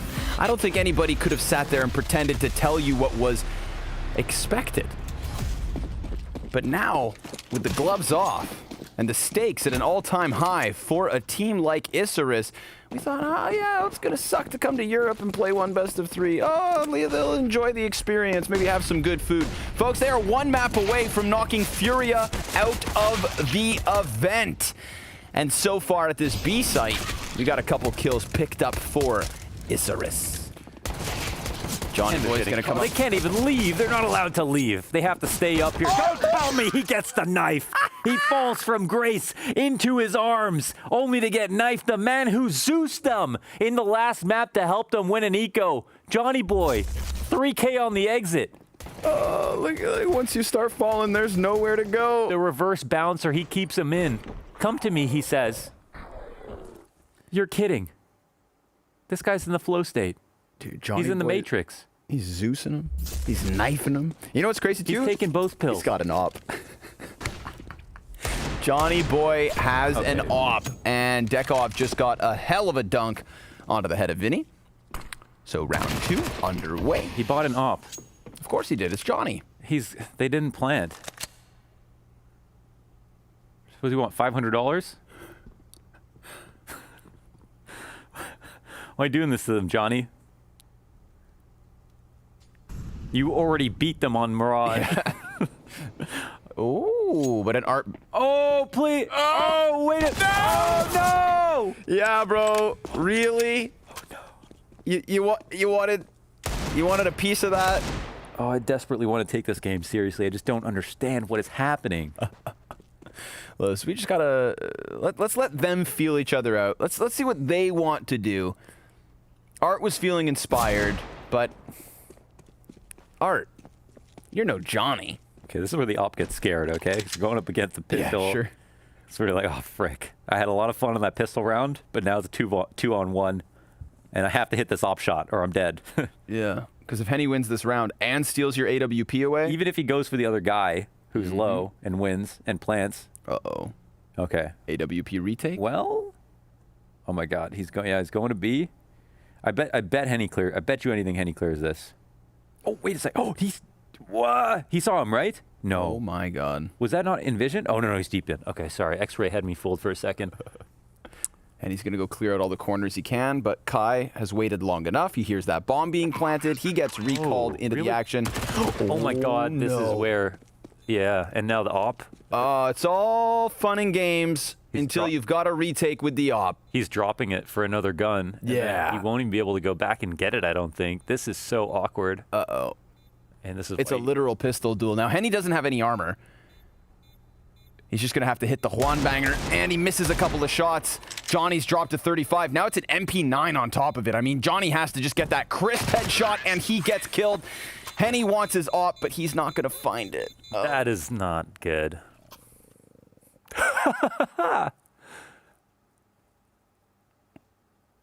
That is really weird. I mean, I get the excitement.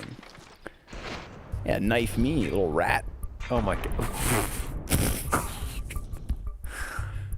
Oh God. What the hell is going on, man? What are we looking at? He actually just dropped the op in spawn to use a pistol to retake, and then lost. Who's he yelling at? Who's that directed at? Just some apparition in the sky. Johnny Boy. Yes, they got a Johnny Boy hologram. Yeah. They put him up on the projector on the wall. Yeah, they project him on the wall just to yell at him. Just throwing water bottles at him. Kyoto! Yeah. Try and knife my teammates. All right, listen, man. We're in a weird place because of the first map's result and these first 2 rounds. Yeah, literally everything. If you're a fan Johnny Boy of... just knifed someone on the pistol round, like who jumped at him. Yeah, if you weren't expecting a wacky wild ride, then either buy your ticket or get off the ride. I know you can't. Yeah. Welcome aboard. It's the crazy train, and we're not quite sure where this one's going, but hell, it's gonna be fun in the meantime. So opening kill here for Nox, because of course he is the one rifle that Isurus have to work with, and nothing makes sense at the start of Mirage.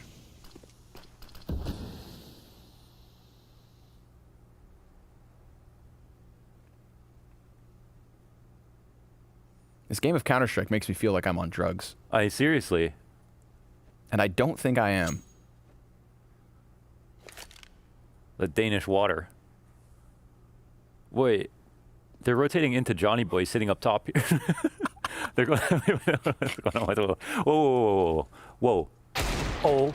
And an AK recovered. He heard the other one. No, okay, nice. He doesn't get that. Yep, okay. Good recovery. Hold on, this guy will get flanked, reversive. There's one in connector. Oh no, he's a little bit farther behind. Missed shots. Oh, and Vinny's traded. 2-on-2 spot. Yep. Dekov, he gets into position over towards the ticket. He's got a flashbang though. His teammate throws the flash out. Oh, he almost gets the bomb planter killed, but Vinny gives the cover. All right, Kai. He had some awesome flanks going on to Overpass. They double peek him, and they get the job done. But Furia, yo, you got to be careful, man. Isurus plays some sly CS. Sure. Johnny Boy being in that position, I mean, how often does that happen? Yeah. And literally at this point, Vinny has 4 kills, Henny has 7, and everybody else has none. This guy have a ladder? How did he get here? Exo jump. Just, what? Okay. Things should now start to even out. Furia, nothing to be afraid of here in this 4th round. I say that, but you never know. Henny takes a little bit of damage early. I mean, it's Furia. Surely they're not afraid of anything, right? No, I don't think anything will change, really. Yeah. They move past the ladder room. Art's killed one. There's a CT in here, though. Noxy, tried to slip that USP up his nose like a COVID test. But it's all good for Furia. That's where it touches your brain. Unless you're Prius. Doesn't take long to get to mine. You know what I mean? Big old brain. Yuri, he just wants to make sure he gets away with this AK. He's already on low HP, but no kills so far for Isurus, and it's not looking like it's going to happen. Mid on the clock, bomb on catwalk, trying to figure out where reversive is, and yeah, it's everybody empty-handed. So Furia to the 3-1 start, starting to stabilize after the inexplicable start to this game. Yeah.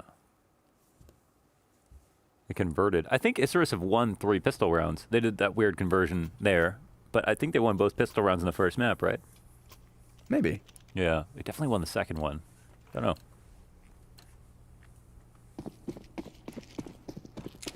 I just remember the pistols have been weird in this game. Very strange. So that's why I can't remember the results. It's true. It's also just a lot going on. A lot trying to wrap my head around. Definitely. Okay, so let's see what Johnny's pick will be here inside of connector.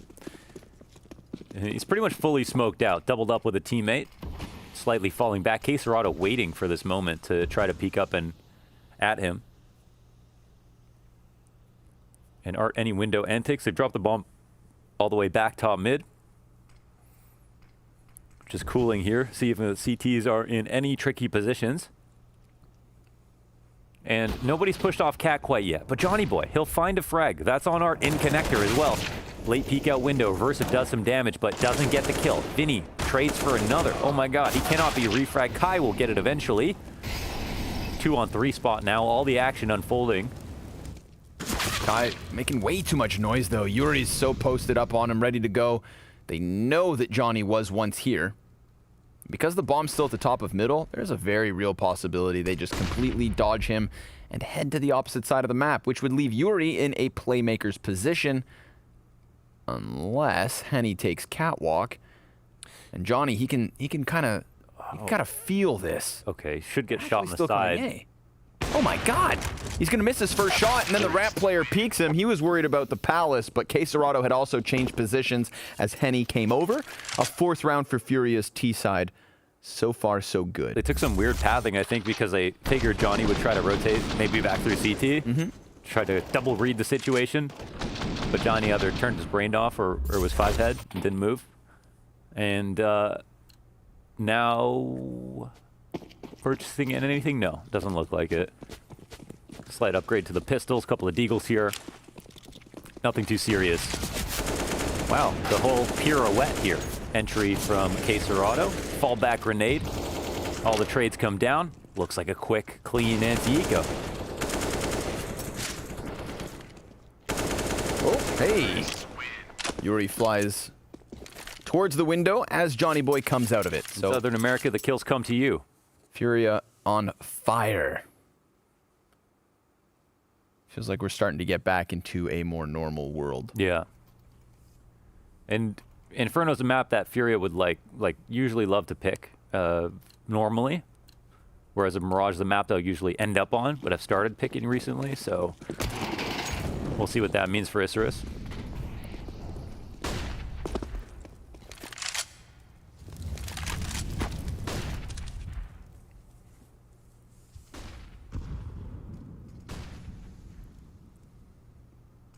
Two players in the underpass here for Furia, and trade makes that just one. But yeah, you called it. Henny, swing outs from the boxes. I mean, that's what he's there for.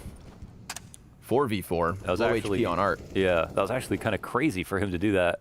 But I guess I don't know how they didn't know anyone could have crossed top boxes. That's an interesting question in and of itself.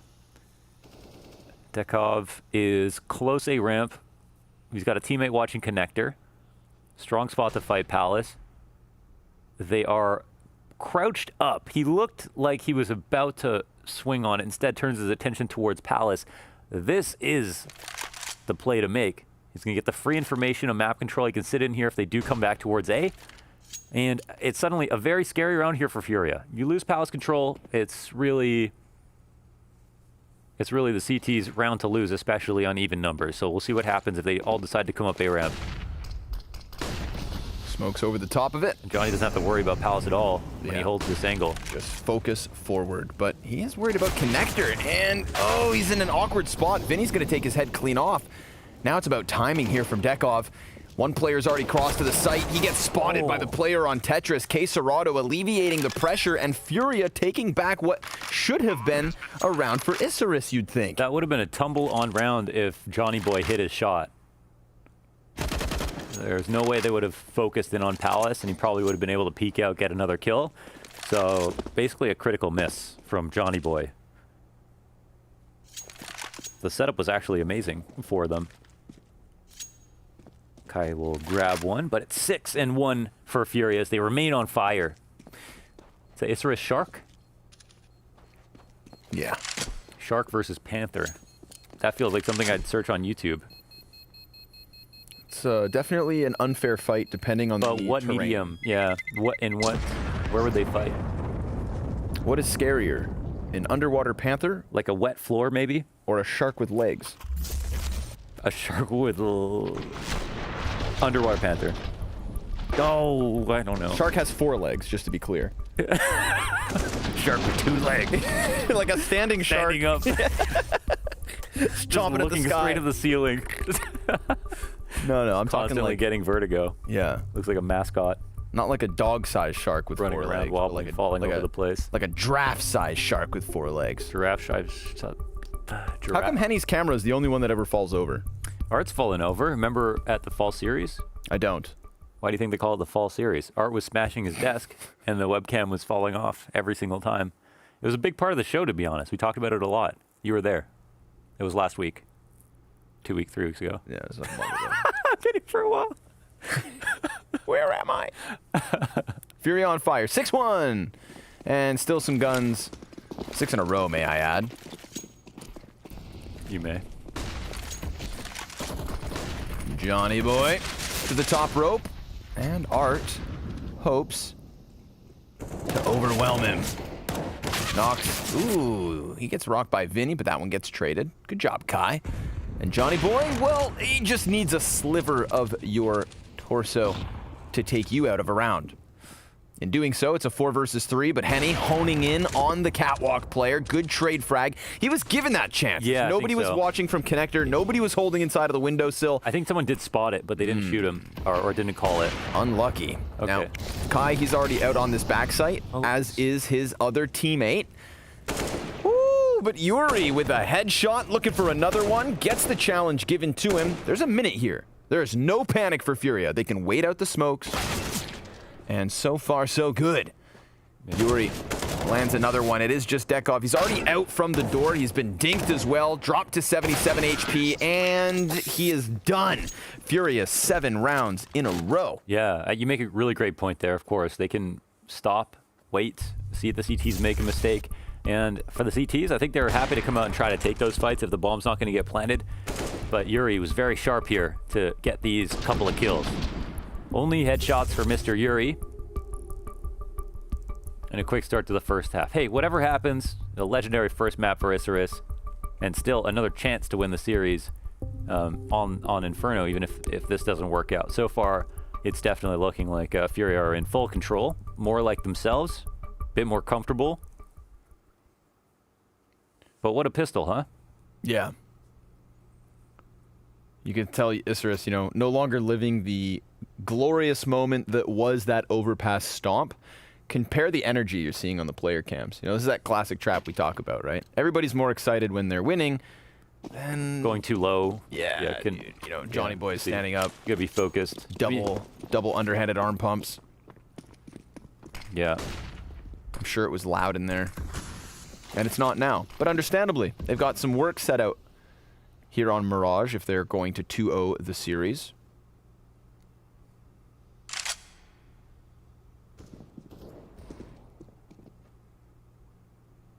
Yuri creeps in from underpass. We've got Johnny Boy and Reversive in connector, kind of giving him a little bit more space as smoke fades. Noxy from the catwalk, dropped by Henny. It's just Furia across the kill feed with ease. 2 headshots for Yuri in the end, and Kai trying to hit him from the back line. He very quietly snuck up the scoreboard on Overpass because he had a lot of constant cities.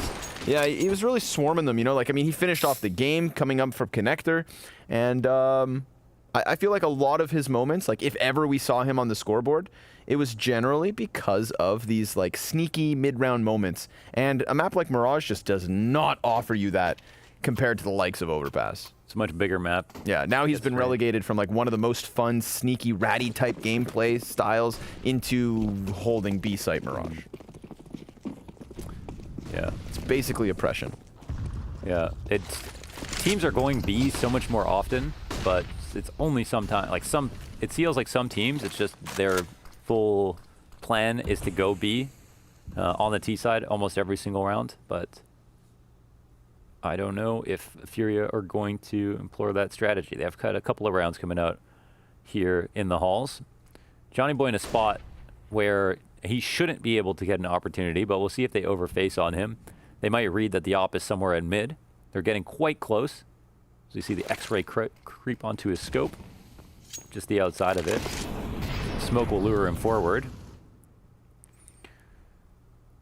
And Vinny looking to puncture this close A-ramp setup. Smoke fades, CTs start to push in a little bit more, and Vinny anticipating the potential for a push. Interesting. But Furia, they haven't quite made a decision yet. They're really expecting some aggression somewhere, but they haven't found it. Well, it does exist. It's those 2 players inside of the ramp. Vinny looks to just leave them to their own devices. Problem being, if they come up from connector into the A site, they have to deal with Reversive on stairs. Yeah. And then that deep ramp control, which can always be a burden. Yeah. But if they go through Cat to B, which is looking likely, seeing his bomb is on Henny, and inside of the ladder room, K-Serrato catches a kill. Now Yuri can swipe up if even needed, but Art's op gave cover. B under question. It is only Johnny on this side of the map to try and lock it down, and he does so well so far. 10 seconds left. Just needs to deny that plan. They know he's in close proximity, and Art stylishly shuts him down. That one really getting turned into a pressure cooker situation on the B site. But then all of the pressure let out. Evaporates. And it's 9-1. And it's 9-1. Yeah, like the late call to go B, it's great from our perspective. I'm not sure if Vinny heard something at A ramp, but he seemed aware of the thought that they could go there. I was surprised because they pull off the A ramp, close A ramp setup, and they had CTs close to mid as well. So it seemed like they were doing a lot on the CT side in that round. But Vinny not overfacing that spot, smart, rotating back, staying alive for the B hit was good. And then it was that key flash. When there is so much pressure like you're talking about, the one flash that late into the round in CPL can make a world of difference. They get this kill here, and they know there's only going to be one guy left on B. They have this smoke that's going to last them the rest of the round. They come in for it, and they only have to trade Johnny. It's too hard for him to work his way out of the maze that is the 4 pillars of the B site when there's so many targets all over the place. Obviously the pressure of the moment there too. He knows if he drops the bomb, it's done. But he extends a little too far out. No bomb plant was even attempted for him to swing like that. Oh my god. Ooh-wee. Hart with fire at his feet. Taken? What? Yeah, he was so low. He had like 15 health. He just gets killed. Jump spotting MP9. It's funny, he ran forward into the molly knowing he'd live, but maybe not expecting to take that much damage. And the jump by MP9 of Kai nets Isurus a 5v4. Smoke in their faces means they have to wait.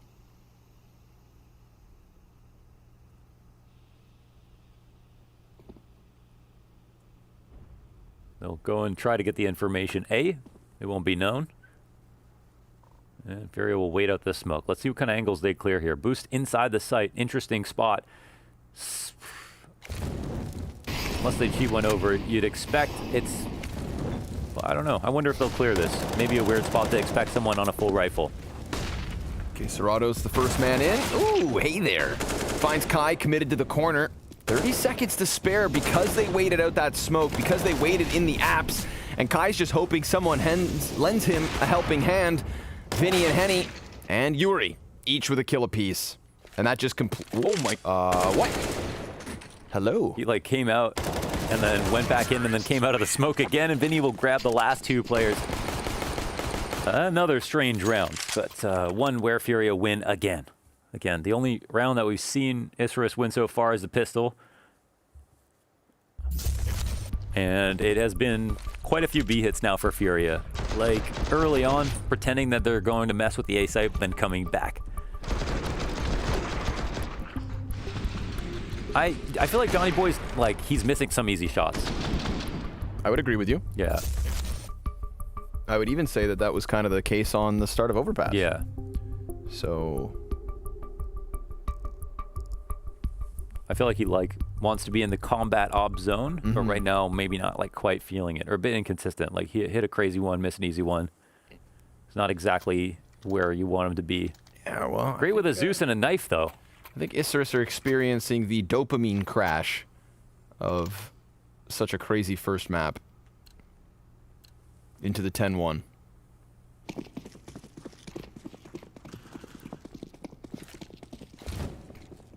It happens. It's also not over until it's over. You sound like you're experiencing dopamine crash. Yeah, man.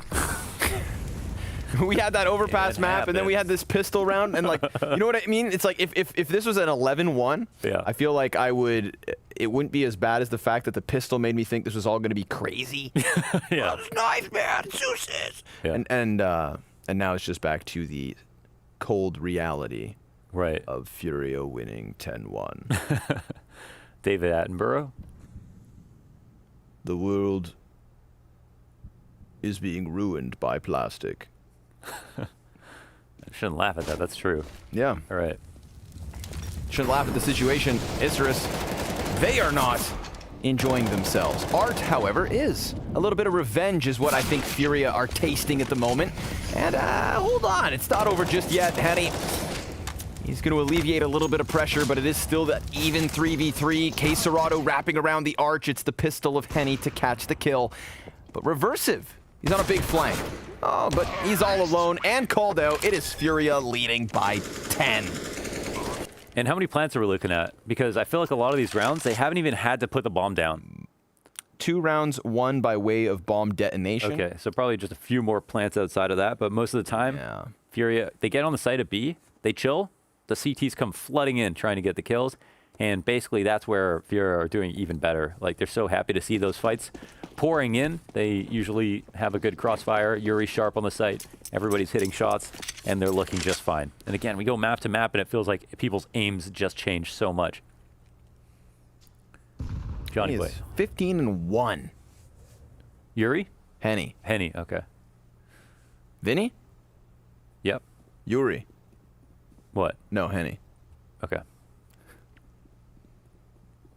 If you're confused at home, you're just as confused as I am. Just buckle up for this ride. Ooh, wow. Okay, that's a ride. I mean, you get a round like that out of Johnny Boy, you're like, this guy's the best player in the world, and then he'll just like miss an easy shot, and you're like, somehow he kills the player in the background first, though. Right. We're gonna have to get that one from his perspective, please. Dekov not able to deliver on the deagle. Henny though will land it with the op. Now 16-1. How much further is he going to take this near flawless score? He looks deep into the depths of CT spawn. His teammates move beyond, and Vinny's got himself 2 kills. Serato trades Kai. It's all on Johnny. And he's trying to gun these players down as they retreat into his spawn, his turf. And it doesn't work. Henny just not missing shots and absolutely delivering here on Mirage. We saw him after the pistol. Remember in round 2 when he got them back, he stood up, he got the yelling. blood flowing immediately. He was throwing rocks across the room. Well, that has absolutely followed through with every round since then. You poke the bear, you're gonna get hurt. Bites you back. Yeah, mauls you. 17-1. Damn, and he give him a chance. Look how many smokes are in mid right now. It is a stormy day. 1, 2, 3, 4, 5. Yeah. Half of the smokes immediately thrown. Yeah. And they just try to push it through, like, and they get connector control really quick, minute 20. But the CTs, I mean, they're so preoccupied with other things right now, they probably won't anticipate the amount of map control that's been taken off of this play. However, it's everybody at mid from the T side looking to potentially come up connector. I'm not sure. In spots like this in the past, they've actually turned it into a late B hit. But I feel like Furia, because they're winning so many rounds, they might be just trying to find something new. But noticing this is a full passive CT setup, I would be scared to try to work out through the window. Great. Kai is here trying to protect it. If they get this kill, I bet they go B, but here's Johnny Boy to chime in, wallbang headshot, and Yuri will find that kill. Immediately leads them into the CT spawn just a bit. And Vinny looks for a kill as well. Recursive will grab his. Johnny Boy catches Art, pushing out of window. But the trade is there from Yuri. Hanging on to the man advantage, 25 seconds to the clock. Henny's got to find a way onto a bomb site. His options are open, and he decides to head towards B, but there's a CT back there, hanging out by the market door, about to cut him off. Nox gets it. Yuri now left in an unwinnable round. So he's taken down, and Isurus have done it. They extinguish the flames of Furia, but they still trail by 10 rounds, and that's the bigger issue, really. Definitely, yeah. The full passive setup works out well. They catch all the important trades. They find this opening. This was the big one. Johnny Boy spots that they are committing towards A, which was something they never knew most of the time. Often they push into A ramp, but they never actually commit and go through. I mean, I can understand why. It's scary to push versus Furia. Sometimes they won't be there, and then they'll end up coming back. It's really hard to read them. But when they had the 2A ramp set up, it never was A when they wanted it to be. Here they finally get that round. Ooh. Art's found the opener. That's the CT cracked wide open. Not even assuming anyone's on the site. Reversive's not able to get his first attempt at it, but he'll take down Art after the fact, and Johnny Boy will help him in tandem with this off shot on Vinny. And now more attention here is on... Oh my god. Did Noxy have an op there in connector? Serato here, chilling on the ramp. able to catch Reversive, who was just looking to push in a little bit, but because of his mistakes, he's been punished. Tried to overstep a boundary that Furia weren't willing to let up upon. So, Johnny boy, let's see it. In the final round of the first half, he's got 3 Ts ahead of him, cuts down the first, and immediate reposition, makes the jump.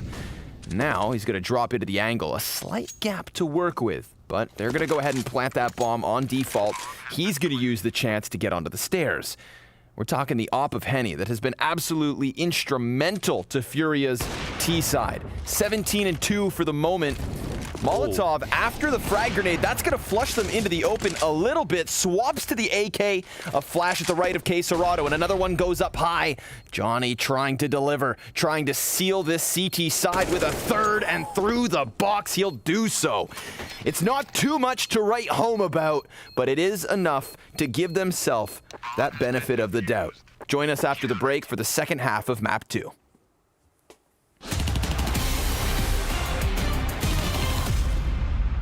Right now, turn right, turn right. Where's this toilet, man? Go, keep going, keep going.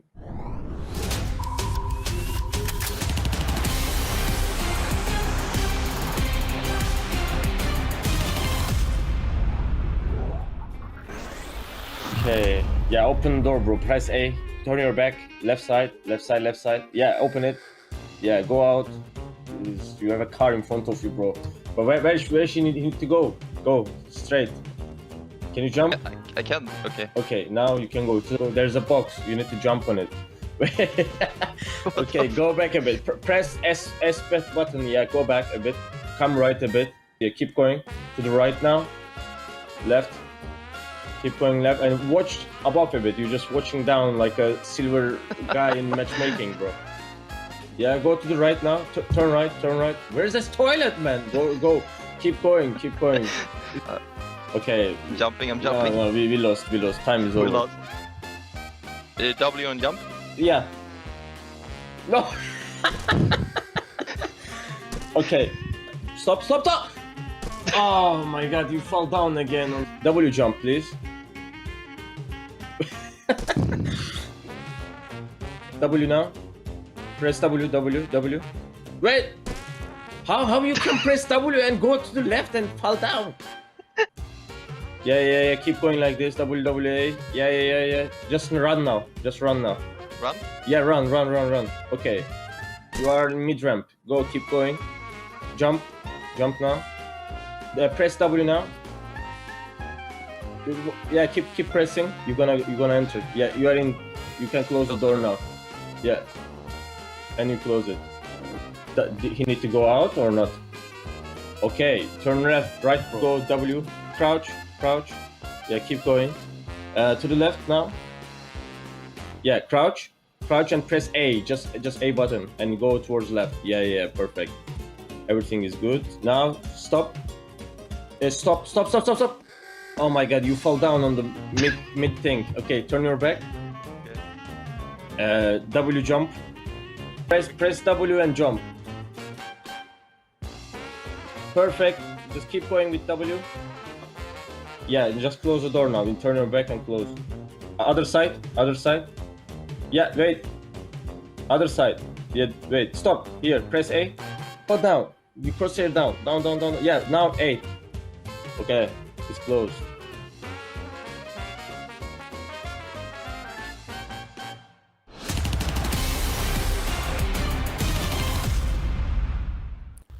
Furia took their beating on Overpass.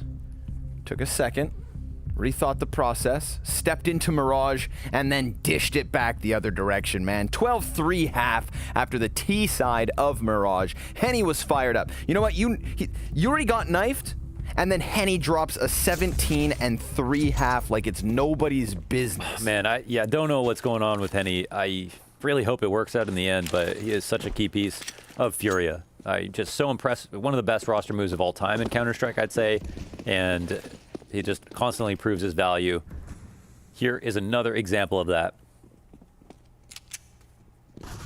In a series where they absolutely cannot afford the embarrassment of losing, the heavy favorites down a map, but definitely up in this first half. of Mirage. Reversive, he is doing everything in this pistol until Yuri pops his head with a second man dead. It falls into the clutch. It's Noxy versus Yuri, and Isurus.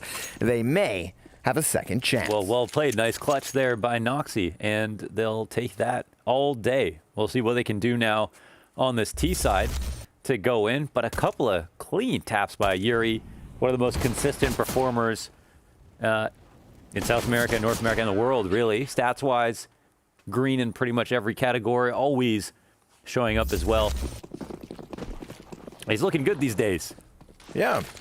Getting hella good shape. Putting in the work. Let's see if they can look good in this follow-up round. Dikov, early headshot. Henny, though, and P9 in hand. Ooh, almost 3 kills on his own. And Kai's going to go for the plant. Ooh, Queserado. The switch up. Lands the Deagle headshot. He's low HP, and he's got 2 teammates behind him talking about low HP. They're Check not out anti, Reversive. Yeah. He's sitting on 2 health. He's going all the way around. They're actually, this Molly is delaying them, and Kai's found Sanctuary over in the jungle. Things do get a bit sketchier. Interesting, though, the plant is front side triple. It's not on the opposite. And Reversive runs a marathon to get 1D'd in connector. The bomb will get stuck. Wait, he's gonna this will have stop to it. turn into a knife situation, right? He's gonna stop he it. He can't find it. What? He's got to go for... Oh, he got the... No! What is going on? Wait! What is going on right now? He tries to use the Glock after the MAC-10, finally resorts to the knife and gets the kill, but it's way too late. It's literally like, how close is this to defuse? That's the like, what tick are we on? I'm in production. What ticker is that? What? I feel like I would have used the knife in that situation Immediately, because he has to. He's sticking it. Either he comes off and. But I'm way happier that happened because I don't understand what we just witnessed. 0.2 seconds left on the. Oh my god. Oh my goodness. And they ran around connector when the bomb wasn't even planted opposite side triple. He just got 1D'd immediately after run all that way. All right, I'm in position. Done. I don't know. Yeah, I feel like Kai's just maybe a little flustered in that moment, man, because, again, you just have to get him off the bomb. Even just getting him off the bomb is what's going to win it. Yeah. So go to the knife. Yeah. Go to the knife. Why are you trying to use a Glock? Yeah. In the smoke of all things. While also moving. Like, he's like... Strafing. Yeah. Aimbots. All right, well, it is what it is. It is what it is. Furia win by way of defuse. And Art and Dekov able to trade a couple of kills here. Back and forth we'll go. It's low HP for the 2 remaining members of Isurus. Bomb now thrown down to the dirt. And Reversive trying to wrap this one all the way from CT spawn.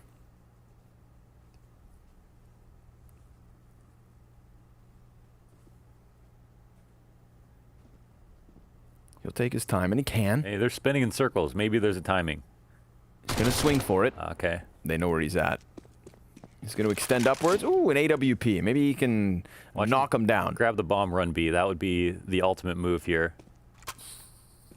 Go. Maybe pull the knife out. You don't have time. Yeah, this is going to be close. He got cut off at the pass. He could hit the dirtiest op shot of his life, but he still doesn't really have... Yeah, it was tight. But it was pretty much the only play you could make there. Vinny hiding at Firebox in the 2v1. Doing what he had. I think a nade lands here. Yep. Where's it come in from?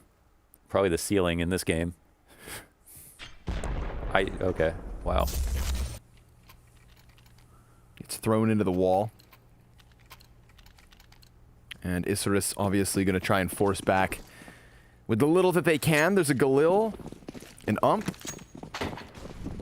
Tech 9 Mac 10 P250. Take Man Twix by force. The thing goes... Nox pops Art. Who's next? Vinny. Also headshot. But, I mean, just things are getting weird. Things are getting wild. We got running MP9s all over the place here. It's just, I feel like trying to find success within the chaos. Mm-hmm. But if you want to play some messy, slippery CS... Update on Henny? Then Furia is going to find you. Henny is currently 22 and 6. 6. What a farm. This was a sick shot. 15-4. 11 map points. We were here in a very similar situation on Don't call it a Overpass. comeback. Can they do it on map 3? That's really the question we have to start asking ourselves. Can they do it on map 3? Because they shouldn't ever be able to do it here on map 2. But maybe Kai doesn't know that. You gonna jump back away from the Molotov.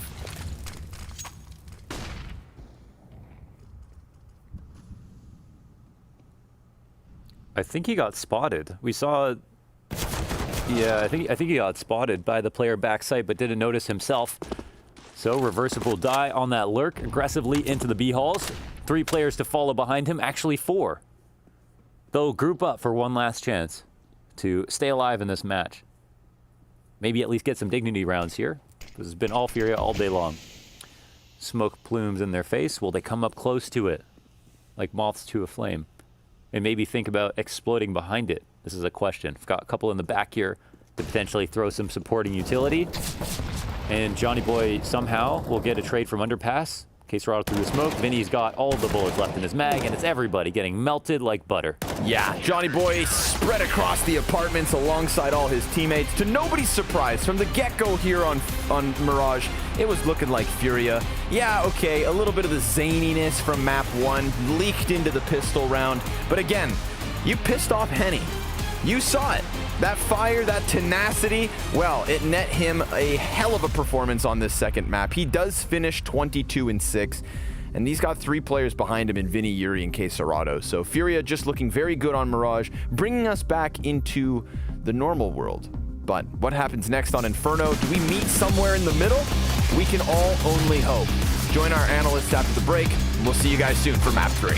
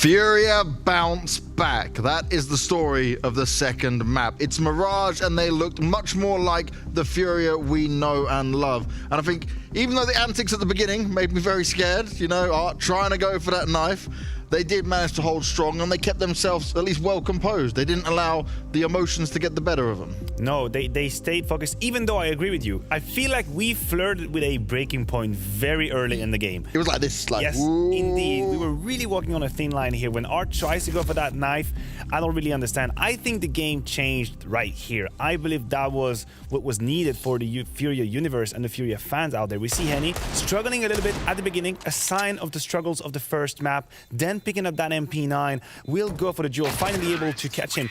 And then we've seen on the broadcast he stood up. But let me tell you, he was at least 20 seconds or 25 seconds long standing and shouting at his teammate. And I don't think this was angry shouting. I think it was a call for action. Yeah. And he told them, guys, this is the time to wake up. We have to play Counter-Strike now. And he gave so much emotion for that.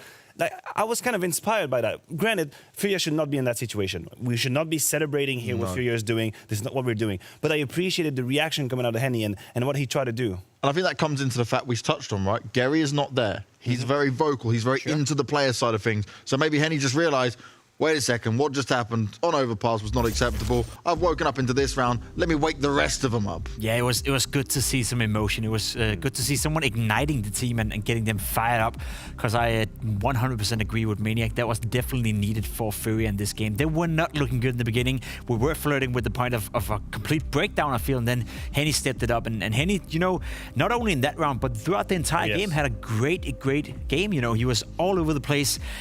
Just a quick touch on what we actually saw. You know, we see a 16-4 scoreline. We think to ourselves, that is a very dominant scoreline, and it is. But what if I told you that Isurus won 11 out of the 20 opening duels? They won 11-9 in the opening duels. So even though Furia were playing behind a lot of those rounds, they still won them. They absolutely outclassed Isurus, and this was what we expected coming into this game. Yeah, it was a cruel reality check for Isurus, that map, right? Because as Jacob is saying, they had a couple of, even some occasions to close out rounds. They had first frags, they had advantageous positions, but just like in a horror movie, they could just never make it work. There was always someone stepping up from Furia to win the clutch, to get that multi-kill that they shouldn't be able to have. At the very end, we saw that defuse through the smoke when Johnny Boy, I believe, or Kaike is trying to go for the knife. It doesn't work out. Nothing was working for them. Furia was waiting for them at every corner, but it is also what reality is supposed to dictate a scoreline like that. And also, one thing we didn't really touch on is in Isurus, right? We saw it on that opening game. They gave so much energy, so much passion.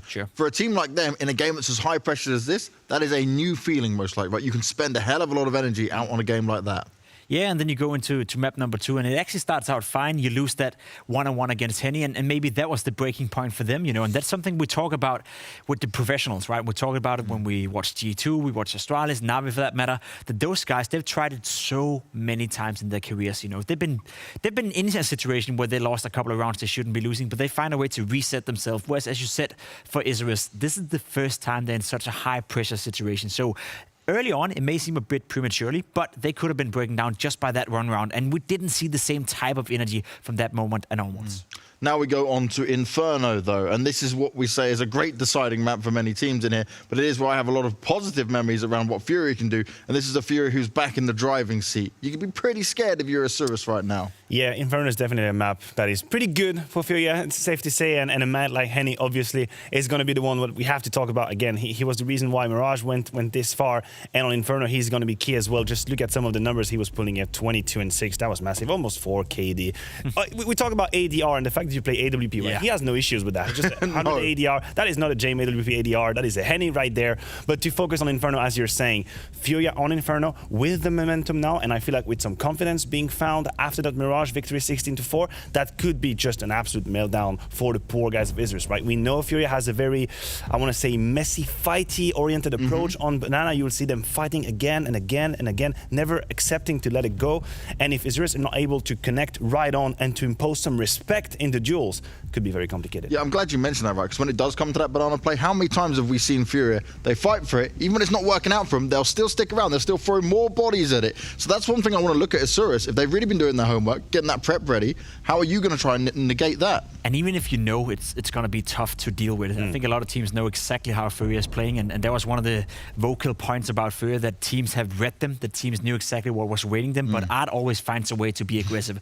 No matter what, he will always find a way to be part of an opening duel or be the pressure element for Furia. So they can have done their homework still, and you know, it's about the individual skill at this point. I feel if they can match that, as we saw on the first map, if they can play as well as they did on Overpass and match some of the individuals from Furia, then we can have the conversation about who's more tactical ready for a map like Inferno. But as of right now, what we saw of Mirage, that was, you know, back to normality, back to what we expected. And I'm having a hard time still seeing how Isurus is going to pull off an overpass once again. And this is the thing, right? When we come to this, I'm struggling now to say, like, what is the point where we say this is good for Furia? Because either way, this was not an acceptable performance from a Furia that we held so highly in what they're able to do. Do we need to see just another dominant victory here where they just don't let off and we get a similar scoreline in the victory? Because even that, I think I'll still be pretty disappointed. I mean, we have to take it one map at a time, right? First of all, Furia needs to win that game. And then I believe that the next few days we kind of dictate the way and the perspective we have on their run. Yeah. Because if the next time they play, let's pretend for a second they win this third map, they qualify for the quarterfinal, and then they dispatch on their opponent there against VP looking really great. Maybe we change our mind, we change our perspective. We say, okay, that was a slow start. But the story is going to be dictated by the future, if I can say it like that. Yep. For now on, it's just about winning one map. 16 rounds they need. This is not the good Furia. This is the Furia that's struggling. We talk about crisis, we talk about confidence, issues, whatever. They are struggling. They just need to make it to 16. Doesn't have to be stylish now. This is how we have to recalibrate our expectations, because the first map shocked us.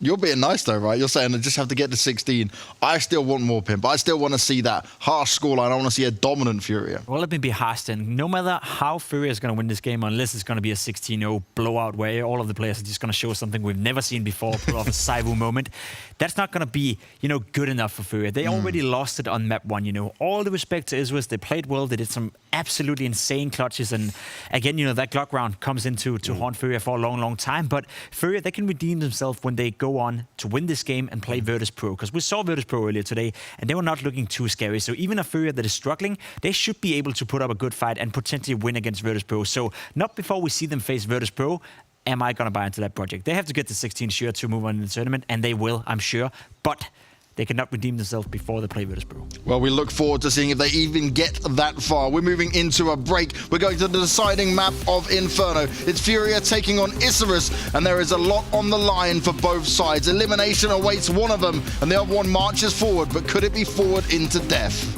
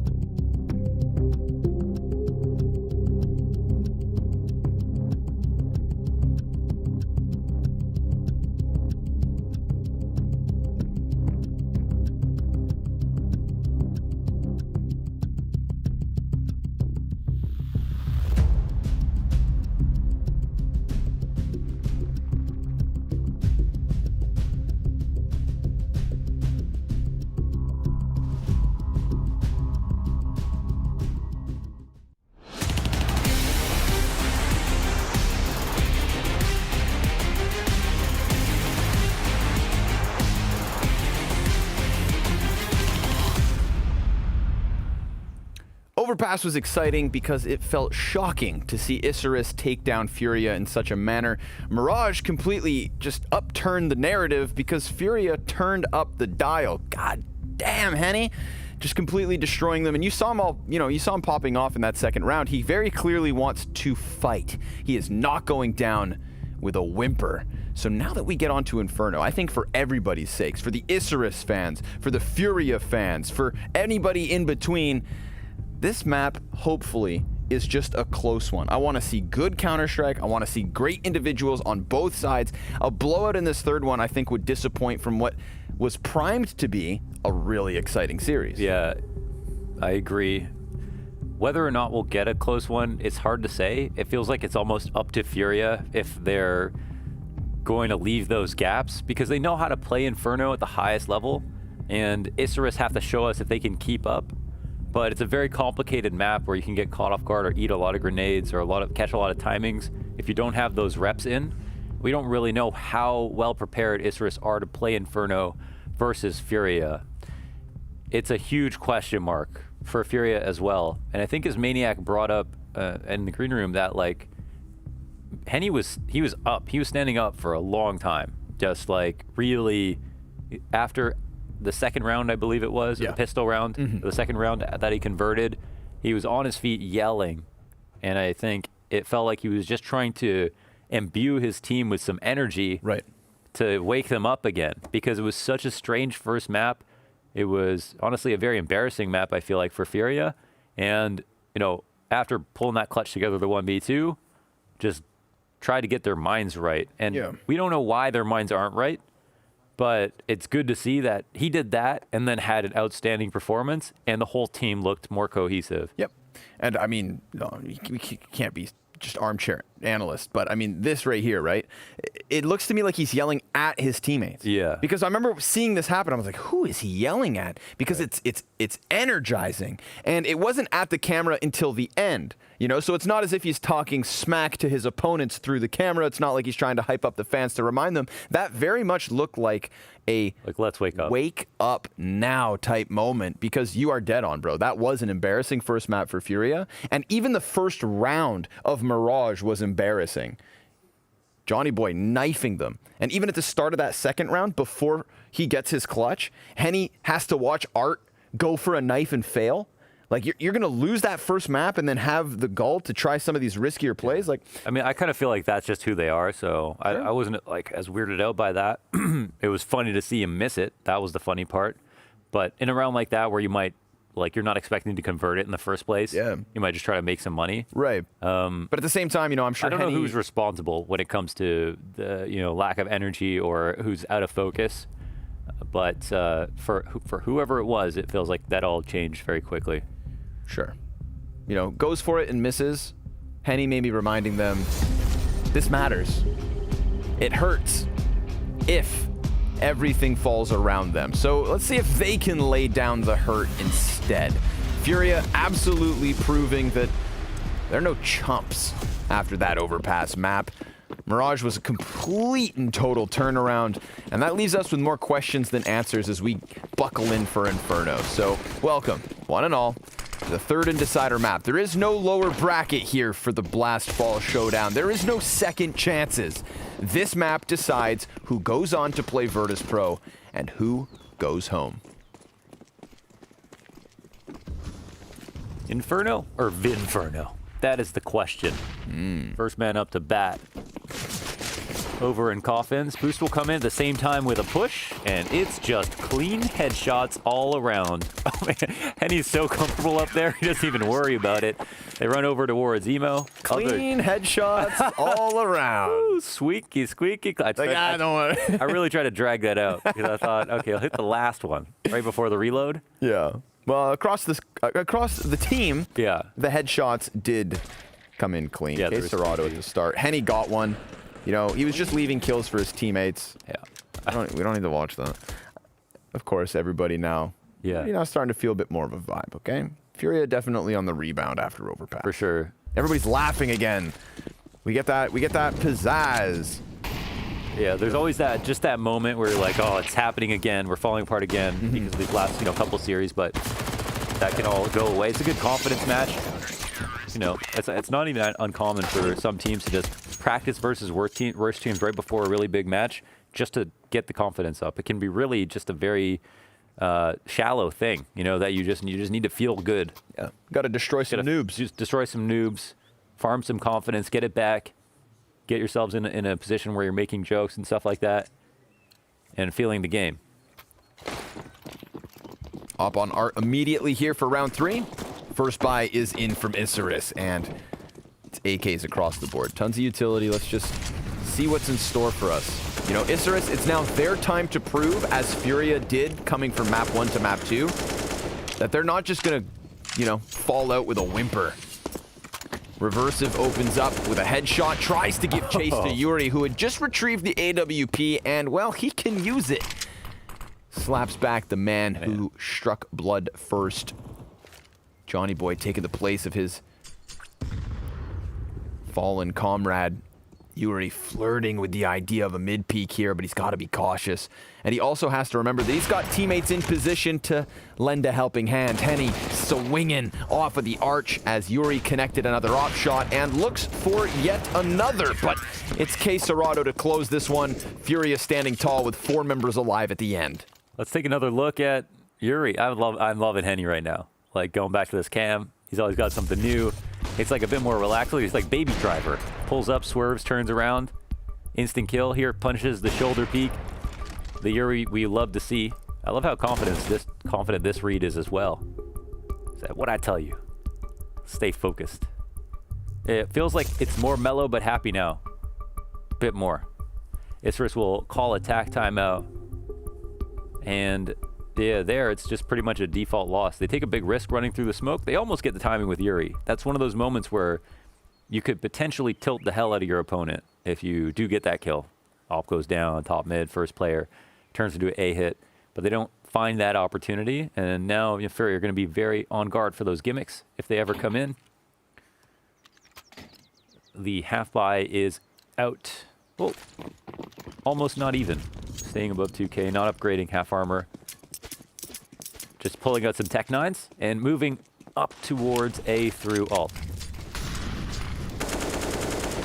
Ooh, careful now. There is a T on the other side of this. Johnny's trying to play through the side of the smoke. I would be shocked if they don't think he got there. And maybe they lost. don't. Oh, they're gone out of the sight, though. Everybody else dies over at A. And by everybody, I mean both Ts and CTs. Yeah, Henny puts an end to what could have been the rapid of the site, but there is that flank still from Johnny.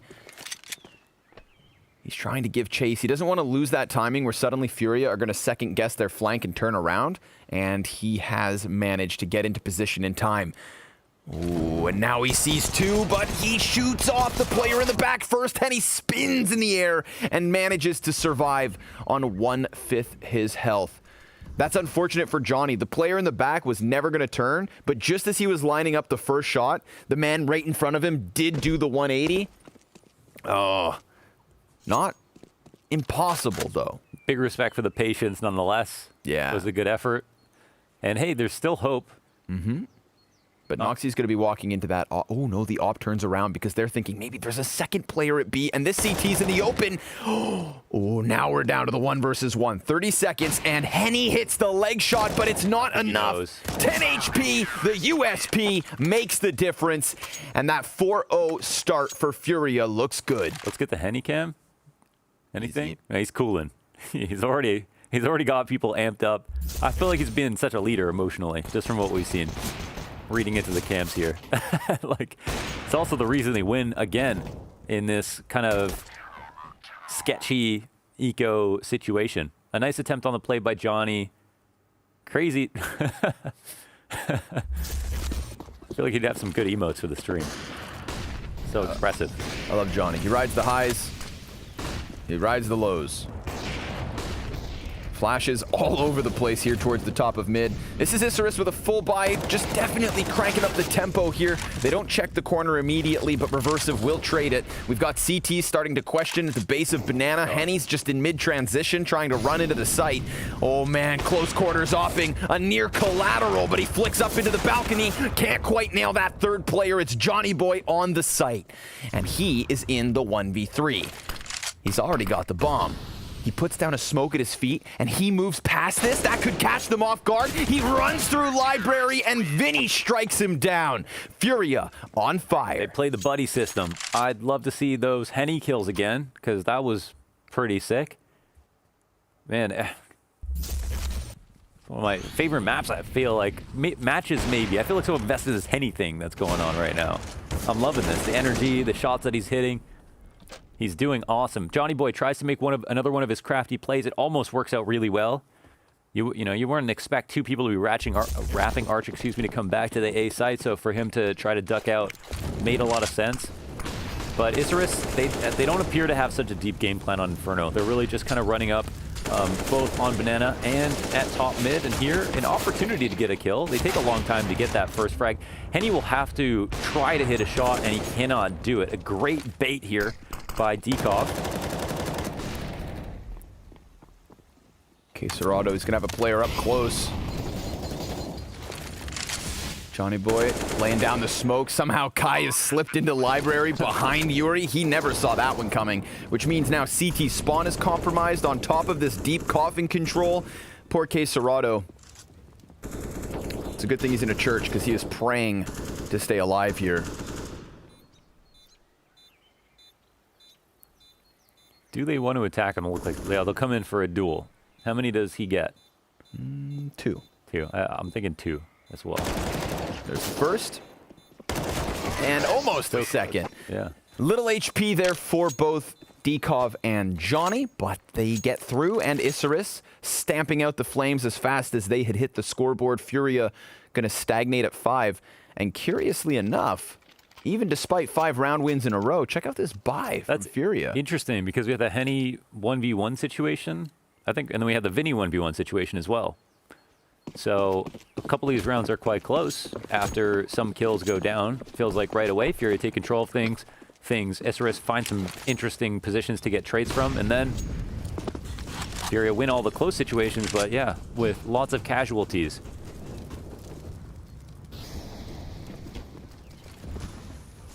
Scout moves back quick. It's not solo on this site. They do have the balcony player in Yuri, but oh my god, he's looking away from flashes. That opens it up for Isurus. Easy bomb plant coming in from Johnny. Yeah. Got the pit players, and it's an immediate save call. They have to walk away. And that's why sometimes you don't just flash then peek, because good teams, they're going to be playing anti-flash for a long time, or you know, they might be left off guard if no nades come over. It can be really good, and especially if you have a flash that finds the site when you come out to clear the balcony, then you're turned from the flash, that flash pops behind you anyways. And yeah, a very clean round for Furia. CT side, of course, they can hang on to what they have and just invest a little bit more into it the next round, considering the money's not going to be great. Definitely resets their economy a bit here. But Isurus, they're moving fast on T side. At least that's something that's fun. Also think it's indicative of a bit of comfort. They're well tethered. It's easier to win rounds quickly if you maybe can't match up the same game plan. You know, with taking banana control, taking top mid slowly. It also removes the ability for Furia to come in for really big flank eventually. Oh, sorry. Almost. It's just one of those movie moments. Run, surfs on 2 heads. Yeah. Flies around banana onto the half wall. Boom, one dig. The crowd goes wild. But that was all just in my head. But no crowd, yeah. Unfortunate. There's always a crowd in my mind. I know you're all out there. Easy 2 pickups for Isurus on this A site, just working through the pistols that had been able to survive the last round. So very similar situation to the previous where Furia, a couple players A. We're just flying through these rounds. Yeah. Flying through them. Getting back to the gun rounds, it seems like. Furia, they look forward to them, I'm sure. Well, the hunt down comes. Art, nice shot through the wall, and a second trade as well. They can potentially recover some of these guns. Not the one at top mid, actually. Oh, There's Vinny down, though. Door obviously gives way to the other pistol player. The scout's still in the mix back there on Art.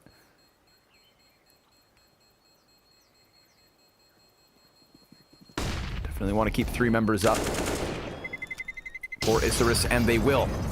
3 of them alive, and 3 rounds on the board as well. Furia still leading by 2 on this CT side, but things are getting interesting. Absolutely. I mean, some of the rounds are close. They lose the close situations, but they win the important follow-up round. There's no like build-up economy round, and then that means Furia's economy gets reset. Where Isurus have the loss bonus to work with, and after that, they fall up to anti-ecos, like pretty clean. No losses. They build up a bank for themselves, so they can even survive losing a round now, and we really have a game on our hands. Well, it goes deep. This is the buyback from Furia, so they cannot afford to lose this one quickly. Vinny will find the headshot. Henny dunks it onto Dekov. And it looks like Isurus aren't going to shy away from this fight. They are hard-headed. Oh, but they're caught jumping by Vinny. Good trade frag back despite the blinding flashbangs of the CT side. Just taking a hell of a lot of losses to get to the top of Banana. All this for a little bit of map control. And now they're down to a player and a half, basically. They think about what the best strategy will be. Fast flank will, well, slow flank, potentially come in. Yuri will play it safe. Get out into ult. And Caserado in a position to peek off of his contact.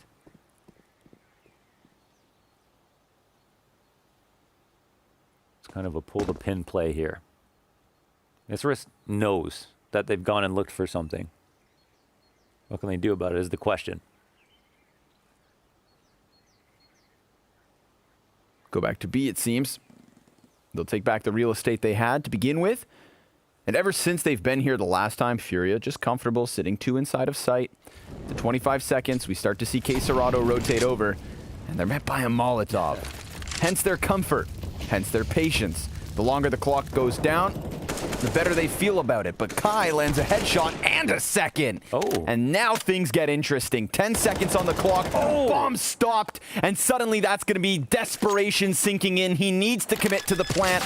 And oh, he's not even given the chance. Caserado doing him dirty. Wow, he could have planted anywhere, but he was a bit worried about a couple of options there. As goes for the first Orange's plant, opening the CT, and off sound, Caserado will locate him easily. Kai actually, you know, he doesn't even use his smoke on the molly, make things difficult to obscure vision. He throws it right to CT spawn, runs through the Molotov, but it's a play that needs to be made for the amount of time left over. You got to appreciate that. There is another look at Henny, keeping everybody hyped up.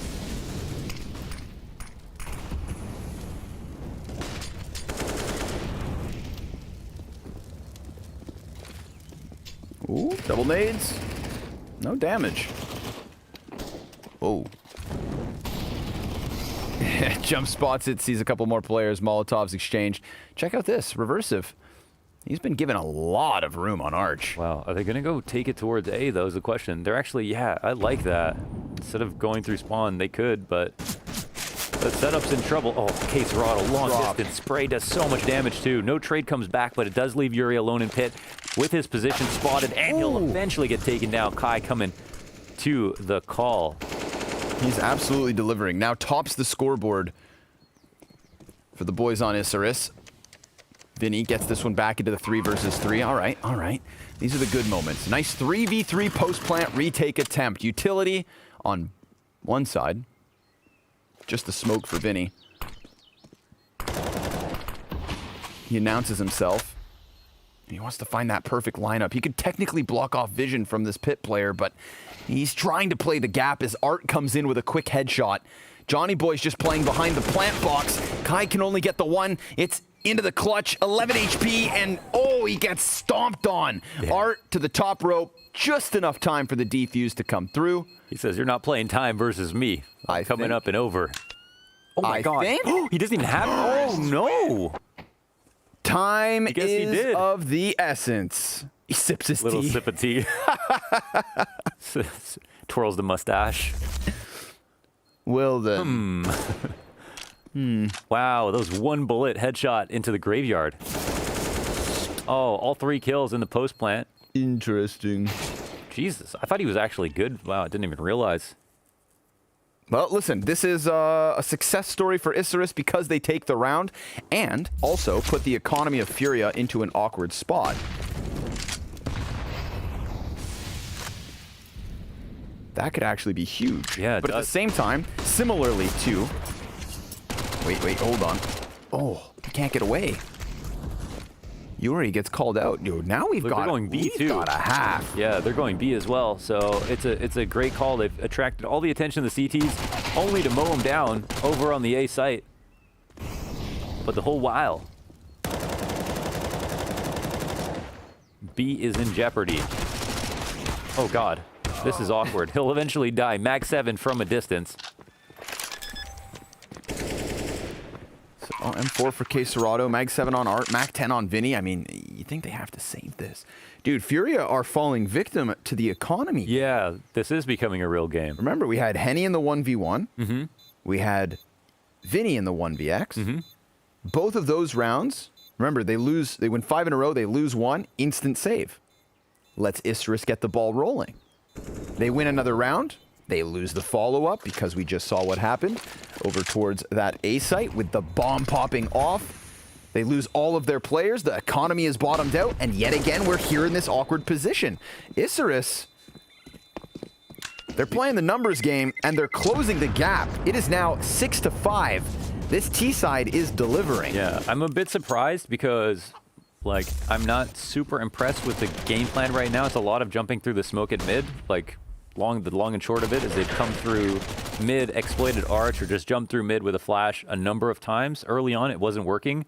I'm surprised to see them continue to try it, and then doubly surprised that Furia are letting it happen now when they were doing such a good job of stopping it. So that's a very interesting thing, but it has absolutely destroyed the economy of Furia off of these rounds. And honestly, with the way that Isurus have been approaching B, I'm kind of surprised to see how many 3B rounds on the CT side that they're calling when they're kind of just like running through grenades.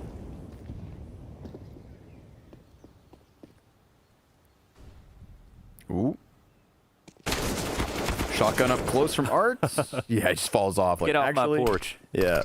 I'm gonna just back away from that one, and he falls right into the hands of Reversive. Now it's K-Serato's chance to go to bat, and he does take the headshot versus Dekov. Vinny, P250, just him and his teammate playing around the pillar. Yuri doing the dance of death, and now they've managed a follow-up kill. Johnny Boy, he's sussing out this B site, catches a player in the open and deals with it. Could call the action over to B, but the bomb belongs to the CTs. They thought they will hang on. Yuri catching Kai, trying to slip away with it like Sly Cooper. What's Johnny Boy got left to do in this 1v3? He can't even make it there with Nikes on. He's got a marathon to go. And it'll probably just be a hard right turn, right? Yeah. Potentially. Don't think that this is going to happen. Yuri waiting in the alt. It's an open kill potentially. Okay, he'll grab that one. 15 seconds left. But still, there's not really an opportunity here to actually win this round, right? They're both on bomb. I mean, they're facing him. Ah, but he just runs with his knife out. That is the only way he guaranteed his loss. Yeah. I mean, they have so much money, I feel like he's just going for kills. Sure. Yeah, so at least he can try to get some damage off and does find the Yuri kill. Keeps Furia at a deficit. Almost rounding out the half, tac timeout called. And this is K-Serato all day. Finding the trade in alt as well. And this P250 playtime from CT spawn from Yuri was also pivotal, very annoying, hard to watch. I've been there. Been on both sides, really. Yeah. Fun to do, not fun to play against. I like how little time he spent stopping. Yeah. It was literally 80-80s. Yeah. That pillar is just impenetrable, so just abuse it, really. Okay. I like the plays that Johnny Boy is making, where he's pulling off a lot of these flanks in through B at the top of Banana. But, yeah, lacking a little bit of depth, like relying on some specific timings. We'll see if Furia can catch on to it. 3 more rounds left in the half. I'm curious if Isurus can put together a couple more rounds. Back to back comfortable both teams buying situation. Oh God, caught in the Molotovs. Damn, that hurts. Caught in the Molotovs. Damn, that hurts. Through these, yeah. Oh, and he lands it. Henny flows reversive away. Additional Molotovs followed by smokes, really committing with the utility here to stave off what could have been a big commitment from Isurus. Vinny fancying his chances, but we've seen Johnny play around these smokes. Oh, weird time to flash through it. It pops, but Johnny's kind of right there at that moment. He's got so many teammates behind him that they could just try and use this momentum to stampede into B. They'd be met by K Serrato and Henny back sight. But Henny's on half health. That utility damage did go both directions. K Serrato catches the head of Johnny just through the edge of the box. Henny's able to deliver a kill of his own, and K Serrato, despite being killed, did get the double. But Dekov, well, he's already got a couple kills of his own. He's left the bomb, doubles back. Oh, dangerous game to play with a player at the base of Banana. Yeah, that's it. Yuri goes for the peak, seeks information, and will walk away with a round. Furia now lead by 3 with 2 left in the half. Yeah, I'm surprised we don't have any protocols to extinguish some of these Molotovs. I guess they're coming in a little bit late. Also, 2 players coming up this soon without committing all the way down. Seems risky. They're eating basically every single grenade. Force buy from Isurus, rounding out the half with a little bit of economic desperation. At least they've got tons of utility to go with this. And you know what? Those fast rounds at the start of this half, I feel like is where Isurus looked better. So let's see if they can just go for the full-blown commitment into the A site. Many players here in mid, CTs included. One inside of the boiler, flash meets the eyes. Yuri delivers with 2. Kai's able to clear him from the back. Noxy with a Tech 9 headshot of his own.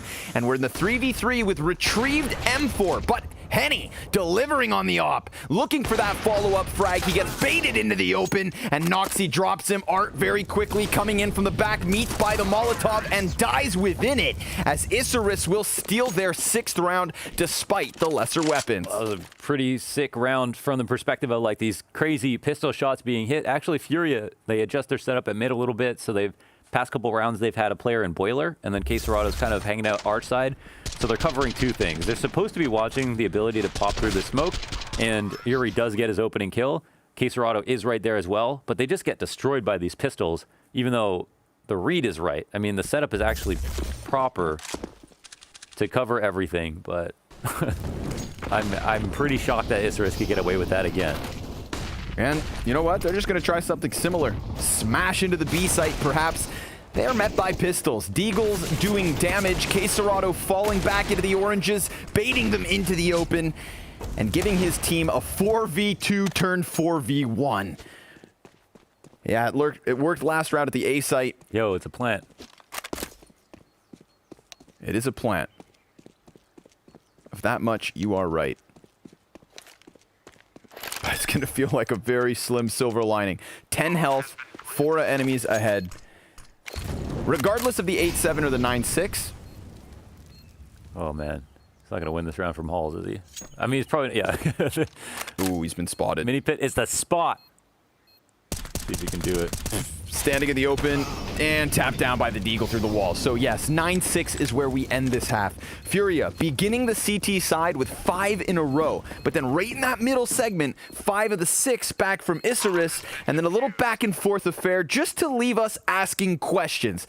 This is not the blowout that we had in the first 2 maps. This next half decides who goes on at the Blast Fall Showdown.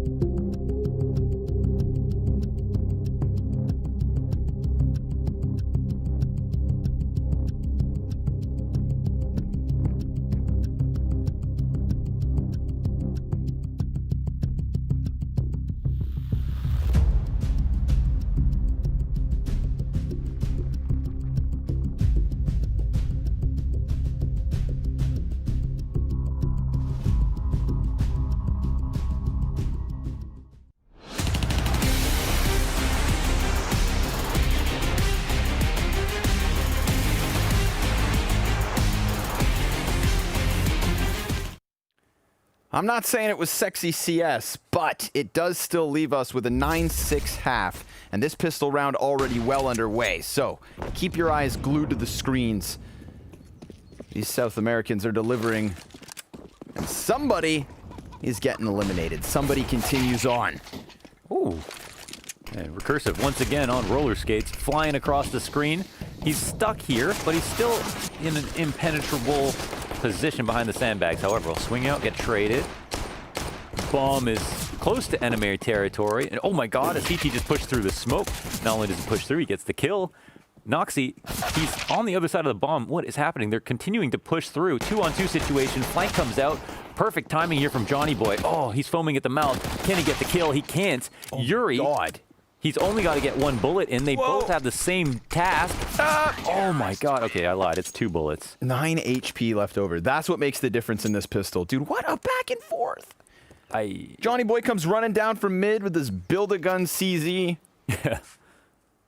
I mean, they had them entrapped. I suppose that's the thought process here from Isurus. We've got them completely pinned into Banana. Yes, we could maybe let them go back and try to retake, gather our thoughts, collect ourselves.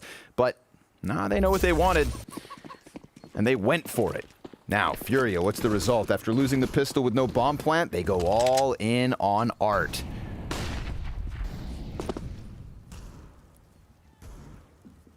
I'm no gambling man, but if I had to put money on someone, it can tend to be Art. Art's got 5 kills.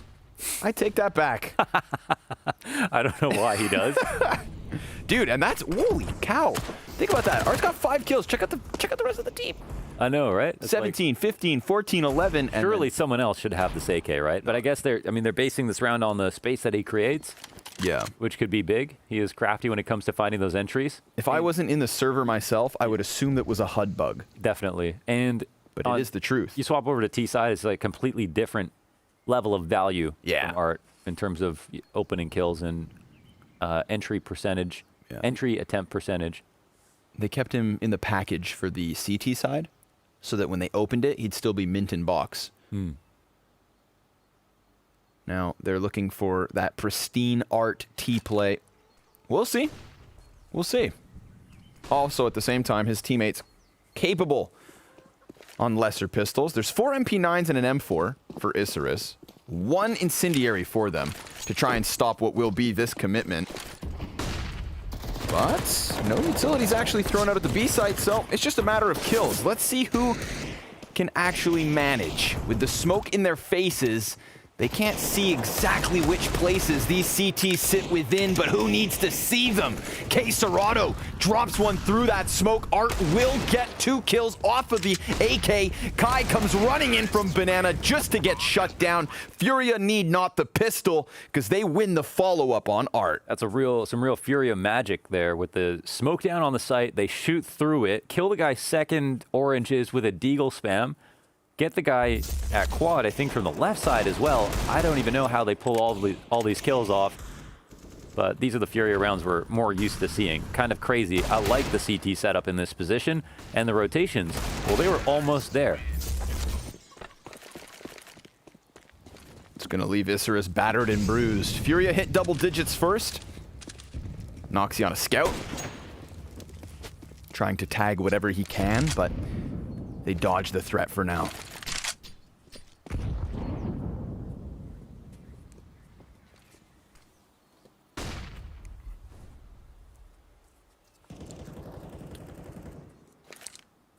Don't really need to rely on the AK to win the round in that position. It's a lot of work from all of the pistols. Noxy will finally take some damage, and so will Deco, falling back into the site. The default is leading them up towards bracket and eventually into an A commitment. Now they know no pistols are here, they're probably going to feel keen about taking the site, but of course the CTs have begun to rotate, so it's not over for them. And actually Johnny Boy throws a pretty key smoke. This could scare the Ts, but they'll actually not respect it right away. Yeah, they're kind of playing within them. It's still a weird spot because Johnny's open on library and they're behind another smoke here. Vinny's starting to size up the site itself. They don't have someone in halls. In pit, 2 in pit, in fact. Johnny Boy's smoked out 30 seconds. Dude, this is going to get awkward. This is going to be one of those weird, hectic crunches. K-Serrano keeping his head on a swivel. Cuts down 2 players. Henny clearing 1 off of the pit. Kai, he's trying to find impact. He knows Henny's planting, but can do nothing about it. Henny comes off of it. This is a second chance for the CTs. But they're just waiting for somebody to show up on their screens, and Kai will deliver a little bit. Reversive now inside of the site, 5-7 in hand, looking to tap away with the sidearm. He's being swarmed all around him. K-Serrano catching the kill, and Furia finding 11. Another shocking round from Furia to find the kills in the midst of all that chaos. Love, again, the smokes that were being thrown inside of Arch, not actually at all the choke points. Johnny Boy throws one deep, they throw one shallow, they spam through, and it feels like here's another situation where the CTs could pull one back, and it's with worse guns. I kind of like what we're seeing on the CT side to counter some of the aggression from Furia. It's kind of like with Furia, if you smoke the regular choke points, then, I mean, that would only counter a regular team. They're ready to go through them. But if you smoke one step further where they're going to, then things might get a little bit uncomfortable for Furia. But with that round, it brings them to 11-7. They extend a little bit more. It's down to USPs. You'd assume it's okay, it's just USPs. K-Serrano kills a teammate and an enemy. Not sure if it's worthwhile. AK gets swapped out. Johnny Boy finds his. The bomb is left back in spawn. They're going to throw this down. Johnny's just running through, and Vinny knows about him. But will Vinny get the kill? Yeah, he does. Oh, but in the back. In the back. Kai just killed him. Oh, it's so low. 2 HP make the difference in a round that would have thrown things upside down. Let that serve as a reminder as we move forward. Yes, they have a 5-round lead, but Furia almost fumbling the ball to measly USPs. This is not a closed case yet. And we have Isurus back on the guns. And it's Furia perpetually broke. And again, you can have the lead, but it can dissipate quite quickly with one round where the team who is winning doesn't build up a bank to support them through 2. That's when things get hairy, really favor the comeback. And they're setting up that qualification now with all of their kills. That round was just, like, as you mentioned, full-on USPs only. Flashbang underhanded for Henny. Nice. Just good use of that. Furia sizing up the A site. Johnny Boy trying to keep himself in 2 positions here. Doesn't have a set of helping hands yet for Arch, but there is one inbound. Dikov getting near. Art, he likes the chances of running around with this, but just in the nick of time. That supportive CT gets into position, and that enables Johnny Boy to get aggressive, but his teammate runs in front of him. He doesn't decide to shoot, and then Yuri sweeping out from balcony just gets the tail end of it.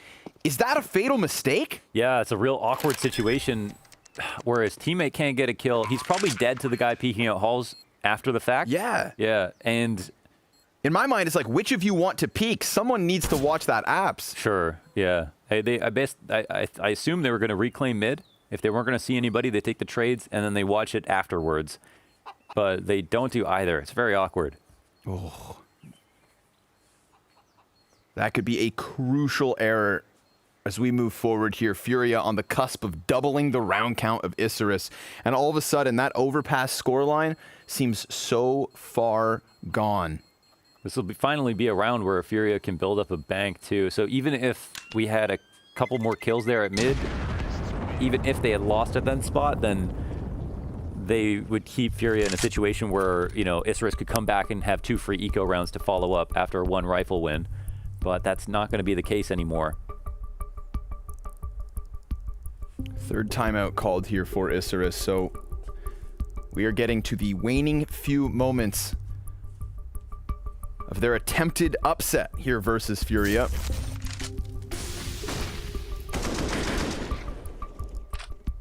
There's a big one. And here's the awkward situation. As soon as they walk in, the T's also peak. So it's one of those spots where if they had got there and stopped and then the T's peaked, it makes sense, but they were kind of shocked by the fact that no one was there, I guess, and then couldn't pick a target.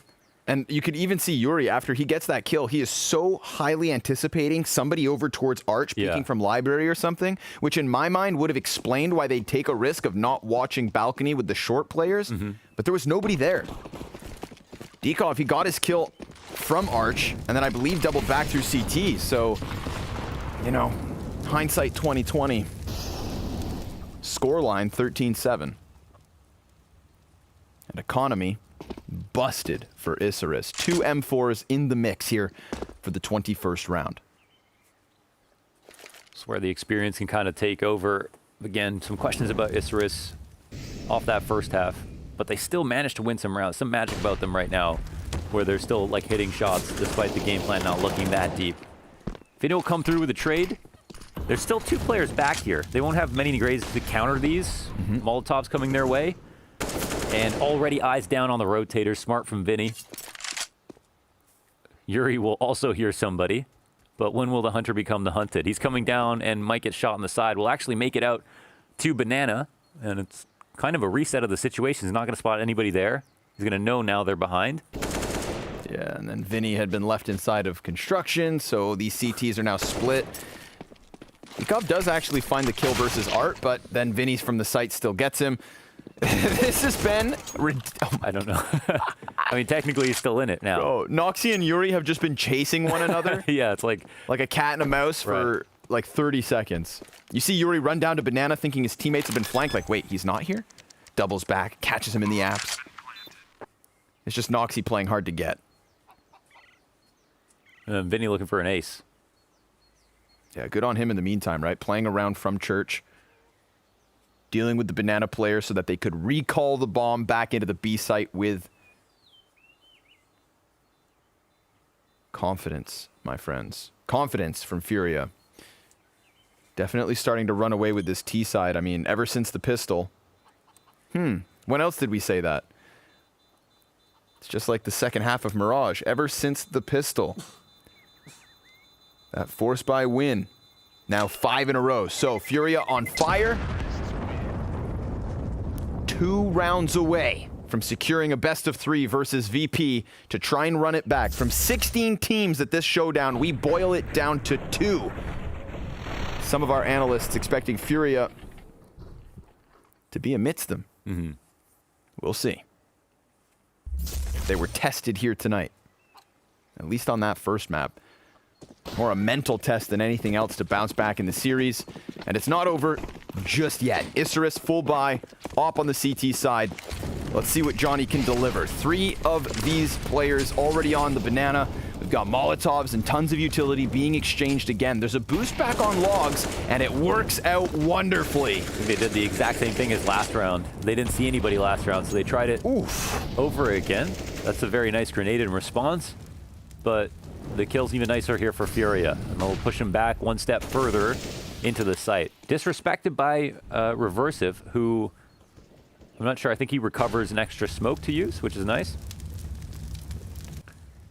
And Yuri here, meanwhile, has pitched a tent up in the A apartments, trying to listen for any audibles to catch a lurk. They have definitely drawn the attention of the CTs over towards B. The bomb does mosey its way back over. It's hard to say where they're finally going to commit to. They just need his nades or not. But with someone at the end of halls and Vinny at top mid, you'd think they're going to go back to A, right? Oh my god, they're going to walk through this. They're legitimately challenging into it, and Henny, well, he's committed to the corner. They know he's in here, and he almost gets by Reversive, but Yuri versus Kai. That was a crucial gunfight. Kai now knows he's under question. Vinny wrapping around from the arch side. Here we have it, folks. A 2 versus 2 to try and keep Furia off of 15. Vinny goes ahead and takes to the pit with a Molotov on his belt. Low HP for Quesarado, and the same for Reversive. A flash on Johnny. Both CTs with a kit. They've got that extra 5-second grace period. Let's see it. Vinny instantly deletes Johnny, and just as quickly as they arrive, Reversive is running for the hills here. A 15th round for Furia. 8 map and match points to follow. Definitely a good shot there to try to come back onto Banana. Nice kill from Kai on Yuri in the halls. It was a nice reflex shot when he probably should have died. I feel like Yuri will get that kill most of the time. Yeah, but it's not quite enough. 2v2 ends up going really well for Furia. Match point. Seems like there's some semblance of normalcy now with Furia in control of things. Rounds are getting less close, and some of the tricks that Isurus have started to have their novelty wear off. Double op setup. That's what they're going to try and turn this one upside down with. A tall order, but they've got nothing else to do. Try to avoid that boost on logs. You said it. They've done it back-to-back rounds. Furia. Oh, Quesarado, no respect. Luckily for Isurus, Reversive's there to trade it. Does he want to play the op? He immediately swaps guns. Yuri trying to cheat out from Boiler, but it's Johnny Boy in the apartments. No longer outside it. Yeah, they've got the Astralis set up in the halls. They're going to push down. And Kai, I mean, he might be able to flank Yuri. Johnny Boy drops out of halls, misses his shot. This is all on spot Kai. for him. And now, yeah, there's Kai in the halls behind him. 3 players have moved past him. He's got 3 players on lane. Executes the first one, goes for the spray. Can't quite nail it. Dekov on site, though. He hits the double. And now it all falls onto the shoulders of Henny. But he's got the bomb at stairs, moving over towards the B site. A 1v2 for Henny to close this out. I think this would be a classic for him. First of all, because of how impactful he's been in this game, how much of an emotional leader he's been in this match as well, and how clutch he's been to save them on some of these ecoing rounds. And now an op positioned, trained on his position to try to kill him. And Henny's being so careful with it. Is the wide swing coming out? He's got him low HP. Gives chase. Shoot. Okay, Reversive will grab it. That's close. Gets stopped at the final hurdle. 4 HP there versus the Opper that had him locked in. So Isurus with a bit more fight left in them. Looked like Kai was going to have to come in big, but his player on site can manage to pick up those pieces. Yuri finding Johnny Boy as he jumps down from the balk. Yeah, you could see it. Furia thought they had it, but the game keeps going. Won't have 2 ops again.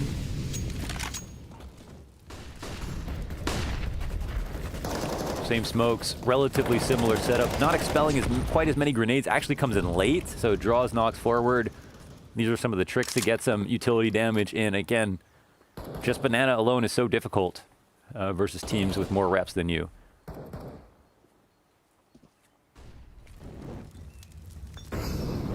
It should be the CTs dishing out most of the damage most of the time. And it looks like they're going to follow up with an A hit, but we can see lane is stacked heavily. Unless Furia want to go through Arch, which is wide open, then this should be around where the CTs feel quite comfortable. But we see they smoke themselves out of Arch. Not to say that ever matters to Furia. They'll run through it as well. Oh, a shot's missed. Johnny Boy's had a couple of rough rounds here. Yeah. Holding on to A. Getting bullied. He's got Kai in the back of the site. Dekov does lay a bit of damage down versus Furia, who have 40 seconds left to work.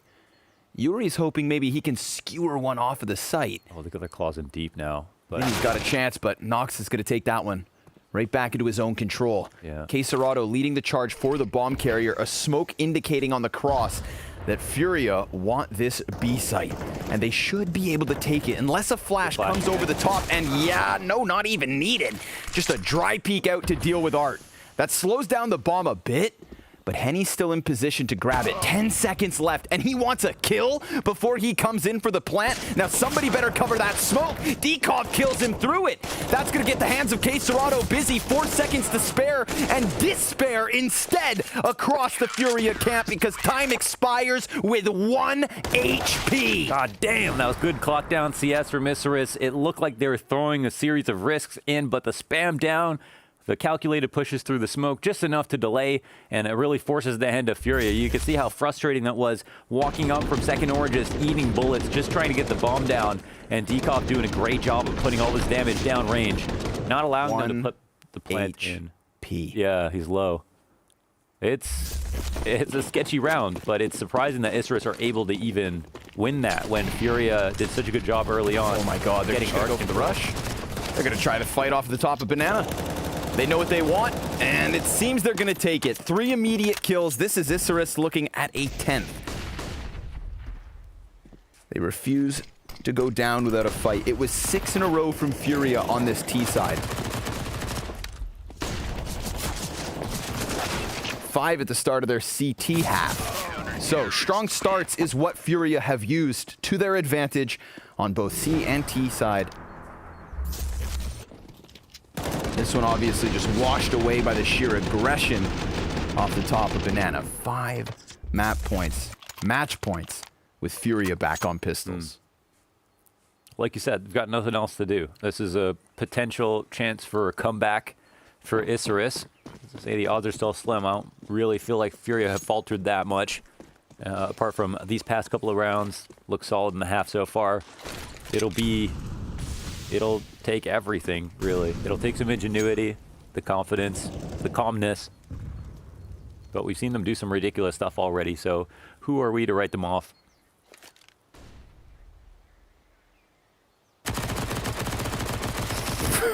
Commitment from Johnny. Why would you? You're not supposed to. You're supposed to just run as fast as possible. The whole point of the MP9 is just sure. Hey man, it works. Stop. It does. It looks ridiculous, but it works. It's the Buckleys of SMGs. The question is, do you feel bad while you do it? I feel like you should feel bad for not pushing it to its absolute limits all the time. Running, jumping, strafing around corners. Doing what you got to do. Yeah. Tournament life on the line. There are no second chances at the Showdown. It is a cutthroat event. 14 losers and 2 teams that move forward to the fall finals itself. Isurus, they flew halfway across the world for this one best of 3, this one chance. And they started it with a statement. So you could bet everything you own on the fact that they are going to milk every round for every chance they can. Johnny Boy closes with the MP9 just the way he started. 4 more to go. I think the scary problem here with Furia is they can attempt to throw down some of the same grenades on B. I don't think they have to do anything different when it comes to the beginning of the round. I feel like their best chance to win is to continue to use their strong default to overwhelm and get damage in where they're not expecting, and eventually they should be able to pick up a round. At least that's how I'd be thinking if I was Furia at the moment. Because right now, CT's uncomfortable with giving up space, but at the same time, might not have the tools to fight for it.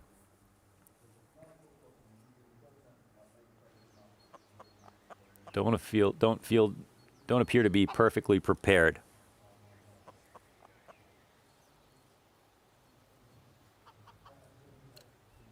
Utility damage still edged the way of Furia. I mean, they were dunking nades on them at the start of this game. And yet Isurus just kept running through it. Nothing could convince them otherwise. Back in with a full-fledged buy, and Johnny Boy's gonna play the risk. Peeks down alt mid, falls back. Again, just punishing aggression, whether they see them or not. Just finding out, making sure that they're not there is key. And then they can kind of move ahead with what they want to do. Force the CTs into a position that they need to gamble, basically.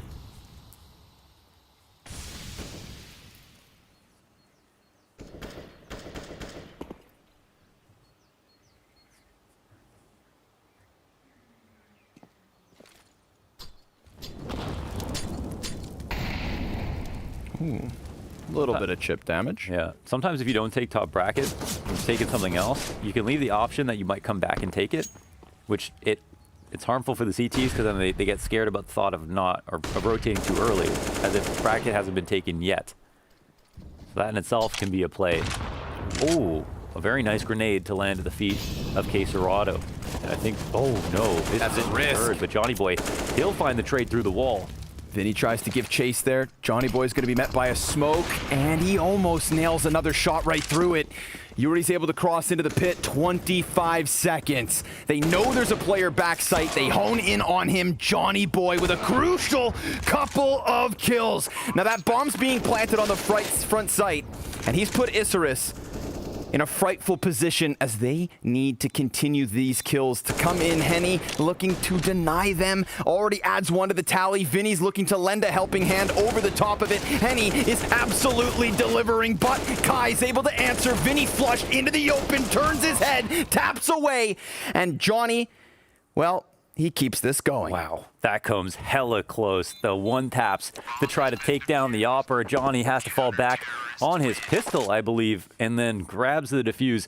That is an intense situation. Johnny, he's starting to light it up. He's looking better here. He finds a really critical duel through this smoke. It's on a timing, but Yuri in his spot gets called out, and he's aware of Art's flank. This is huge. Yeah, sliding out with that deagle really just has to hit that shot. I saw that reaction and thought he lost it somehow. Right, yeah. I had to double check my screen like, wait. But I think he realizes just how close that came. Not only having to clutch in the 1v1, but dude, the shot through smoke. Yeah. Oh, they're running down mid.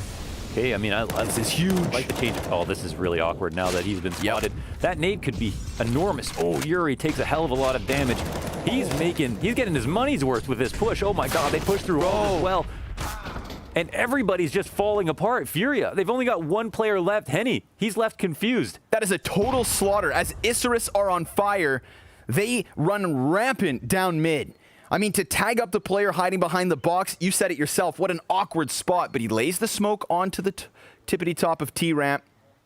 Frag grenade goes deep, denies Yuri on the peak. Art was an early casualty, as he has been. 7 kills for Art. You take a look at the rest of his team. They are all at 23 or 24 frags. A missing piece. A crucial part of the Furia puzzle. And Furia now feeling puzzled in terms of how do they end this. Isurus, they are against the ropes, and they have been for 6 rounds in a row. They have managed to keep this series alive, managed to keep their hopes high, and Johnny delivering with cover down mid. 2 rounds to go, and the economy of Furia in shambles. Yeah, they've only got one more chance to buy. It's going to be a safe situation here, maybe a light investment at best. Furia are building up the loss bonus, but it's not enough to get them all the guns and utility that they need. But even with that, they got melted down like a stick of cheese in the microwave just now. Who's to say that's not going to happen again? And the push down mid is such a nice, confident move for Isurus, where other things maybe weren't working as well. You know, if you let Furia establish on map control, take things over, and force their will upon Isurus, eventually you'd assume Furia will win. That's my thought, at least. But Isurus, to do this when everything's on the line, that's what you'd like to see. And it's pairing well with Johnny Boy's style of opping, which is extremely high risk. And it feels like he doesn't hit the shots when they're boring. He only hits the shots when he goes out there. Yeah, man. Something he can work on later. But for now, he's got to focus in on being that combat opper. That's who he is. He only hits those op shots when he's falling from the skies. That's used to be what Henny was, you know? And now he's the guy who hits everything. But you can still see the power in it. Isurus currently soaring forward towards overtime. That's all they can see right now. That's all they have to imagine in their mind's eye. This game being pushed out of regulation. And I can't recall the last time we've had a CT boosted on this spot. So let's see if it pays off. Pistols coming in, caught off first and foremost. It's a double kill made easy by Noxy. Yes, the smoke will give some cover, but damage goes through it regardless. And Isurus, controlled and contained situation. They don't have vision on the bomb nor the site, but they know that there's a little fight left in Furia. Both their players being softened, they can have their damn plant because we are going to round 30. Let's take it to round 30. I'm down. I want to see what the final strategy is. Furia's back against the wall. They do not want to go to OT. Nothing would be more demoralizing to them than having to go to OT. After what's happened on the first map of this game, how they came back in the second, and how close this has gotten after they finally got control of their emotions, their confidence, and executions. Have to go to OT. Now is when Isurus will be the most excited. They can't let them have that. But Isurus, they might just take it. They're getting better and better. They've been on fire. +2. What, 7 rounds in a row? How many rounds is this? And when are they going to stop? They lost 6 in a row to Furia. They've clawed back 7. They have one-bettered their opponents. A constant contest here down Banana. Oh, that is huge utility damage. There we go. Both ways. On a couple of heavy hitters in Caserado and Henny. Smoke grenade from the CT side coupled with the Molotov. Really not wanting to give away Banana, but also not occupying it themselves. So it's a bit of false confidence because these Ts, as they have, do not shy away. Yeah, they call it out totally. a boost in CT spawn, rotation over, and we're talking about utility here. They have enough to smoke out everything. They could still get caught off by this boost. One CT will rotate over. And another sitting on the coffins. Here comes the utility. Noxy completely countered by the flashbang of Vinny. Yuri then finds the player in the distance. Can he be the difference himself? Or is Reversive going to put this on his shoulders as Art plants the bomb? It's a man advantage for Furia in the post plant. Everybody from Isurus basically on CT spawn. Yes, they have control of construction, but the possibility of a coffin hit is high and on their mind. Utility starts to be thrown out. Frag grenade goes deep. They've got another frag now thrown and an incendiary. Henny barely alive, but Art has delivered. And Isurus, despite running this the distance, falls at the final hurdle. Furia tested through and through. But the Brazilians stay true, and they best Isurus, dismantling their hopes and dreams after a hell of a first showing. Flying across the world for one best of 3 and taking it all the way to round 30 here on Inferno. All we hoped after those 2 first blowouts was that we got a map that delivered. And at least we can say, Isurus, you gave us that. Furia, move on. Yeah.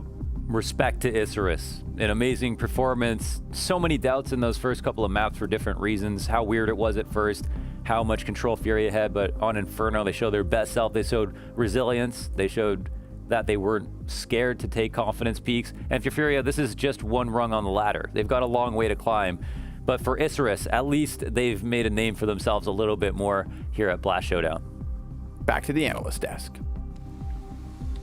That's right, it is back to the analyst desk. Thank you very much, Scrawny and Launders, as we saw nearly an overtime game popping up there. Isurus, they were not backing down. They were not giving up without a fight. Yeah, thank you for giving me the opportunity to give my respect to Isurus for what they've done in that game, in that third map against Furia, down 5-0 in the first half, 6-0 on the second half. They were down 90-15 before they mounted that almost comeback to 14-16. Unfortunately, not able to make it through the final hurdle, but that was a hell of a game from Isurus, and they were not scared. Backs against the wall, fighting against that 16. They were pushing down middle. They were making the plays. They were taking responsibility, and you love to see it from a rookie team. Tonight, they're going to be disappointed, that is for sure, but they made a hell of an impression. But one thing, I think it will hurt Furia more at this stage, because Furia knows they should have closed that out earlier. A great fight coming out from Isurus, but Furia still do not fill us with confidence. No, not at all. Art in particular having a strugglesome game here, having a strugglesome period, I feel, within Furia. He went 0-0 in 7 attempts in opening duels. That's not unlike, or that is unlike Art, sorry. And there was a lot of things that wasn't working for Furia. Just the way Maniac said it right. They went up 5-0 in one half, they went up 6-0 in the other half, and still they find themselves in a position where they almost get pushed into OT. I don't know about you guys, but I sat back with a feeling that if this was going into OT, Furia wouldn't be favorites. Isurus would be the guy, coming in with momentum, and they could probably have won against Furia. They could have sent them home, and that would have been in itself a gigantic surprise. I'm totally on board with Maniac. I think what we saw from Isurus here was fantastic, and definitely more than anyone could have expected coming into this one. And sadly, with what you were saying there, I kind of have to agree with you. It's like one of those moments where you think, okay, Furia let it slip away. Isurus, still nothing to lose, still pushing further forward. They just at times seem to be able to get the better of Furia over and over again. But I think we've got another time for one of our economy clips, because there was many moments in this game which swung the tides of it all. So let's take a look at this one. And for this one, I have Furia making it work with limited utilities, limited weapon as well. We're going to have the Max 7 coming into play from Art. It's not going to find too many kills, but he's going to be aggressive. If you look at the weapons right now, Kesarado has an M4. There's some upgraded pistols all across the board. We see Art trying to make the difference, only able to find some information. But it is an eco play because the utility they have, again, the armory they have is very limited. It's going to get found, but Kesarado, the only rifle in play, has to make a difference. That is correct. That is what you need to do. He finds Deco, goes back to the A side, and then you can see everyone is getting in the right position. 2 pistols fighting side by side. Yuri finds Reversive. Kesarado is going to pounce from the A side, and with that, that is a good advantage, a good situation. The bomb bit dropped towards A long. Johnny was trying to fight towards B. That's not going to make it work anyway, because Porkeg has to find the bomb in the smoke. Yuri's on top of him, having a day of his life. So Furia 6-5, making it work with limited amount of weapons. The magical plays of the iconical situation there, but I gotta say, I'm still very impressed with what we see over there from Isurus. You can't take anything away from him. They showed up on the first map, right, that they came well prepared and they could be legit contenders on a game like that. And despite what anyone may think on Furia not playing up to the standard we normally see them at, Isurus showed that they can play this game and not get blown out the water. Definitely. And they should be proud. Of course, as Match said, right now, as of this moment, they should be disappointed because they were dangerously close to bringing Furia to OT and could potentially have sent them home to the tournament. And let's be honest, with the level we saw from Virtus Pro today and the level we saw from Isurus, I wouldn't necessarily say they would stand without a chance of being VP, and then we would look at a scenario where this team would go all the way into the semifinal. That's what they're thinking right now. That's what the players are thinking right now. They missed a giant opportunity of making a big wave here in Europe. They've already done it though, right? Just bringing it to a third map, winning Overpass the way they did it, bringing it back here in Inferno. As you said, I think we can only look at Isurus and have a positive mindset towards them. Whereas if you look towards Furia, that's the other side of the coin. This is so disappointing. And to me, it feels like something is completely wrong within the Furia camp. We saw Henny and Mirage have to stand up after that one clutch in the second round, after winning the pistol. And that's what they need to ignite themselves. They need Henny, who's not the in-game leader, who's not necessarily the guy who has to do that, to stand up and yell at his teammates for 20 seconds. Sure, it was a positive yell. Sure, it was trying to ignite the team. But that in itself, that's a problem for Furia right now. They play without that fire. They play without that flair. And if they face Virtus Pro like this in a couple of days, they'll lose. They'll have to step it up. And that's a really good point, right? It's that flair that we know comes from this Brazilian lineup. No matter win or lose, they'll be able to motivate themselves and push themselves forward. But something has changed within that camp. Yeah, we feel like something is wrong, and we can only make hypotheses and suppositions of what's happening. We see them on the camps, we see the rounds and the way they approach them, the way they lose rounds they should be winning, the way they don't overrun opponents they should, and we're left wondering what is going on. Are they going through a crisis? Because again, we have to take time into perspective. When they came to Europe and they had that first fall series when things were a bit complicated, we were putting that on the fact, traveling from NA, different practice, whatever it is, we had reasons to explain that. Now time has passed. It's been 20 days since they've played, and again, it is a shaky performance from Furia, which puts us in a position where we have to look for something else, another explanation, another situation. We simply don't have any excuses. We simply have run out of excuses, because I agree with you. The practice environment in NA could have been a factor, but at this point, they've been here long enough to have fixed that. So we're running out of excuses. There must be something else going on within the Furia camp that we don't know. Yeah, we certainly don't know. And I feel really worried for them if they can't change it in just a couple of days going up against VP. Because right now, if you told me this a week ago this matchup was happening, I'd go, oh yeah, Furia have to spend a bit more time in Europe, no problem at all. And you go, they're going to go up against VP? Oh, that's going to be a Furia win. Right now, from what I saw in this game today between both teams, I'd be really on the side of VP. No. What we have seen today in that best of three, we don't have enough credit. We don't have enough reassurance to say they're going to go up against VP and win it. It's not the case. But again, we know the quality of the roster. We know what they can bring to the table on a good day. Granted, we haven't seen a good day in a while. But if it happens, then they can make it all the way, right? But it has to come through a reaction. Well, maybe we can get some answers and a reaction from R as he's joining us for the interview now. It's good to see you, buddy. And I'm going to have to start with a tough question for you here, mate. We're still not seeing the Furia we know and love. Explain to me, what do you think is missing? It's hard to say. There are so many things happening that it's out of our in-game control. We are trying to play some different CS, and we are trying to adapt, and it's just not working so well, and we have to adapt and talk a lot to fix those stuff.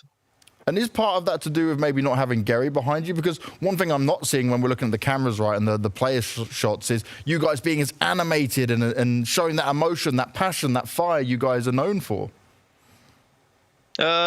It's hard to say because I feel that we are making a lot of mistakes in game. I don't really feel that it's like an emotional aspect. It's not like we are not hyping up or not helping each other. We are doing that, but I think inside the game we are missing a lot of things and missing easy shots. And this game, Isurus played really well, and they got so many good times as well, and it was hard to play against them. And I completely agree that Isurus played well, but you've now had some time being in Europe, right, constantly practicing out here. How has it been going in practice for you guys? I know we can only take that with like a pinch of salt, but it's just interesting for me to see how that's been going for you guys as well. Yeah, it's funny to say because practice are going amazing. We rarely lose a map, so maybe practice is just way different than live games. What is the difference? Because a lot of people out there must be wondering, what is the biggest difference between practicing and playing an official game? I think when you're playing practice, it's way easier to not make mistakes. You don't feel the pressure, and whenever you're losing or winning, you're just gonna play what you have to do. You know what to do, and you're gonna do that, and you don't care about dying or just doing whatever you need. Live is a little different. Art, I just want to ask you a very simple and complicated question. What is your level of confidence right now as a team, looking at the bracket and your chances in the tournament? Yeah, confidence is something I never lose. Doesn't matter what's happening. I have a realistic point of view. I know where we are, where we sit, but confidence is never gonna ever let me down. I'm ever confident. That's very good. Now, from the outside, we are talking, we're trying to realize, is Furia in a crisis? Do you think that's the case, or maybe not? It's just a bad day, a bad moment? Furia has played like this for like all years. We lose to some smaller teams all the time. We lost in NA whenever we like winning against Liquid AG. We lose to New England, and last year as well we were playing LAN. We win against some very hard teams, and we lose to easier teams. So it's something we really struggle to beat smaller teams, or some reason we don't play so well when you're like the favorites. Now, Art, VP is certainly going to be a tougher opponent for your next match. What are you going to be able to do and try work on to make sure you can get that win next time? Definitely going to be like tougher, but for some reason we get better when we play tougher opponents. So I think it's going to be a very better game from our side at least. Well, I hope so for sure, mate. Art, thank you very much for joining us. We'll speak to you later on in the week. Thank you. See ya.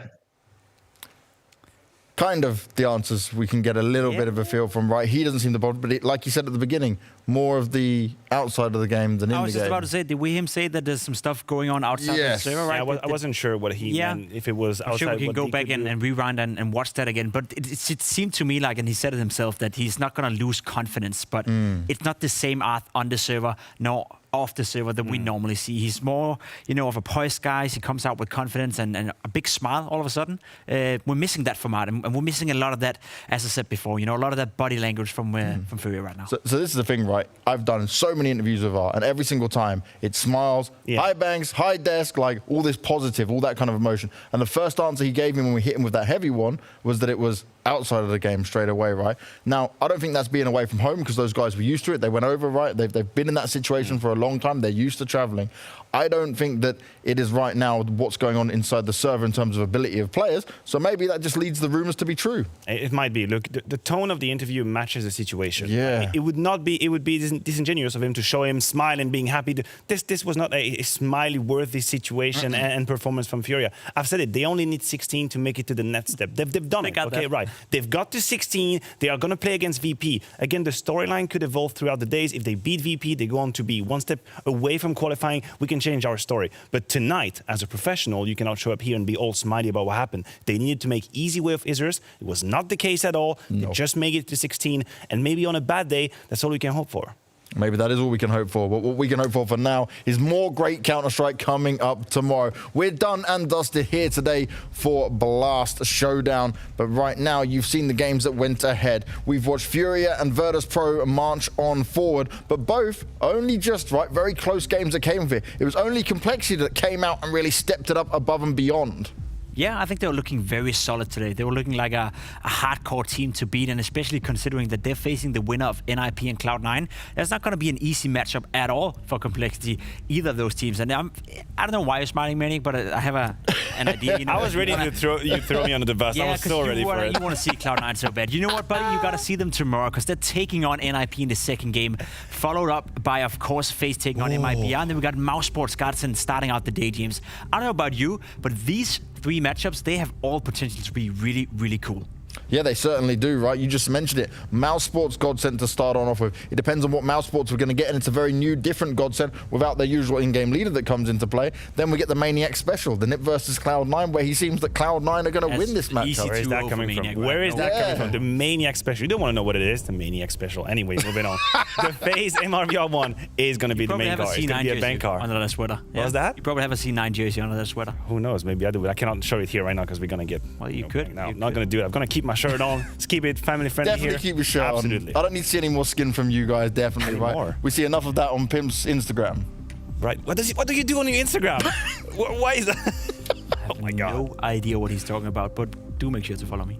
There you go. Look, you get to plug in there while we end off the show. That is us done and dusted for today, but we will be back tomorrow. 3 more best of 3s, 3 more teams making their way forward, and 3 going home in an incredibly tough format that you guys won't want to miss. Join us same time as always, here back for the Blast Fall Showdown.